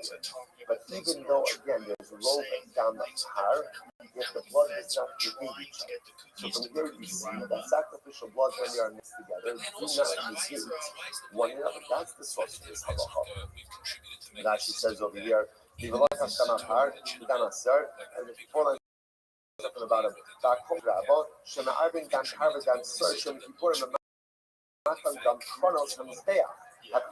so what's it? So remember, it's just meaning of mix the bloods together in order to apply them on the interior mouth. Which is actually mostly something unique about the Kippur, but there's not the only time, because we have unique. The Kippur is one of the times where there's a contest where we do blood applications on the exterior mizbeach. Everyone knows there's more dam par than dam sawyer. You can't always suppose it's 20 here. You see here that halacha l'maisa, sacrificial blood that is mixed together does not negate one another. So we learn from Yom Kippur. To which the Gemara says, "Tanoi, it's my focus. Tanoi, ikit enough to like halcha. So this is an interesting machloket. Tanoi. In this machloket, Tanoi, interesting enough, no one is arguing about the halacha. What are they arguing about? The source. So everyone will agree for a nice sacrificial blood not negate one another. They argue about the source for that halacha. So we'll come back to that. So there's massive Rabbi is a shop. So the pasuk says, what is this pasuk? If you look at Rashi says over here, about so this is talking about carbon ola. Pasuk is the shafat and ben abakar. So you need to say the problem with the pasuk. The shafat is ben abakar creation. The people b'nei Aaron es hadam. The zarku es hadam al mizbeach sabek. So we'll say the pasuk says so shech the cow. Right, they'll offer up the Kohen will offer up the dam. The zarku es hadam, and they will sprinkle the blood. Now that second mention of dam is really unnecessary. Because once you tell me ultimately again, the people of the Aaron es hadam, that they're going to bring the dam close to the mizbeach, just say what? Just say zarku. You sprinkle it.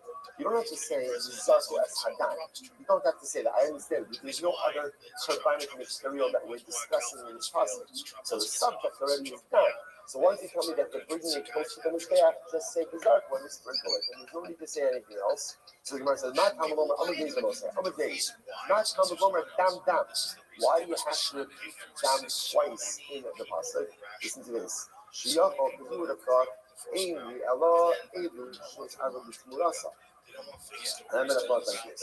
Maybe the halacha ultimately again that when a carbon gets mixed in with something else, it doesn't lose its identity. He's only talking about an ola, because by an ola, ultimately again, even since ever the tmurasa, if let's say you made a tmura means you want to swap out the original carbon for another carbon, that is illegal, you're not allowed to do that.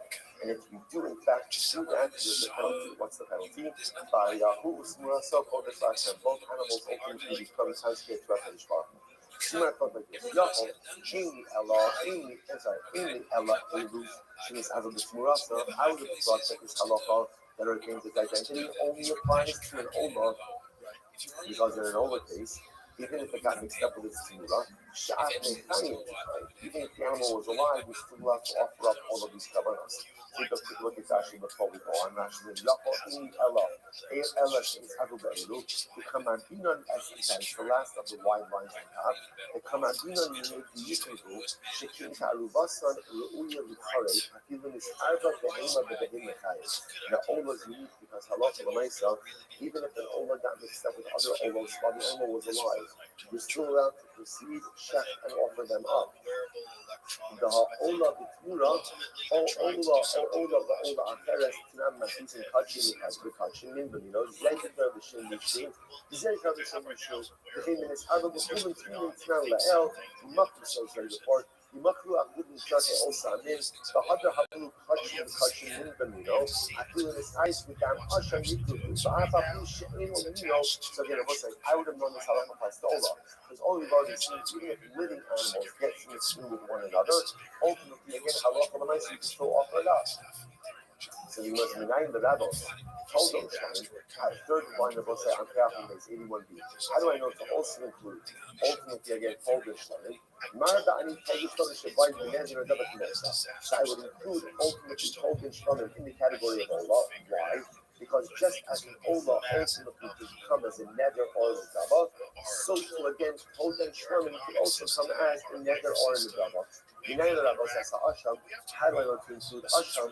So Marba'ani Asham, Marba'ani Yasa Asham, Shataun Matan Dalit Kilosa. I include Asham in the category as well. Why? Because Asham is similar to Ola, in that it requires 4 blood applications. Lochar, Maisa, Pesach, Minay. How do I know to include Lochar, Maisa, and Cover Pesach? And Omar, Dam. As the most I learned from Dam. So again, that holy word, once remember again, was only to show why do I need Dam. Right? Why need repetition of Dam? So Dam comes to really expand the carbonates that are included in this principle as well as this process. My love. Now listen, now again, remember. So once again, we're talking about a case where sacrificial blood is mixed with each other, and yet again the sacrificial blood retains its identity, right? And can be offered up together. So the Gemara says, what's the case? My love, Sof Ola Ubakar. Are we not talking about a case of Sof Ola? Now, what's Sof Ola? Sof Ola means the primary blood applications have already been done. So you have Shilayim of Ola left over with Bakar.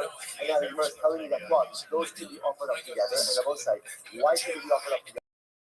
It's not enough. Why? Because again, what am I seeing from this? That Shilayim is placed on the same place as the Ola. Where's the Ola placed? Lamata. So to Shilayim is placed Lamata. And what do you see from here?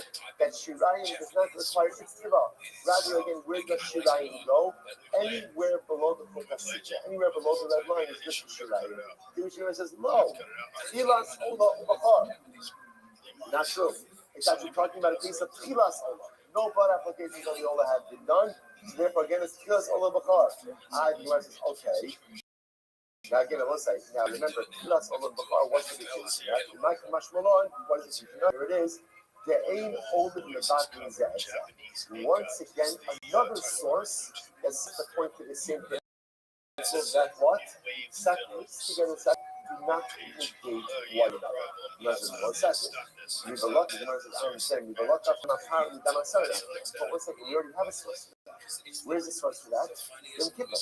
Yom Kippur just said before.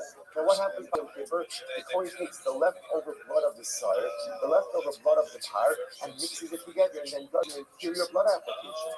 That teaches us that when sacrificial blood are mixed together, they do not nullify each other. I don't need this passage. Jewish thing says, you're right. Tanoiki, say Machlokas Tanoi, Ika Dinakilani Haha, Ika Dinakilani Haha. Some learn it out from here, and some of it. So it turns out fascinatingly enough, everyone agrees with the same principle, which is sacrificial blood will not negate one another. Not negate one another. What's the Machlokas? What's the source? And it turns out that there are really 3 sources for this. Right? One source ultimately again is going to be Bakar. One source is going to be Ola. And a third source is going to be Yom Kippur. So 3 different sources for the same rule. The Gemara says, now the Gemara just says, whenever you have something like this, this simple follow-up question of the Gemara is, so why doesn't everyone agree with the other sources? So here we go. So the Gemara says, someone said, this is one of these beautiful Gemaras where, again, everyone is agreed. Now, what I want to point out is, let's say something. The Hani Tanoi, the Gemara says, good. The Hani Tanoi, so we'll say, so the other two opinions, they don't like learn that from the right? Why not? So the Gemara says, this is actually fascinating, and this is a different discussion. A whole other focus. Now, we've been working in the studio, presupposing that when the coin finishes his individual blood avodos for the sar and the par, he then mixes the leftover bloods together and then does a collective blood application on the interior of the veil. That's my focus. That's my focus. Everyone agrees that the blood application is on the interior of the veil, but there's my focus. Do you independently apply the blood of the par, the blood of the sire, or do you mix them together and then do a collective application? That's my focus. So therefore, again, on both sides, your kippur is only approved if you hold that the bloods are combined. But the other opinions hold the bloods are not combined. So because of that, they don't learn out from the kippur. Good. Why do the other opinions reject the limud ultimately from Allah? Because they don't subtract that touch of dam dam, they don't feel like the extra dam is an extra word. Allah, my kind of loyalty. Why not learn it out from Bukhar? That was the first thing. But Kasava, Kodesh Imakibin, they learn that for a different halacha. They say Kodesh increases as a din by Bukhar. What's the din by Bukhar? That by Bukhar, only the Bukhar animal was offered up, but its tzibura is not offered up. Okay? You must be Ida. So where does the other opinion, right? That uses Kodesh as the source of the fact that sacrificial blood do not negate each other. Where does that opinion learn out that the tzmura of a bakar is not vested, is not offered out? B'idach not delay, making shartim set la Hashem. You know that from the phrase, right? It's a short or it's a set la Hashem. Who carried then tzmura? Ultimately teaches us that only the actual bakar animal is offered up, but the tzmura of Bakar is offered up. Incredible. Let's go back there. So Tashma, must remember again, this is actually this time about the Mishnah. Well, remember again, the Mishnah always gives you sets of halachas about like the blood getting mixed together, what you're supposed to do, and then what happens if the coin receives without asking. Right? So what's halacha? So the Gemara says, the Gemara says, Tashma, let's say the coin did the blood application of the combined blood. Without asking, everyone agrees that halacha he has to go ahead and do another blood application below. Now, both Rashi says over here, in short lines about 12 lines up from before it gets right. Masnisin, the Holy Rabbi Eliezer Rabbanan, and the Malash and the So this is a case again of where Lamala blood gets mixed together with Lamata blood. Kohen does the blood application of Lamala without asking. So in that case, everyone agrees that Allah is should do another blood application of Lamata. So the Gemara says, and able be able to both works, specific. So ex post facto, even the Rabbanan will agree with this. Some will agree with this. My last, the Arab Chatas law, we're not talking about a case where Chatas and all the blood got mixed together. The Chatas do that. There's a Nala. And since we did the blood application above, that means the rest of the trust blood that is now in the system is now what? Is now shine. And that's why the honey able to be in the market. And that's why if you want to use this, you think the rest of the mixture applied to the market. And what do you see from here? Where does Shirayim go? Shirayim go to the same place as the owner. Where does go? Lamata. Shirayim placed in the same area. And therefore, what does that show us? That halacha l'maisa, Shirayim need not go on the Yitzchak. Rather, again, halacha l'maisa, Shirayim need to go below the protections. The other Rabbi Yitzchak Fayon says, Amr Ma'arabah, Hacham asks, you know what? Case it goes the Ari Chatas Hafitzona is Shirayim.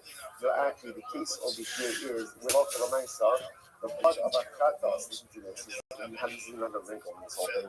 Right, the blood of the outer chatos is fascinating. Gets mixed in with the shirayim of the blood of the inner chatos community. So making this a bit more complicated. Only I buy the name of Mar. You don't the eye of the shirai, but why? So why do you have to set it up that? Why not just set it up as a case where ultimately again why not set it up in the case of like gets mixed in right with the chatos, so in and out of chatos, that you in chatos, but a few moments in the action, ultimately a thing that says that what is that in American chazal to the past? Shirai was a machlokas of is the issue of pouring out of the shirai unnecessary for the kabbanic process or not? That was a machlokas. Maybe even according to the opinion says shirayim action chasim action. If you're missing some of the shirayim blood, that's not ma'ak. Amar Rabbi Rothschild Ladino, Kol Kimna Ahi Beruba Al Yonim. Vekayod Lemalo Shir Ashon Levaol.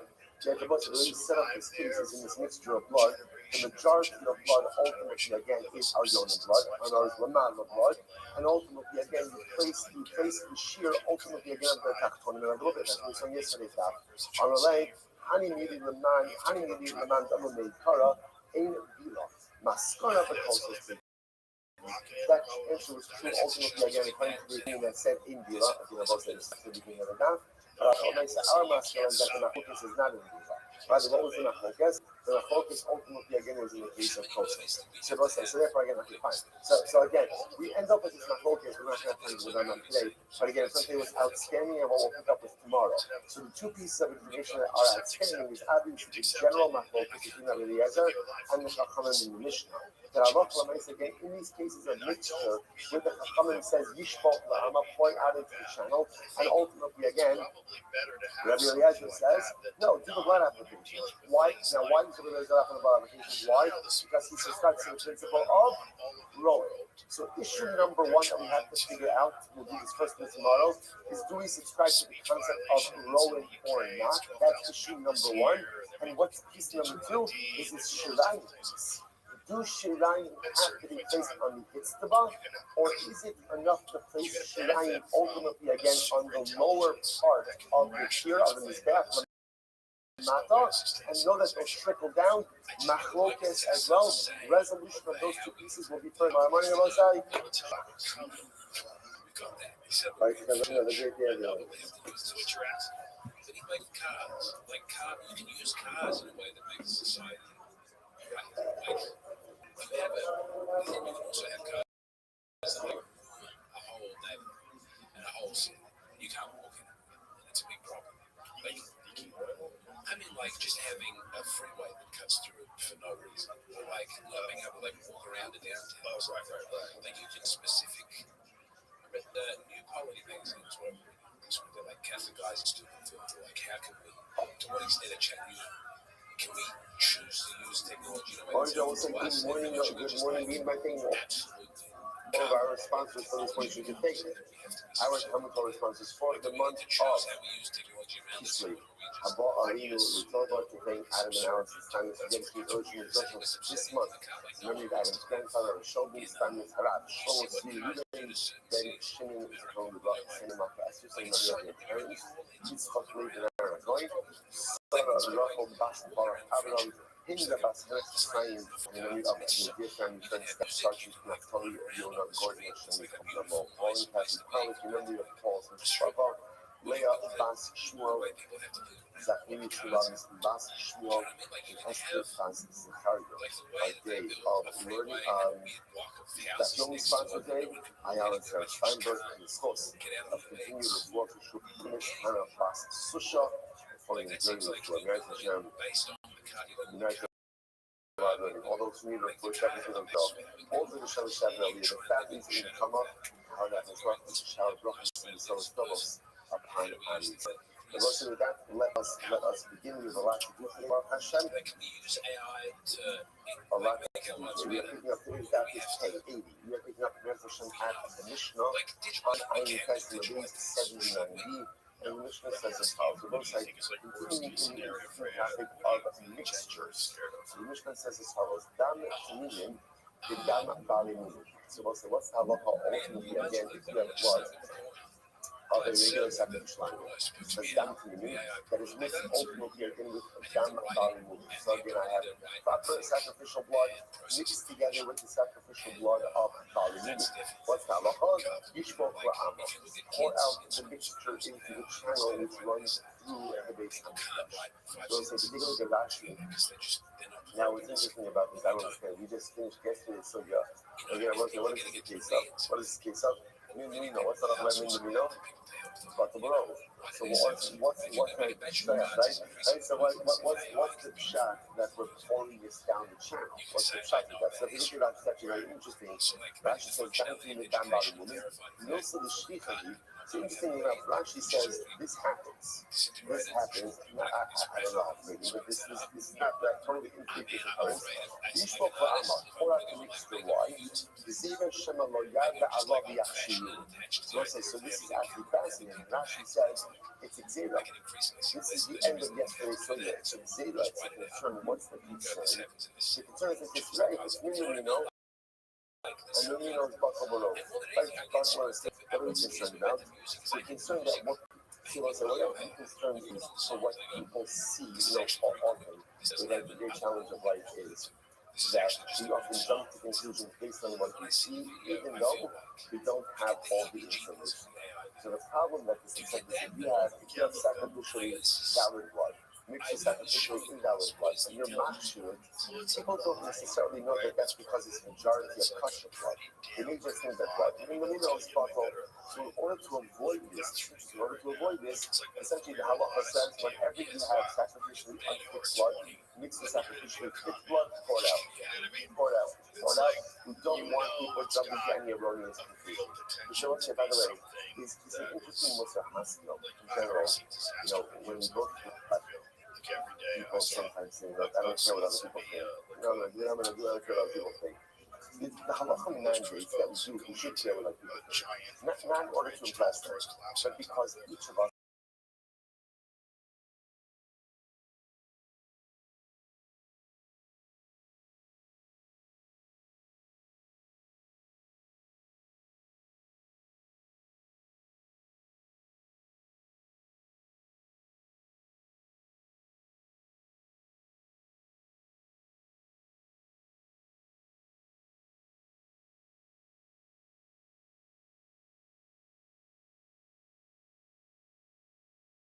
what I'm doing is fine. I can't say I don't care what other people think. I have to make sure that when people look at me, there is no doubt about the consciousness and about the authenticity of my dynamic life activity. So everyone says, next. Coast to coast. So we'll say, so keystone one is literally where the blood itself gets mixed with each other. Let's say in case number 2, I have a cup of sacrificial blood, a cup of kosher sacrificial blood, a cup of unfit sacrificial blood. So remember, blood, half cup from Kabbalah, remember, where did you check the animal? Where do you receive the blood? The kucharis. So let's say now I have a whole bunch of kelim, a whole bunch of cups that just get mixed together as sacrificial blood. What's the halacha? Kos. Rabbi Eliezer Omer, in Kala Kos, Yakidu Kala Kosmos. We've actually seen this before. Rabbi Eliezer says, if you ended up offering up one of the cups, you can go ahead and offer up the rest of them. The Chacham say no. After the carpet cooler, what's the echalan yishbach la'am? The Chacham say no. They both say essentially the Chacham say that the cups getting mixed together is no different than when the blood gets mixed together. And anytime you have an unfit sacrificial blood mixed together, pour it out. Even if it turns out that you already applied a number of the cups, right, to the mizbeach, whatever is remaining, you still have to pour out. The reserve, once you offered up one, essentially you can offer up the rest of it. Now, what's the Rebbe's logic?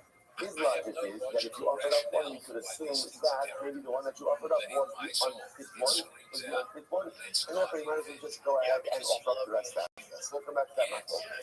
And you tell them about this, something you tell them about. It's not interesting piece.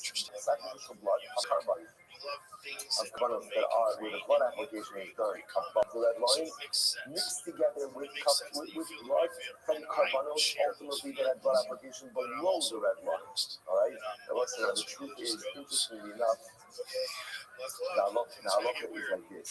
The halacha is the only carbon that is really applied in the mala, above that line, ultimately is a chatas. Right? Rashi points out over here. I'm sorry. Yeah, actually, it's argued with them chatos and each on the mala, right? Them chatos is ultimately again is applied. Dan chatos is applied below. Right, is right. Sorry, Dan chatos is applied below. Right, everything else is applied above. Sorry. Right, so again, so in this case over here, what's happening is also, so remember in the first two cases, I've got sacrificially thick and unfit blood mixed together. In this next cohort of cases over here, I have ultimately again blood that is applied lamala mixed together with blood that is applied lamata. So what do I do in this case? So the Gemara says, "Hanitan lamata shnitan v'nitan lamala." The Rabbi Omer, "Yiti lamala, v'lo ani esakastun lamala kiyu v'inayin v'yachshaviti lamala." So Rabbi does something very interesting. He says, "No problem. Just do a set of blood applications above." And a set of blood applications below. But what about the fact that when you apply the blood, you are potentially going ahead and putting blood that is supposed to be applied below now above? No problem. Just use that blood as if it's water. In other words, to do the blood application above, and you know that when you do blood application above, you're getting the blood that you need to be applied above done there. And any blood that might be needs to be applied below that is now applied above, just do that. That's water. This is water. And the same thing when you apply the blood below. Do a blood application below. That way you know that you're getting the blood that has to be applied below. And anything that was supposed to be applied above that is now being applied below, do it like water. Okay, that's what the Rothschild position. Come and say, you spoke. People say you see a female. Come and say, any time that you've got issues regarding sacrificial blood, pour it out. Pour it out. So whether that is kosher and hostile blood mixed together, whether that's the matzah blood mixed together, just pour it out. And the what happens if this happened and the Kohen did not ask what to do? He didn't ask the question. So what do? If the Kohen didn't ask, but instead he just said the blood applications, kosher, ultimately again, ex post facto, it's kosher. Ex post facto is kosher. Okay. Hey, 88. And you turn on Matana Akash, so let's say, so now listen to this. Let's say you have blood. Two different types of kabbalah. So Rashi says, for example, you have the blood of a bakar animal mixed together ultimately again with blood of meiser animal, like meiser behema animal. And we'll say now the common denominator amongst both of those sacrificial animals is there is one blood application. One blood application for both of them, really like Akash Stein, right? One that is two, one blood application.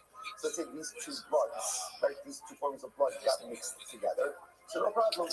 You don't have to do you can just do one blood application and again it suffices for both of them. Because why? Again, essentially, since they're the same in terms of blood application, no problem. You just do the one blood application and you're good to go. Similarly, matan arba.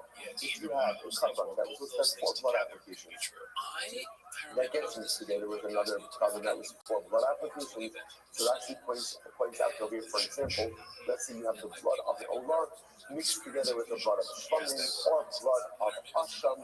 In all of these cases, the blood application is shtayim shein arba. It's two blood applications of four. Remember again, that was from way back when you do the blood application on the corner. So it's kind of like it kind of spritzes on two sides, so it's two. That's four. So what's the halacha? No problem. You not do matan arba. Just do a blood application of four, and you're good to go. Since they both apply that. Here's where it becomes a little more complicated. Matan arba, matan achas. What happens if you have the blood of a carbon that applies four blood applications? It gets mixed together with the carbon that has one blood application. For example, you have the blood of an olar that gets mixed together with the blood of a bakar. So what do I do in this case? So watch this. For the letter omer, you not do the matan arba. So says no problem. Just do four blood applications. Right? Just do four blood applications. I must say, what about the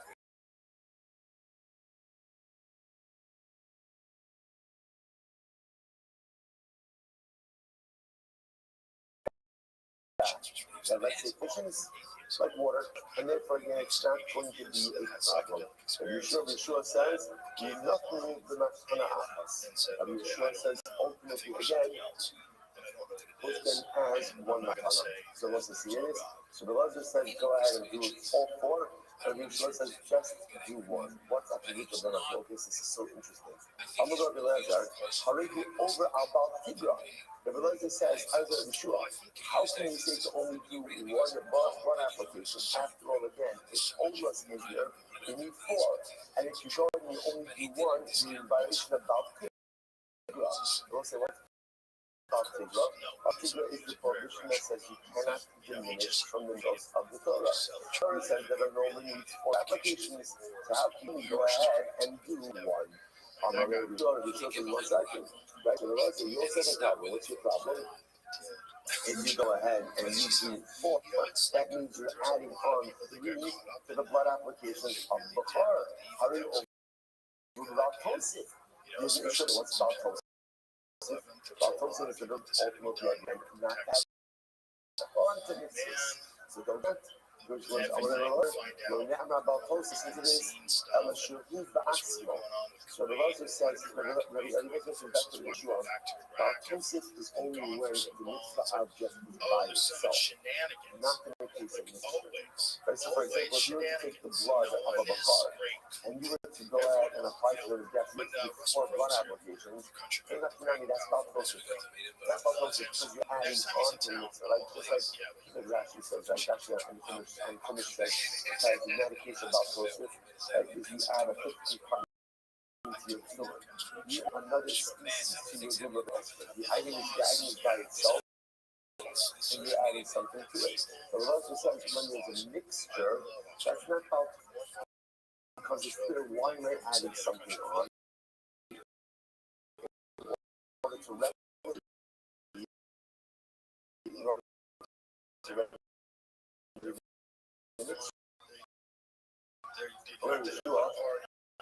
He shows him back to the the same thing. Diminishing of this, right, is also only problematic when the object is by itself, but not Yeshua. Furthermore, Yeshua says that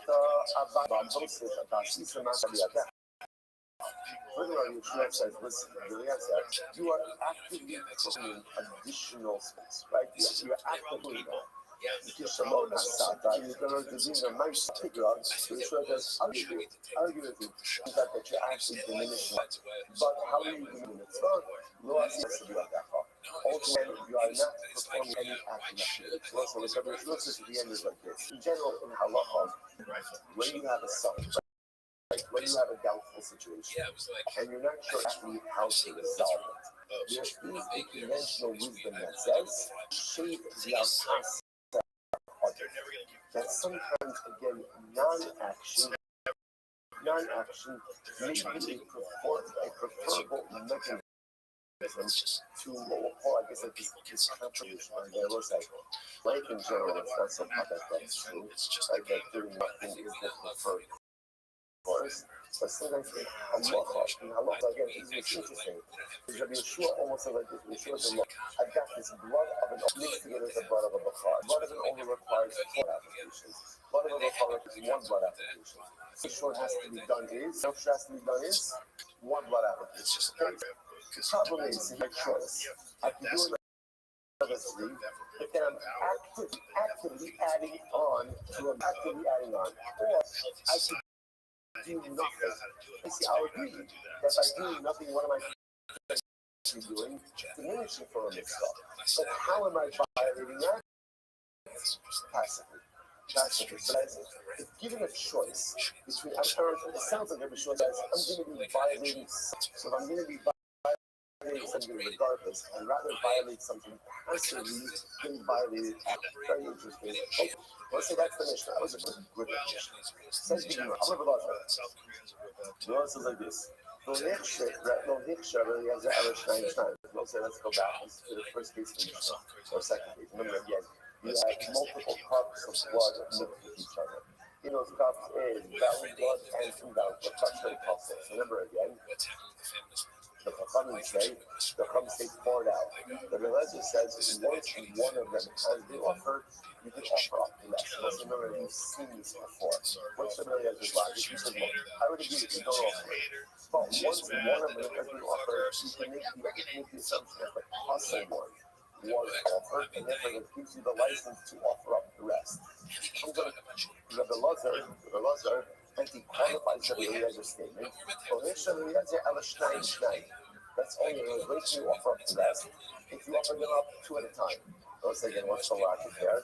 Because two at a time, the statistical probability is that one of them for sure is not the possible one. If you can't offer it up one at a time. Here's what the master of the passion of the say, here's the problem. The Rothschild the Chachamim Mishnah says that even if everything except one was offered up, you have to go ahead and still pour it out. Which means something the focus is even by one cup. What is it? What does it mean when they say one? My echad, zug echad. What does one mean? One means one pair. So the Chachamim is saying even if there are only two left, one pair left, you have to pour it out into the channel. And the Rabbi says no, as long as there is a pair, as long as there's two left, Allah says you can go ahead and pour it out. Now the Gemara says Sukkah. I will say, remember again, we just said the same case twice in a row. The previous case was the previous case was where you have sacrificial parts, right? Some sacrificial parts came from an animal that was a foul, and other sacrificial parts came from an animal that was kosher. The sacrificial parts get mixed together. The Chum say, burn it off. Like, take it out somewhere. Can't open these invalid. And the Ezra says, as long as something has been offered, you're allowed to offer up. Similarly, like the Mishnah is stating this, but one kind of illustrated mixed up sacrificial. This Mishnah is with cups of sacrificial blood. The answer is what you need the same twice. I take up in both cases, usually it's Marbaha, who just said the first case, from Rabbi Lazar. He showed this avid day kaparasa. Was like we're just in the first case of the sacrificial limbs that were mixed together. I would have said, okay, those should be offered up. Why? Because when you're talking about limbs, that means what was already done. What was already done? Zrika, the blood service. And then they're going to say, there's one thing we know about Kabbalahs. There's only one thing we know about Kabbalahs.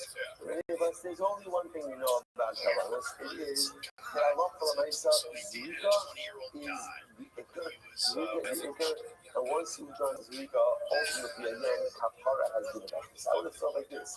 When the leaves are mixed up, the reason why the words allows you to offer everything is because the blood service has been done. Has been effective, and therefore you're good to go. Maybe the case of where the blood is, right? Where the suffix is with itself. Therefore, again, remember, the blood is the mechanism of Torah. Maybe Rabbi Eliezer and stuff covers the whole thing. It's the blood. We eat Marba, and it's what it's called. Oh, we said case, ultimately, again, of the blood. That's the case, again, the case of the blood. That's what the Rabbanon ultimately again require you to pour out the mixture. About Baham, maybe in the case of the sacrificial means they get mixed up together. Ema Modi Larry Levels. Ema Modi Levels. Maybe they give the Larry guys. If I see them.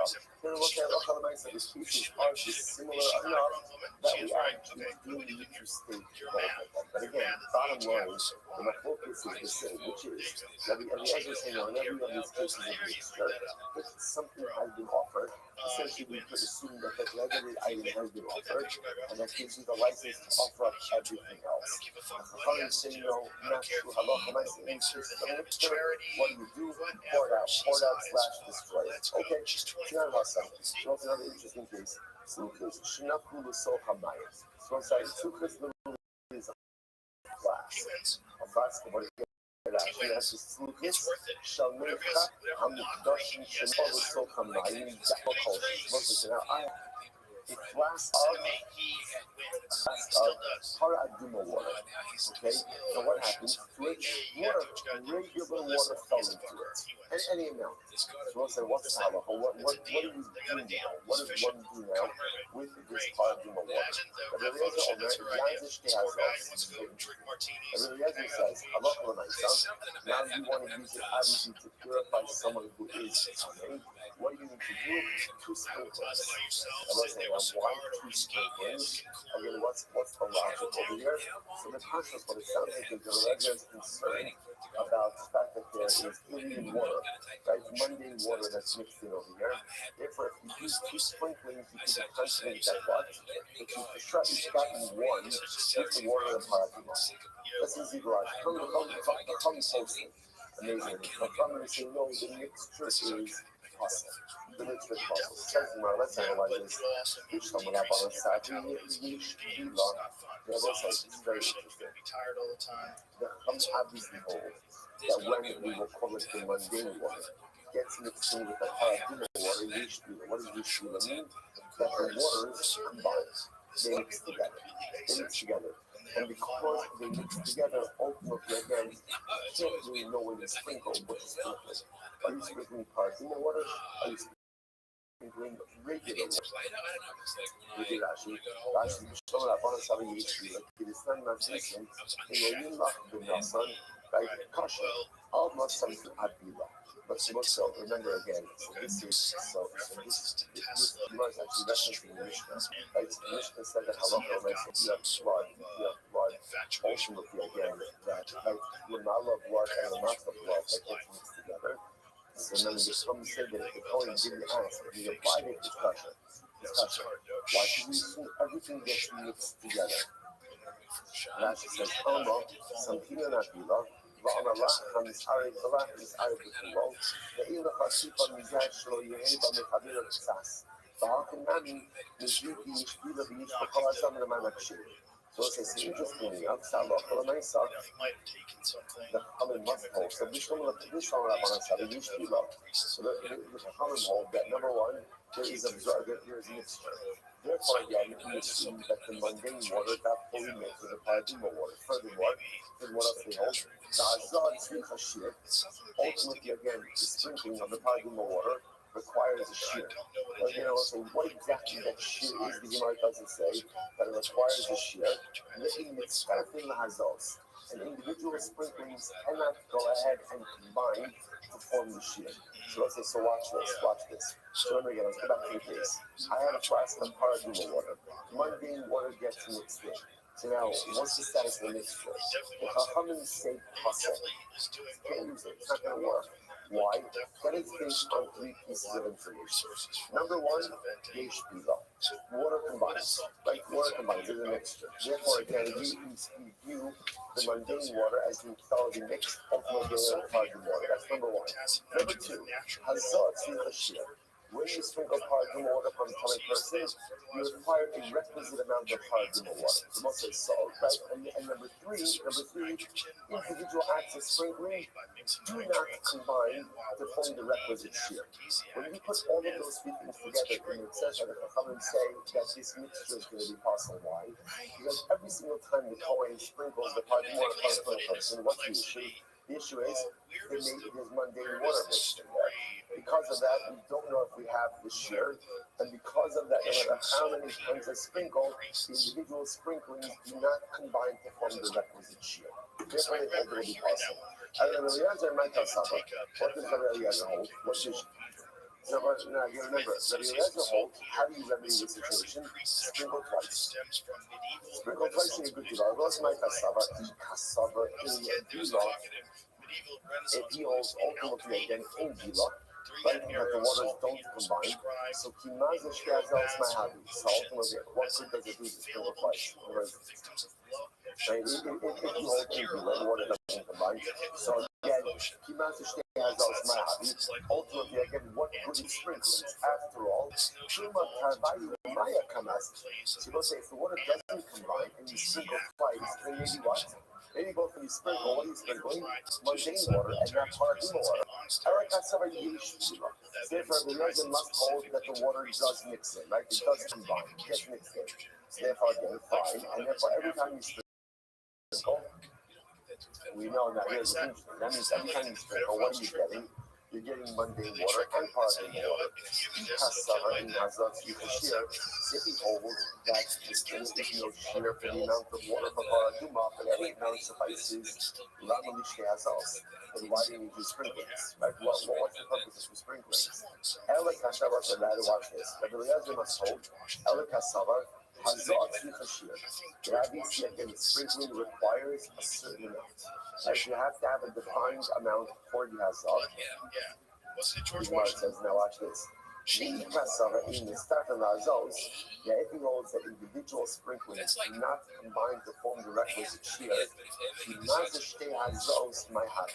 what good is it that you do two sprinklings? Really not in the start of Hazos, and even if the sprinklings do combine, and who says that it's going to combine to form the requisite shear? So again, the sheet of the Muhammad is pretty clear. What we don't understand Rabbi Eliezer, like clearly, he must hold the Shula, like he must hold that the waters combine.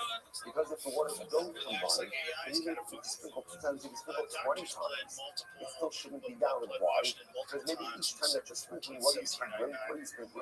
Regular mundane water. So he must hold the Shula, he must hold that there's a combination. But again, if he holds that there's a shear, who says you're getting the shear?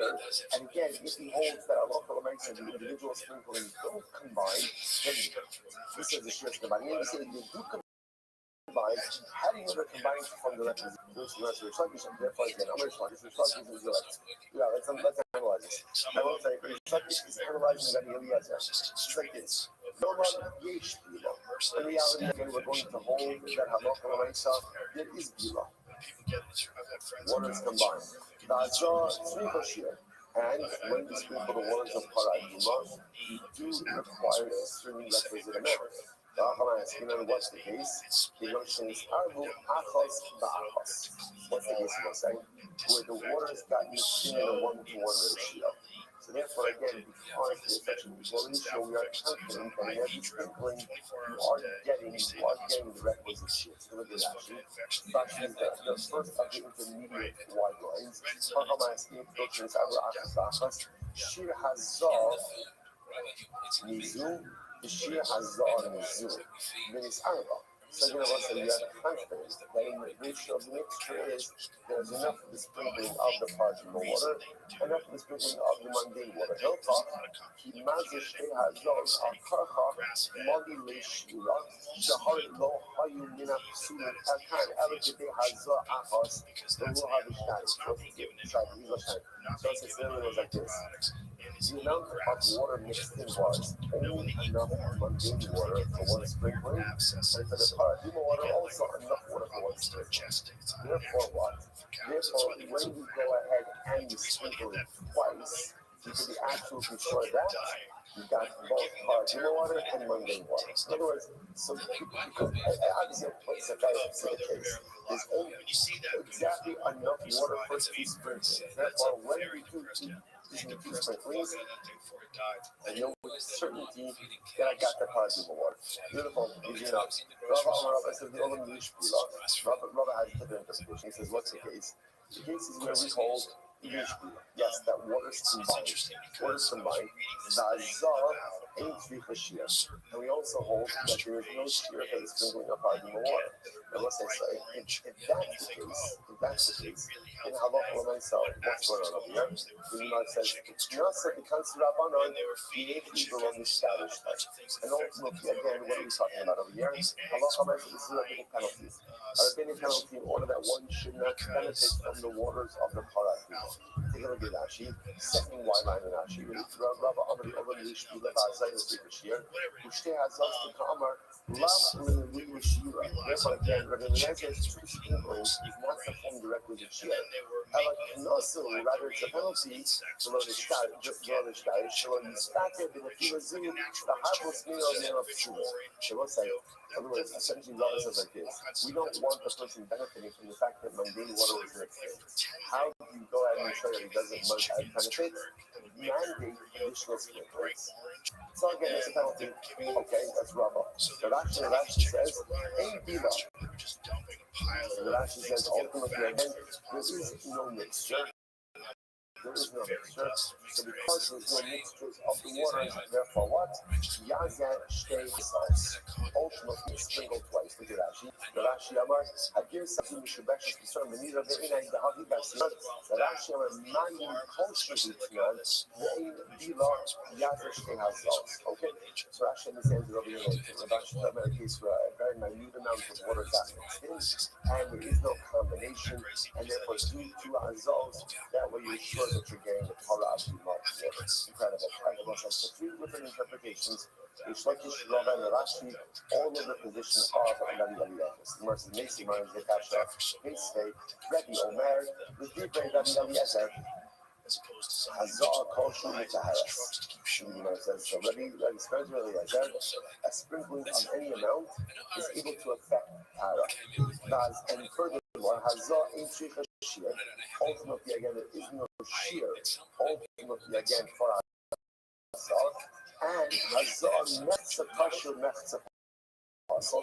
And ultimately, if you have a Hazar sprinkle that is half Kasher, half Pasal, what's that case? That case, ultimately, again, you have mundane water mixed in on the base. Right? Hazar Mechza Kasher Pasal. Actually, before I go say, just to go through the Rashi, before we start the page, Rashi is counted.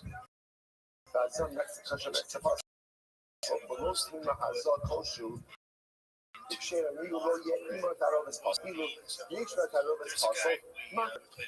ultimately, it's reversed. So again, the Rabbi is inverted. Even if you have a mixture, half paradima water, half pasal water, ultimately, again, that mixture is valid. Time of Rabbi Eliezer, the body part, Lamishum Tzilafim, the Safal Shia, Hantani, it's the explanation. So what's this essentially? The way Rabbi ultimately again is highlighting it is that Allah again, which like you said, the Prince of Eliezer has a shear, has other parts of opposite amount. Rabbi's to be highlighting that a little bit different. But now Amr Days, both Tanya, furthermore we learned, both Tanya Bahadra, we learned explicitly. Hanitanin Lamalo, Shenis Argo Benitanin Lamalo. That's what this is our Mishnah. Right? Ultimately, again, if you have blood, right? Lamala blood that is mixed together with Lamata blood. That is the only Yitin Lamala, Batachtonim Alula. Or Batachtonim Alula. Remember again, what's a little bit of the position? There is a position if you have Lamala blood mixed with Lamata blood, what do? Do the raw application of Lamala. What about the Lamata blood? Do it as if it's water. The same thing Lamata. Now, take a look at Rashi, Tab Rashi. All the time, and listen, all of this is used to the Rashi. The Amar time of the body actually shouldn't get in here. Remember again, Rashi's view is that according to the Eliezer, the reason why you need two sprinklers is because the Eliezer holds pain bila, right? Because again, the blood doesn't get mixed together. So he says, the Shamil Eliezer, the Islay bila, the Hanach Kati Masmesa. Again, clear from the point of Eliezer, Eliezer does hold Jewish people. He holds it, everything gets mixed together. Right? So again, it's clearly contradicting the Rashi. People more Rashi, and we tell them Allah, Kasagadat, Dan Katas, with them, Allah, Yitin Ramala, Lahachim, Dan Katas, the mitzvah, Lahachim, Al-Yoro, Katas, the Gamma, Kamal, Brothers, the Kamal, Kilo Night. So ultimately, all of this is to indicate that Allah Eliezer holds Jewish people. So that contradicts Rashi. The Amit, the Muslim words of the Amit in Bila. Now again, if you hold in Bila, like the Rashi says, then Amai Alula, then why does the blood application work? Dilma Payohi Al Yoni Lamata, Batachon Lamala. Maybe at the end of the day, like the Rabbi says, if you hold Jewish people, that means everything gets mixed together. If everything gets mixed together, then what? Then Halakha Lamaisa, we do blood applications above. So how do you know that you're applying the right blood anywhere? In other words, maybe you're placing the Lamala blood Lamata and the Lamata blood Lamala. How come I ask? You know what's the case over here? Keep going to Ika Uruba Al-Yom. The case has to be where the majority of blood that we're talking about actually was Al-Yom blood. That was the majority of the mixture. The Kayar Lamala, sheer Takton involved. And again, therefore, you're placing the Lamala, the minimum shear of the Lamata blood, and a little bit more. So ultimately, again, but here's the problem with that, is that the Mishnah does say that you do the same process with the lower bloods and it works. To which the Gemara says, Yishim Shirai. When it says ultimately again that it works to the bottom blood, the lower blood, and actually that's talking about actual blood application of the Mata, rather it's talking about the Mata blood is going to have the status of Shirai. Okay, incredible. So Tashma, Nasal Mata Lonila. So the Rabbi says that the advice is said, if the Queen did the blood application of the Mata, without asking us, that he has their own the Rabbi says you have to go back and do the blood application above. And ultimately again, the blood applications work. So once again, Hakanami was over here. The Ruba Al-Yom, the majority of the mixture blood must again was almost upper blood. And therefore again, the Kayar the Mala, sheer Tachtonim V'ol. And therefore you do the blood application above, the amount of the minimum amount of the Tachtonim, a little bit more high. The hard Tachtonim are the low Tachtonim. But it says that even the bottom blood application works. So we should be going to Mishim Shirayim. It means ultimately again for the sake of Shirayim, not actually for actual blood applications. So Tashma, let's analyze it again. So again, just to be sure what's happening over here. Remember again, the sheet of the Chachamim, where we're focusing now pretty much on the case of the Paraduma, right? So remember again, you've got Paraduma water and regular mundane water gets mixed in. What's the impact of that on the Paraduma water? So the Chacham essentially saying it's possible. Right? And again, I will say, the way we explain that was a three-tier approach. Number one, water get mixed together. Number two, Hazah requires a shear, requires a requisite amount. And number three, individual sprinklings do not combine to form that requisite shear. When you put those three things together, then it becomes abundantly clear that what? But Allah makes sure it's possible. Right? The issue is really yes. The Rabbi says, what do? Go ahead and do two sprinklings. You can't quite figure out why that works. So Rabbi says, that's pretty much what this for Reish Lakish, Rava, and Rashi. Right now, we're consistently challenging Reish Lakish, right? Because Reish Lakish holds Yish Bila. Reish Lakish's entire position is predicated on Yish Bila. The waters ultimately combine together. And again, Reish Lakish Bila, Hazar requires a shear, and ultimately, again, Hazar requires a shear. So, which is challenging Reish Lakish over and over. That's what's happening here. So let's go over back to Tashma. No someone not the Lord no, Tashma. No someone not right? Tashma. No someone not about Nimba. If ultimately again, so once again, the second one gets mixed together. He placed it above, placed it above the Lord Nimba. He did not ask. So what kind of above? So the Gemara says, you have to go ahead and place it once again to another blood application below. The Gemara says, the Ilu are below, and ultimately again, both work. So we'll say, so again, it would appear that it's old Yish Bila. To which the Gemara says, once again, how can that mean? Ruba Al-Yom. So the medication, the majority of blood was upper blood. Because the Malish, because Shirka not involved. And also, again, what you have to say is these places in love, share that's running plus a little bit. Which the Gemara says, the heart, Elu on Lokatan, Nikatan, Elu Moyu, Elu Ololo, so the Elu. So also ultimate lesson of Elu Ololo. Ultimately, again, both will Seifa Asalim, the Amar, the Amishviva.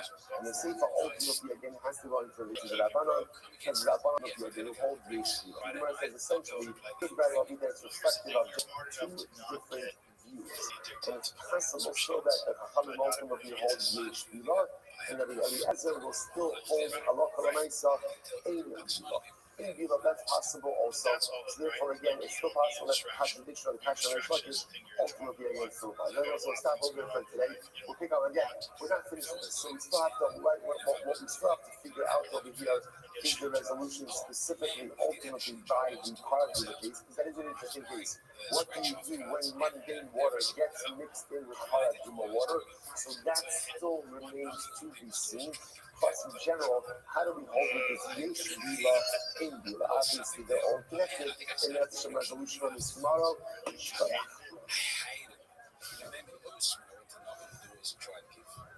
Shit, they would take us out to like the worst remote communities because they'd go, these people, they're like the nastier the neighborhood, the more people are likely to pay for massage, the less they have in their life. You try and go to a middle class neighborhood, no one talks to you. You go out to weird remote poverty, and boy, I felt a lot of capitalism. Really? Yeah. Was it dangerous? Yeah. Because you're knocking on the doors of like, I went up to Port Augusta, and the worst neighborhoods, there's like hours.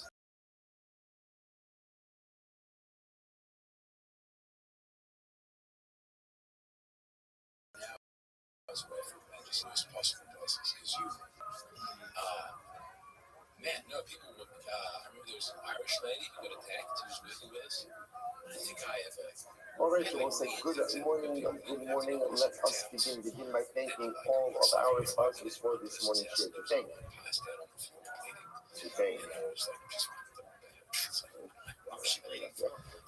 Take our account sponsors for the month of Kislev Haba Alina Rutova, Allison Adam Steinmetz, memory of Adam's grandfather, Shlomo Steinmetz, Harav Shlomo Tzvi Ruben, Ben Shimon Zichron Lebracham, his sister, Sham Shav Aliyah, Shimon Mir Yosef for his children, his grandchildren, and his 34 great-grandchildren.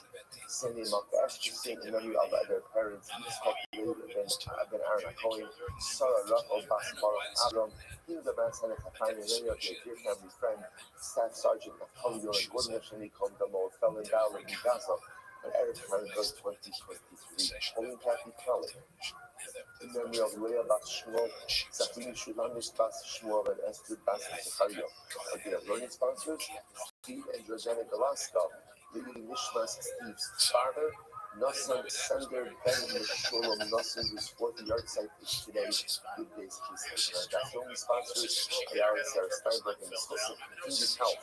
For Shulamis Kana Bas Susha, Ron Myrovitz, in honor of the birth of his grandson. She's going to Hashem. And then the football with my simple. And Eve and Michelle Zerkire, Leland Nishmas, Nochom Sender, Ben Yeshua, Muslim, Father, Sikolaska, so beautiful. We hope that in the merit of our Talatona, all of the Neshamas Lav and Aliyah, the families in the Chama, those who leader of fortune, with the Havens, have a deal of Kol Israel, which Baruch Hashem, the Neshamas, continue to send the Soros Tobos for us. We'll say with that, let us be really exciting Gemara ahead of us today. So we are picking up today's up with Ayin Test 79. We are picking up in Eretz Hashem on Ayin Test 78b Tanoi. So we'll say, remember again, we had a fascinating and riveting macro test yesterday about how this whole concept of bittul, right, nullification and negation, specifically in one area, right? Because remember again, when it comes to mean the she'en omino, when it comes to two dissimilar items which are mixed together, so pretty much how do you determine the identity of the mixture? How do you determine it? Taste. Time. The she'en is mean the omino, but when you have two similar items mixed together, how do you determine identity ultimately of the mixture? So first opinion says, rove, good old rove, right? Just grab the simple majority, whatever the majority of the mixture is, that's what is becoming the identity. Second opinion says something very interesting, which is no, you view the secondary item as if it's a dissimilar item, and try to figure out if it was a dissimilar item in this ratio, how would it impact the mixture? Good. So the Gemara says Tanagi, and the answer this whole thing is in the Holy Ghost. So we'll say 78b 2, 4, 6, 8, 10. Lights up from the bottom. This is a really interesting case. The Rishi is for Yayin Laman, or Chala. So what's here's the case. I have a bucket, and I am immersing the bucket in the mix of it. The bucket is coming. Right? So now, what happens? So there is liquid the inside of the bucket. So now I'm immersing the bucket in the mix up. The shayla now is, again, given that there's some foreign material inside of the bucket, so when the water comes in, is the water going to be able to affect parallel inside of the bucket or not? So whereas inside the bucket is filled with white wine or milk. Now what's the good part about white wine and milk? What's the good part? They look like water. Right? They're water like. The milk part is a little bit scary, especially depending on which milk you use, right? But apparently, again, at least milk is similar enough. It is color and its consistency to look like water. So the Gemara says, and what happens? You immerse the bucket. Rashi says over here, and what happens? And you didn't spill out the contents of the bucket. So now says, what's that? Ultimately, we go after the rope. Okay, now what is this? Now this. What is this a case of? This is a case of Benina, right? Because remember, what we're doing over here is we're assuming that the water and the wine are similar enough to be sorry, the milk and the wine similar enough to the water, that this makes it a min benina case. So therefore, again, what does the Gemara say? Tanakama holds, min benina, ultimately, again, we go after the road. Yehuda says, Yehuda says, we view the wine, let's just go with the white wine, we view the white wine as if it's red wine, and therefore what do we do? And you see, if it was red wine in there, would there be enough mixed water that got into the interior of the bucket? Ultimately, again, to lighten the wine, and when we say lighten, it means turn the appearance of the wine from red to white, or not? So what do you see from this? What do you see ultimately again from this? That there's enough focus, fundamental focus about how to deal with the Menino. So again, Tanakama holds Menino, but the world that Yehuda holds Menino, we view the substance as if it's chicken amino, a dissimilar substance, and we view what would happen to it in this ratio. Incredible. So much as in Hebrew, when he's a kasha, you have a bucket that is filled with spit. But it's filled with spit, and you immerse it in the mikvah, right? It's as if it has not been immersed. Okay, and we'll discuss this. Rashi says over here,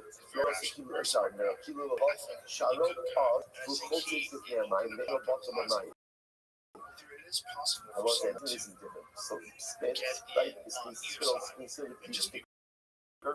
So because it's thicker, that the water doesn't move. That's the alternative. On the other hand, may like light, that means if you have a bucket filled with it, and you immerse it in stock, low and also 39. So you view it as if it's water. View it as if it's water. Good. So I didn't almost say, remember that would make it a million type of situation. Mother make chatos is very interesting. Let's say you have a bucket filled with mechatos. Remember, what's mechatos? Mechatos is the water that's mixed with the ashes of the para adima.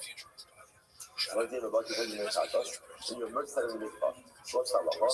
Ashiyubu hamayim al mechatos. So ultimately, again, halacha itself, we look at Rome, that as long as the water in the mikvah will be the majority over the water of the mechatos, ultimately, again, the bucket will consider to be immersed. Okay, Rashi says over here, Mali mechatos, Howil Behin Abatuma, the Hashidi Mishim Kilusha Sayu, Lobashinan Ella Beruba. So remember, both say, the interesting part, you'll say to yourself, I understand, the water of mechatos, why the water of mechatos also come for a mikvah? Water and it's water. Because remember, again, the way Para Aduma what does it do? Technically speaking, it conveys tumah. What up, baby? Come in my Discord. So because of that, it's considered to be. Oh, come in my Discord. From a halachic perspective, a common material. But you can have splashes. And therefore, again, if you have a bucket filled with mechatos, ultimately, again, if there's the majority of mitzvah water in the interior of the bucket, then ultimately, again, it's not to get actually reminded. Ain't to be the owner of the Nishbok Peroster, Nechatzer Shopri, Yeshiva Benefits and Nechatos. Good. Says the Gemara.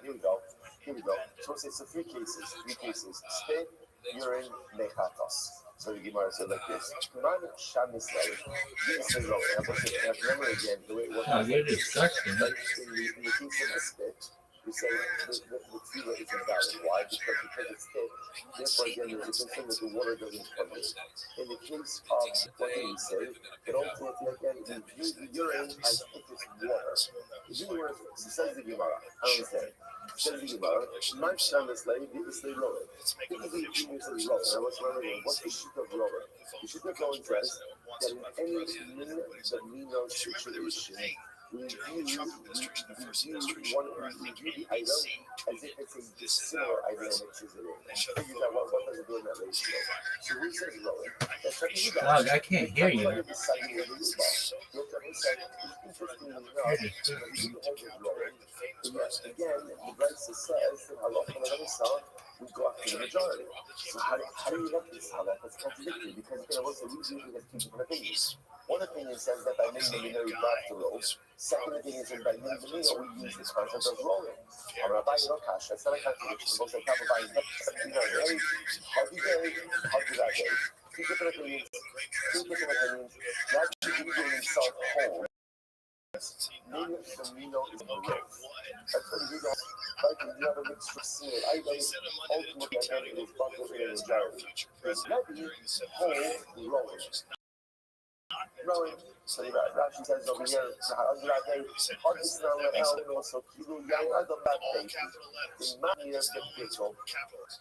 let's look at Rashi. Sorry, let's look at the sign. Here it is. And these are from Rabbi Gamliel. What's that? Yeshua says in the name of his Rabbi Gamliel. Ein dan mevatel dan. One blood ultimately again can't negate another blood. By Gamliel is in a bottle. Ein rope mevatel rope. Like one saliva, like I say again. Tahar saliva that is tahar. Should not be mevatel saliva that is tahar. Meiraglayim mevatel meiraglayim. And ultimately again urine can't be mevatel urine. I will say all these cases where a tahar item gets mixed in with a tummy item. So this is very interesting. So now what we're highlighting over here is in fact this is in a focus. Even Rabbi Yehuda himself actually holds that minimum is buckled below. Which is exactly what Rabbi Yehuda holds. That when you have a case of minimum, what do? We go ahead and we see rolling. Now again, so what does rolling mean? Rolling means we view the item as if it's a similar item, and then we figure out in this type of ratio what would be the impact of the secondary item on the primary item. That's what the rolling means. And again, I just want to point out, remember, that's a lot how our Mishnah operates, right? Because again, when you have blood mixed in with blood or blood mixed in with wine, right? So ultimately, again, we figure out what would happen if the similar item that was mixed in was a dissimilar item. How would it impact the primary item in this ratio? I just want to point out that one of the points to remember, let's finish up on Gemara goes back to the Gemara says, so Rabbi says no, and the Rabbi wants to reinvent the case of the bucket in the mikvah. Rabbi Amar, who believes shekel kotar, the gabot kameaskin. See that interesting. Rather, maybe the case of the bucket is a different kind of case. It's the case of a bucket ultimately again where the interior is tarred and the outside is tarred. So a different kind of case. Rashi says over here, Rabbi Amar, it's almost right across the Rashi. We only have a kind of the Kiradei smells. In reality, so Rabbi wants to reiterate. Rabbi wants to say there's actually only one kind in this Mishnah, and Rabbi Yehuda agrees with his Rabbi Gamliel about rolling. So the Gemara says, so what's the case over here? The Gemara says, the cellular holding. And what's that? Interestingly enough, if you look at Rashi, the delete Shesot Tar the Gabel Tamei, not that Bob Thomas Nash, the Barn, the Cameron Toto, and no the other colors. Oh, this is an interesting case.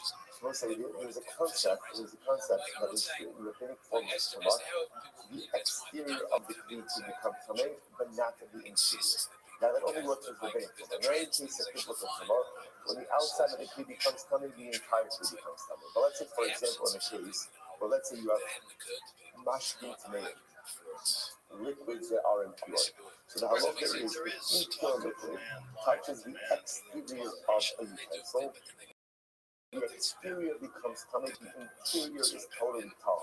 Now, therefore, we'll say, in that kind of case, how do you purify that food? How do you purify it? How do you purify it? Mikvah.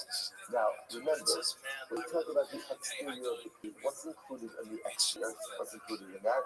The top lip, which means that in order for the food to become a tar, what do you need? You need at least a little bit of water to come into the interior. Right? Because otherwise, if water doesn't come into the interior, then what? You have to be concerned that maybe it didn't go all the way around the lip. So therefore, you have to just play this out for just a second. This is a detail for the details. So remember again, I have a cleat. The back of my cleat came in contact with liquids which are coming. Therefore, the drabbanan, the outside of my cleat is coming, the interior of my cleat is tied. I'm taking my cleat to the mikvah. Technically speaking, all that has to happen over here is the water has to touch the exterior of my cleat and the top exterior lip.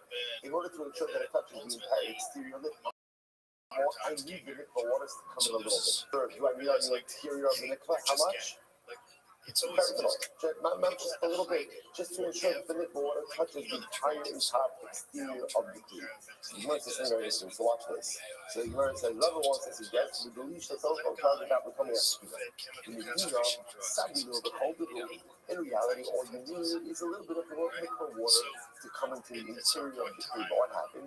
But Rabbanan who did the rabbi stepped in, and they were going to, and they said, no, you have to fill the entire interior of the cleat with mikvah waters in that case as well, or at least the majority. Right? You need ultimately again why? Dilma Chayis alive below the Dakole. So this is very interesting. So Rabbanan were the ones who said that even in a case where the exterior of the tree is coming, and therefore all you need ultimately again is for the water to really just a little bit on the interior. Halacha l'maisa that Rabbanan said you have to fill up at least the lobe of the tree with mikvah water. Why? Because we're concerned that if you're not doing that, you're not going to properly immerse the exterior of the kli as well. It's interesting. And ultimately, again, once you have, even though the Rabbanan said really we want you just to fill up the entire interior of the kli with mikvah water, but once you have the majority of the kli in terms of focused mikvah water, that's going to be enough. Incredible. There was just a different way of interpreting ultimately again that previous place. Interesting cases. I'm a Rabbi. So therefore, I will say Rabbi comes on before they sell off as well. I'm a Rabbanan, the time up, I'm a Rabbanan, the riba, but I'm a Rabbanan, the chazisa. Sometimes I will say cases of mixture. The rabbis say that the identity of the mixture is dependent on taste. Sometimes it is dependent on majority, and sometimes it is dependent on appearance. So three ways of determining the halachic identity of a mixture: majority, taste, appearance. Which is which? Here we go. Listen, this is very important. Underline these lines. If you have two dissimilar items mixed together, it is determined by taste. Ultimate taste. You know, it says, two similar items, there was again, you can't taste. Right? It is very important. In general, you can't use taste because, again, they're similar items. So therefore, how do we determine the identity of the mixture? Rove, and ultimately again, but in the case of benino, of an item that you're not going to eat, so how do we determine ultimately identity? Chazusa, by appearance. Also, what's the case of benino, ultimately again, where you're not going to eat? Look at Rashi. First, second one, Rashi. Maybe the Lord the Kana of the Chazusa Kidon, the Indian Vilas Mikvah. Right? And the example of this would be of mikvah cases. Right? So the milk gets mixed in with the water. Right? So again, these are cases where you're not tasting, right? You're not tasting mikvah water. In general, it's a good idea. Like a ballpark, right? Keeping up close. But for Maisa, again, you're not for our purposes also, the cases of the blood, right? Sacrificial blood, where you're not tasting any of this. So again, so interestingly enough, so again, it'll be dependent on taste. If it's a case where you taste the item ultimately again, then we'll go after rope. Otherwise, we're going to go after appearance. Incredible. So that is a very important piece of halakha l'maisa. Now again, the truth is just you should know we actually did this in Shmini Haskada last week. Today, we like contemporarily. we don't rely on time anymore, right? On taste. So for our purposes, whenever you see the concept of time, we replace that with shisha, buckle the shisha. It's the same idea. We assume ultimately again that any time, any flavor ultimately again is negated in a ratio of 60 to 1. But again, in the pure form of halacha, these lines of Rabbi are halacha l'maisa. So many two dissimilar items we go after taste. Meaning, if it's something tasteable, ultimately again we'll go after roast.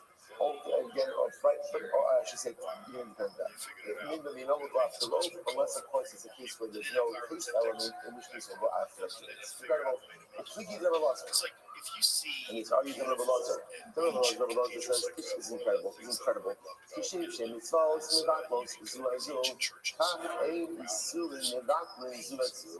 And all of this argues on Rabbi Lazar. just the craftsmanship. Why I will say now again, remember, everything up until now we've been focusing on is this idea that Isser could be Mevakol Isser.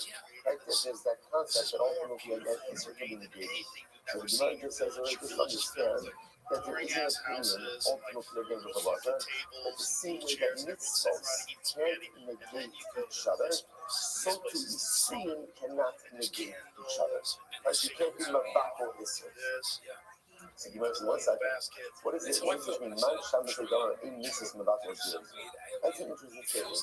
What do you mean that mitzvahs can't negate each other? What does that mean? So let's get into this.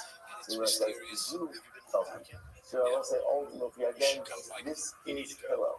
This is Hillel. What did Hillel say? Desanyo, Hillel. They said about Hillel something. Shekachan bedas achas va'olchan. Hillel, what was a Karban Pesach? Karban Pesach. How did Hillel eat his Karban Pesach?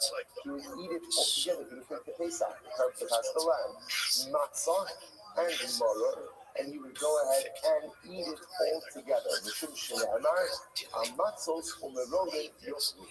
Because the pasuk says you shall eat it on matzah and maror together. So quite literally, Hillel went ahead and ate this all together. And I will say, I'll just point out some interesting, a number of very interesting pieces about this. So this is Koreh. So remember again, Hillel, first of all, the commentaries point out that you see from here that historically matzah was soft. Right? I want to say, just think about this for just a moment. Right? We do this at our state. Like you take the matzah. I mean, you don't have Pesach yet. You take the matzah, a little bit of process, and you eat it together. And what happens when you take a bite out of it? It's a culinary catastrophe, right? Like the whole thing is like it's ridiculous, right? It's crazy. And so saying that with the matzahs that we have make no sense. It doesn't make any sense. But if you understand that historically, they had soft matzahs. And essentially, what is Hillel making? It's a shawarma, right? It's a shawarma, especially again before cooking it, right? You have a lot of the toppings also, right? So the nice again, I can't remember the toppings, but the nice again, so that's what you get. And that's what you do. The color means really to wrap something. So literally again, Hillel would take the soft matzah, his Pesach lamb, his maror, again, chasra is what they would do to lettuce, right? Because they would use lettuce, and they would wrap it, and that's how Hillel would have a Pesach. Now, that's very interesting about that. So you must know, what do you see in Hillel? That even mitzvot from about Judaism. Now let's take a step back for just a second. Why is it that everyone disagrees with Hillel? Right? The other thing is, why do they disagree? Because they hold, you can't eat it like that. Because if you eat it like that, then the taste of Pesach is working against the taste of matzah, which is working against the taste of maror. In order to perform the mitzvahs, you have to have the experience of the mitzvahs. But if you're combining it all together, the vatal zu and su, you don't have the full effect of the matzah, the full effect of the Pesach, and the full effect ultimately of the maror. So the Hillel disputants say mitzvot, they're not supposed to do. They negate each other. Hillel says, no, they don't. Mitzvahs can't be mevakol each other. So because of that, Hillel allows you to wrap everything up together. But everyone else would say mitzvahs mevakol Jews whenever you have to eat them separately. That's not okay. So that the Gemara says over here, the same way ultimately again. But eating mitzvahs mevakol Jews, who is that? That's Hillel. That's ultimately again Hillel. In mitzvahs mevakol Jews. So it's not Rabbanon. So therefore, again, I want to say, so again, continue with this fundamental mathematics. It's not Rabbanon. It exists all over the place. The problem is it Also, exists just you know, there's also this beautiful idea, just like hashkafically, prosecution what's places where they the core of like the focus of pillow ended up on the so Torah will say, we used to like my focus. That in life, there are periods. There's different period of life. There's matzah periods and there's mother periods. The matzah period is represented in the times of Gula, the times of Lent, the times of Simcha. And there are mother periods, right? And ultimately, again, there are different periods, there are peaks and valleys. Torah says that's not dynamic of the Jew. In Torah's worldview, Hayakar of Ultra and the rest of the Jew in matzah mother all wrapped together. Meaning, how do we exist in our moments of simcha? We recognize we still feel the mother. This is not a depressing way. But again, also, if you think about this, hey, what do we do at a chasana? Right? What do we do at a chasana? Right? The pinnacle of joy, right? Everything is so beautiful. What happens in that moment? Chasana is about to conclude. You break your glass. You think to yourself, come on, like, come on. Why can't we just have this? Right? Why must we always bring in something depressing? Right? And even like the kind of so strange, right? And then cafe, and again, especially like by our classes, right? So every single minute of the next cafe is invented by Cosmos, right? And then that happens, smash the glass, and then Mazel Tov. And it's interesting, right? People are so funny how people try to find ways to make it more normal. So what will they do? They'll break the glass in the middle of the next cafe, and then the next cafe finishes. No one knows quite what to do. Mazel Tov, yes, Mazel Tov, no Mazel Tov. And things like you just have to lean into it. Meaning that Hillel says that's the life of the year. The life of the year is that even in the midst of incredible simcha, I always carry the pain about people. How can I not carry the pain of people? How can I not carry the pain of the fact that I don't get out of this and I don't have to pretend like it's not there. There's always a pain that's there. There's always a void that's there. There's always something that hurts inside of you. That's why, Rabbi says for so many of us, we're never more than like 4 seconds away from crying. Why? Because there's a palpable pain of 2,000 years of collective pain that is built up inside of you. And the motor is there, even in the midst of the matzah. The motor is always there, even in the midst of the matzah. But the opposite is true also. That even in times of incredible motor, the matzah of redemption is there as well. Because no matter how acute the pain is, I know that Geula is so close. That redemption is so close. Personal Geula, national Geula. Hillel says, wrap it all up. That's what the Jewish lives with this matzah and this mirror together at all times. There is pain, there is joy. There is rejoicing and there is profound sadness. It's not a contradiction. It's just called being a Jew. And I experience both of those dynamics. So sometimes it's more matzah, less mara. Sometimes it's more mara, it's more matzah. But in times of mara, the matzah gives me such hope and optimism that things are going to be great. And in times of matzah, I must always be ever cognizant of still the collective, historical, and present being of my people. When you wrap that all together, you know what it says? That's what it means. Let's go back there. Carson shows up at the Zava. Okay, let's get into that dance. All right, so Mike has a song. Carson is essentially a house, right? But it's an earthen utensil that is now containing the urine of a Zava or a Zava. Now, understand that the urine of a Zava or a Zava is in the time. So watch this case. Carson shows up the Zava. Now, Rashi says over here, Rashi shows up as a Shalei Raglayim. So it's a bedtime. You feel the Nishbar, the Hassan below Mimi Raglayim. As a maintain the Nasa, Ahabish the root name is so the idea here is there is hurting my bedpan. There is shard of that bedpan. Okay, so now the Gemara says this. So what? Okay. I don't know, whatever it is. And much sentimental value to different things, right? So the U.S. is a sauce. And now, about China is there a way to retire that? Like, obviously, it absorbs the urine of the salt, and therefore it's going to be tummy. So, upon return to Shane tummy. So, what's interesting enough, if you soak it with water, you soak it for the first time and the second time, it still retains its total status. Shlishi tar. So, interesting enough, if you soak it the third time, ultimately, again, it becomes tar. So also the idea is that now again, what I want to point out over here is the thing is, one second, this is earthenware. Right, earthenware 101 is that whatever earthenware gets absorbed, you can't get it. That's only when there's heat. Remember again, the difference over here is obviously it's not a cooking device. So like this is a Dutch egg. So the mindset it absorbs liquid without a heat medium. So because of that, what Gemara tells us is essentially if you wash it out, if you soak it 3 times, ultimately whatever is absorbed within the utensil comes out. Okay, thank God. When is that so? So from mine. That's true only if you went ahead and you put water into it. But ultimately, you're going to say, now, that's only if you put water in there. But what if you put something else? I will say, now, what else would you be putting in there? Let's say you put urine in there. But in this case over here, you put the urine of a tahar person. All right, so now, let's say, yes, so now this was a bedtime used by itself or a tahar. So the absorbed impure urine. Let's say now, again, you throw the urine of a tahar person. So I would have thought maybe it has the same cleansing effect. Kamash Mamon, it does not. It does not. I will say now, why doesn't it? What is it saying? Minganino, lo batal. And I will say urine is urine, right? And even though the urine of the Zav is coming, and the urine of a regular person is tahar, but it's minganino, and therefore minganino, two similar items, lo batal.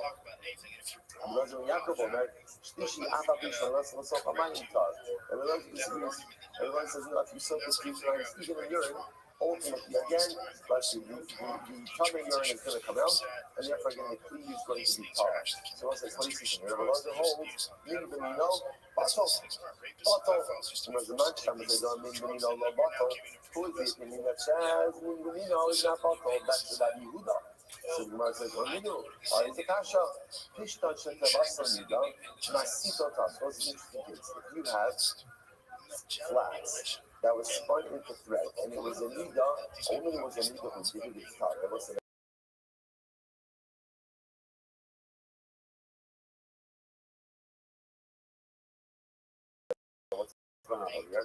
put it in your mouth, you want to use your saliva. The saliva of the nida conveys to my stomach. So, what's interesting enough, I've done a case over here where even if the woman was a nida spun thread, and therefore the pashtos, her saliva was used to moisten the fabric. Ultimately, again, at this point in time when it's thread dry, and therefore if someone goes ahead and leaves it, it's going to be tar. Once the saliva dries out, it doesn't convey to in Hayala, but again, if it's moist, then Masih coming Mishum Mashkatiya. One goes ahead and then is ultimately has to become tummy as a result of saliva. So you realize, Halot for Bamayin, tummy Mishum Mashkatiya. And also, not only that, ultimately, the Buddha says, very example, even if one takes that dries, and then soaks it again in water, even a lot of water, ultimately, again, the person is going to go ahead and become shifted. It actually says over here, when you go over half, it's almost right across. And when you go over half, I don't think the nine, the coming Mishum. We have to go second. The second star is if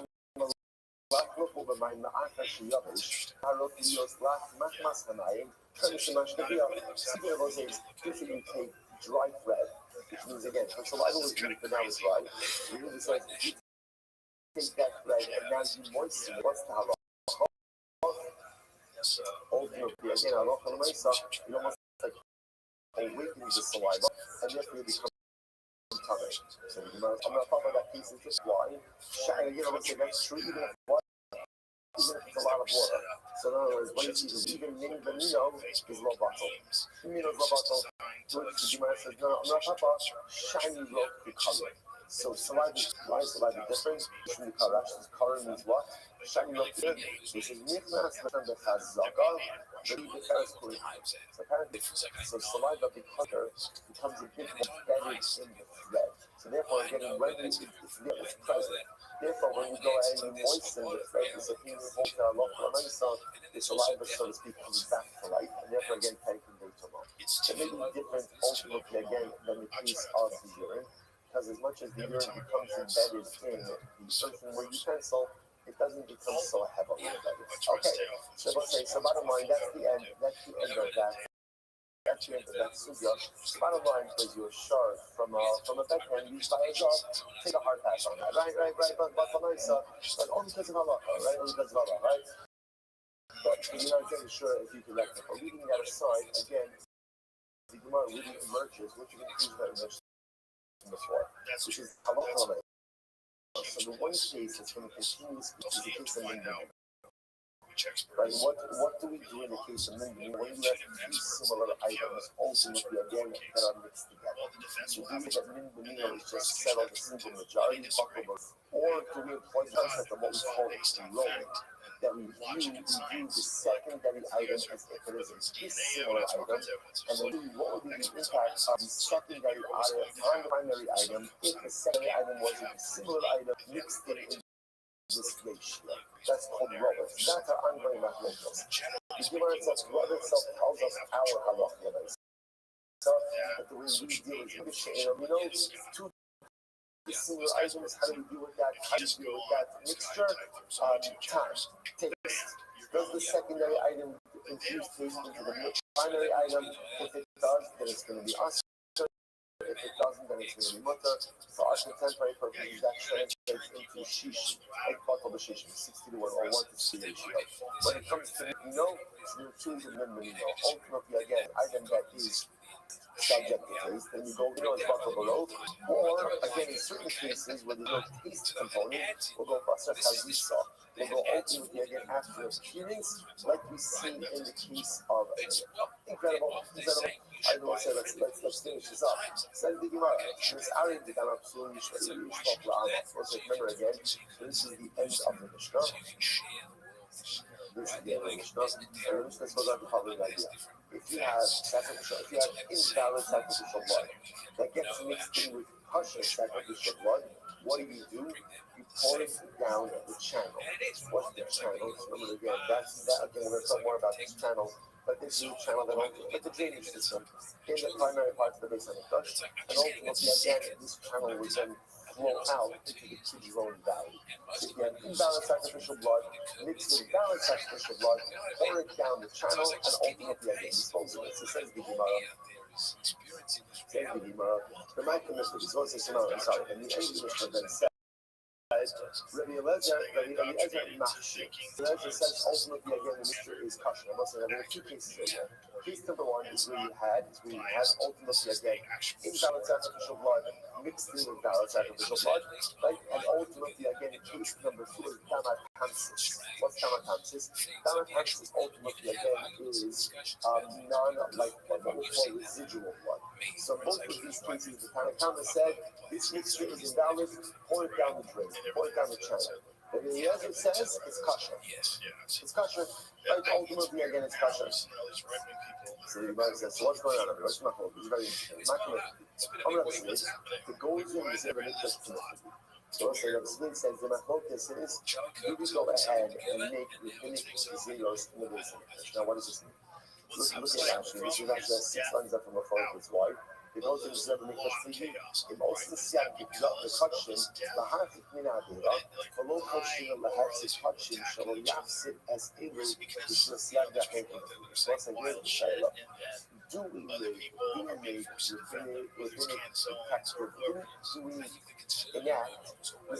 protective laws in the base of the Josh?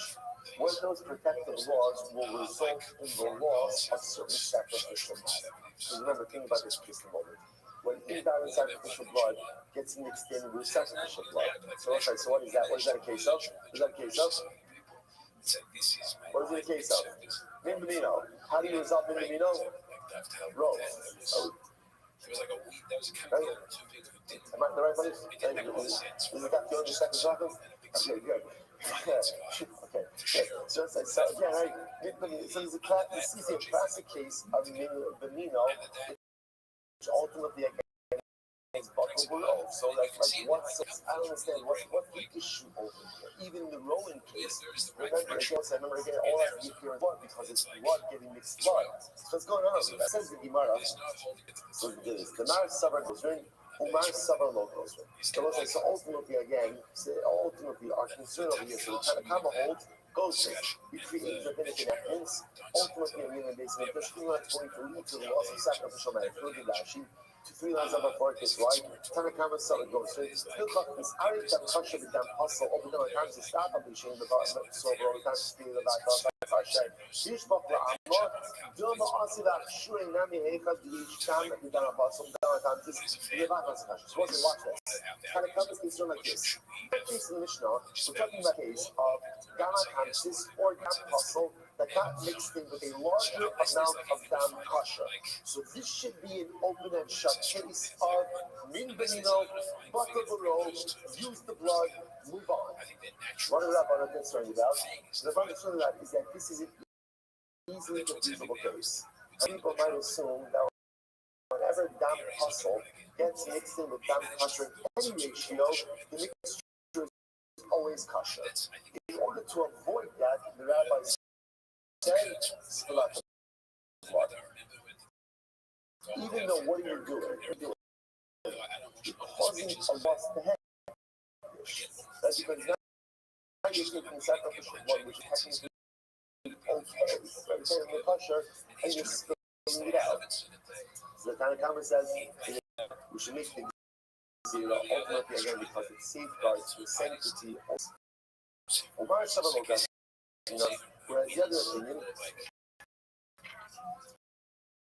opinion, which is no, we do not make rabbinic protected zeros in the Dutch.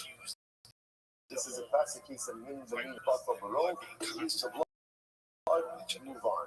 That Papa or no? The Papa says no. That is not. The Papa says clearly Alma goes with. The Papa says no. That's not the case.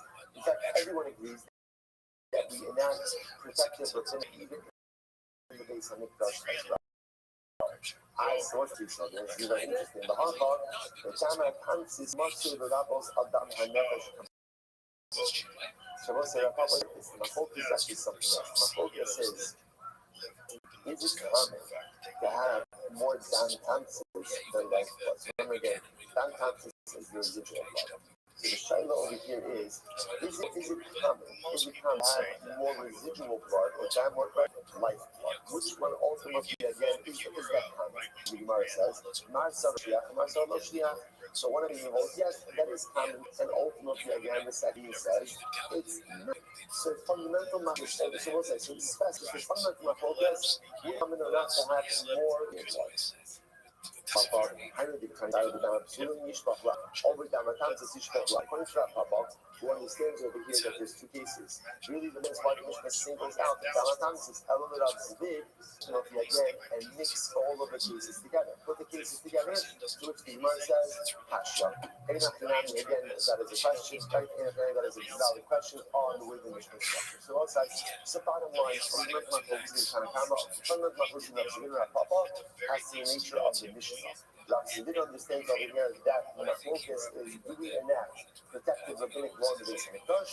Tanakama says yes, the Rabbi says no. According to Rav Papa, the fundamental focus becomes we have to be concerned that there will be more residual blood than life blood.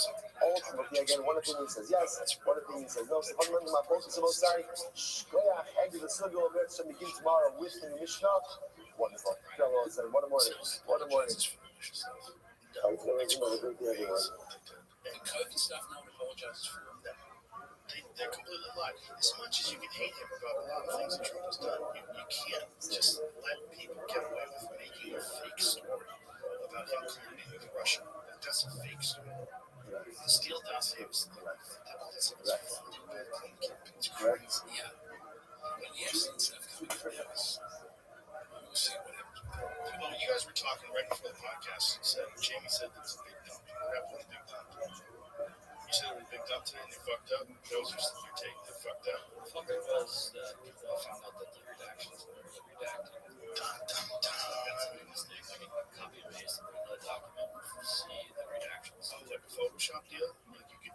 here's why.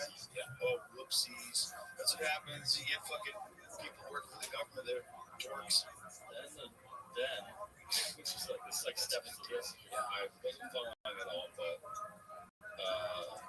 the Department of Justice has tweeted a couple interesting things today, starting with this one 8 hours ago. It's like 6 a.m. or something. The Department of Justice has officially released nearly 30,000 more pages of documents related to Jeffrey Epstein. Some of these documents contain untrue and sensationalist claims made against President Trump that were submitted to the FBI right before the 2020 election. Good morning. Clear, Let the us claims begin are unfounded by and taking all of false, our and they have responses shown for credibility this to morning's shit. weaponized against Our President Trump capital already. responses for the month of Kislev have Out already of been our over. commitment to the Allison law and Adam Steinmetz transparency, and DOJ is grandfather, releasing these and the documents children with Steinmetz had a large strong but with three legally living, required then protections Shimon for Zichron Epstein's of the victims. Rothschild, sitting off the Esterson in the middle of their parents, Okay, Yitzchak so they're saying Leiter, that Akoy, 30,000 Sarah more Abach pages Barak of Avlon, documents in the and Bat some Barak contain Ephraim, and the area of the untrue and Europe family sensational friends, God claims started made coming against to the President Trump Jordan that were Shimon, submitted to Pauline the Kathy FBI Powell, right before the and then 2020 we election. are Right, Leah led Bas by Shmuel, Zachary Shuramis Bas Shmuel, and Esther Bas Zachariah. Hardatron responses for Claire Yalon Steinberg. In discuss of continuing the flow of Anna Bas Susha, Shani Tapra and family Mishmas Yoshua, then Yitzchak Zichron on the inclusion of the Gertz, and let Abram Sneer off the climb. Gratitude towards Fred Pop Alan Wiseman for all he has done and continues to do for our family. Beautiful, thank you for all of our sponsors, thank you for the beautiful messages, all those who have looked up and difficult already so all of the Shabbat Shabbat now, the families in the promo. Because our pushes continue to shower episodes, Thomas and the Scottish Swell.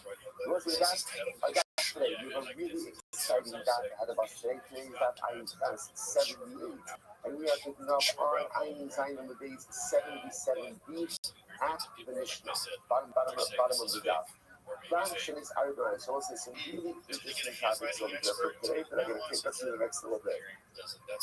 That means I know if blood gets mixed in with water. Now, most of the audience we're talking about over here about sacrificial blood that gets mixed together with the water. The shadow, of course, is what is going to be the status of the sacrificial blood. So let's have a hook. Each from that is done kosher. As long as it looks like blood, ultimately again the mixture is going to be kosher. Kosher means that it is fit for sacrificial use. Writing does not appear to match Fit for sacrificial use. Good. That's case number one. after Epstein's death out in Next, Northern Misali Virginia. Dayayin says in 16 days. What happens if sacrificial blood gets mixed together with wine? That's in obviously in the water case is a very easy litmus test. What's the litmus test? If there's so much water that the blood no longer looks like blood, okay, then it's going to be invalid. If it looks like blood, then it's going to be kosher. The problem with wine, of course, is that wine looks like blood. And Shaila, of course, is that how do you make the mixture is going to be kosher. Whatever you say is fake. Nice. You say Very you can have his inmate So number. when sacrificial blood gets mixed with wine, we view the wine as it was water. Meaning what? And you look at it, based if this amount of wine was water, would the sacrificial blood look like blood or not? If it still look like blood, then the mixture will be kosher. If it wouldn't look like blood, then the mixture ultimately again is going to be invalid. Look at that in just a moment. Actually, so Ron also, it's about 8 lines up in the page. Ron also yain kilugu mayim, va'omer, va'omdim, and higher dancing is higher kanikar v'mayim halalu kashlas rikas. One second. So look at these first two cases. Case number one is where again, what? Sacrificial blood gets mixed in with water. And that, as long as the mixture changes its Trump on the way out, pardon, sir. Appearance of blood, and ultimately again it's going to be kosher. Doesn't have an appearance of blood, not kosher. Case two, sacrificial blood gets mixed in with wine. So we'll say, so in this case, you can't use the appearance but don't blood regardless. So what do? I view the wine as if it was water. Now, based on that ratio, would the blood still look like blood? If the answer is yes, it's kosher. If the answer is no, it's possible. So that's case two. Next. The sign is done by him all the time. About all the time, case number three is where the sacrificial blood gets mixed in with other invalid blood. So once again, appearance does not look like blood. The Shaila just says you can mixture ultimately of the valid blood and the invalid blood together. Now you're actually going to have the Behema is the Behema cooler. This is a non-sacrificial animal. So what do we do? We always also so ultimately, again, once again, what we the non-sacrificial blood is the same thing we use for wine. Essentially, we use the blood as if it was water, and then we figure out based on this ratio, would the mixture still look like blood, in which case it would be kosher, or would it look like water, in which case it was going to be kosher. Okay, so let's begin to see a theme over here. Right, so again, case number one, wine gets mixed with water. Simple. Does it retain its appearance of blood or not? If it does, kosher, it doesn't kosher. Case number two, blood gets mixed in with wine. Appearance is not the litmus test. So we'll view the wine as based on the nature would it still look like blood? Kosher, would it look like blood? Kosher. Case number three, blood gets mixed in with non-sacrificial blood, human blood. So Tanakama says, same thing. View the blood as if it were. And then see, based on this mixture, would the mixture still look like blood? Kosher. Would it look like blood? Kosher. Now, Kapabai, that's 78A. Comes on the review and he says, no. Ain dam nadakol dam. Rabbi says no. A mixture of blood with blood is going to be different because dam is not nadakol dam. Blood cannot negate blood. Now, what does that mean? Go back, I'm sorry, for one more second, back to 77B to the last Rashi on the dot. Ain dam nadakol dam, Rashi says, the name of low bakal. Which is the more time, okay?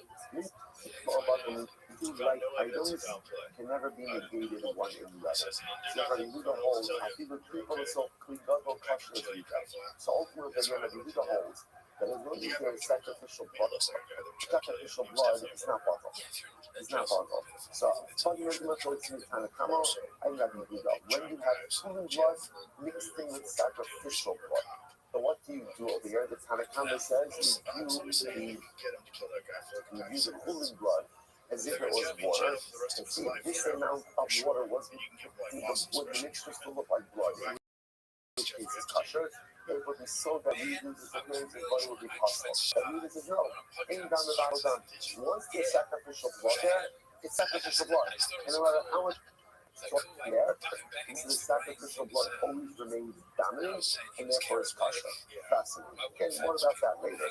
Next, back to 78A. Last two lines on last word in the first line. Last word.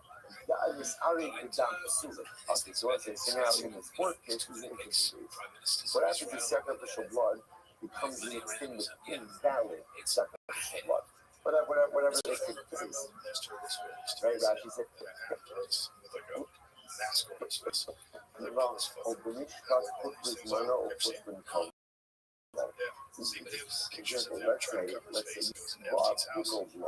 Right, so sacrificial blood that gets mixed in with fecal blood. So what's I look at the case, so in that situation, ultimately, again, equal Amma. What does Yishma mean? Yishma Amma, you have to pour it down the channel. So these actually people get Yishma Amma. Vafilu Hakasha Rabba, Hindana Kansis, Yishma Amma. The Abba who said, Dama Nefesh Rabba, Allah, Yishma Yishma. Now, what's the Amma? We're going to talk more about this a little bit later. Maybe not today, but later on. So the Amma was a channel that ran through the base of Gush. And literally, again, that channel took out certain, from wastewater, carbonic water, sacrificial remnants out into the Kidron Valley. Again, like I said, we'll talk more about the mechanics of that a little bit later. Enough, and this fascinating happens. In this last case, where invalid sacrificial blood gets mixed in with other sacrificial blood, right? So the halacha is the resulting mixture is hustle. What do you do with it? So the Gemara says, push this in the channel and let it flow out into the Kidron Valley. The Damatansis, say Damatansis, they're both nice. And what's Damatansis? You remember back to the beginning of the Masechta. Right? Again, first step in the sacrificial process, first step, Shkita. Although Shkita is not really an avoda, but Shkita, then Kabbalah. Remembering it by Kabbalah, what are you receiving? What are you receiving? Right? So like, which is the blood that initially spurts out. Obviously, after you slaughter an animal, blood continues to flow out. That blood that's finished the flow is what's called dam apansis, residual blood. Residual blood is not kosher for sacrificial use. So therefore, again, so there's two cases of that. So in other words, case number one is where invalid sacrificial blood gets still without sacrificial blood, or dam apansis, which is the residual blood, gets mixed in with kosher sacrificial blood. In both of these cases, blood that is not usable for sacrificial purposes gets mixed in with blood which is usable for sacrificial purposes. And in both of these cases, study is the same. Or the resulting mixture cannot be used no matter what the ratio is. And therefore, when you do it, pour it down the drain. Right? It's according to the channel, according to this channel in the base of Mikdash, and ultimately, again, this channel will take the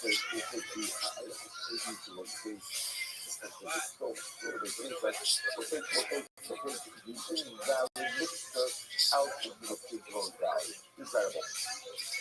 Now, again, I will say, interesting enough, why is it buckle like everything else? So why can't you use like the same litmus test we're using up until now? We'll see in about Rabbi Eliezer Machshir, Rabbi Eliezer Machshir, Rabbi Eliezer ultimately again said that is kosher. Now again, which case is he referring to? It's referring to ultimately again the dam hustle or the dam hamsis. We'll see, and we'll see it live. Now let's see what this is. In Mach. Furthermore, the Gemara says, "Hello, for the if the coin did not ask, and instead applied his blood, then ex post facto, it's kosher." So it's very interesting. So as much as in these last two cases over here, where the sacrificial blood is mixed into the proper blood, or where the dam hamsis gets mixed into the blood. So the halacha is mixture is invalid, it has to be poured down the channel. However, if the Kohen did not ask and instead he just sprinkled it, halacha l'maisa, kosher. Which tells you what? That the Ikra idea the right letter of the law is kosher. And obviously, again, there's some rabbinic legislation that's happening over here that's preventing us from using this. Okay, more about that in a minute. So it's like, it's a really interesting case here. So we'll say, so let's focus on our initial case. Right? If you look at the first three cases, case number one, blood gets mixed in with water. How do you calculate? So what's the determinant if the mixture is valid or not? If it looks like blood. As long as it maintains its appearance of blood, ultimately again is called that. Case number two, wine gets mixed in with sacrificial blood. What's the halacha? We view the wine as if it was water. Right? And if in that ratio is still maintaining its appearance of blood, it's going to be kosher. Case number three, sacrificial blood gets mixed of holy animals. What's the halacha? Same thing. Ultimately, again, we view it as if it was water. If it would have maintained the appearance of blood, it is going to be kosher. Incredible. Although in that last week, I'm reading this news, it says, down in the back, go down. Okay, good, that's not right. I'm going to give it up, I'm going to look. So what's this idea? So focusing again on this idea of the blood and water. Right, so when it comes to the mixture of blood and water, so everything depends on your experience. So if you want to say, I'm going to give it up, I'm going to look on Moshe, when do we say that as long as there is the appearance of blood, the mixture is considered to be balanced like this? When is that? Hello? Enough to mind yourself down. That's when the water is forming in the blood. In other words, I guess the image is, I have my feet shires, and it's service you came for sacrificial blood, and water drips in that blood. That's when we say that as long as the blood retains its appearance as a sacrificial use. However, allowing enough of it, so naive. But if the case is reversed, if the blood is poured into the water, then you show buckle. And each drop of blood that falls into the water is buckle in the water. get a distinction over here? If you have water falling into the blood, then ultimately, again, as long as the appearance remains blood, the mixture is going to be covered. But if the blood is falling into the water, the drop that falls in is bottled in the fluid. Incredible. Incredible. So you know what it says? There was enough, by the way, just so you're scared. But if you were to fully pour the blood into the water, then ain't nothing under the same halacha would apply, as long as it retains the appearance of blood in the pressure. But the one thing over here is if you drop by drop of blood into the water, even though the resulting mixture still looks like blood, each drop as it comes in is bottled in the water. So the Gemara says, if it's enough Amratapa or the Indian is true by sacrificial blood, but it's not like Kisei Hadam. Remember again, what's the halacha about Kisei? When Kisei Hadam means that you chef with higher oracle, you chef fowl or chaya, not just give the animal. There's a halacha that you have to cover the blood of the animal you chef it. This is not Jewish kabbalas. Just even today, you chef the chicken, you gotta go ahead and you have to cover up the blood. If the halacha doesn't apply by the lema, doesn't apply to like the regular domesticated animal, only to non-domesticated animals and fowl. So we must just Papa says, tisui ain't okay. Now this is such a big piece of that. So what does that mean? Now halacha l'maisa, you would go ahead and let's say chef the chicken, and then you took the blood and you dropped it drop by drop into water. The blood would keep in the water. And you would still have to say Hadam on that blood. Take a look at Rashi. Rashi says, Rashi's in the thing, Fuck!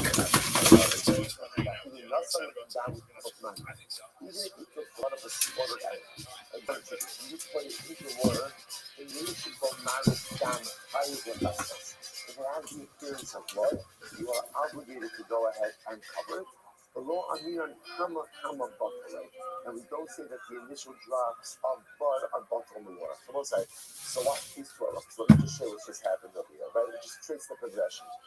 How did we start? So we started with the case of sacrificial blood that gets mixed with water. So the Gemara says, what's the halacha of that mixture? As long as the mixture looks like blood, ultimately again fits the sacrificial use. So the Gemara comes along and he says, but Rabbi says, that's talking about where the water was mixed into the blood. However, if the blood was mixed into the water drop by drop, ultimately even if the resulting mixture looks like blood, it's still going to be invalid. Why? Because every drop of blood that falls into the water is bottled in the water. That's the halacha of Mishnah. Then the Gemara says, oh, by the way, Papa said you should just know, but Kisei Hadam, this would not be true. So if you were to check the chicken, take the blood and drop it drop by drop into water, right? Ultimately, again, the blood would not be bottled, and you would still be obligated to do Kisei Hadam on that mixture. Why the distinction between sacrifice and the mitzvah of Kisei Hadam? And the answer is very simple. But you should aim at mitzvahs. Because you will say, ultimately, availability again with means there's no such thing as a deeply means set aside. There's no such thing as a mitzvah that is set aside for non-performance. Take a look at that. She can go into teaching these mitzvahs. That definition is that people are eternally addition of Amanim. Allah Ayamani Sindikar, Akilu Haki, Hadar Nafal Tipa Shia, or Yaris Bishura, and the world inside him. If you Nafa Ashab, Mayim Lamara Dan, Oza, and you're a teacher. Because listen, what happens? It's actually very fascinating.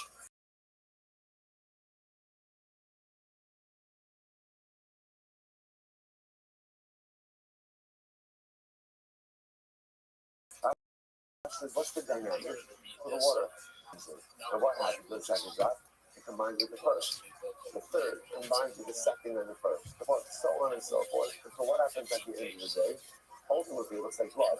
Once it looks like blood, ultimately again that reinvigorates all of the previous droplets of blood that were placed into the water. Because by mitzvahs, once something is set aside for use of a mitzvah, it can never be permanently precluded for non-performance or non-use. It might be temporarily dormant, but ultimately, again, all of those systems like this. The droplets of blood of that chicken are set aside for use of a mitzvah. The mitzvah is of covering the blood. So once it's set aside for the mitzvah, it can never be permanently precluded from performance. It can be temporarily set aside. Like in other words, first droplet falls in, second droplet falls in, until that mixture looks like blood. But once it looks like blood, everything is reinvigorated. Because once something is marked for mitzvah use, ultimately, again, that designation never fully goes away. It may be temporarily shelved, but it never fully goes away. That's what I mean. Equally, eight summits, so isn't that fascinating? So therefore, once you chef that chicken, and that blood needs to be covered, that obligation is never set aside. So when you subsequently take a drop of blood and keep dripping a drop of blood into water, so right now I can't do it because the mixture doesn't look like blood. But once there's enough blood in that water to make it look like blood, the mitzvah obligation once again sets in. This is what's called mitzvahs. Interestingly enough, Rashi and Rob, the law in the whole the Yitzchak Yukah, the law Shayek Yichoi Ella, the Davar Kedusha. So I will say here, fascinating distinction between mitzvahs and kachim, and karbanos. By karbanos, yesh yichud or karbanos. Yesh yichud or kachim. At karban, once set aside for non-use, it's forever non-usable. So therefore, again, going back for just a moment. So who could go ahead and take sacrificial blood and drop it turn it into water? What happens to that sacrificial blood? It's bottled. It's bottled. Because into the water is bottled. Even at the end of it, it looks like blood. But each drop was bottled. Mitzvahs are never negated for non-performance. And therefore, when you drop a little drop of chicken blood into the water, although first glance there's nothing there, later on when all the droplets are in there, they force together and ultimately again reinvigorate the basic religion. So let's say, fascinating concept. Yesh bichui eitzel kachim. So there is bichui by karbanos, but ultimately again, ein bichui. So let's say, just the hashkafa. The hashkafa. What observation? So listen to this distinction. Karbanos is in an animal. There's a din in an animal. I perform it, but at the end of the day, the effects of kedusha ultimately again is the animal. Mitzvahs are a din in us, in human beings. An animal could be forever set aside for non-use. Each incline eitzel kabanos. Each incline eitzel kachim. You could have, right? Because you do something invalid, and ultimately again, the carbon is forever set aside for non-use. But by mitzvahs, which represent the Yid, there's no such thing as a Jew who is forever set aside for non-performance. There's no such thing as a Jew who is forever cut off by kedusha. Just as an animal, that animal is forever set aside. It's like it's invalid. It's an animal. Okay, it's going to be a carbon now. It's never going to be a carbon. But by a mitzvah which represents a unit of the Yid's self-actualization and kedusha, and decreates mitzvahs. There's no such thing as a Jew who is set aside for non-use. There's no such thing as a mitzvah that is forever precluded from performance.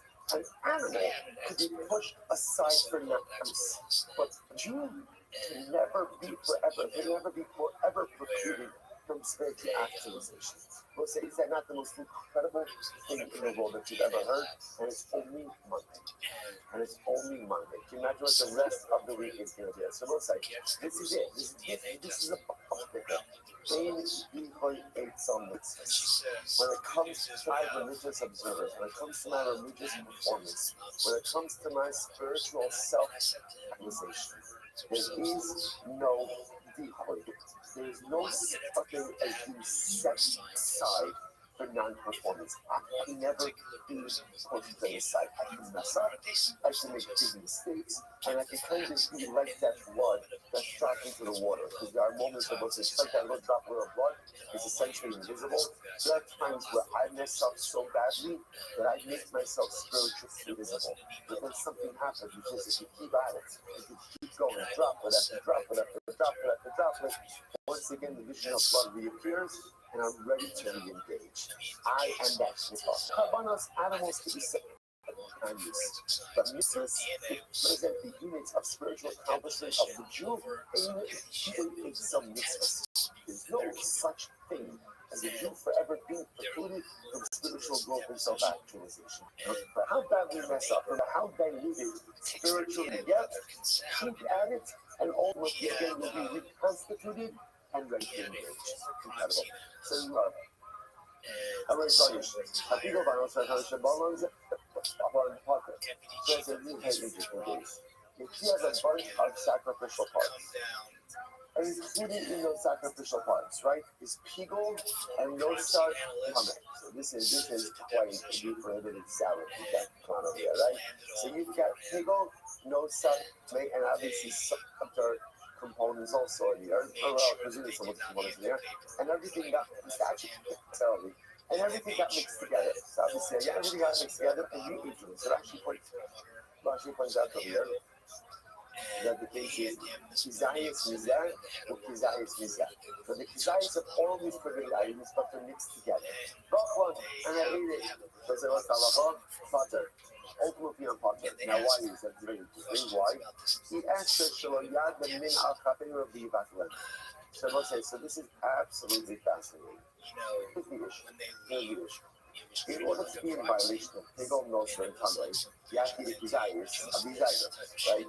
The issue over here is because I have this trouble, Pegel, Noser, Tamei, whenever I eat something, I can't be sure that I'm being a desires of any one prohibited item. Because of that, therefore, I'm not good, right? Not good. Right? But the same punishment is I can't punish for that. There can't be liability for that because it can't be demonstrated that I'm being a kizayis of any prohibited matter. The Gemara says, it's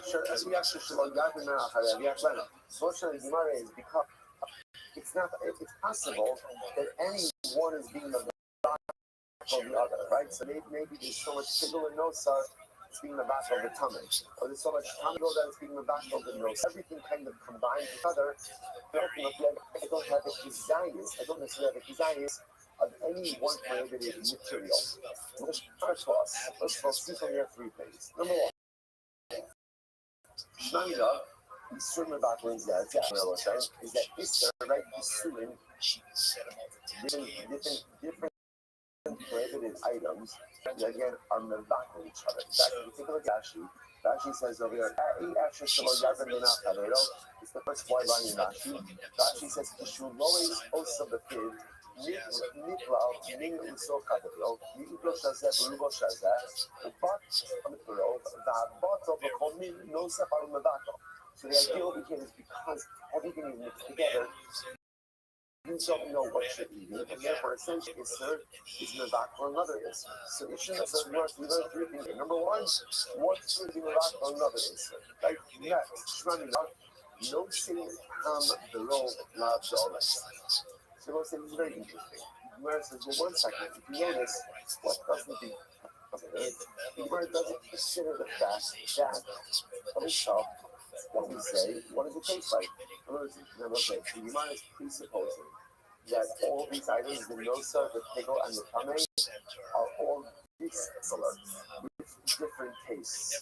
So the Gemara essentially says. So if you notice, by the way, what doesn't the Gemara say? The Gemara doesn't say, well, why don't we mix the taste? It tastes a lot like pickle. We don't consider it taste like. So what does that tell you? That tells you that taste is not a determinant biblically. That's what it tells us. The taste is not a determinant biblically. That if something refuses to taste the majority of the mixture, that clearly again that is not a biblical determinant. Says over here, present time they had also a big share the world. Labdois and Lucas are bigger Isa, Nami Grabam Nakavino Nikomako. Kind of yard, you can have the ship up. So ultimately again, because the fact that we don't even look at, like Gemara doesn't say, get pig on both of them mixed together. Let's see what it tastes like. And whichever one it tastes like, that's going to be what you're trying for. Gemara doesn't even entertain that possibility, indicating to us that taste is not a biblical determinant. Next, Ishmaminov, Sasros, Sadek Loshma. What else do you see? That a non-definitive Hasra is not a good Hasra. Because remember again, in this case over here, let's say I'm eating this mixture. Take over notes at home.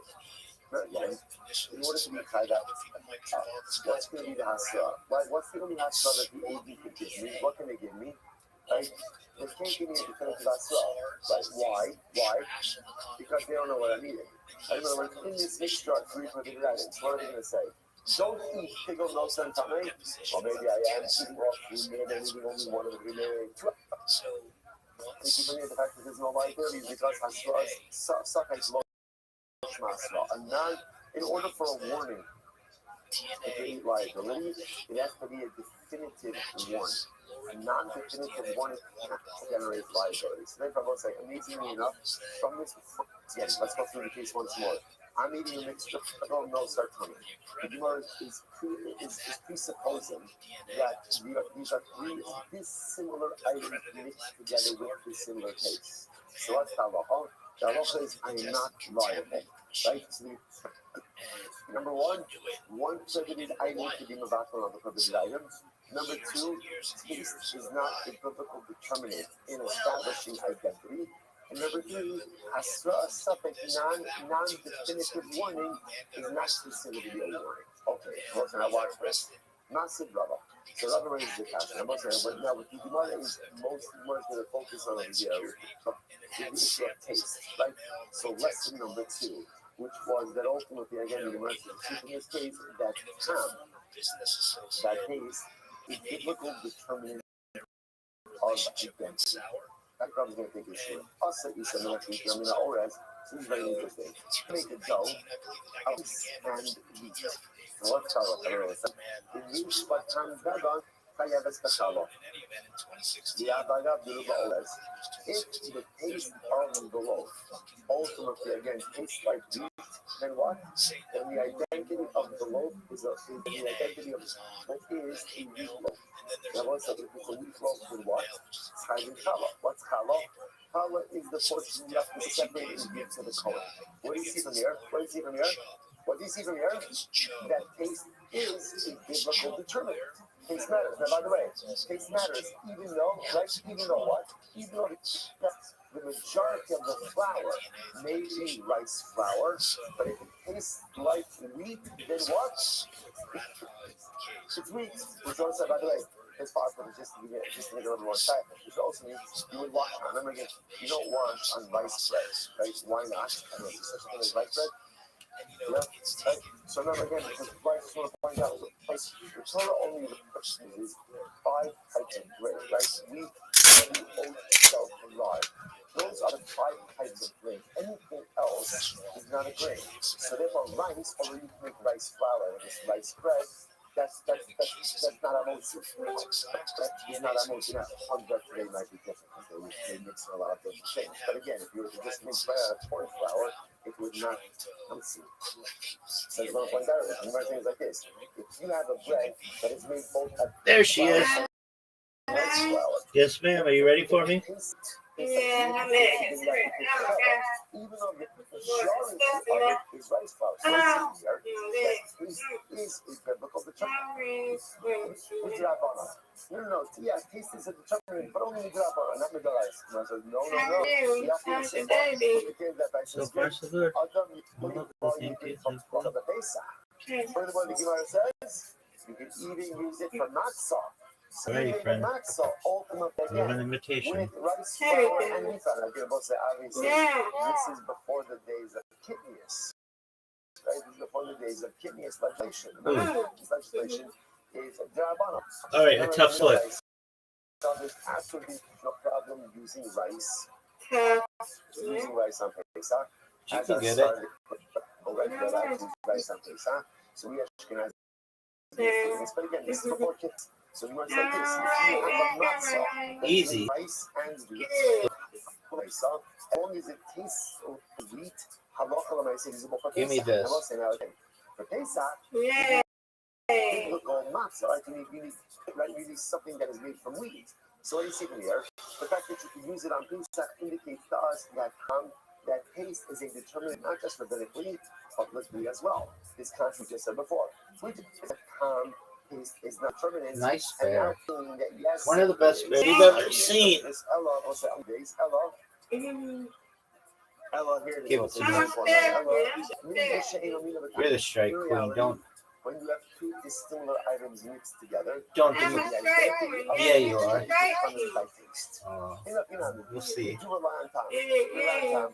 Again, two dissimilar items mixed together, the identity of the mixture will be based on how. Hey, there you go.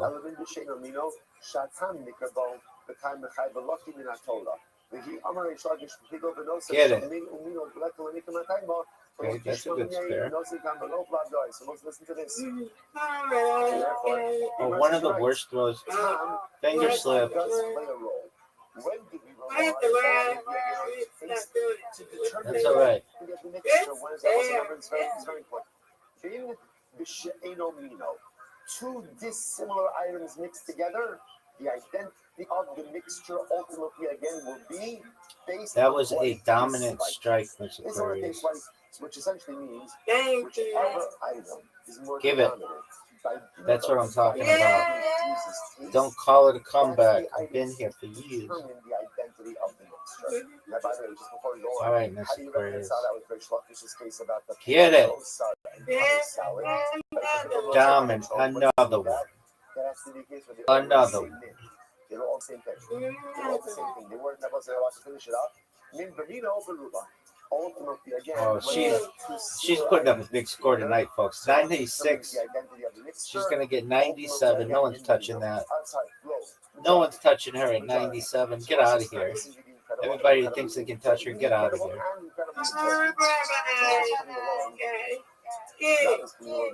I tried, but nobody's touching that score, Mr. Aquarius. Just unbelievable. Halacha recognizes two types of mixtures. Min benino, which means similar items. Min she'eno mino, dissimilar items. That's okay, but not touching you. You win, I win, I win, you win. Good job. All right, reload. I'm going to try. Carolina taste. Why can't you rely on taste? They have the same taste, the same item. So what do you rely on? Whichever one has the greater majority. Get it. The greater majority, that will determine the identity of the item. Incredible, I'll say. Incredible. One second. The Nisham in the Mino, the Shano Mino. In the case of Mindomino, where you have two like items mixed together, why not treat it as a case of Min She'eno Mino? Right now, what does that mean? Watch this. That's very interesting. This Ari Beyayin, Ro also Ki'ilu Humayim. I will say, Mishnah. What did our Mishnah say? Our Mishnah said that if you have sacrificial blood mixed with wine, so again, both sides. So remember again, what did our Mishnah say? Our Mishnah said, we view the wine as if it's what? As if it's water. So what? Now, again, let's sort of point out, blood and wine mean, why? Yeah, because remember, we often generally in halacha, whenever you have min benino, you talk about items you're going to taste, right? If you have a taste idea. Obviously, sacrificial blood, but the idea, the reason why blood and blood benino is because they look the same. So what did the Mishnah say? If you have sacrificial blood mixed with wine, so what do? We view the wine as if it was water. And we would say, in this type of ratio, would the blood still maintain its appearance? If it would, then it's kosher. If it wouldn't, then it's possible. So what do you see from there? We take a case of min benino and we view it as if it was min b'she'eno mino. So why don't we do it every case of min benino like that? So interesting. So the Gemara says, it's not this. My love, Rowan also the yain kilomine. Are we not saying so again? So it's like this. We view the wine as if it was water, and in this ratio, if mixed with blood, would the blood look like blood? If so, then the mixture will be kosher, and if not, then it'll be kosher. So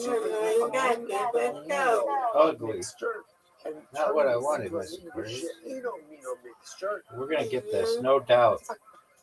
Oh no! Very bad. No, it really means we view the blood as if it was water, and then we view ultimately again if the blood in this ratio is water mixed with water, would it still look like get it? It doesn't make any sense. Two. Then ultimately again, what do you mean? Well, then it should say bottle. Say bottle. Furthermore, the get it. Furthermore, it says other place. You got That is a totally different case. Now, hold on just a second. Big comeback. Big comeback. Is a mixed case. If the wine itself, if the wine, you win one, I win one. I win one, you win one. Undefeated in bowling, undefeated in friendship. Good job, Marius.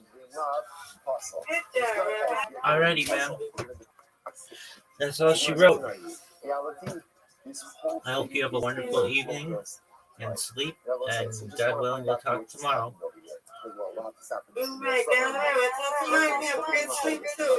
Thank you, ma'am. You're welcome. Thank you.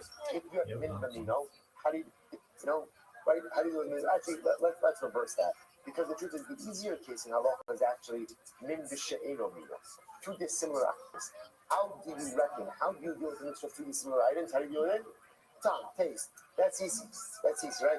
Whichever item exerts the dominant taste, that goes ahead and the ultimate again of the mixture. The complicated one is min benino. Similar items mixed in. So you must, how do you do min benino? How do you deal with it? How do you deal with it? Ultimately roll.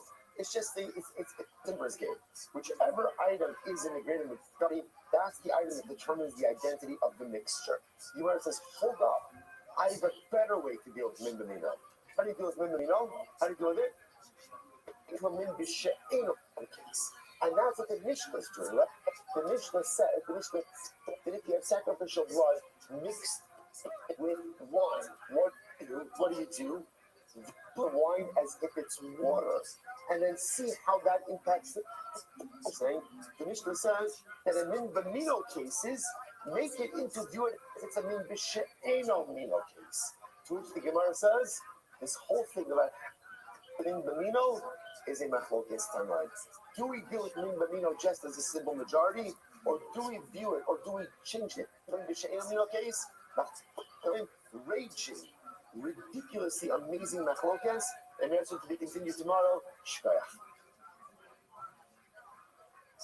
All right, let's say have a great day. Head on Zoom. Good, everyone.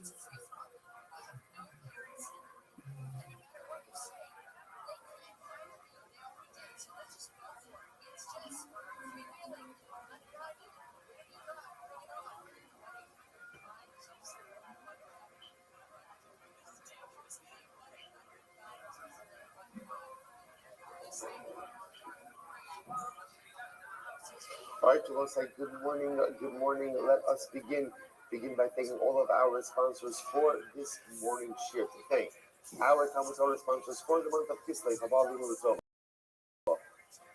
As the Steinmetz memory of Aaron's grandfather, Rabbi Sheldon Steinmetz, Harash Shlomo Tzvi Ruvain, Ben Shimon Zichron of the Bloch, the Simon Casters in memory of their parents, Yitzchak Leib Ben Arakoin, Sarah Abbas Baruch Avram, Hilda Bas Baruch Ephraim, and in memory of their dear family friends, Staff Sergeant Naftali Yoda Gordon Hashem Kol Gamal Paul and Kathy Pollock. Memory of Leah Bas Shmuel, Zachariah Shulamis Bas Shmuel, and Esther Bas Zachariah. Our Daflum sponsors for today, Yal and Sarah Steinberg. In the schools of continued for Shulamis Chana Basha, Shani Tapper and family Le'ili Vishmas Yoshua, then Yichot Zichron the drop on the occasion of the 19th yard site. And let Adam stand off the climb with gratitude towards Grandson Alan Wiseman for all he has done and continues to do for our family. A beautiful thank you to all of our sponsors. Thank you for all the beautiful messages. All those who are Moshe and David Kol Chol Yisrael. All those who are Shav and Aliyah, the families in the Talmud. On Kash Baruch Hu is continue to shower the souls, Thomas and brachos upon all the Klal Yisrael. Because with that, our daf today, we have a really exciting daf ahead of us today. Today's daf is Ayin Ches 78. And we are picking up on Ayin Zayin on the days 77b at the Mishnah, bottom of the daf. Dan Shanis Arizona. So we'll say some really interesting topics over here for today that are going to take us through the next little bit. Dan Shanis Arizona. If blood gets mixed in with water, now obviously we're talking about over here about sacrificial blood that gets mixed together with water. So the shaila, of course, is what is going to be the status of the sacrificial blood. So what's halacha? In yeshba maris dam kosher. As long as it looks like blood, ultimately again the mixture is going to be kosher. Kosher means that it is fit for sacrificial use. Fit for sacrificial use. Good. That's case number one. Next, Misave Bayayin says an interesting case. What happens if sacrificial blood gets mixed together with wine? Right, so now obviously in the water case, is a very easy litmus test. What's the litmus test? If there's so much water that the blood no longer looks like blood, okay, then it's going to be invalid. If it looks like blood, then it's going to be kosher. The problem with wine, of course, is that wine looks like blood. So the shaila, of course, is how do we determine if the mixture is going to be kosher? So it's Ari Bayai, Roa Osa Ki'ilu Humayim. This is very interesting.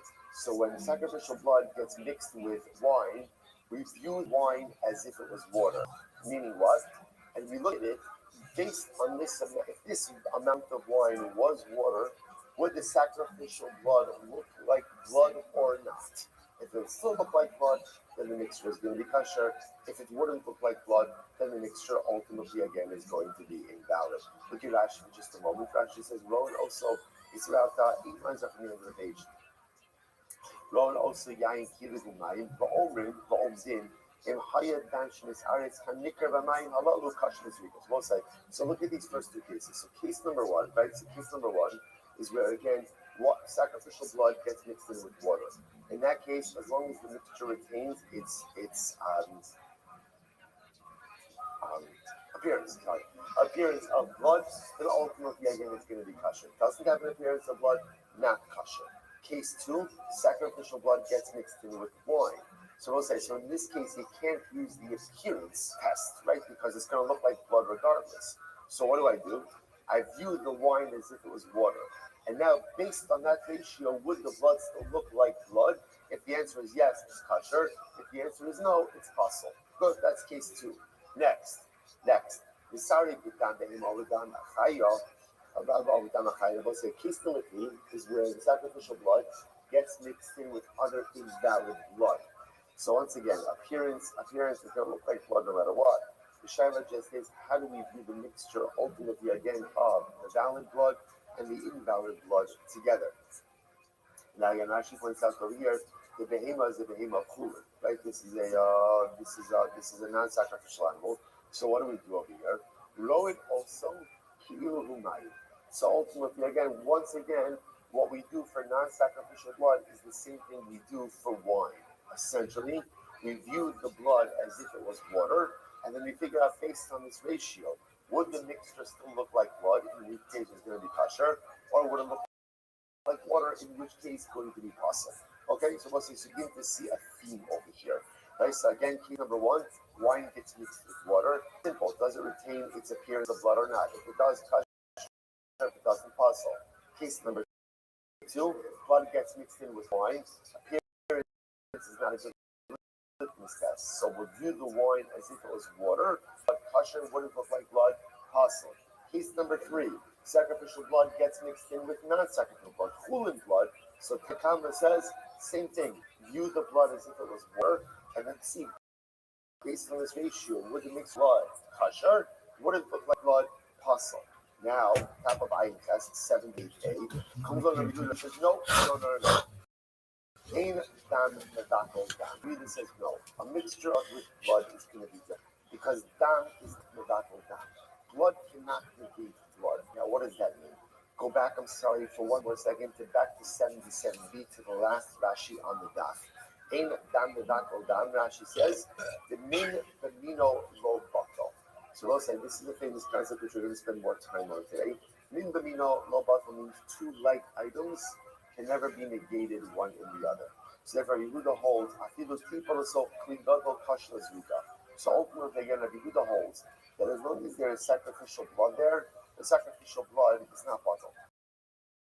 It's not bottle. So fundamental approach to Tahama and Rabbi Yehuda.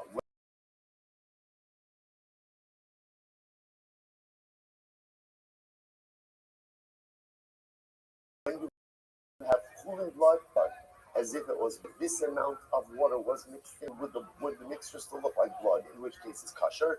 It would be so diluted that it would lose its appearance as blood, it would be puzzle. That means it says no, ain't dam the back dam. Once there's sacrificial blood there, it's sacrificial blood. And no matter how much other blood is there, the sacrificial blood always remains dominant and therefore is kosher. Fascinating. Again, more about that later. Next, this back to 78A, last two words in the first line. So the last word. So I'll say, so now in this fourth case, this is interesting. What happens is sacrificial blood becomes mixed with invalid sacrificial blood. Whatever the case is. Right? Rashi says over here, the dam psulin, kigon barova, v'nirva, or benishkat put v'zmana, or put v'nkolo. This is interesting. For example, let's say you have pigol blood, right? So sacrificial blood that gets mixed in with pigol blood. So what's halakha in this case? So in that situation, ultimately, again, yishpok la'ama. What does yishpok la'ama mean? Yishpok la'ama means you have to pour it down the channel. Now again, I will say, so this is actually, take a look at Rashi. Yishpok la'ama, va'afilu hakasher rabba alav, v'chein dama kantzis, yishpok la'ama, v'afa pi shedama nefesh rabba alav, v'shum gizir v'shum b'ad. Now we'll say, now what's the amma? We're going to talk more about this a little bit later on in the Gemara. Maybe not today, but later on. So the amma was the channel that ran through the Beis Hamikdash, and literally again, that channel took out certain, we'll call it, for lack of a better term, wastewater, carbonic water, sacrificial remnants out into the Kidron Valley. Again, like I said, we'll talk more about the mechanics of that a little bit later. So interestingly enough, in this last case, something fascinating happens. In this last case, where invalid sacrificial blood gets mixed in with other sacrificial blood, right? So the halacha is the resulting mixture is puzzle. What do you do with it?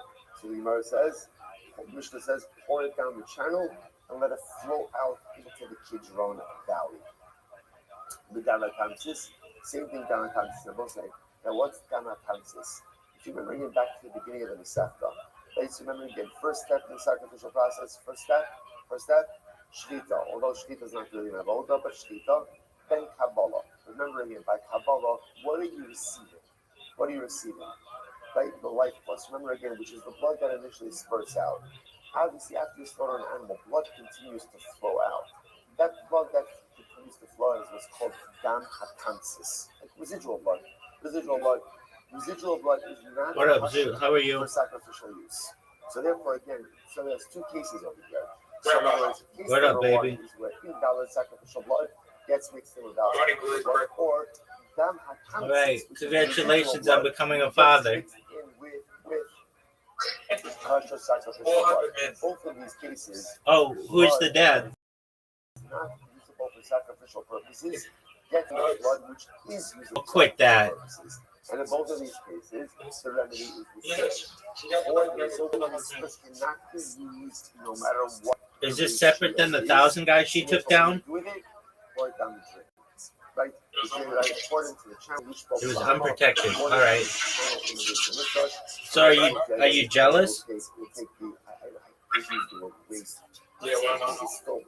Yeah, you're pissed, dude. I can tell. invalid mixture out into the kid's own body. Incredible. Now, interestingly enough, why not? In other words, why You're gonna be the first one to what? like everything else, or why can't you use like the same witness test that you Of course you are. Rabbi Eliezer not sure. Rabbi Eliezer ultimately again said that is kosher. Now That is going to be the most bullied child in human history. Perhaps. Ultimately again the dam hustle or the dam kansis. We'll see, and we'll see his logic. Now let's listen to this. In Lo Nivach, the Nasan Kasha. Furthermore, the Gemara says, it's the Kohen did not ask, and instead applied this blood, then ex post facto, it's kosher. So it's very interesting. So as much as in these last two cases over here, the case of where the invalid sacrificial blood gets mixed into the proper blood, or where the Paul Corvino sucks. Blood, You're getting rid of Dr. Wendy Walsh. She's the best fucking show on the fucking station. Down the channel. However, if the Kohen did not Can you keep your handle? and instead he just sprinkled it, halakha l'maisa, it's kosher. It's kosher. Which tells you what? That You are the worst. Kosher. And obviously, again, there's some rabbinic legislation that's happening over here that's preventing us from using it. Okay, more about that in the beginning. So we'll say, some really interesting cases over here. So we'll say, let's focus on our initial cases. Right? If you look at the first three cases, case number one, blood gets mixed in with water. How do you calculate? So what's the determinant if the mixture is valid or not? If it looks like blood. As long as it maintains its appearance of blood, ultimately, again, it's called sacrificial blood. Case number two, wine gets mixed in with sacrificial blood. What's the halacha? We view the wine as if it was water, right? And if in that ratio it still maintains its appearance of blood, Is Dr. Wendy the best show on KFI? Aside from case number three, Coast to blood Coast, gets mixed in with blood of for sure. animals. What's the halacha? Same thing. Ultimately, again, we view it as if it was water. And if it were to maintain the appearance of blood, it is going to be kosher. Incredible. On that last case, Rabbi Yehuda disagrees. Rabbi Yehuda says, "Ain't dam the dakol dam." Okay, good. So let's analyze. I'm going to give it up. I'm going to be open. Lo shanu ela. So let's say this idea. So focusing really on this idea of water. Right. So when it comes to the mixture of blood and water, so everything depends on the appearance. So the Gemara says, "I'm going to give it up. I'm going to open on lo shanu ela." When do we say that as long as there's the of blood, the mix is considered to be balanced sacrificial blood? When is that? Ela shenafu mayim yisov dam. That's when the water is flowing into the blood. So in other words, I guess the imagery is, I have my klishayis, my service utensil, sacrificial blood, and water drips into that blood. That's when we say that as long as the blood retains its a piece of as blood, that is still valid for sacrificial use. However, but if the case is the reverse, if the blood is falling into the water, then rishon bottle, then enough of blood that falls into the water is bottled in the water. Here's the distinction over here. If you have water falling into the blood, then again, as long as the appearance remains blood, the mixture is going to be kosher. If the blood is fully dripped into the water, then each drop falls in its bottle in water. Incredible. So Gemara says, by the way, just to understand, what that means over here is, for example, if you were to take the blood and fully pour the blood into the water, then the same halacha would apply. As long as it retains its appearance of blood, it's going to be kosher. What the Gemara is saying over here is, if you drop it drop by drop of blood into the water, even though the resulting mixture still looks like blood, each drop as it comes in is bottled in the water. So the Gemara says, interesting enough, Rav Papa will even kisui enoki. Rav Papa says, interesting enough, while that is true by sacrificial blood, that is not true by kisui hadam. Remember again, what's the halacha by kisui? By kisui hadam means that if you shech the chaya or an oath, you shech fowl or chaya, non-domesticated animal. There's a halacha that you have to cover the blood after the animal is deshected. This has nothing to do with kabbanos. Right? This just even today. You chef the chicken, you gotta go ahead and you have to cover up the blood. If the halakha doesn't apply by the lema, doesn't apply to like the regular domesticated animals, only to non-domesticated animals and fowl. So the Gemara says, interestingly enough, what Papa says, le'inyan kisui enokim. Now this section of the kisayam. So what does that mean?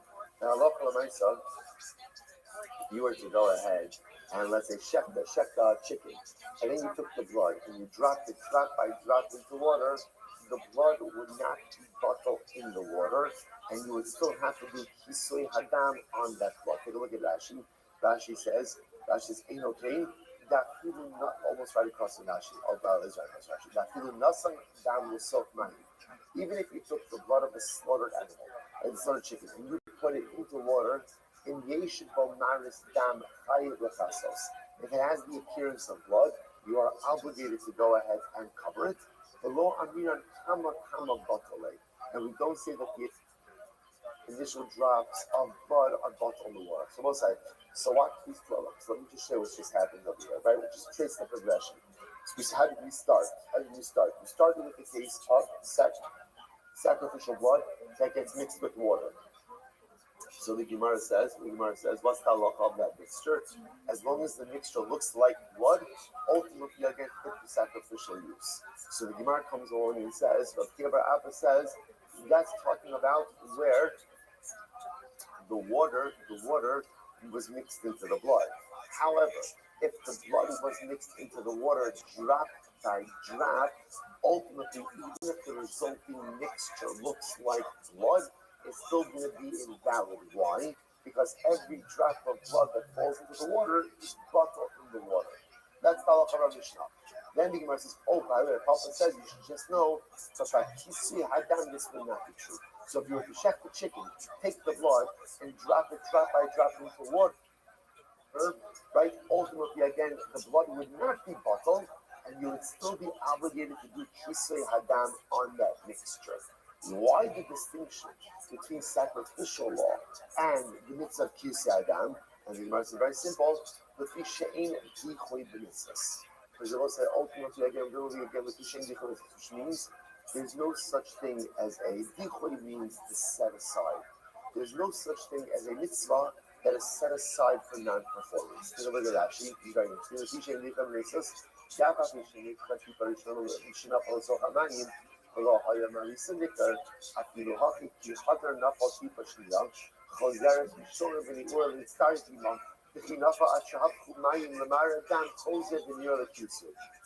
Now what happens? It's actually very interesting. It's fascinating. Actually, what's the dynamic? When you chef that chicken, now you take the blood. So what do? You drop in the first drop into the water. What happens when that first drop falls into the water? What happens? Essentially, it becomes bottled to the water. But then the second drop comes in. Now what happens with the second drop? It combines with the first. The third combines with the second and the first. The fourth, so on and so forth. And so what happens at the end of the day? Ultimately, it looks like blood.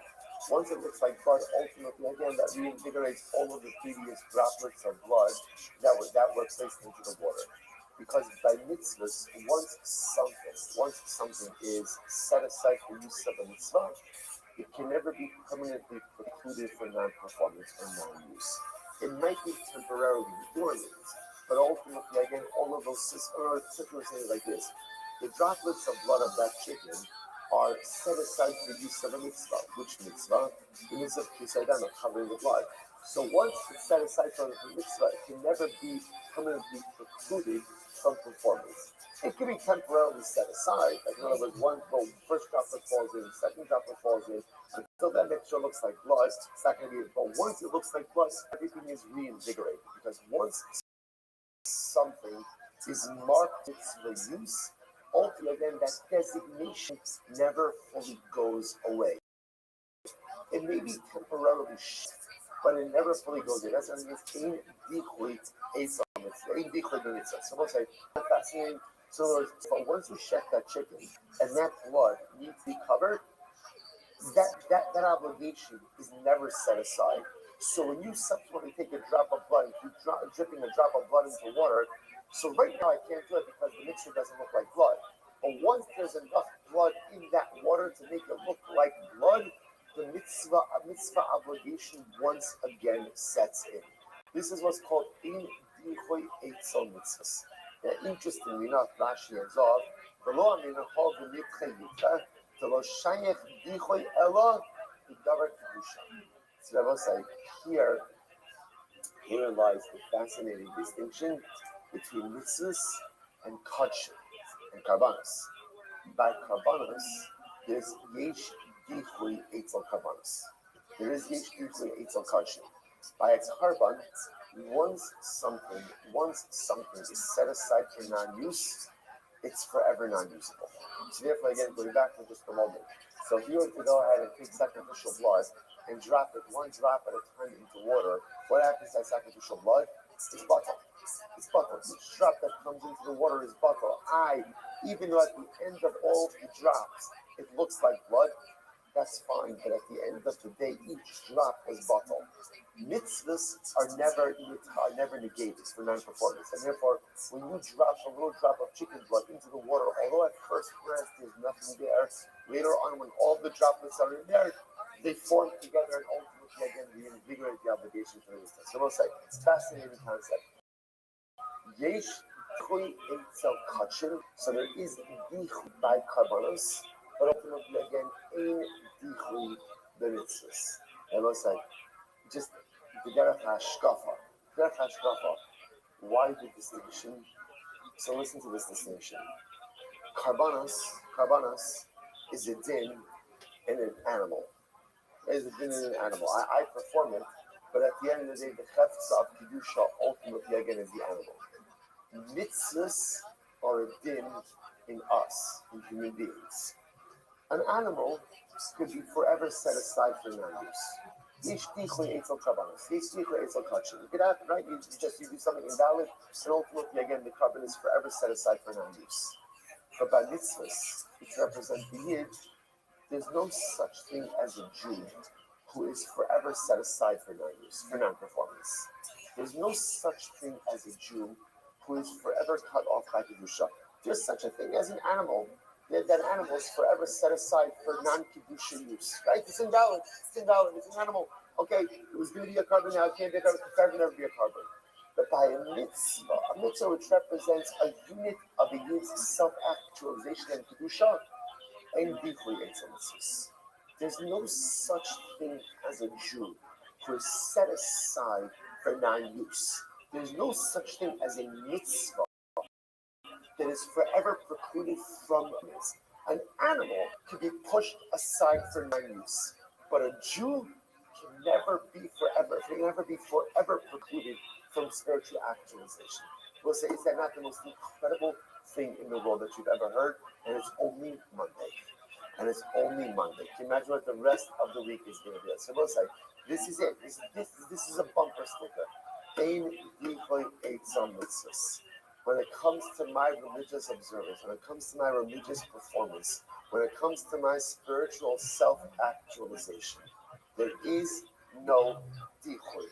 There is no such thing as being set aside for non-performance. I can never be pushed to the side. I can mess up, I can make big mistakes, and I can kind of be like that blood that's dropped into the water. Because there are moments of us, just like that little droplet of blood is essentially invisible. There are times where I mess up so badly that I make myself spiritually invisible. But then something happens, which is if you keep at it, if you keep going, droplet after droplet after droplet after droplet, once again the vision of blood reappears, and I'm ready to re-engage. I am that mitzvah. Karbanos, animals can be set aside for non-use. But mitzvahs, which represent the units of spiritual accomplishment of the Jew, ein dichui eitzam mitzvahs. There's no such thing as a Jew forever being precluded from spiritual growth and self-actualization. No matter how bad we mess up, no matter how diluted spiritually you get, keep at it, and ultimately, again, you'll be reconstituted and ready to engage. Incredible. Says Gemara. So it's a very interesting case. If you have a bunch of sacrificial parts, and included in those sacrificial parts, right, is pigol and nosar and tameh. So this is quite the prohibited salad you've got going on over here, right? So you've got pigol, nosar, tameh, and obviously some mutter components also in here, or presumably some mutter components in here. and everything got mixed. Actually, not necessarily. And everything got mixed together. So obviously, yeah, everything got mixed together, and you ate from it. So Rashi points out over here that the case is kizayis mizah or kizayis mizah. So the kizayis of all these prohibited items, but they're mixed together. And I ate it. So say what's the halacha? Potter. Ultimately on potter. Now why is that? It's very interesting. Why? Shabbos says, so this is absolutely fascinating. Here's the issue. In order to go Moser and Sunday, you have to eat a kizayis of these items, right? The issue over here is because I have this challenge of Tegel Moser Sunday, whenever I eat something, I can't be sure that I'm eating a kizayis of any one prohibited. Because of that, therefore, I'm potter. Now again, good, right? Not good, right? But when we say potter, I can't be punished. There can't be liability for that because it can't be demonstrated that I'm eating a kizayis of any prohibited matter. The Gemara says, so what's the Gemara is because it's possible that any one is being mabakel the other, right? So maybe much pigel and nosar is being mabakel the tamei, or so much tamei and pigel that is being mabakel the nosar. So everything kind of combines with each other, and ultimately, again, I don't have a kizayis. I don't necessarily have a kizayis of any one prohibited material. So what's a shmamina for us? First of all, see from here three things. Number one, shmamina is certain about is that. This thing what is even about saying is that right isurim, different prohibited items ultimately again are mevakel each other. In fact, if you take a look at Rashi, Rashi says we are it's the first wide line in Rashi. Rashi says kishu lois osabit min iso chavero minuto shazeh berubo shazeh ubato hamir brov v'habato b'chomin nosef al mevakel. So the idea over here is because everything is mixed together, you don't know what you're eating, and therefore essentially one isser is mevakel another isser. So you learn three things here. Number one isser could be mevakel another isser. Right? Next, shmamina, no sin ham below lav d'oraisa. So this is very interesting. Gemara says, well, 1 second, if you notice what the Gemara consider, he doesn't consider the fact that halacha l'maisa. Why don't we say, what does it taste like? In other words, the Gemara is presupposing that all these items, the nosar, the pigel, and the tamei, are all dissimilar with different tastes. So the Gemara essentially says, so if you notice, by the way, what doesn't the Gemara say? The Gemara doesn't say, well, why don't we see what the mixture tastes like? You're like, it tastes a lot like pigel, right? You know, in other words, if you notice, we don't consider that, what it tastes like. So what does that tell you? That tells you that taste is not a determinant biblically. That's what it tells you.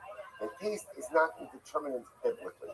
Shmamina, nosim kambero, that if something infuses a taste in the majority of the mixture, lav d'oraisa, that clearly, again, that is not a biblical determinant. Rashi says over here, Hadam Rabbanon, Bechol Tuchti Israel Nosim Kan Behedra Osra Papi She'ete Bero, lav d'oraisa, Milkos Al Di d'oraisa, so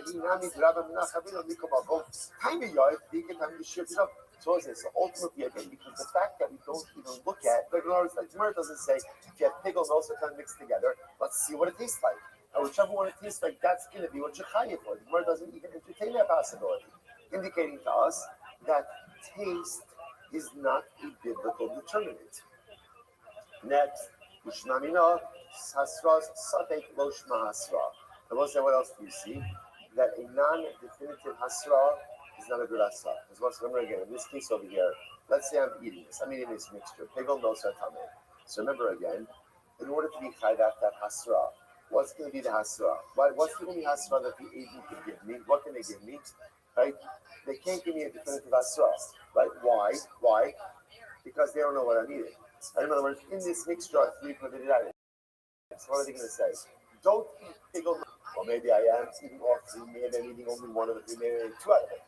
So therefore, again, you see from here the fact that there's no liability is because hasra is such and promotion hasra. In order for a warning to create liability, to be a definitive warning. A non-definitive warning cannot generate liability. So therefore, I will say, amazingly enough, from this one case. So again, let's go through the case once more. I'm eating a mixture of pigol, no sartami. The Gemara is presupposing that these are three dissimilar items mixed together with dissimilar tastes. So what's the halacha? The halacha is I am not liable. Right? So the Gemara says we learn three things from here. Number one prohibited item could be mavatl of a prohibited item. Number two, taste is not a biblical determinant in establishing identity. And number three, a suffix non-definitive warning is not considered to be a warning. Okay, so I watch this. Massive Rabbi. So Rabbi raises the question. But now what the Gemara is going to focus on over here with Rabbi is the issue of taste, right? So lesson number two, which was that ultimately, again, the Gemara see from this case that that taste is not a biblical determinant of identity. So that's what Rabbi is going to take issue with. Also, this is very interesting. If you make a dough out of rice and wheat, so what's the halacha? Say, if yesh patam dagan chayaves b'challah. We have agav d'ruba ores. If the taste of the loaf ultimately again tastes like wheat, then what?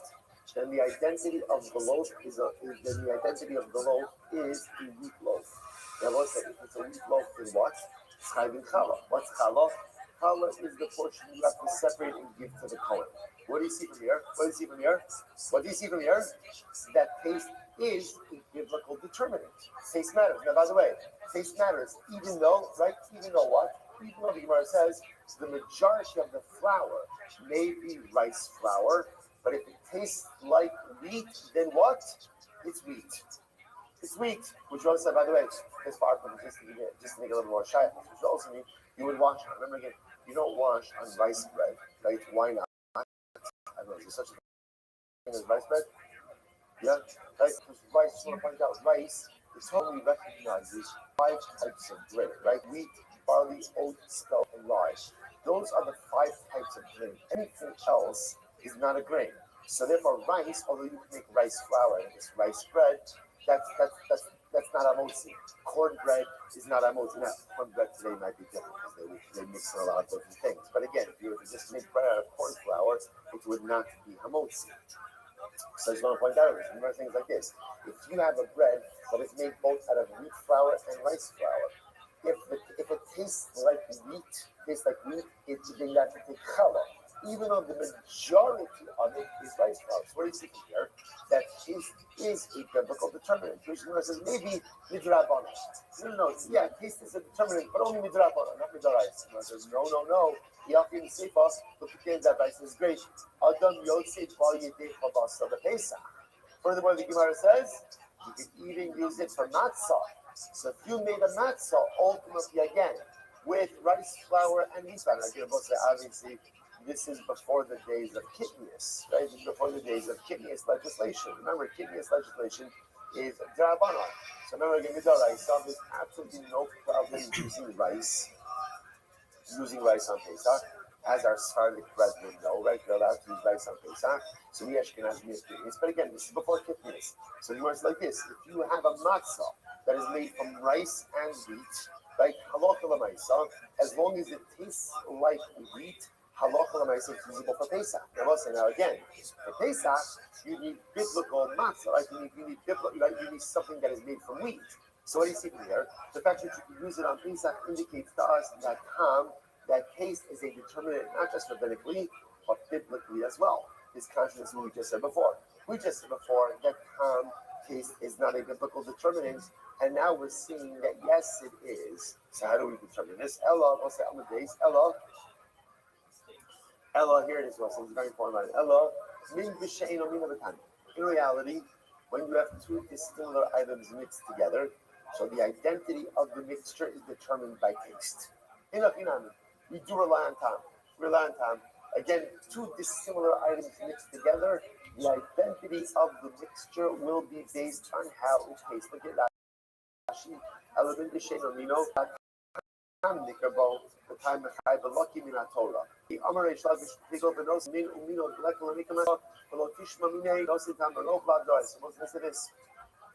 So therefore, the Gemara says you're right. Taste does play a role. When do we rely ultimately again on taste to determine the identity of the mixture? When is that? So remember, it's very important. Min b'she'eno mino. Two dissimilar items mixed together, the identity of the mixture ultimately again will be based on what it tastes like. This is what it tastes like, which essentially means whichever item is more dominant by dint of the fact that it infuses taste, that's the item which will determine the identity of the mixture. Now, by the way, just before we go on, how do you reconcile that with Rish Lakish's case about the pigel nosa and tummy salad? Right, the pigel nosa and tummy chunk. What do you do with that? That has to be a case where they all were the same name. They were all the same thing. They were all the same thing. They weren't about to finish it up. Min bamino beruba. Ultimately, again, when you have two similar items mixed together, so what determines the identity of the mixture? Ultimately, again, min bamino. Majority. Plus, it's not. This is really incredible and really incredible and incredibly important. So the Gemara is putting along. Rabbi is giving us a rule. When you have mixtures, how do you determine the identity of a mixture? For which the Gemara says it depends on the mixture. Halacha recognizes two types of mixtures: min b'mino, which means similar items; min b'she'eno mino, dissimilar items. When it is min b'she'eno mino, dissimilar items, the identity of the mixture is based on taste. Taste, whichever is the more dominant item, by dint of its ability to infuse taste, that's going to be the item that determines the identity of the mixture. Min b'mino, we have two similar items. You can't rely on taste. Why can't you rely on taste? They have the same taste, the same item. So what do you rely on? What do you rely on? Well, whichever one has the greater majority. Whichever has the greater majority, that will determine the identity of the item. Incredible. One second. Hey, Rumble. You save yourself like $5, girl. Where you have two like items mixed together, why not treat it as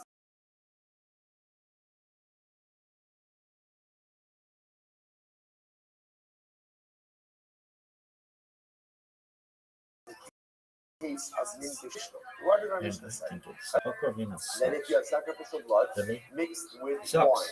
So again, both sides. So remember again, what did our Mishnah say? What did our Mishnah say? Our Mishnah said, we view the wine as if it's what? As if it's what? As if it's water. So what is the Mishnah? It's fascinating. Now again, let's go and point out, blood in wine is min b'mino. Now both sides. Now why is blood in wine min b'mino? Why?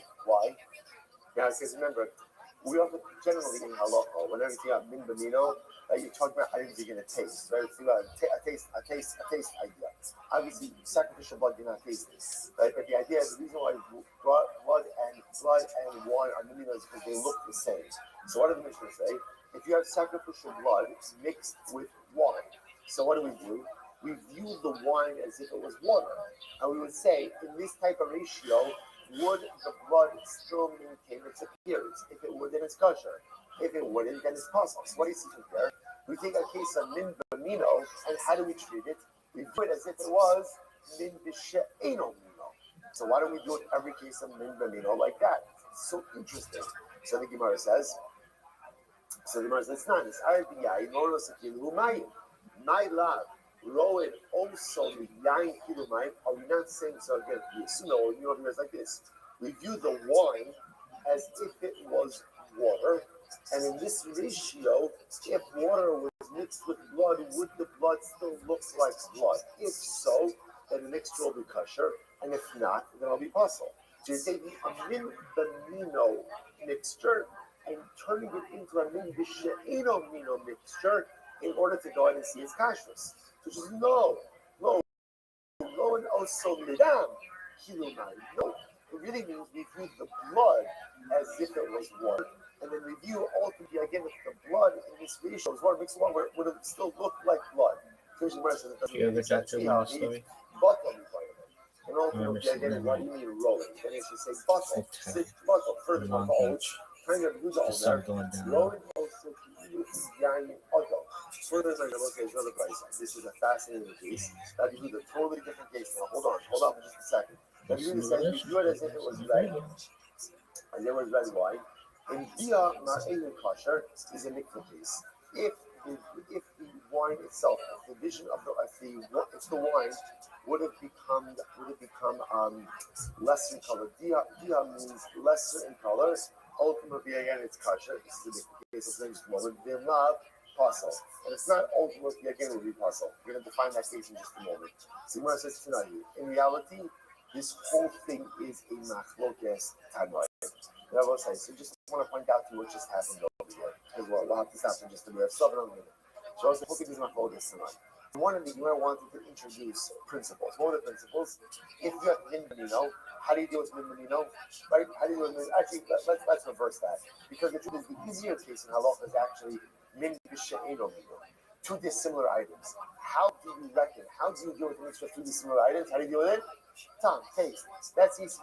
That's easy, right? Whichever item exerts the dominant taste, that goes ahead and creates the identity ultimately again of the mixture.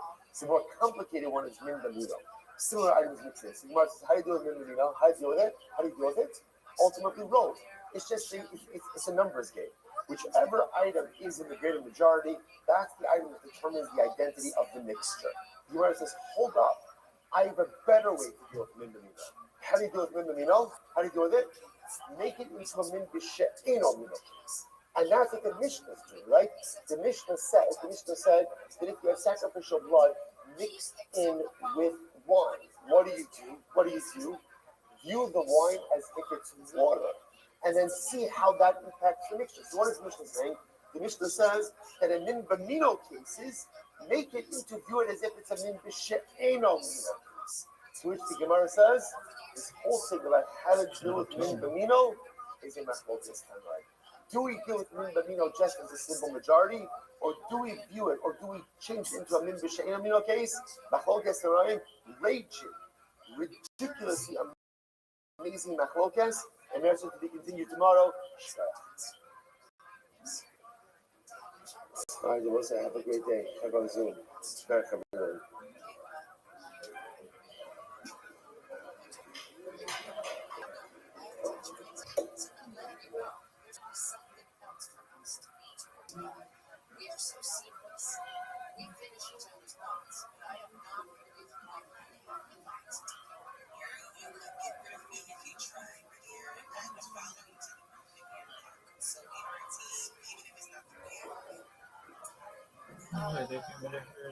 All right, Javos, good morning. Good morning. Let us begin by thanking all of our sponsors for this morning's shir to thank our Talmud Torah sponsors for the month of Kislev, Havavim U'Tova, Allison Adam Steinmetz, Adam's grandfather, Rabbi Sheldon Steinmetz, Rabbi Shlomo Steinmetz, and Shimon Zikron of the block of Semi Malka Estes in memory of their parents, Yitzchak Leib and Arachoin, Sarah Abat Barak Avron, Hinza Bas and Ephraim, and memory of their dear family friends, Scout Sergeant Naftali, Yoda Gordon, Hashem Kondamo, Paul and Kathy Pollock, in memory of Leah Bas Shmuel, Zachini Shulamis Bas Shmuel, and Esther Bas Zechariah.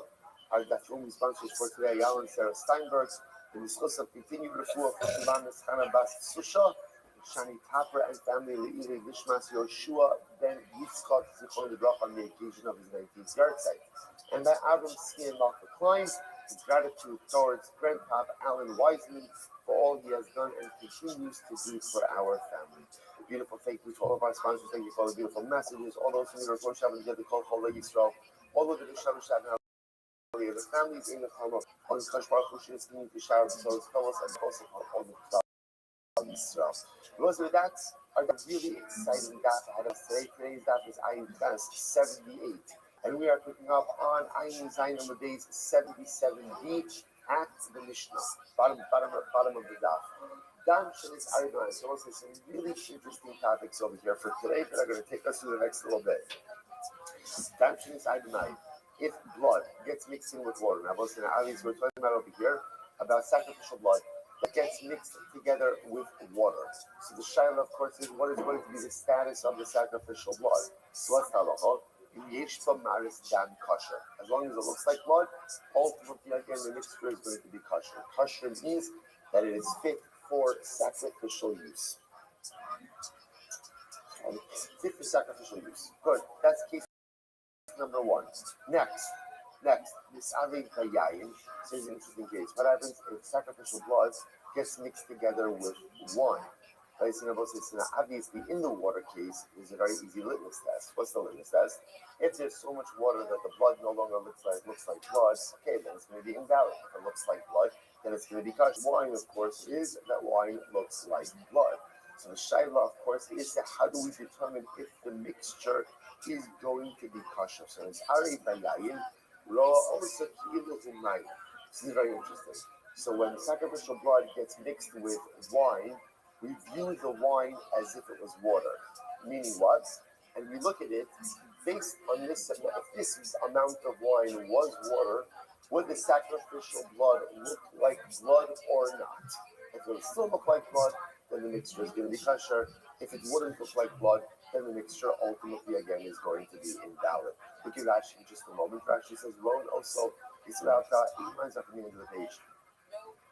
Ron also yain kilu humayim, va'omrin, va'omdin, im hayat sanction is arif panikar v'mayim halalu kosher is. So look at these first two cases. So case number one, right? So case number one is where again, what sacrificial blood gets mixed in with water. In that case, as long as the mixture retains its appearance of blood, then ultimately again it's going to be kosher. Doesn't have an appearance of blood, not kosher. Case two, sacrificial blood gets mixed in with wine. So we'll say, so in this case, you can't use the appearance test, right? Because it's going to look like blood regardless. So what do? I view the wine as if it was water. And now, based on that ratio, would the blood still look like blood? If the answer is yes, it's kosher. If the answer is no, it's possible. Good, that's case two. Next. The sorry case number three is where the sacrificial blood gets mixed in with other invalid blood. So once again, appearance doesn't look like blood no matter what. How do we view the mixture ultimately again of the valid blood and the invalid blood together?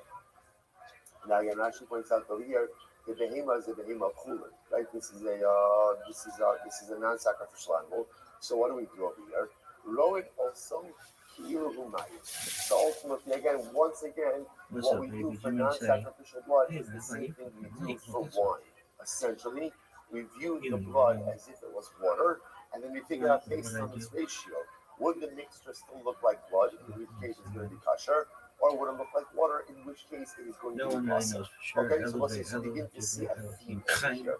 Right, so again, case number one, wine gets mixed with water. Simple, does it retain its appearance of blood or not? If it does, kosher. If it doesn't, puzzle. Case number two, blood gets mixed in with wine. Appearance is not really test, so we'll view the wine as if it was water. Based on this ratio, would it still look like blood? Kosher. Would it look like blood? Puzzle.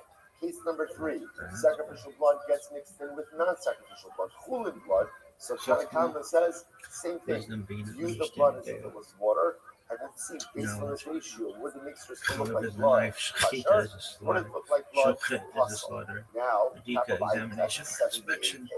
Comes over to the Rabbi says, no. Rabbi says, no. A mixture of blood with blood is going to be different because dam is not the dam. Blood is not the blood. Now, what does that mean? Go back, sorry, for one more second, get back to 77b to the last Rashi on the dam.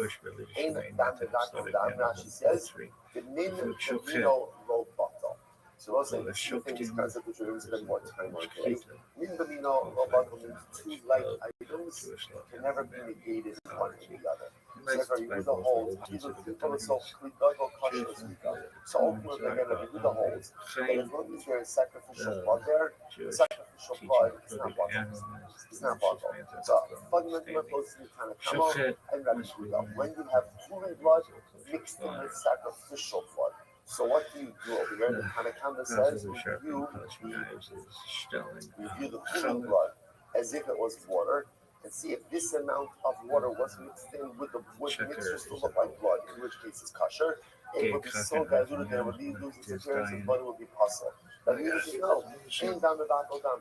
Once there's sacrificial blood there, it's sacrificial blood. So no matter how much other blood is there, the sacrificial blood always remains dominant, and therefore it's kosher. Fascinating. And what about that? Next is That's Fefo, 78A. Anak Newton, Last one is on Badaba last Yiddish word in this Go, first line. Like So the Arami, last word. Chega, That's Han Ari Aniya, Dam Psula. Rabbi Okay, so I say, Gamida, so now in this fourth case, Lozuyame, it's interesting case.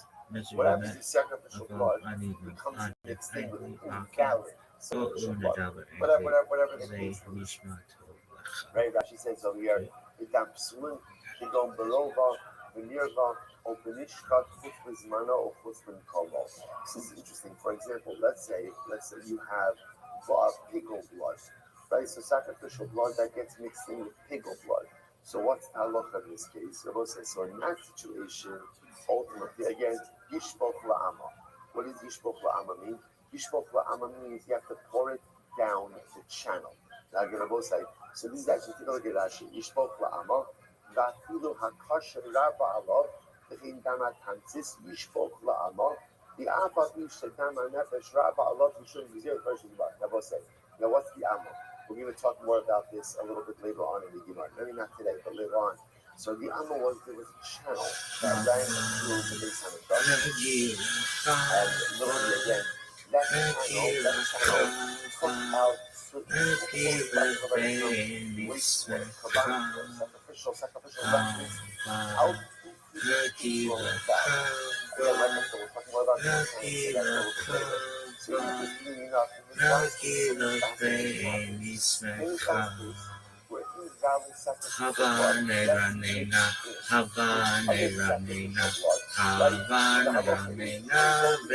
mixed Havana Ramena, Havana Ramena, Havana Ramena, Venismaka,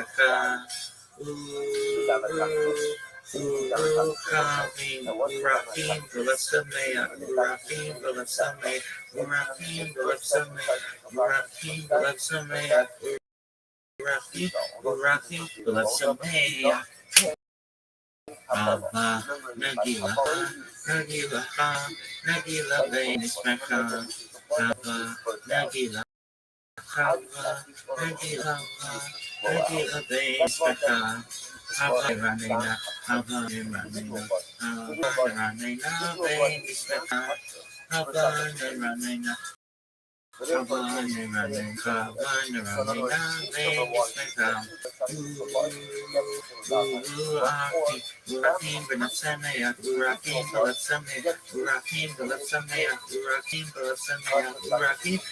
both of these cases, blood that is not usable for sacrificial purposes gets mixed in with blood which is usable for sacrificial purposes.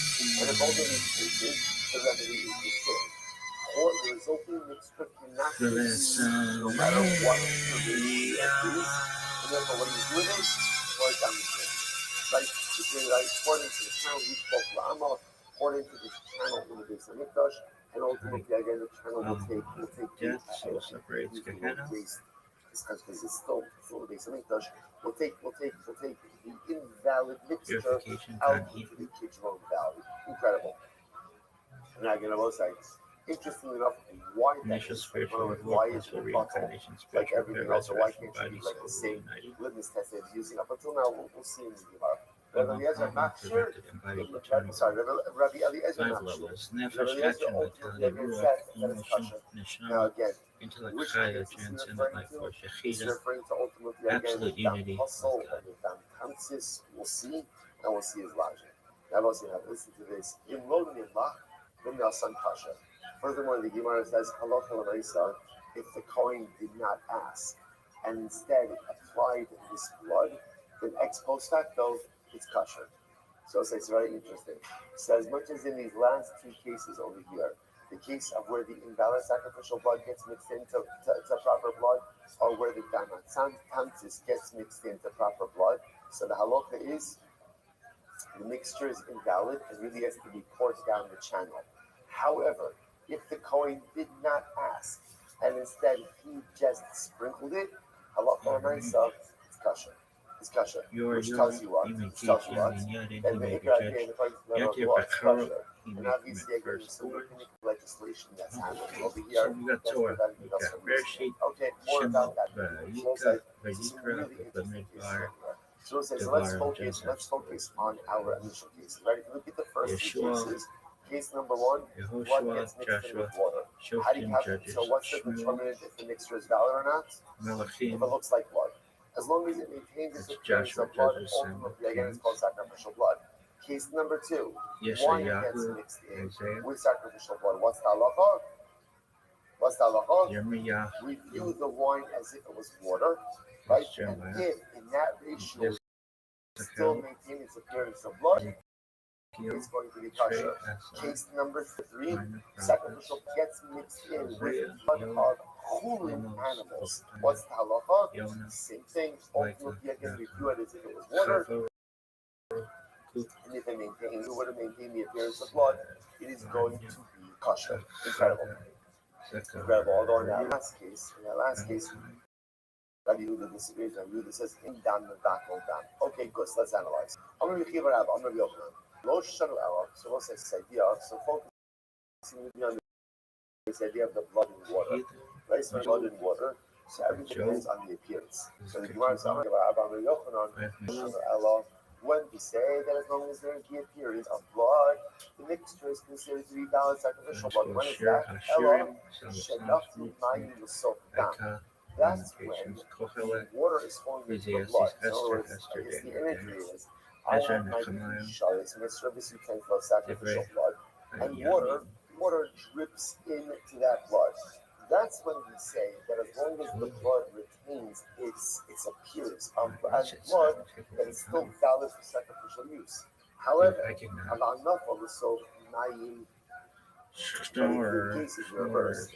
If the blood is falling into the water, then rishon batal. Then each drop of blood that falls into the water is batal in the water. See the distinction over here? If you have the water falling into the blood, then ultimately, as long as the appearance remains blood, the mixture is going to be kosher. But if the blood is fully dripping into the water, then each drop that falls in is batal in the water. Incredible. Incredible. So Gemara says, all right, listen, by the way, just to understand, what that means over here is, for example, if you were to take the blood and fully pour the blood into the water, then ain't nothing the same halacha would apply. As long as it retains its appearance of blood, it's going to be kosher. What Gemara is saying over here is, if you drop by drop of blood into the water, even though the result looks like blood, each drop as it comes in is bottled in the water. So the Gemara says, interesting enough, while that is true by sacrificial blood, that is not true by kisui hadam. Remember again, what's the halacha by kisui? By kisui hadam means that if you chef, the chaya or an oath, you chef fowl or chaya, not domesticated animal. There's a halacha that you have to cover the blood after the animal is shefted. This has nothing to do with kabbalas. Right? This is just even today, you chef the chicken, you got to go ahead and you have to cover up the blood. If the halacha doesn't apply to the doesn't apply to like the regular domesticated animal, only to non-domesticated animals that's is a found. town. So interesting enough, the Papa says, now this text is the kisui hadam. So what does that mean? Now halacha l'maisa, you were to go ahead and let's say chef the chicken, and then you took the blood and you dropped it drop by drop into water, the blood would not be bottled in the water, and you would still have to do kisui hadam on that blood. So look at Rashi says, ain't okay, that's proving not almost right across the Rashi. That's proving not something dam was so mine. Even if you put blood of a slaughtered animal, and such you put it into water, in Yericho Maris Dam if it has the appearance of blood, you are obligated to go ahead and cover it. For lo amiran kama bottle, and we don't say that the initial drops of blood are bottled in the water. So we'll say, so what these 12? So let me just show you what just happened over here, right? We just trace the progression. So how did we start? We started with the case of sacrificial blood that gets mixed with water. So the Gemara says, what's the halacha of that mixture? As long as the mixture looks like blood, ultimately again it's sacrificial use. So the Gemara comes along and says, Rabbi says, that's talking about where the water was mixed into the blood. However, If the blood was mixed into the water, drop by drop, ultimately, even if the resulting mixture looks like blood, it's still going to be invalid. Schmutz is a Yiddish word Because that means every dirt or drop grime. of blood that falls Properly into the pronounced, water it should is rhyme with bottled klutz, in the not water. cuts. That's how Schmutz. Then the Gemara says, oh, by the way, Papa says you should just know.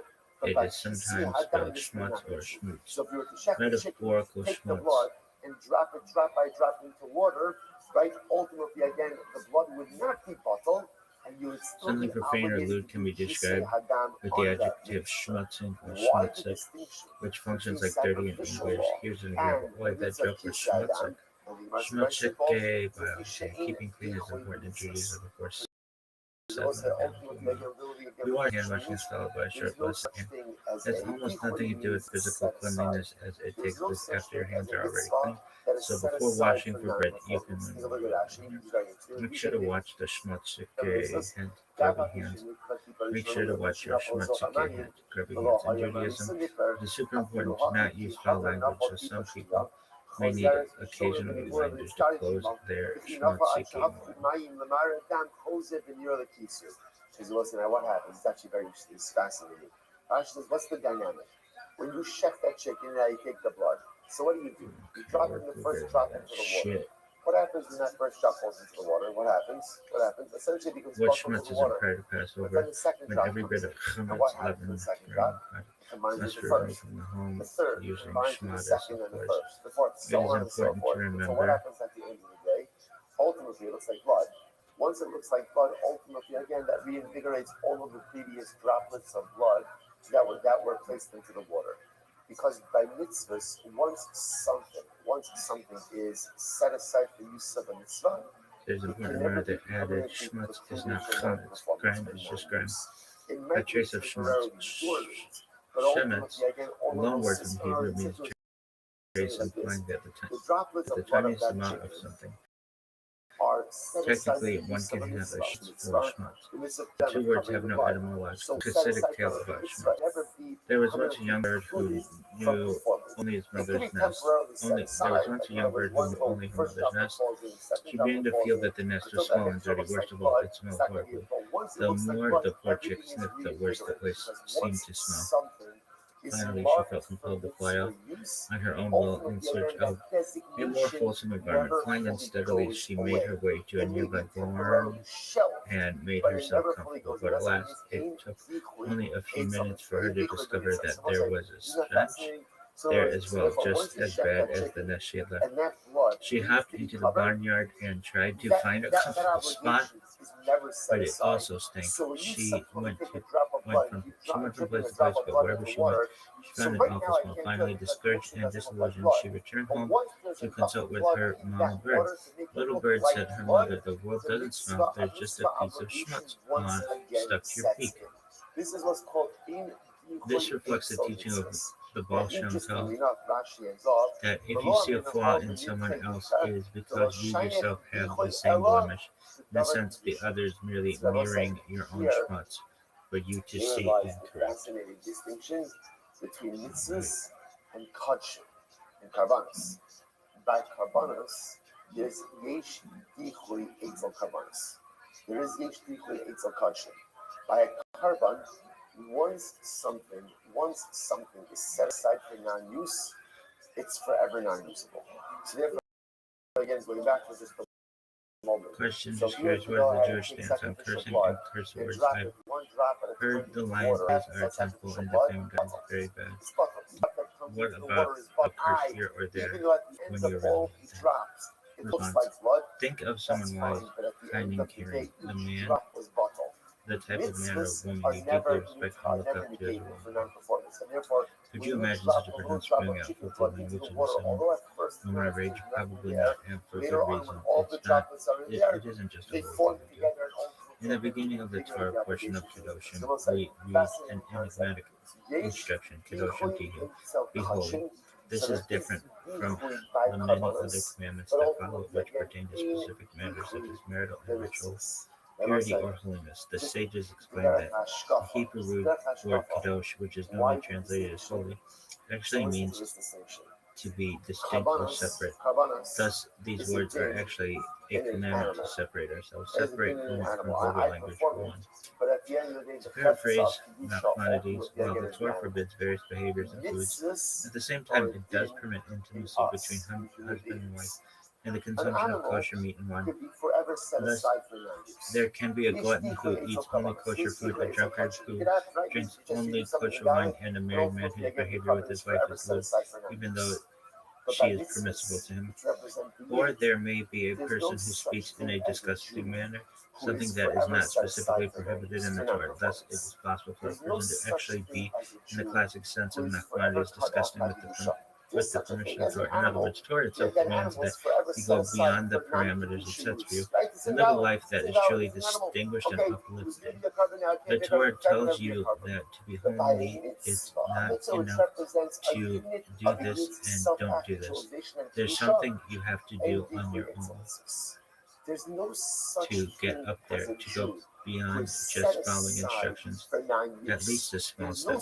The truth is that using bad language does not. The truth is that using bad language does more than keep you from being one step above it, actually slaps you down. The Talmud speaks very harshly about one who speaks in a vulgar way. Although we generally think of speech as just a superficial act, in truth it has a strong implicit on your inner self. The words that leave your mouth make an imprint on your mind and heart, no matter how high up you are. The rope of fine noble character, a few rotten words can throw you back down to the ground. And the flip side is also true. A good person can become more refined if he improves the way he speaks. This is why Shemira al-Lashon, guarding one's tongue, is considered one of the first steps that need to be taken, correcting some serious character flaws. So, is a choice word after stumbling to a horrible sin, perhaps not. But being careful that all words that leave your mouth are holy is an important part of living a holy life. Once again, the mission of blood reappears, and I'm ready to reappear. No, I've been really good in the past. Carbonos animals to be set aside for non-use. But mitzvahs, which represent the units of spiritual accomplishment of the Jew, there's no such thing as a Jew forever being precluded from spiritual growth and self-actualization. No matter how bad we mess up, no matter how diluted spiritually you get, keep at it, and ultimately, again, you'll be reconstituted and ready to live. Incredible. This is Kabbalah. So it's very interesting days. If you have a bunch of sacrificial parts, Dude, I've been working on and this included in those sacrificial parts, right, is pigo and nosar and tameh. So this is quite the prohibited salad you've got going on over there, right? So you've got pigo, nosar, tameh, and obviously some mutter components also in here, or well, presumably some mutter components in here. And everything got mixed. Actually, not necessarily. And everything got mixed together. So obviously, again, everything got mixed together, and you ate it. So Rashi points out over here that the case is kizayis mizah, kizayis mizah. So the kizayis of all these prohibited items, but they're mixed together. And I ate it. All this shit's so boring. I don't learn about aliens. Now, why is that?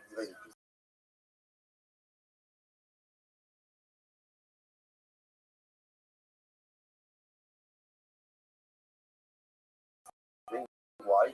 It's in violation of Pigomej. You have to eat a kizayis of these items, right? The issue over here is because I have this chult of Pigom Nosar Tameh, whenever I eat something, I can't be sure that I'm eating a kizayis of any one limited item. Because of that, therefore, I'm potter. Now again, not good, right? Not good, right? But when we say potter, is I can't be punished for that. There can't be liability for that because it can't be demonstrated that I'm eating a kizayis of any prohibited matter. The Gemara says, so the Gemara is because it's possible that any one is being mabakal the other, right? So maybe there's so much pigel and nosar that it's being mabakal the tameh. Or there's so much tameh and pigel that it's being mabakal the nosar. So everything kind of combines with each other, and ultimately, again, I don't have a kizayis. I don't necessarily have a kizayis of any one prohibited material. First of all, see from here three things. Number one, Shemamina, Isur Mevatel Zeh. Interesting enough, what I see from Rabbi saying is that Isur, right, Isurim, different prohibited items, ultimately again are mevatel each other. In fact, if you take a look at Rashi, Rashi says over here, it's the first white line in Rashi. Rashi says, Kishulois osabativ, nivla min lisor chavero, miuto shazeh, berubo shazeh, ubato hamiyotro, v'habato b'chomim nosef al mevatel. So the idea over here is because everything is mixed together, you don't know what you're eating, and therefore, essentially, one isser is mevatel another isser. So Ishuna, so the words, we learn three things here. Number one isser could be mevatel another isser. Right? Next, Shemamina, no sin ham berov lav d'oraisa. So said it's very interesting. Gemara says, well, 1 second. If you notice, what doesn't the Gemara consider? The Gemara doesn't consider the fact that halacha l'maisa. Why don't we say, what does it taste like? In other words, I want to say, the Gemara is presupposing that all these items, the nosar, the pigel, and the tameh, are all dissimilar with different tastes. So the Gemara essentially says. So if you notice, by the way, what doesn't the Gemara say? The Gemara doesn't say, well, why don't we see an extra taste like? You're like, it tastes a lot like pigel, right? You know, right? If you notice, you don't consider that, what it tastes like. So what does that tell you? That tells you that taste is not a determinant biblically. That's what it tells you. The taste is not a determinant biblically. Shemamina knows in Kamero that if something infuses the taste in the majority of the mixture, lav d'oraisa, that clearly again that is not a biblical determinant. Rashi says over here, Hadam Rabbanon, the called Duchti Israelos in Kandaheta Osha Papisha Etabero. These are Asa, Nizinami, Grabam, Nakavila, Mikobako, tiny yards, they can have you strip it up. So ultimately, again, because the fact that we don't even look at, like Gemara doesn't say, yes, pigel and also kind of mixed together, let's see what it tastes like. And whichever one it tastes like, that's going to be the higher point. Gemara doesn't even entertain that possibility, indicating to us that taste is not biblical determinant. Next, which Nami knows. Hasra take close to Hasra. And what else do you see? That a non-definitive Hasra is not a good Hasra. Remember again, in this case over here, let's say I'm eating this mixture. Pigel no sartame. Remember again, in order to try that Hasra, what's going to be Hasra? What's going to be Hasra that the agent could give me? What can they give me? Right? They can't give me a definitive Hasra. Like, why? Because they don't know what I'm eating. I remember in this mixture of three forbidden items, what are they going to say? Don't eat pigel, no sun, tameh. Or maybe I am eating all three, maybe eating only one of the three, maybe two out of it. So therefore, again, you see from here the fact that there's no liability is because Hashra is suffering Mosh Masra. In order for a warning to create liability, it has to be a definitive warning. A non-definitive warning cannot generate liability. So therefore, I will say, amazingly enough, from this one case, so again, let's go through the case once more. I'm eating a mixture of pigel, no sartane. The Gemara is presupposing that these are three dissimilar items mixed together with dissimilar tastes. So what's halacha? The halacha is I'm not liable. Right? So the Gemara says we learn three things from here. Number one prohibited item could be mevatel on the prohibited item. Number two, taste is not a biblical determinant in establishing identity. And number three, Hasra suffix non-definitive warning is not considered to be a warning. Okay, listen, I watch this. Massive Rabbi. So Rabbi raises the question. But now with the Gemara, most Gemara's going to focus on over here with Rabbi is the issue of taste, right? So lesson number two, which was that ultimately, again, the Gemara says, you see from this case that taste is not a biblical determinant of identity. So that's what Rabbi is going to take issue with. Also, this is very interesting. If you make a dough out of rice and wheat, so what's the halacha? Right? If the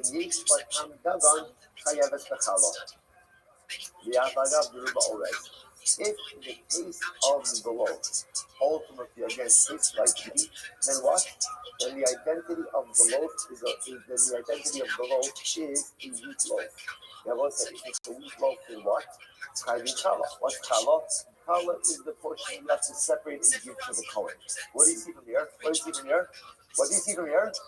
That taste is biblical biblical determinant. Taste matters. Now, by the way, taste matters even though what? Even though the Gemara says the majority of the flour may be rice flour, but if it tastes like wheat, then what? It's wheat. It's wheat, which also, by the way, this part from just to make it a little more shy, which also means you would wash. Remember again, you don't wash on rice bread, right? Why not? I don't know, is there such a thing as rice bread? Yeah, right. So remember again, I want to point out rice totally recognizes 5 types of grain, right? Wheat, who's telling everything that live. Those are the 5 types you would of grain. need to do the Anything else sacrifices is at not the a grain. temple. For rice, although you can make rice flour, I think it's rice bread. That's not a motzi. Cornbread is not a motzi. Now, cornbread today might be different because they mix in a lot of different things. But again, if you were to just make bread out of corn flour, it would not be hamotzi.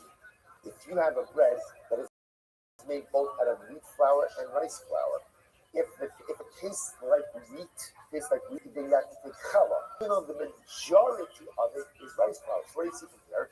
That taste is a biblical determinant. Yeah, taste is a determinant, but only Rabbana, not Mizarayis. And I said, no. Yakim Slifa, look at that rice is great. Adam Yotzi Bal Yedei Chabasa the Pesach. Furthermore, the Gemara says you can eat it for matzah. So made a matzah ultimately with rice flour and wheat flour. Like this is before the days of Kitnius, right? This is before the days of Kitnius legislation. Remember, Kitnius legislation is Drabanan. So remember again, Midoraisa, there's absolutely no problem using rice on Pesach, as our Sephardic brethren know, right? They're allowed to use rice on Pesach. So we Ashkenazim use Kitnius. But again, this is before Kitnius. So the it's like this: if you have a matzah that is made from rice and wheat, right? Halacha l'maisa, as long as it tastes like wheat, halacha l'maisa is usable for Pesach. Now again, for Pesach, you need biblical matzah, right? You need biblical, right? You need something that is made from wheat. So what do you see here? The fact that you can use it on Pesach indicates to us that taste is a determinant, not just rabbinically, but biblically as well. This contradicts what we just said before. We just said before that taste is not a biblical determinant, and now we're seeing that yes, it is. So how do we determine this? Ella, what's the base? Ella, here it is also very important. Ella, in reality, when you have 2 similar items mixed together, but the identity of the mixture is determined by taste. You do rely on time. Again, 2 dissimilar items mixed together, the identity of the mixture will be based on how it tastes. Look at that. Elavin b'she'omino, shatan mikrabo, the time the chai v'loki min ha'torah. V'hi amarei shadis tigo v'nosa shomnin umino d'leko l'nikam ha'tayma, v'lo tishma minei nosa sham v'lo v'ladoi. So let's listen to this. So therefore, the Gemara says, you're right. Taste does play a role. When do we rely ultimately again on taste? To determine the identity of the mixture. When is that? What's the number? It's very important. Min b'she'eno mino. 2 dissimilar items mixed together, the identity of the mixture ultimately again will be based on what it tastes like. This is what it tastes like, which essentially means whichever item is more dominant by dint of the fact that it increases taste, that's the item which will determine the identity of the mixture. Now, by the way, just before we go on, how do you reconcile that with this case about the pigol nosa and tummy salad? Like the pigol nosa tummy chunk, what do you do with that? That has to be good, they all were the same name. They're all the same thing. They weren't never allowed to finish it up. Min b'mino beruba. Ultimately, again, when you have 2 similar items mixed together, so what determines the identity of the mixture? Ultimately, again, min b'mino. I'm sorry, majority. So what's this? Now this is really incredible and really incredible and incredibly important. So the Gemara is coming along. Rabbi is giving us a rule. When you have mixtures, how do you determine the identity of the mixture? Which the Gemara says it depends on the mixture. Halacha recognizes 2 types of mixtures. Min b'mino, which means similar items. Min b'she'eno mino, dissimilar items. When it is min b'she'eno mino, dissimilar items, the identity of the mixture is based on taste. Whichever is the more dominant item. by dint of its ability to infuse taste, that's going to be the item that determines the identity of the mixture. Being the vino, you have two similar items, you can't rely on taste. Why can't you rely on taste? They have the same taste, the same item. So what do you rely on? What you rely on is, well, whichever one has the greater majority. So when it's the greater majority, that will determine the identity of the item. Incredible, I'll say. Incredible. Incredible. One second. Then it's Shan, Why don't you go ahead and increase some min benino, where you have two like items mixed together. Why not treat it as a case of min b'she'eno mino? Right now, what is that? Watch this not. This Arik V'Yayin will also kilu b'mai. I was saying, take the Mishnah. What did our Mishnah say? Our Mishnah said that if you have sacrificial blood mixed with wine. So again, so what did our Mishnah say? What did our Mishnah say? Our Mishnah said we view the wine as if it's what? As if it's what? As if it's water. So what is Mishnah really fascinating? Now again, let's go and point out blood and wine is min benino. Now what's that? Wine, blood and wine min benino. Why? Now, because remember, we also generally in halacha, whenever you have min benino, you're talking about items you're going to taste, right? If you have a taste idea. Obviously, sacrificial blood you're not tasting, right? But the idea, the reason why blood and wine are min benino is because they look the same. So what are we going to say? If you have sacrificial blood mixed with wine, so what do? We view the wine as if it was water. And we would say, in this type of ratio, would the blood still maintain its appearance? If it would, then it's kosher. If it wouldn't, then it's possible. So what is she in there? We take a case of min benino, and how do we treat it? We view it as if it was min b'she'eno mino. So why do we do it every case of min benino like that? So interesting. So the Gemara says, it's not. It's Arabiya. In order to kill you, my love. Low it also the nine kilo mine. Are we not saying like this?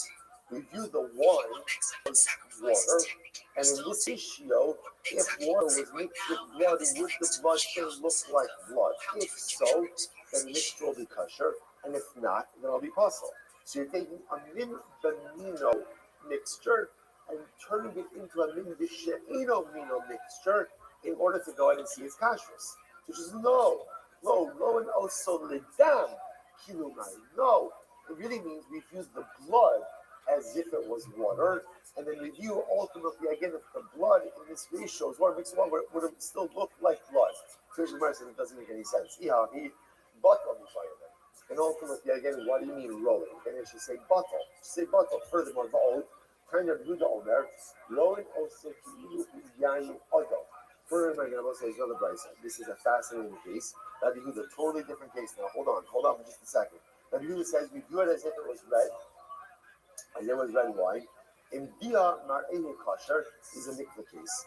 If the wine itself, if the vision of if the wine would have become lesser in color. Dia means lesser in color. Ultimately, again, it's kasher. This is a mikvah case. I'll say in just a moment. V'lav pasal. And if not, ultimately, again, it will be possible. We're going to define that case in just a moment. Zimra says tonight. In reality, this whole thing is a machlokes tanoi. I will say, so just want to point out to you what just happened over here, because we'll have to stop in just a minute. Stop it on the moment. So I'll say this whole thing is machlokes tanoi. On one hand, the Gemara wanted to introduce principles. What are the principles? If you have min benino, how do you deal with min benino? Right? How do you deal with min? Actually, let's reverse that, because the truth is the easier case in halacha is actually min b'she'eno mino, two dissimilar items. How do you reckon? How do you deal with the mixture of two dissimilar items? How do you deal with it? Tongue, taste. That's easy, right? Whichever item exerts the dominant taste, that goes ahead and creates the identity ultimately again of the mixture. The more complicated one is min benino. Similar items mixture. So how do you deal with min benino? How do you deal with it? Ultimately rolls. It's just it's a numbers game.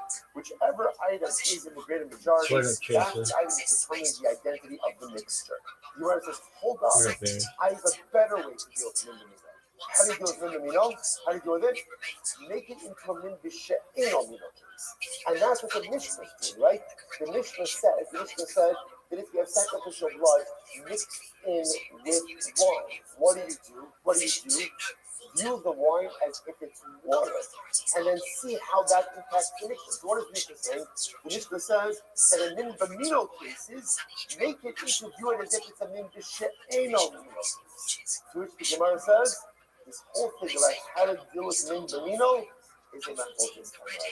Do we deal with min b'mino just as a simple majority, or do we view it, or do we change it into a min b'she'eno mino case? Machlokes raging, ridiculously amazing machlokes, and that's what we continue tomorrow. All right, you listen, have a great day. Have a good day. Start from there.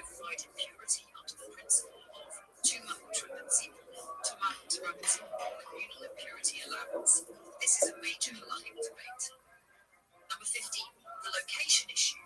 To build the altar, you must know the exact location of the mizbeach, the exact location of the Kodesh Kodashim, Holy of Holies. There is debate over where precisely it stood on Rabbi, whether we have enough archaeological clarity. Even a slight misplacement invalidates the service. Number 16, political and security barrier. Har-Habayit Element Temple Mount is currently under Islamic Waqf administration, extremely sensitive political control. Any attempt to build would trigger global crisis, possibly war. So beyond halacha, there is geopolitical reality. Number 17, do we need Mashiach, Messiah? Major debate. View A, Mashiach comes first. Many traditional authorities say the temple will be rebuilt in the Messianic era. Mashiach leads the rebuilding. Okay, morning everybody. View B, temple first, Mashiach revealed through it. Some hold, rebuilding the temple is itself part of initiating redemption. Mashiach may be revealed through that process according to Rabbi. Okay, Mashiach good morning everyone. restored Davidic monarchy to rebuild the Today's temple. daf is daf Ayin Zion. Its framework, Mashiach leads it. Number 18, will all sacrifices return? Another huge discussion. Some Getting opinions wired say up over here. in Hold the on. future, only Thanksgiving offerings, Korban Todah, remain. Okay. Some midrashim There you go. suggest sin offerings may That'll cease. preserve the voice. Okay, perfect. Okay, today's daf Ayin Zion. Kabbalistic sources often see Talmud sacrifices as sponsorship for the month of Kislev. Allison had a Simon the memory of Adam's grandfather. And Shelby Steinmetz, her Shlomo, Reuben, Ben Shimon, and Shalom in honor of the Thomas and Leah, the military worship is posting their coaching in 34 grandchildren. Enoch Esterson in memory of his parents, Shelby Stefan, Elder Shalom, Yitzhak Leib, Ben Aaron, Cohen, Sarah Stefan, Shalom, Sarachel, Baspar, Abram, to the Esterson of Linda, Baspar, Ephraim, in memory of the dear friend, Staff Sergeant of Cohen, and a voice from the Mouth. He fell out in Gaza on the Arab side of 2023. And my Paul and Kathy Pollock, the memory of Paul Sisters, Leah Bashmuel, and Zachary Shalamis Bashmuel, and her aunt Esther Basafaya, who all listed during the month of Kislev, the Shamash Kal Havariah, and the family of Hama. And the Dafyomi Sponsorship for today, sponsored Alan Sarah Steinberg, with State Health for Shalamis Hana Basushka, and for Ultimate Refuah Shalem. Okay, we pick up the Mishnah on Ayin Zion. It's about 10 lines down or so. Short out, so break your copy quickly. Right, the Mishnah is continuing to discuss cases of different korbanos mixed together, and what the suit is, what can be done with them, what that mixture can you bring it, does it have to exactly the base of Sreifa. We're going to pick up with the Mishnah, a very fatos, shinas arbu very. We have the limbs of a chatas offering and the limbs of an ola offering that are mixed together. So we know that an ola offering, all of the limbs are going to be brought up on the Mizbeach to hold the entire thing in place. A very chatas, in particular, we're talking about where the parts of the chatas that were supposed to be brought on the Mizbeach have already been brought. And now we have the leftover pieces that are ordinarily eaten by the Kohen and not typically brought on top on the Mizbeach. So now we have a situation where we have the Ivarim that are mixed together, some that are supposed to be brought on the Mizbeach and others that are supposed to be eaten by the Kohen. And the other Omer, that's what says, he came to Mala. So the other says, okay, here's what I recommend you do. Take all the limbs, bring them up on the Mizbeach. However, since the limbs of the chatas were not supposed to be brought up, have in mind that the portion of that mixture that corresponds to the chatas limbs, they're only being brought up as like fuel for the fire. They're not being brought up with shem carbon. They're being brought up just to continue the fire going, and therefore you're allowed to bring the entire mixture up. The limbs of the ola will be burnt properly, and the limbs of the chatas will be fuel to keep the fire going.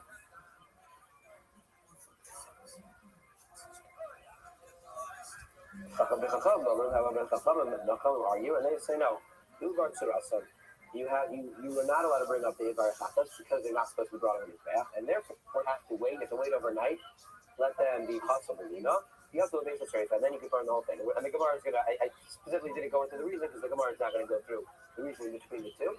Right? So we have machlokas. We have a mixture of Ivarim of the Chatas and Ivarim of the Ola, and Rabbi Eliezer says bring the entire mixture up on the mizbeach and just have in mind that the Ivarim of the Chatas are not being brought for the purpose of the carbon, but instead being brought to the fire. So far, so good, my man. And Chacham say no, because you have in that mixture items that are not brought to go on the mizbeach. I'll be able to be with you. Give me. I need about 20 minutes, okay? It's going to be brought outside the base and burned as a hustle. Appreciate it, Okay. man. Comes along the Gemara. My time is Rabbi Eliezer. Okay, so you want to know what is the reason for Rabbi Eliezer? Why does Rabbi Eliezer allow you to sort of have this thought process of bringing things, but having in mind that it's not really counting towards the carbon? And why is that okay? He has something that can otherwise be brought out of this bath. So I'm going to you guys are bring it up to the pasuk. We're actually going to go. We'll read two seconds, so it's back a little bit. Some of these pasuk were quoted yesterday as well. But pasuk says. Most of this comes from Mishnah Tamid. Right, you can't have a mincha that's tamei. Because all the chodavash was a kiru many shel Hashem, because any tamei products or any honey cannot be brought on the mizbeach. And instead, cover races are kiru from Hashem. Rather, there are certain karbanos that are brought from those two items. That cannot bring them up to the mizbeach for the purposes of a wrath mikach. So those are two that we're going to be within the Gemara. Comes over to that. Come across. So the other says the end of the second. Right, we already said you can't bring these things of the carbon, but in certain circumstances you can bring them. And then the pasuk finishes off says that you bring them up on the mizbeach to serve as a reaction. So the other says so specifically, the pasuk is saying you cannot bring them up on the mizbeach if your purpose is to be bringing them as a reaction as a carbon. However, if you're just bringing them for the purpose of fueling the fire, you are allowed to bring them up. If you look in Rashi, so Rashi says the first Rashi in Gemara, and was there for Yalu. So this goes back to the drasha that we talked about, I think it was yesterday or the day before, that in the first pasuk that was brought down, that because it started talking about Chame and Devash, and it said, Mimenu is extra. So the drasha is called you can't bring a Chametz carbon or a carbon of honey. Mimenu, and the Mimenu is mentioned as Mimenu Edishin. Mimenu in this case is if you already had a portion of the carbon that was brought up upon the mizbeach, the portion that was supposed to be, the shirayim, the leftover parts of the carbon, those cannot be brought. We actually learned three things. Only two are explicit in the pasuk. We actually learned three things from that pasuk. You can't bring a carbon of honey, you can't bring a carbon of honey, and you cannot bring the remainder of a carbon that's already properly been brought. In this case, right, we have the Evari Chatas, which are the leftover, the shirayim, that are not supposed to be brought up. They cannot be brought up onto the mizbeach because they are from the pasuk. So Rabbi Eliezer says, okay, but then the second passage, which teaches us certain instances where chametz and honey are brought up in other cases, and then the pasuk finishes off and says, the only prohibition of bringing these things up onto the mizbeach is if you're bringing it up with the purpose of reacting kala. So in this case, that applies not only to chametz and to honey, but as well it applies to the mimenu, we'll refer to it shorthand as mimenu edishin. Those are all remedies. So Anything that's menelishim, it can't be brought up. However, it can't be brought up only if your purpose is to bring it up and off as a carbon. If it's to fuel the fire, that's okay. There isn't a question. It's not like another type of carbon or doesn't have animal that is totally not fit for the bath. In this case, it's not fit to bring as a carbon, but it is fit to bring as fuel for the fire. Especially Tini Rabbi Elazar, that's what Rabbi Elazar says. We have this mixture. We just have in mind that the Satas portion of it is only going to be for fueling the fire, and therefore we can bring the whole mixture up. The Ola offering for purpose of carbon and the Fatas for purpose of fire. That's Rabbi Elazar's opinion. Rabbanan come on and say no. The Rabbanan agree in the first passage. The Rabbanan agree to the concept that first passage is actually speaking about three different things, right? Chametz, honey, and menelishim. They agree to that point. However, the Rabbanan say this in the second passage that they brought, which is Chavarachis, Takudas Hashem,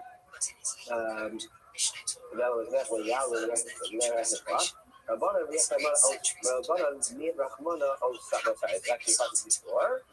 Immediate geopolitical explosion. Internal Jewish division.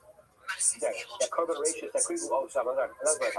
Carbon ratios Takribu Osam. So Bobby says Osam, which is limiting. So Osam is now going back and only discussing the first two parts of the passage, which were Chametz and Tabak and honey. So Rabbanan says the meat of Osam is Osam who is the Atamala, Avatamala, and Shem. Now, so even though the first part is talking about three things, the Chachamim say that the second pasuk, which then allows you to bring up these parts of the carbon, as long as it is only for Eitzim, right? Because the pasuk said only lo ya'alu l'reach nichola, and because of that, so that permission is only being taught with respect to chametz and honey, and then not for menelishim, and therefore you wouldn't include these Ivari factors. Okay, and now what does Rabbi Elazar do now with this limitation of Osam? Rabbi Elazar, Osam, who the Rabbi Keves Kemizbeach. Kevesh Kemizbeach. But Rabbi Elazar says, you're right, Osam is a limiting factor, but what is Osam? It only limits the first part of this passage. What does this passage say? Carbon ratios Takribu Osam Lashem, El HaMizbeach Lo Yalu. El HaMizbeach means on the direction of the Mizbeach, which is the ramp. So he says that limitation is when we say we're only talking about the Vash and Chametz, that is for bringing it onto the ramp. So, but however, the final part of the passage, which talks about Lo Yalu L'Reach Nichola, that you can bring it up for Eitzim, but not Reach Nichola, that is not going to limit the menelishim. That's how the Elazar right now. Okay, the Rabbanan say. No, really, that Osam is limiting from the entire pasuk. So he's coming to exclude the menelishim, the leftovers, the shiyayim, from anything that's learned from the second pasuk. So both, they agree that it is limiting. It's not learned from Elam Mizbeach, that the kavesh is considered the ramp, it's considered like the cuts. And they also learn that it excludes the menelishim, the leftovers, from the ability to bring them up as firewood as long as it's not for purposes of Mizbeach. At the end of the day, we have Machlokes had a Dash and Psukim. At the end of the day, according to our Mishnah, Rabbi Elazar learned that if you have this mixture of a Varet Chatas and a Varet Ola, that you bring them up, you just have in mind that the Chatas is for fuel to a fire. And Chachamim say no, once the mixture is together, since the portion of the chatas cannot be brought up on the Mizbeach, nothing can be brought up on the Mizbeach, and instead you leave it overnight and then you burn it the next day. Okay. Now the Gemara is going to bring in Brisa that is totally, or Mishnah, Brisa that is totally different understanding of the Machlokes than our Mishnah. Masnisim took that time. The kind of our Mishnah that we just read, that understands Machlokes the desert Chachamim in one way, cannot be the author of a different Mishnah. What is it? Of Brisa. Where is Brisa? Say the Tanya. Rabbi Yehuda. Yehuda is a different understanding of Machlokes. He says, "One that holds to Rabbi Elazar and Chachamim, Ali Bar Chazal Shemitz Arbu Be'Bar Ola." Everybody agrees. Both Rabbi Elazar and Chachamim agree. If we have this mixture of a Varet Chatas and a Varet Ola, everybody agrees, take the entire mixture, bring it on the Mizbeach, and just have in mind that the Chatas portion is only for fuel, and you're good to go. Everybody agrees according to this understanding, everyone agrees to that concept. So obviously we see right away it's not like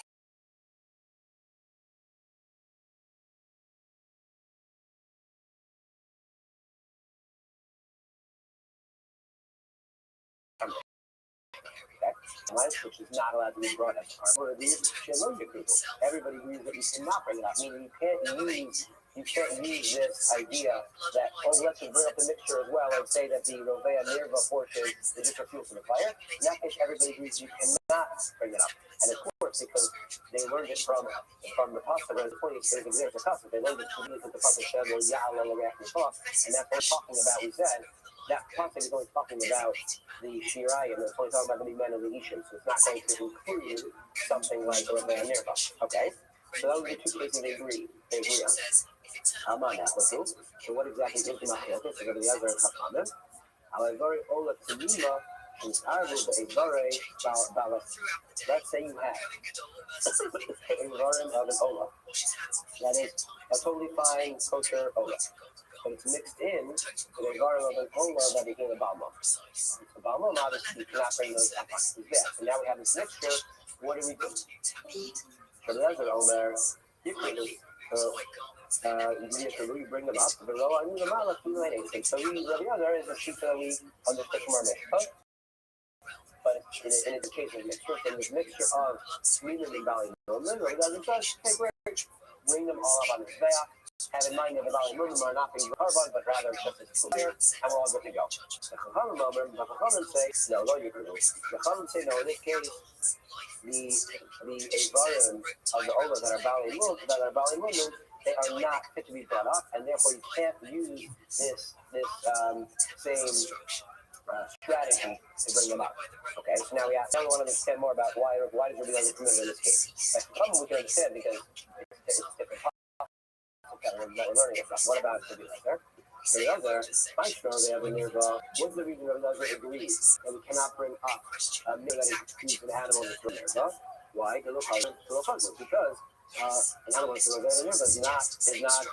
right to be brought on the Mizbeach. Okay, the Balas Tum, not like so why not apply that exact same logic?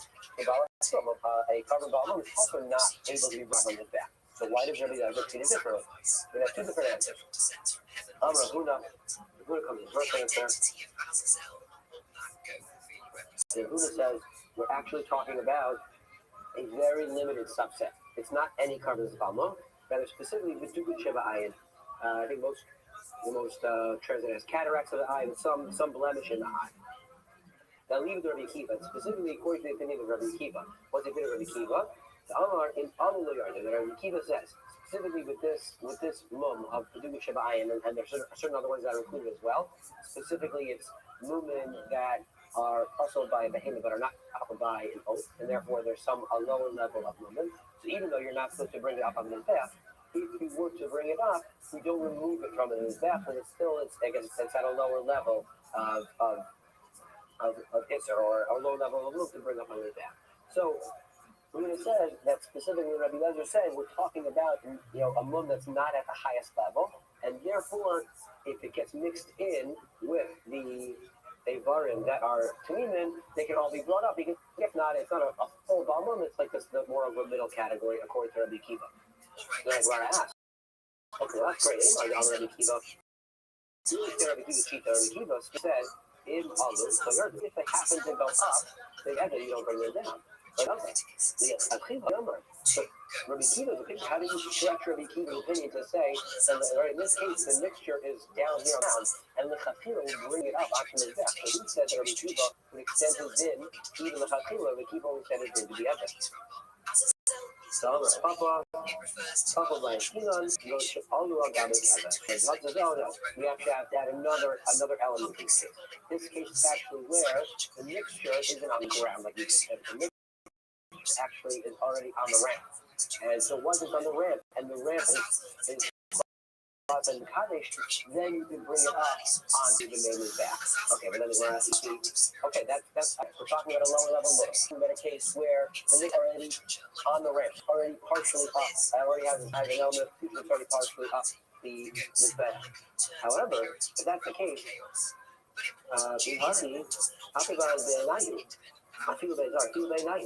we don't need to set up this case as a taroga. We don't need a mixture. We just said it's a lower level mum and it's already on the ramp.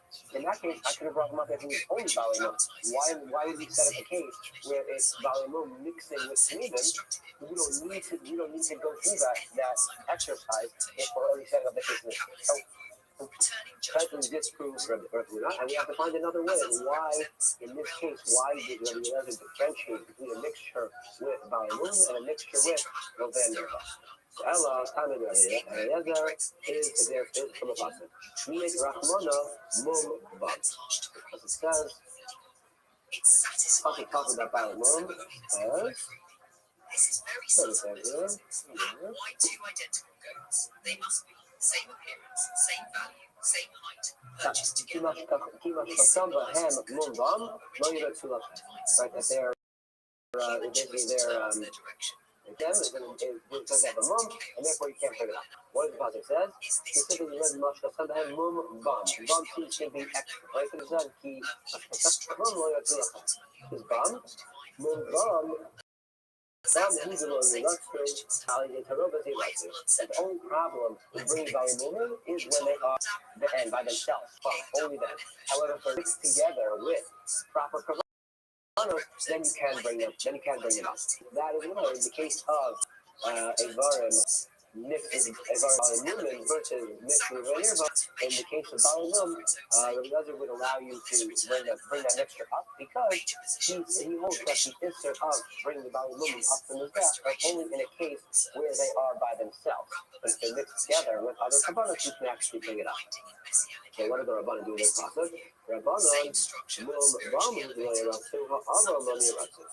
say, no, I learned from the process, but I learned Bam to mean only when the mum is bum and it's actually there. When the mum is still there and present, you can't bring it up. But if it's the mum that gets healed and passes, now this animal is able to be brought up. It's not sort of put to a function. It's not built that forever. It is glad to be brought up once the mum goes away. Okay, Rabbi Eliezer, what about Rabbi Eliezer? Me bum bahem. You look back at the pasuk actually had two mishonos of bum. It says kimash kasam bahem mum bum. So the other says we have bum, which is extra, and bahem, which is actually written extra. We could have just said kimash kasam bum, not bahem. And so we learned that they have bahem and bum are both extra. One to learn that there's only an issue to bring the Bali Mum when the Mum is present, and the second one to learn that it's only an issue if they are brought by themselves, but if they're part of Tarovis, they can be brought up. The Rabbanan they're not going to. The extra hay is not a drush that the Rabbanan are going to make. They only have one drush of bum, and they're going to make the probably lesser kiddush drasha that you can only not bring up these Bali Mum when they actually have a mum, but if the mum goes away, you then can bring it up. Okay. Now we ask though on this understanding, if that's really the case, Roa or Rahman Ashray, to flip back, what was the lashon of Rabbi Eliezer? Rabbi Eliezer only Yekabut bring them up. And he has this whole idea that we had said in the Mishnah and brought it, and again in the Brisa, that you have to have special intent that the portion of the carbon that are the Ivari Balimum are only being brought up for the fire, to fuel the fire. They're not being brought up for the carbon. But it's a generic pasuk. We just brought a pasuk, right? We just said the reason Rabbi Eliezer is that it's a pasuk that allows a mixture of Balimum to be brought up. So you shouldn't have to have this strategy that it's really being brought just in fire. There's a custom that they can be brought up and just bring them up. Why do we have to say that we're going to specifically view them only as pure for the fire? The answer is calmer. Really, Rabbi Eliezer is just giving this strategy according to the opinion of Rabbanan. According to my opinion, Rabbi Eliezer. I learned it from a pasuk. So, Bali Mumin mixed with the clean animal, no problem. Just bring them up. The pasuk allows you to bring them up. According to Rabbanan, we do not agree to the limud from the pasuk, but even according to you, in this case, Basta Balas Mum, needed having a buzzer chatas. But at least agree with me that you can use the same strategy of bringing up this mixture of Bali movement. That you can bring up this mixture of Bali movement and have them go on the back and just have in mind that they only for fuel the fire. And remember, our Mishnah had the Chachamim arguing in this concept, but the Brisa said that both agree in a case of a very chata that understood a very ola, and our Brisa saying that the other Chachamim all agree in this case that it can be brought up because they agree with the drasha of that you can only not bring it up for a column, you can bring it up for instance. So the other saying, okay, let's apply, at least according to Chachamim, you can apply that same strategy and that same logic to a mixture of Bali movement and Shmini. Why in that case do some argue? Rabbanan, Chachamim say Rabbanan say no, we can't extend the case to that. Why? In the case of Nevar Chatas and Nevar Ola. Nevar Chatas, the reason it can't be brought up is not because there's any intrinsic issue with the animal, purposes of chata. What happened? He already brought the portions of the chata that are supposed to be brought out in the bath. These are the shirayim that are supposed to be eaten by the kohen. So that's why you don't bring them up. But there's nothing inherently wrong with his meat. It's not a bizayon. It's not a problem to bring up on his bath. If we have this only bring it up for fuel and fire. However, we're talking about a common Baal that's disrespectful to bring up on the mizbeach. So I'm not going to apply that same logic as you bring up this taroga that has korbanos that are Bali Munam, because those are not only are they not supposed to be brought up on the mizbeach, but it's actually degrading to bring them up on the mizbeach. So I'm not going to extend that same logic. Okay. So two ways to understand the Machlokas Rabbi Eliezer and Chachamim. Whether you go with Mishnah's way that they're arguing on the case of Devar Chata mixed Devar Ola, or if you go to Braisa's case that they agree in the mixture of Devar Ola and Devar Chata, but the Machlokas case is where you have Devar Olos that are Shminim and Devar Olos that are Balin. Okay, here we're in the middle of Ein Zayin other days.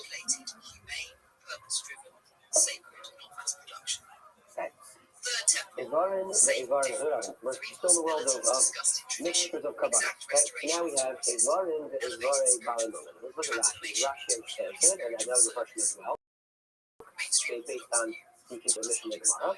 Rashi it's the short line, narrow line in Rashi. Ivarin, the Kolos Harbe. You have a bunch of kosher olas all mixed together. Now you're mixing in one set of one ola that is a balmon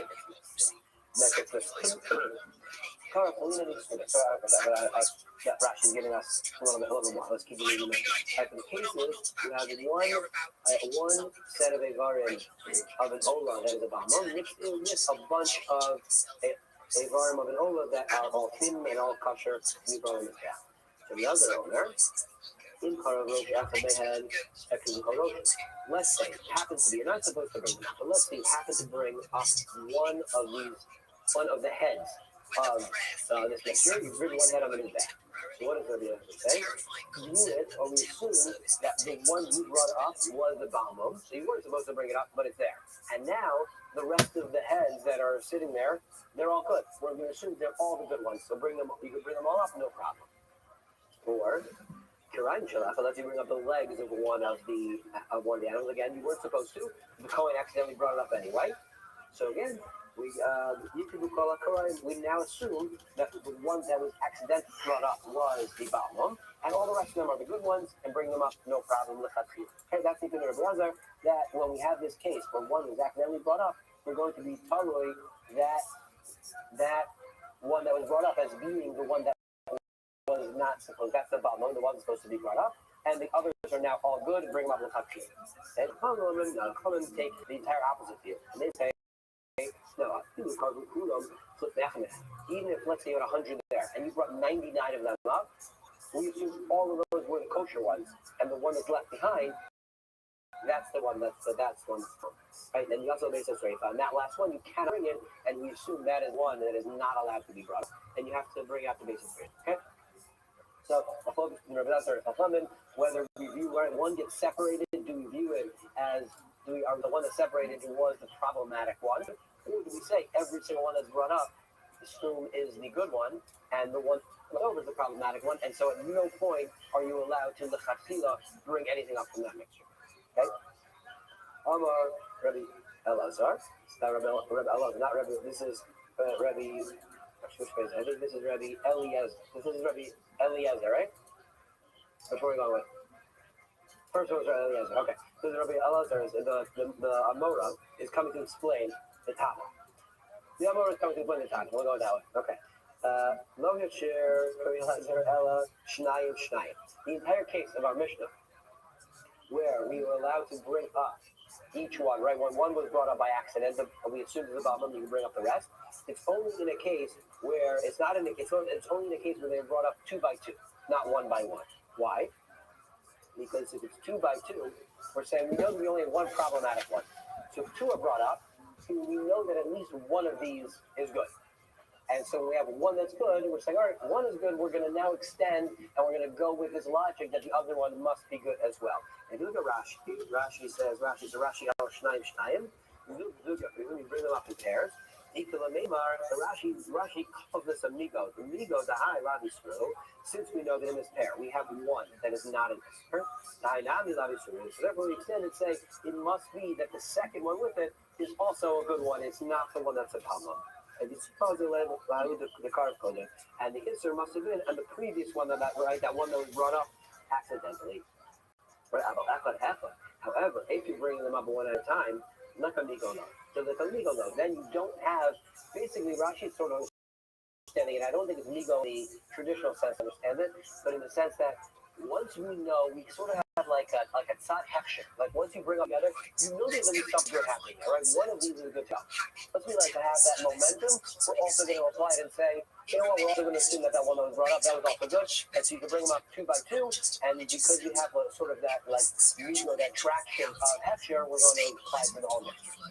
The axis between heaven and earth. So comes along with however, if you may ask that question, he doesn't agree with this understanding. That in the Mishnah, he said, that's why there's a trade. But when Chachamim argued in the Mishnah, they said that even if the last one, right, there's a single one remaining, it can't be brought up. But doesn't that seem to imply that according to another, you would be able to bring up that last one? And that last one is obviously one, not a pair. So it seems the way the Mishnah is formulated, it does not seem to work with our understanding that it's only if you bring them up 2 by 2. Comes one, the answer,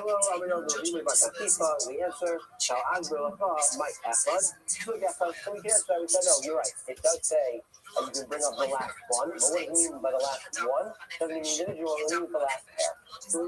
So we could understand the Mishnah either way, and we just have a kind of which way we actually finally go by, but either way, the big point of my focus is, do we say that once we have this mixture and we have one problematic item, and then something was accidentally brought in back, are we able to go ahead and say, assume the problematic one is the one that was brought by accident, now everything is good, or do we say the opposite and say everyone that's brought up is one of the good ones, because again, they're the majority in this case, the lovely majority, and we have to wait until the very last one, and even then, that one must be the one that was problematic.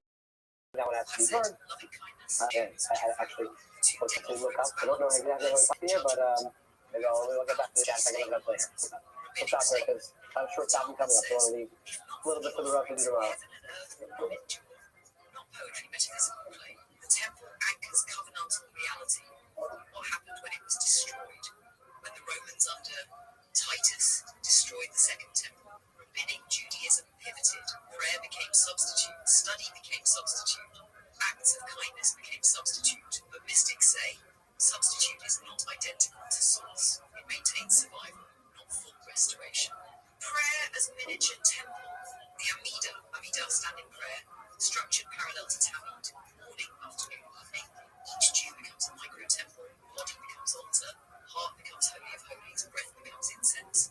So cosmic stability continues when Good morning. Let's begin by taking all of our sponsors. Kabbalistic ideas of Kabbalists Today, our Talmud is sponsors. For the month of Kislev, Rabbi Rothschild, our thing at the time of the Midah, grandfather of Sheldon Stanislas, Ronald Tzvi, Ruben Ben Shimon, from the Block of Shimon of the Ephesus, in memory of their parents, Yitzchak Ray, Cohen, Sarah, Rachel, Bash, in the Bas Chafayim, and many other again, we are trying to stack starts in Polyona Gorge, Polyona Gorge, and Shimmy Kundamo. Throwing barrel doesn't are dedicated all the Shimmy Russell this month, many of four family Leah Bashmuel, Safini Bashulanis, and Esther Bashariam. Learning sponsors, Baruch Meir Irina Zubin. In honor of the wedding of the daughter Sophie to Shelley Bernard, Mazel Tov, the result is the beginning at the path. And that will be sponsored by Alan Sarah Steinberg for dedicating the share and the scripture to continue the rule of Shulamis Sana Bas Sisha. If they're not about Kamasora, all of the Nishama Sabna, the families in the Kama, all those who need to report Shafim to the Kol Chole Yisrael, all the Chassanan and Kalas, Mant Hashem Shizok, the Gozavais, and all who have given their lives for Amin Sof, Eretz Yisrael, Shabbalit, and even should be Malisi Yosha, for Amin, how about Shizok and Eretz Hashem? So for our people, for our land, in the years to come. And also with that, let us begin with a lot to do today, a really great daf and a half. Right, for our purposes today. So today's daf is Ayin Hay 75. We are picking up on Ayin Dalet on the days 74b. I believe we left off by Amar Elazar Chavish Truma. Is that correct? Where is that? Oh, 4 lines before. No, we did that. Amar Rabba. No, we did that. We did that. No, we didn't. Amar Rabba. You're right. All right. Sorry. Okay, good point. 2, 4, 6, 8, 10, 11 line down from the top. Good. Amar Rabba. Well, here the Rishlakish Elachavis the Ninko and the Filasa. About Te'inolom. So let's remember again. Rabbi said it's also Rishlakish, who was the case that we just had at the beginning of Ayin Dalet, the case in the beginning of 74b. But that was the case of the barrels Truma, which were mixed together. And then one of the barrels fell in. Rish Lakish is to the assume ultimately that there was a barrel of Truma that fell in. And therefore the rest of the mix is going to be permitted. So Rabbi says Rish Lakish only permitted a barrel. Why? Because by a barrel, ultimately again, it is recognizable when there is a barrel that is lost. How about Pe'ina Lo, but in the case of the pigs, which was the case of Nachman, right? He was not. But you'll say because again, it's not recognizable. This goes back to the end of the other example. Remember again, the idea is we're concerned that if something is not recognizable, people may think that our Zara is proper. That's what our concern is. Yosef says no. Yosef says no. The same concept that applies by the barrel also applies by the state. Namely, the same that it fell in, ultimately it's prohibited is considered permitted. So therefore, again, Yosef just makes no distinction whether the item in question is a barrel or the item in question is okay, incredible. Next case, interesting case here. Moses says we have a barrel of Truma that got 100 other barrels. The most obvious here again. So remember, the idea here is to talk about sealed barrels. In general, sealed barrels are considered to be something that is kosher, that is important, and therefore are not bottled. Right? It's not, a sealed barrel is not bottled. So Roger advances what appears to be a very interesting piece of advice. Hoseach Echad open up one of the barrels, but note how he meditated the Rabbi take out one of the barrels, remove the corresponding amount of Truma, and throw it out, and discard it, right? Go out and take care of it, give it to a Kohen, do whatever you have to do, and that allows the rest of the mixture to go ahead and be permitted. So yes, I've been this, but the Amar the Hashmaita. So Amy was sitting before me, he said over this ruling. Amalei Rav said, Gama b'shasi kachazina hacha.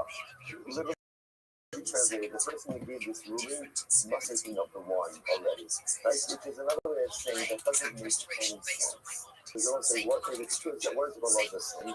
The Lord is actually saying that halakha l'mensa, you can actively open up a barrel, take out the corresponding amount of food, that doesn't make any sense. And as will say, it seems to be that you're actively being a battle isser, which doesn't work.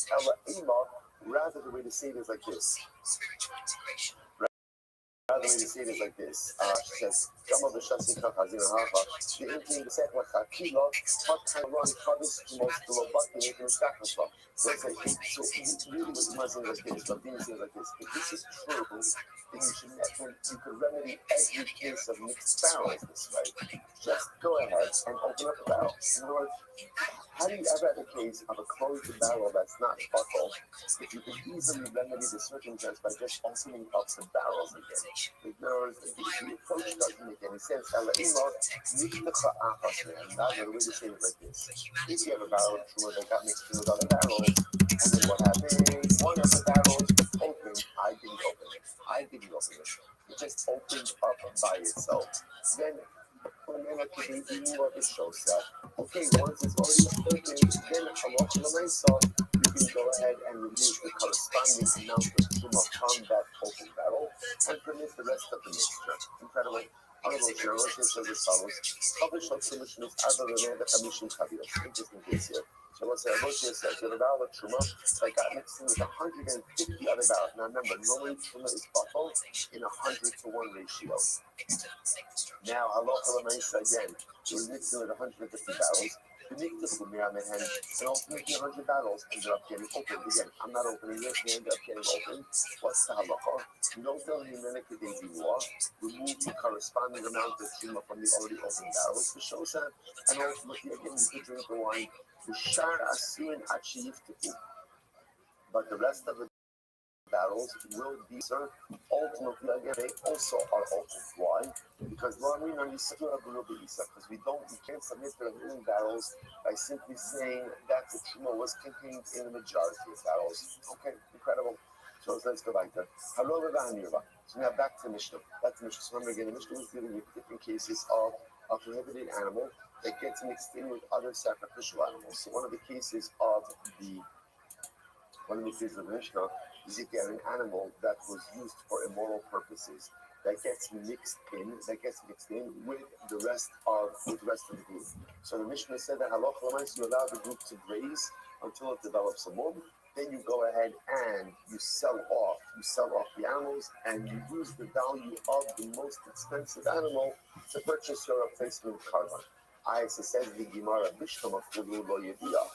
So included in this group is a treifa animal that gets mixed in. So the Gemara says Bishlam of Kulu Lo Yedia. What's the case of treifa? The Gemara says in all of these other cases, let's say an animal that was used for immoral purposes.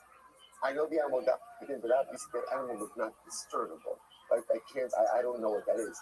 But asking, what's the case of treifa? The Gemara says, listen to this. What's the case of treifa? If you could tell which animal is the treifa, then what? Then go and remove it from the group. And if you don't know, if you're not sure if it's a treifa or not, so here's the interesting part about a treifa. A treifa could be an animal also with an internal condition that you really wouldn't know about until after shechita. So what we're saying is, if it's a discernible condition, then just remove it from the flock. If it's not discernible, then how do you know that it's a treifa to begin with? Which the Gemara says, it's very interesting. How come I'm asking what's the case over here? You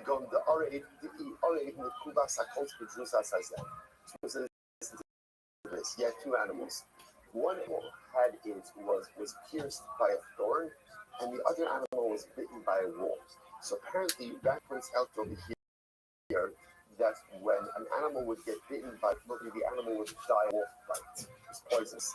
I don't know, maybe some type of wolf, maybe the wolf was rabid, whatever the case. The interesting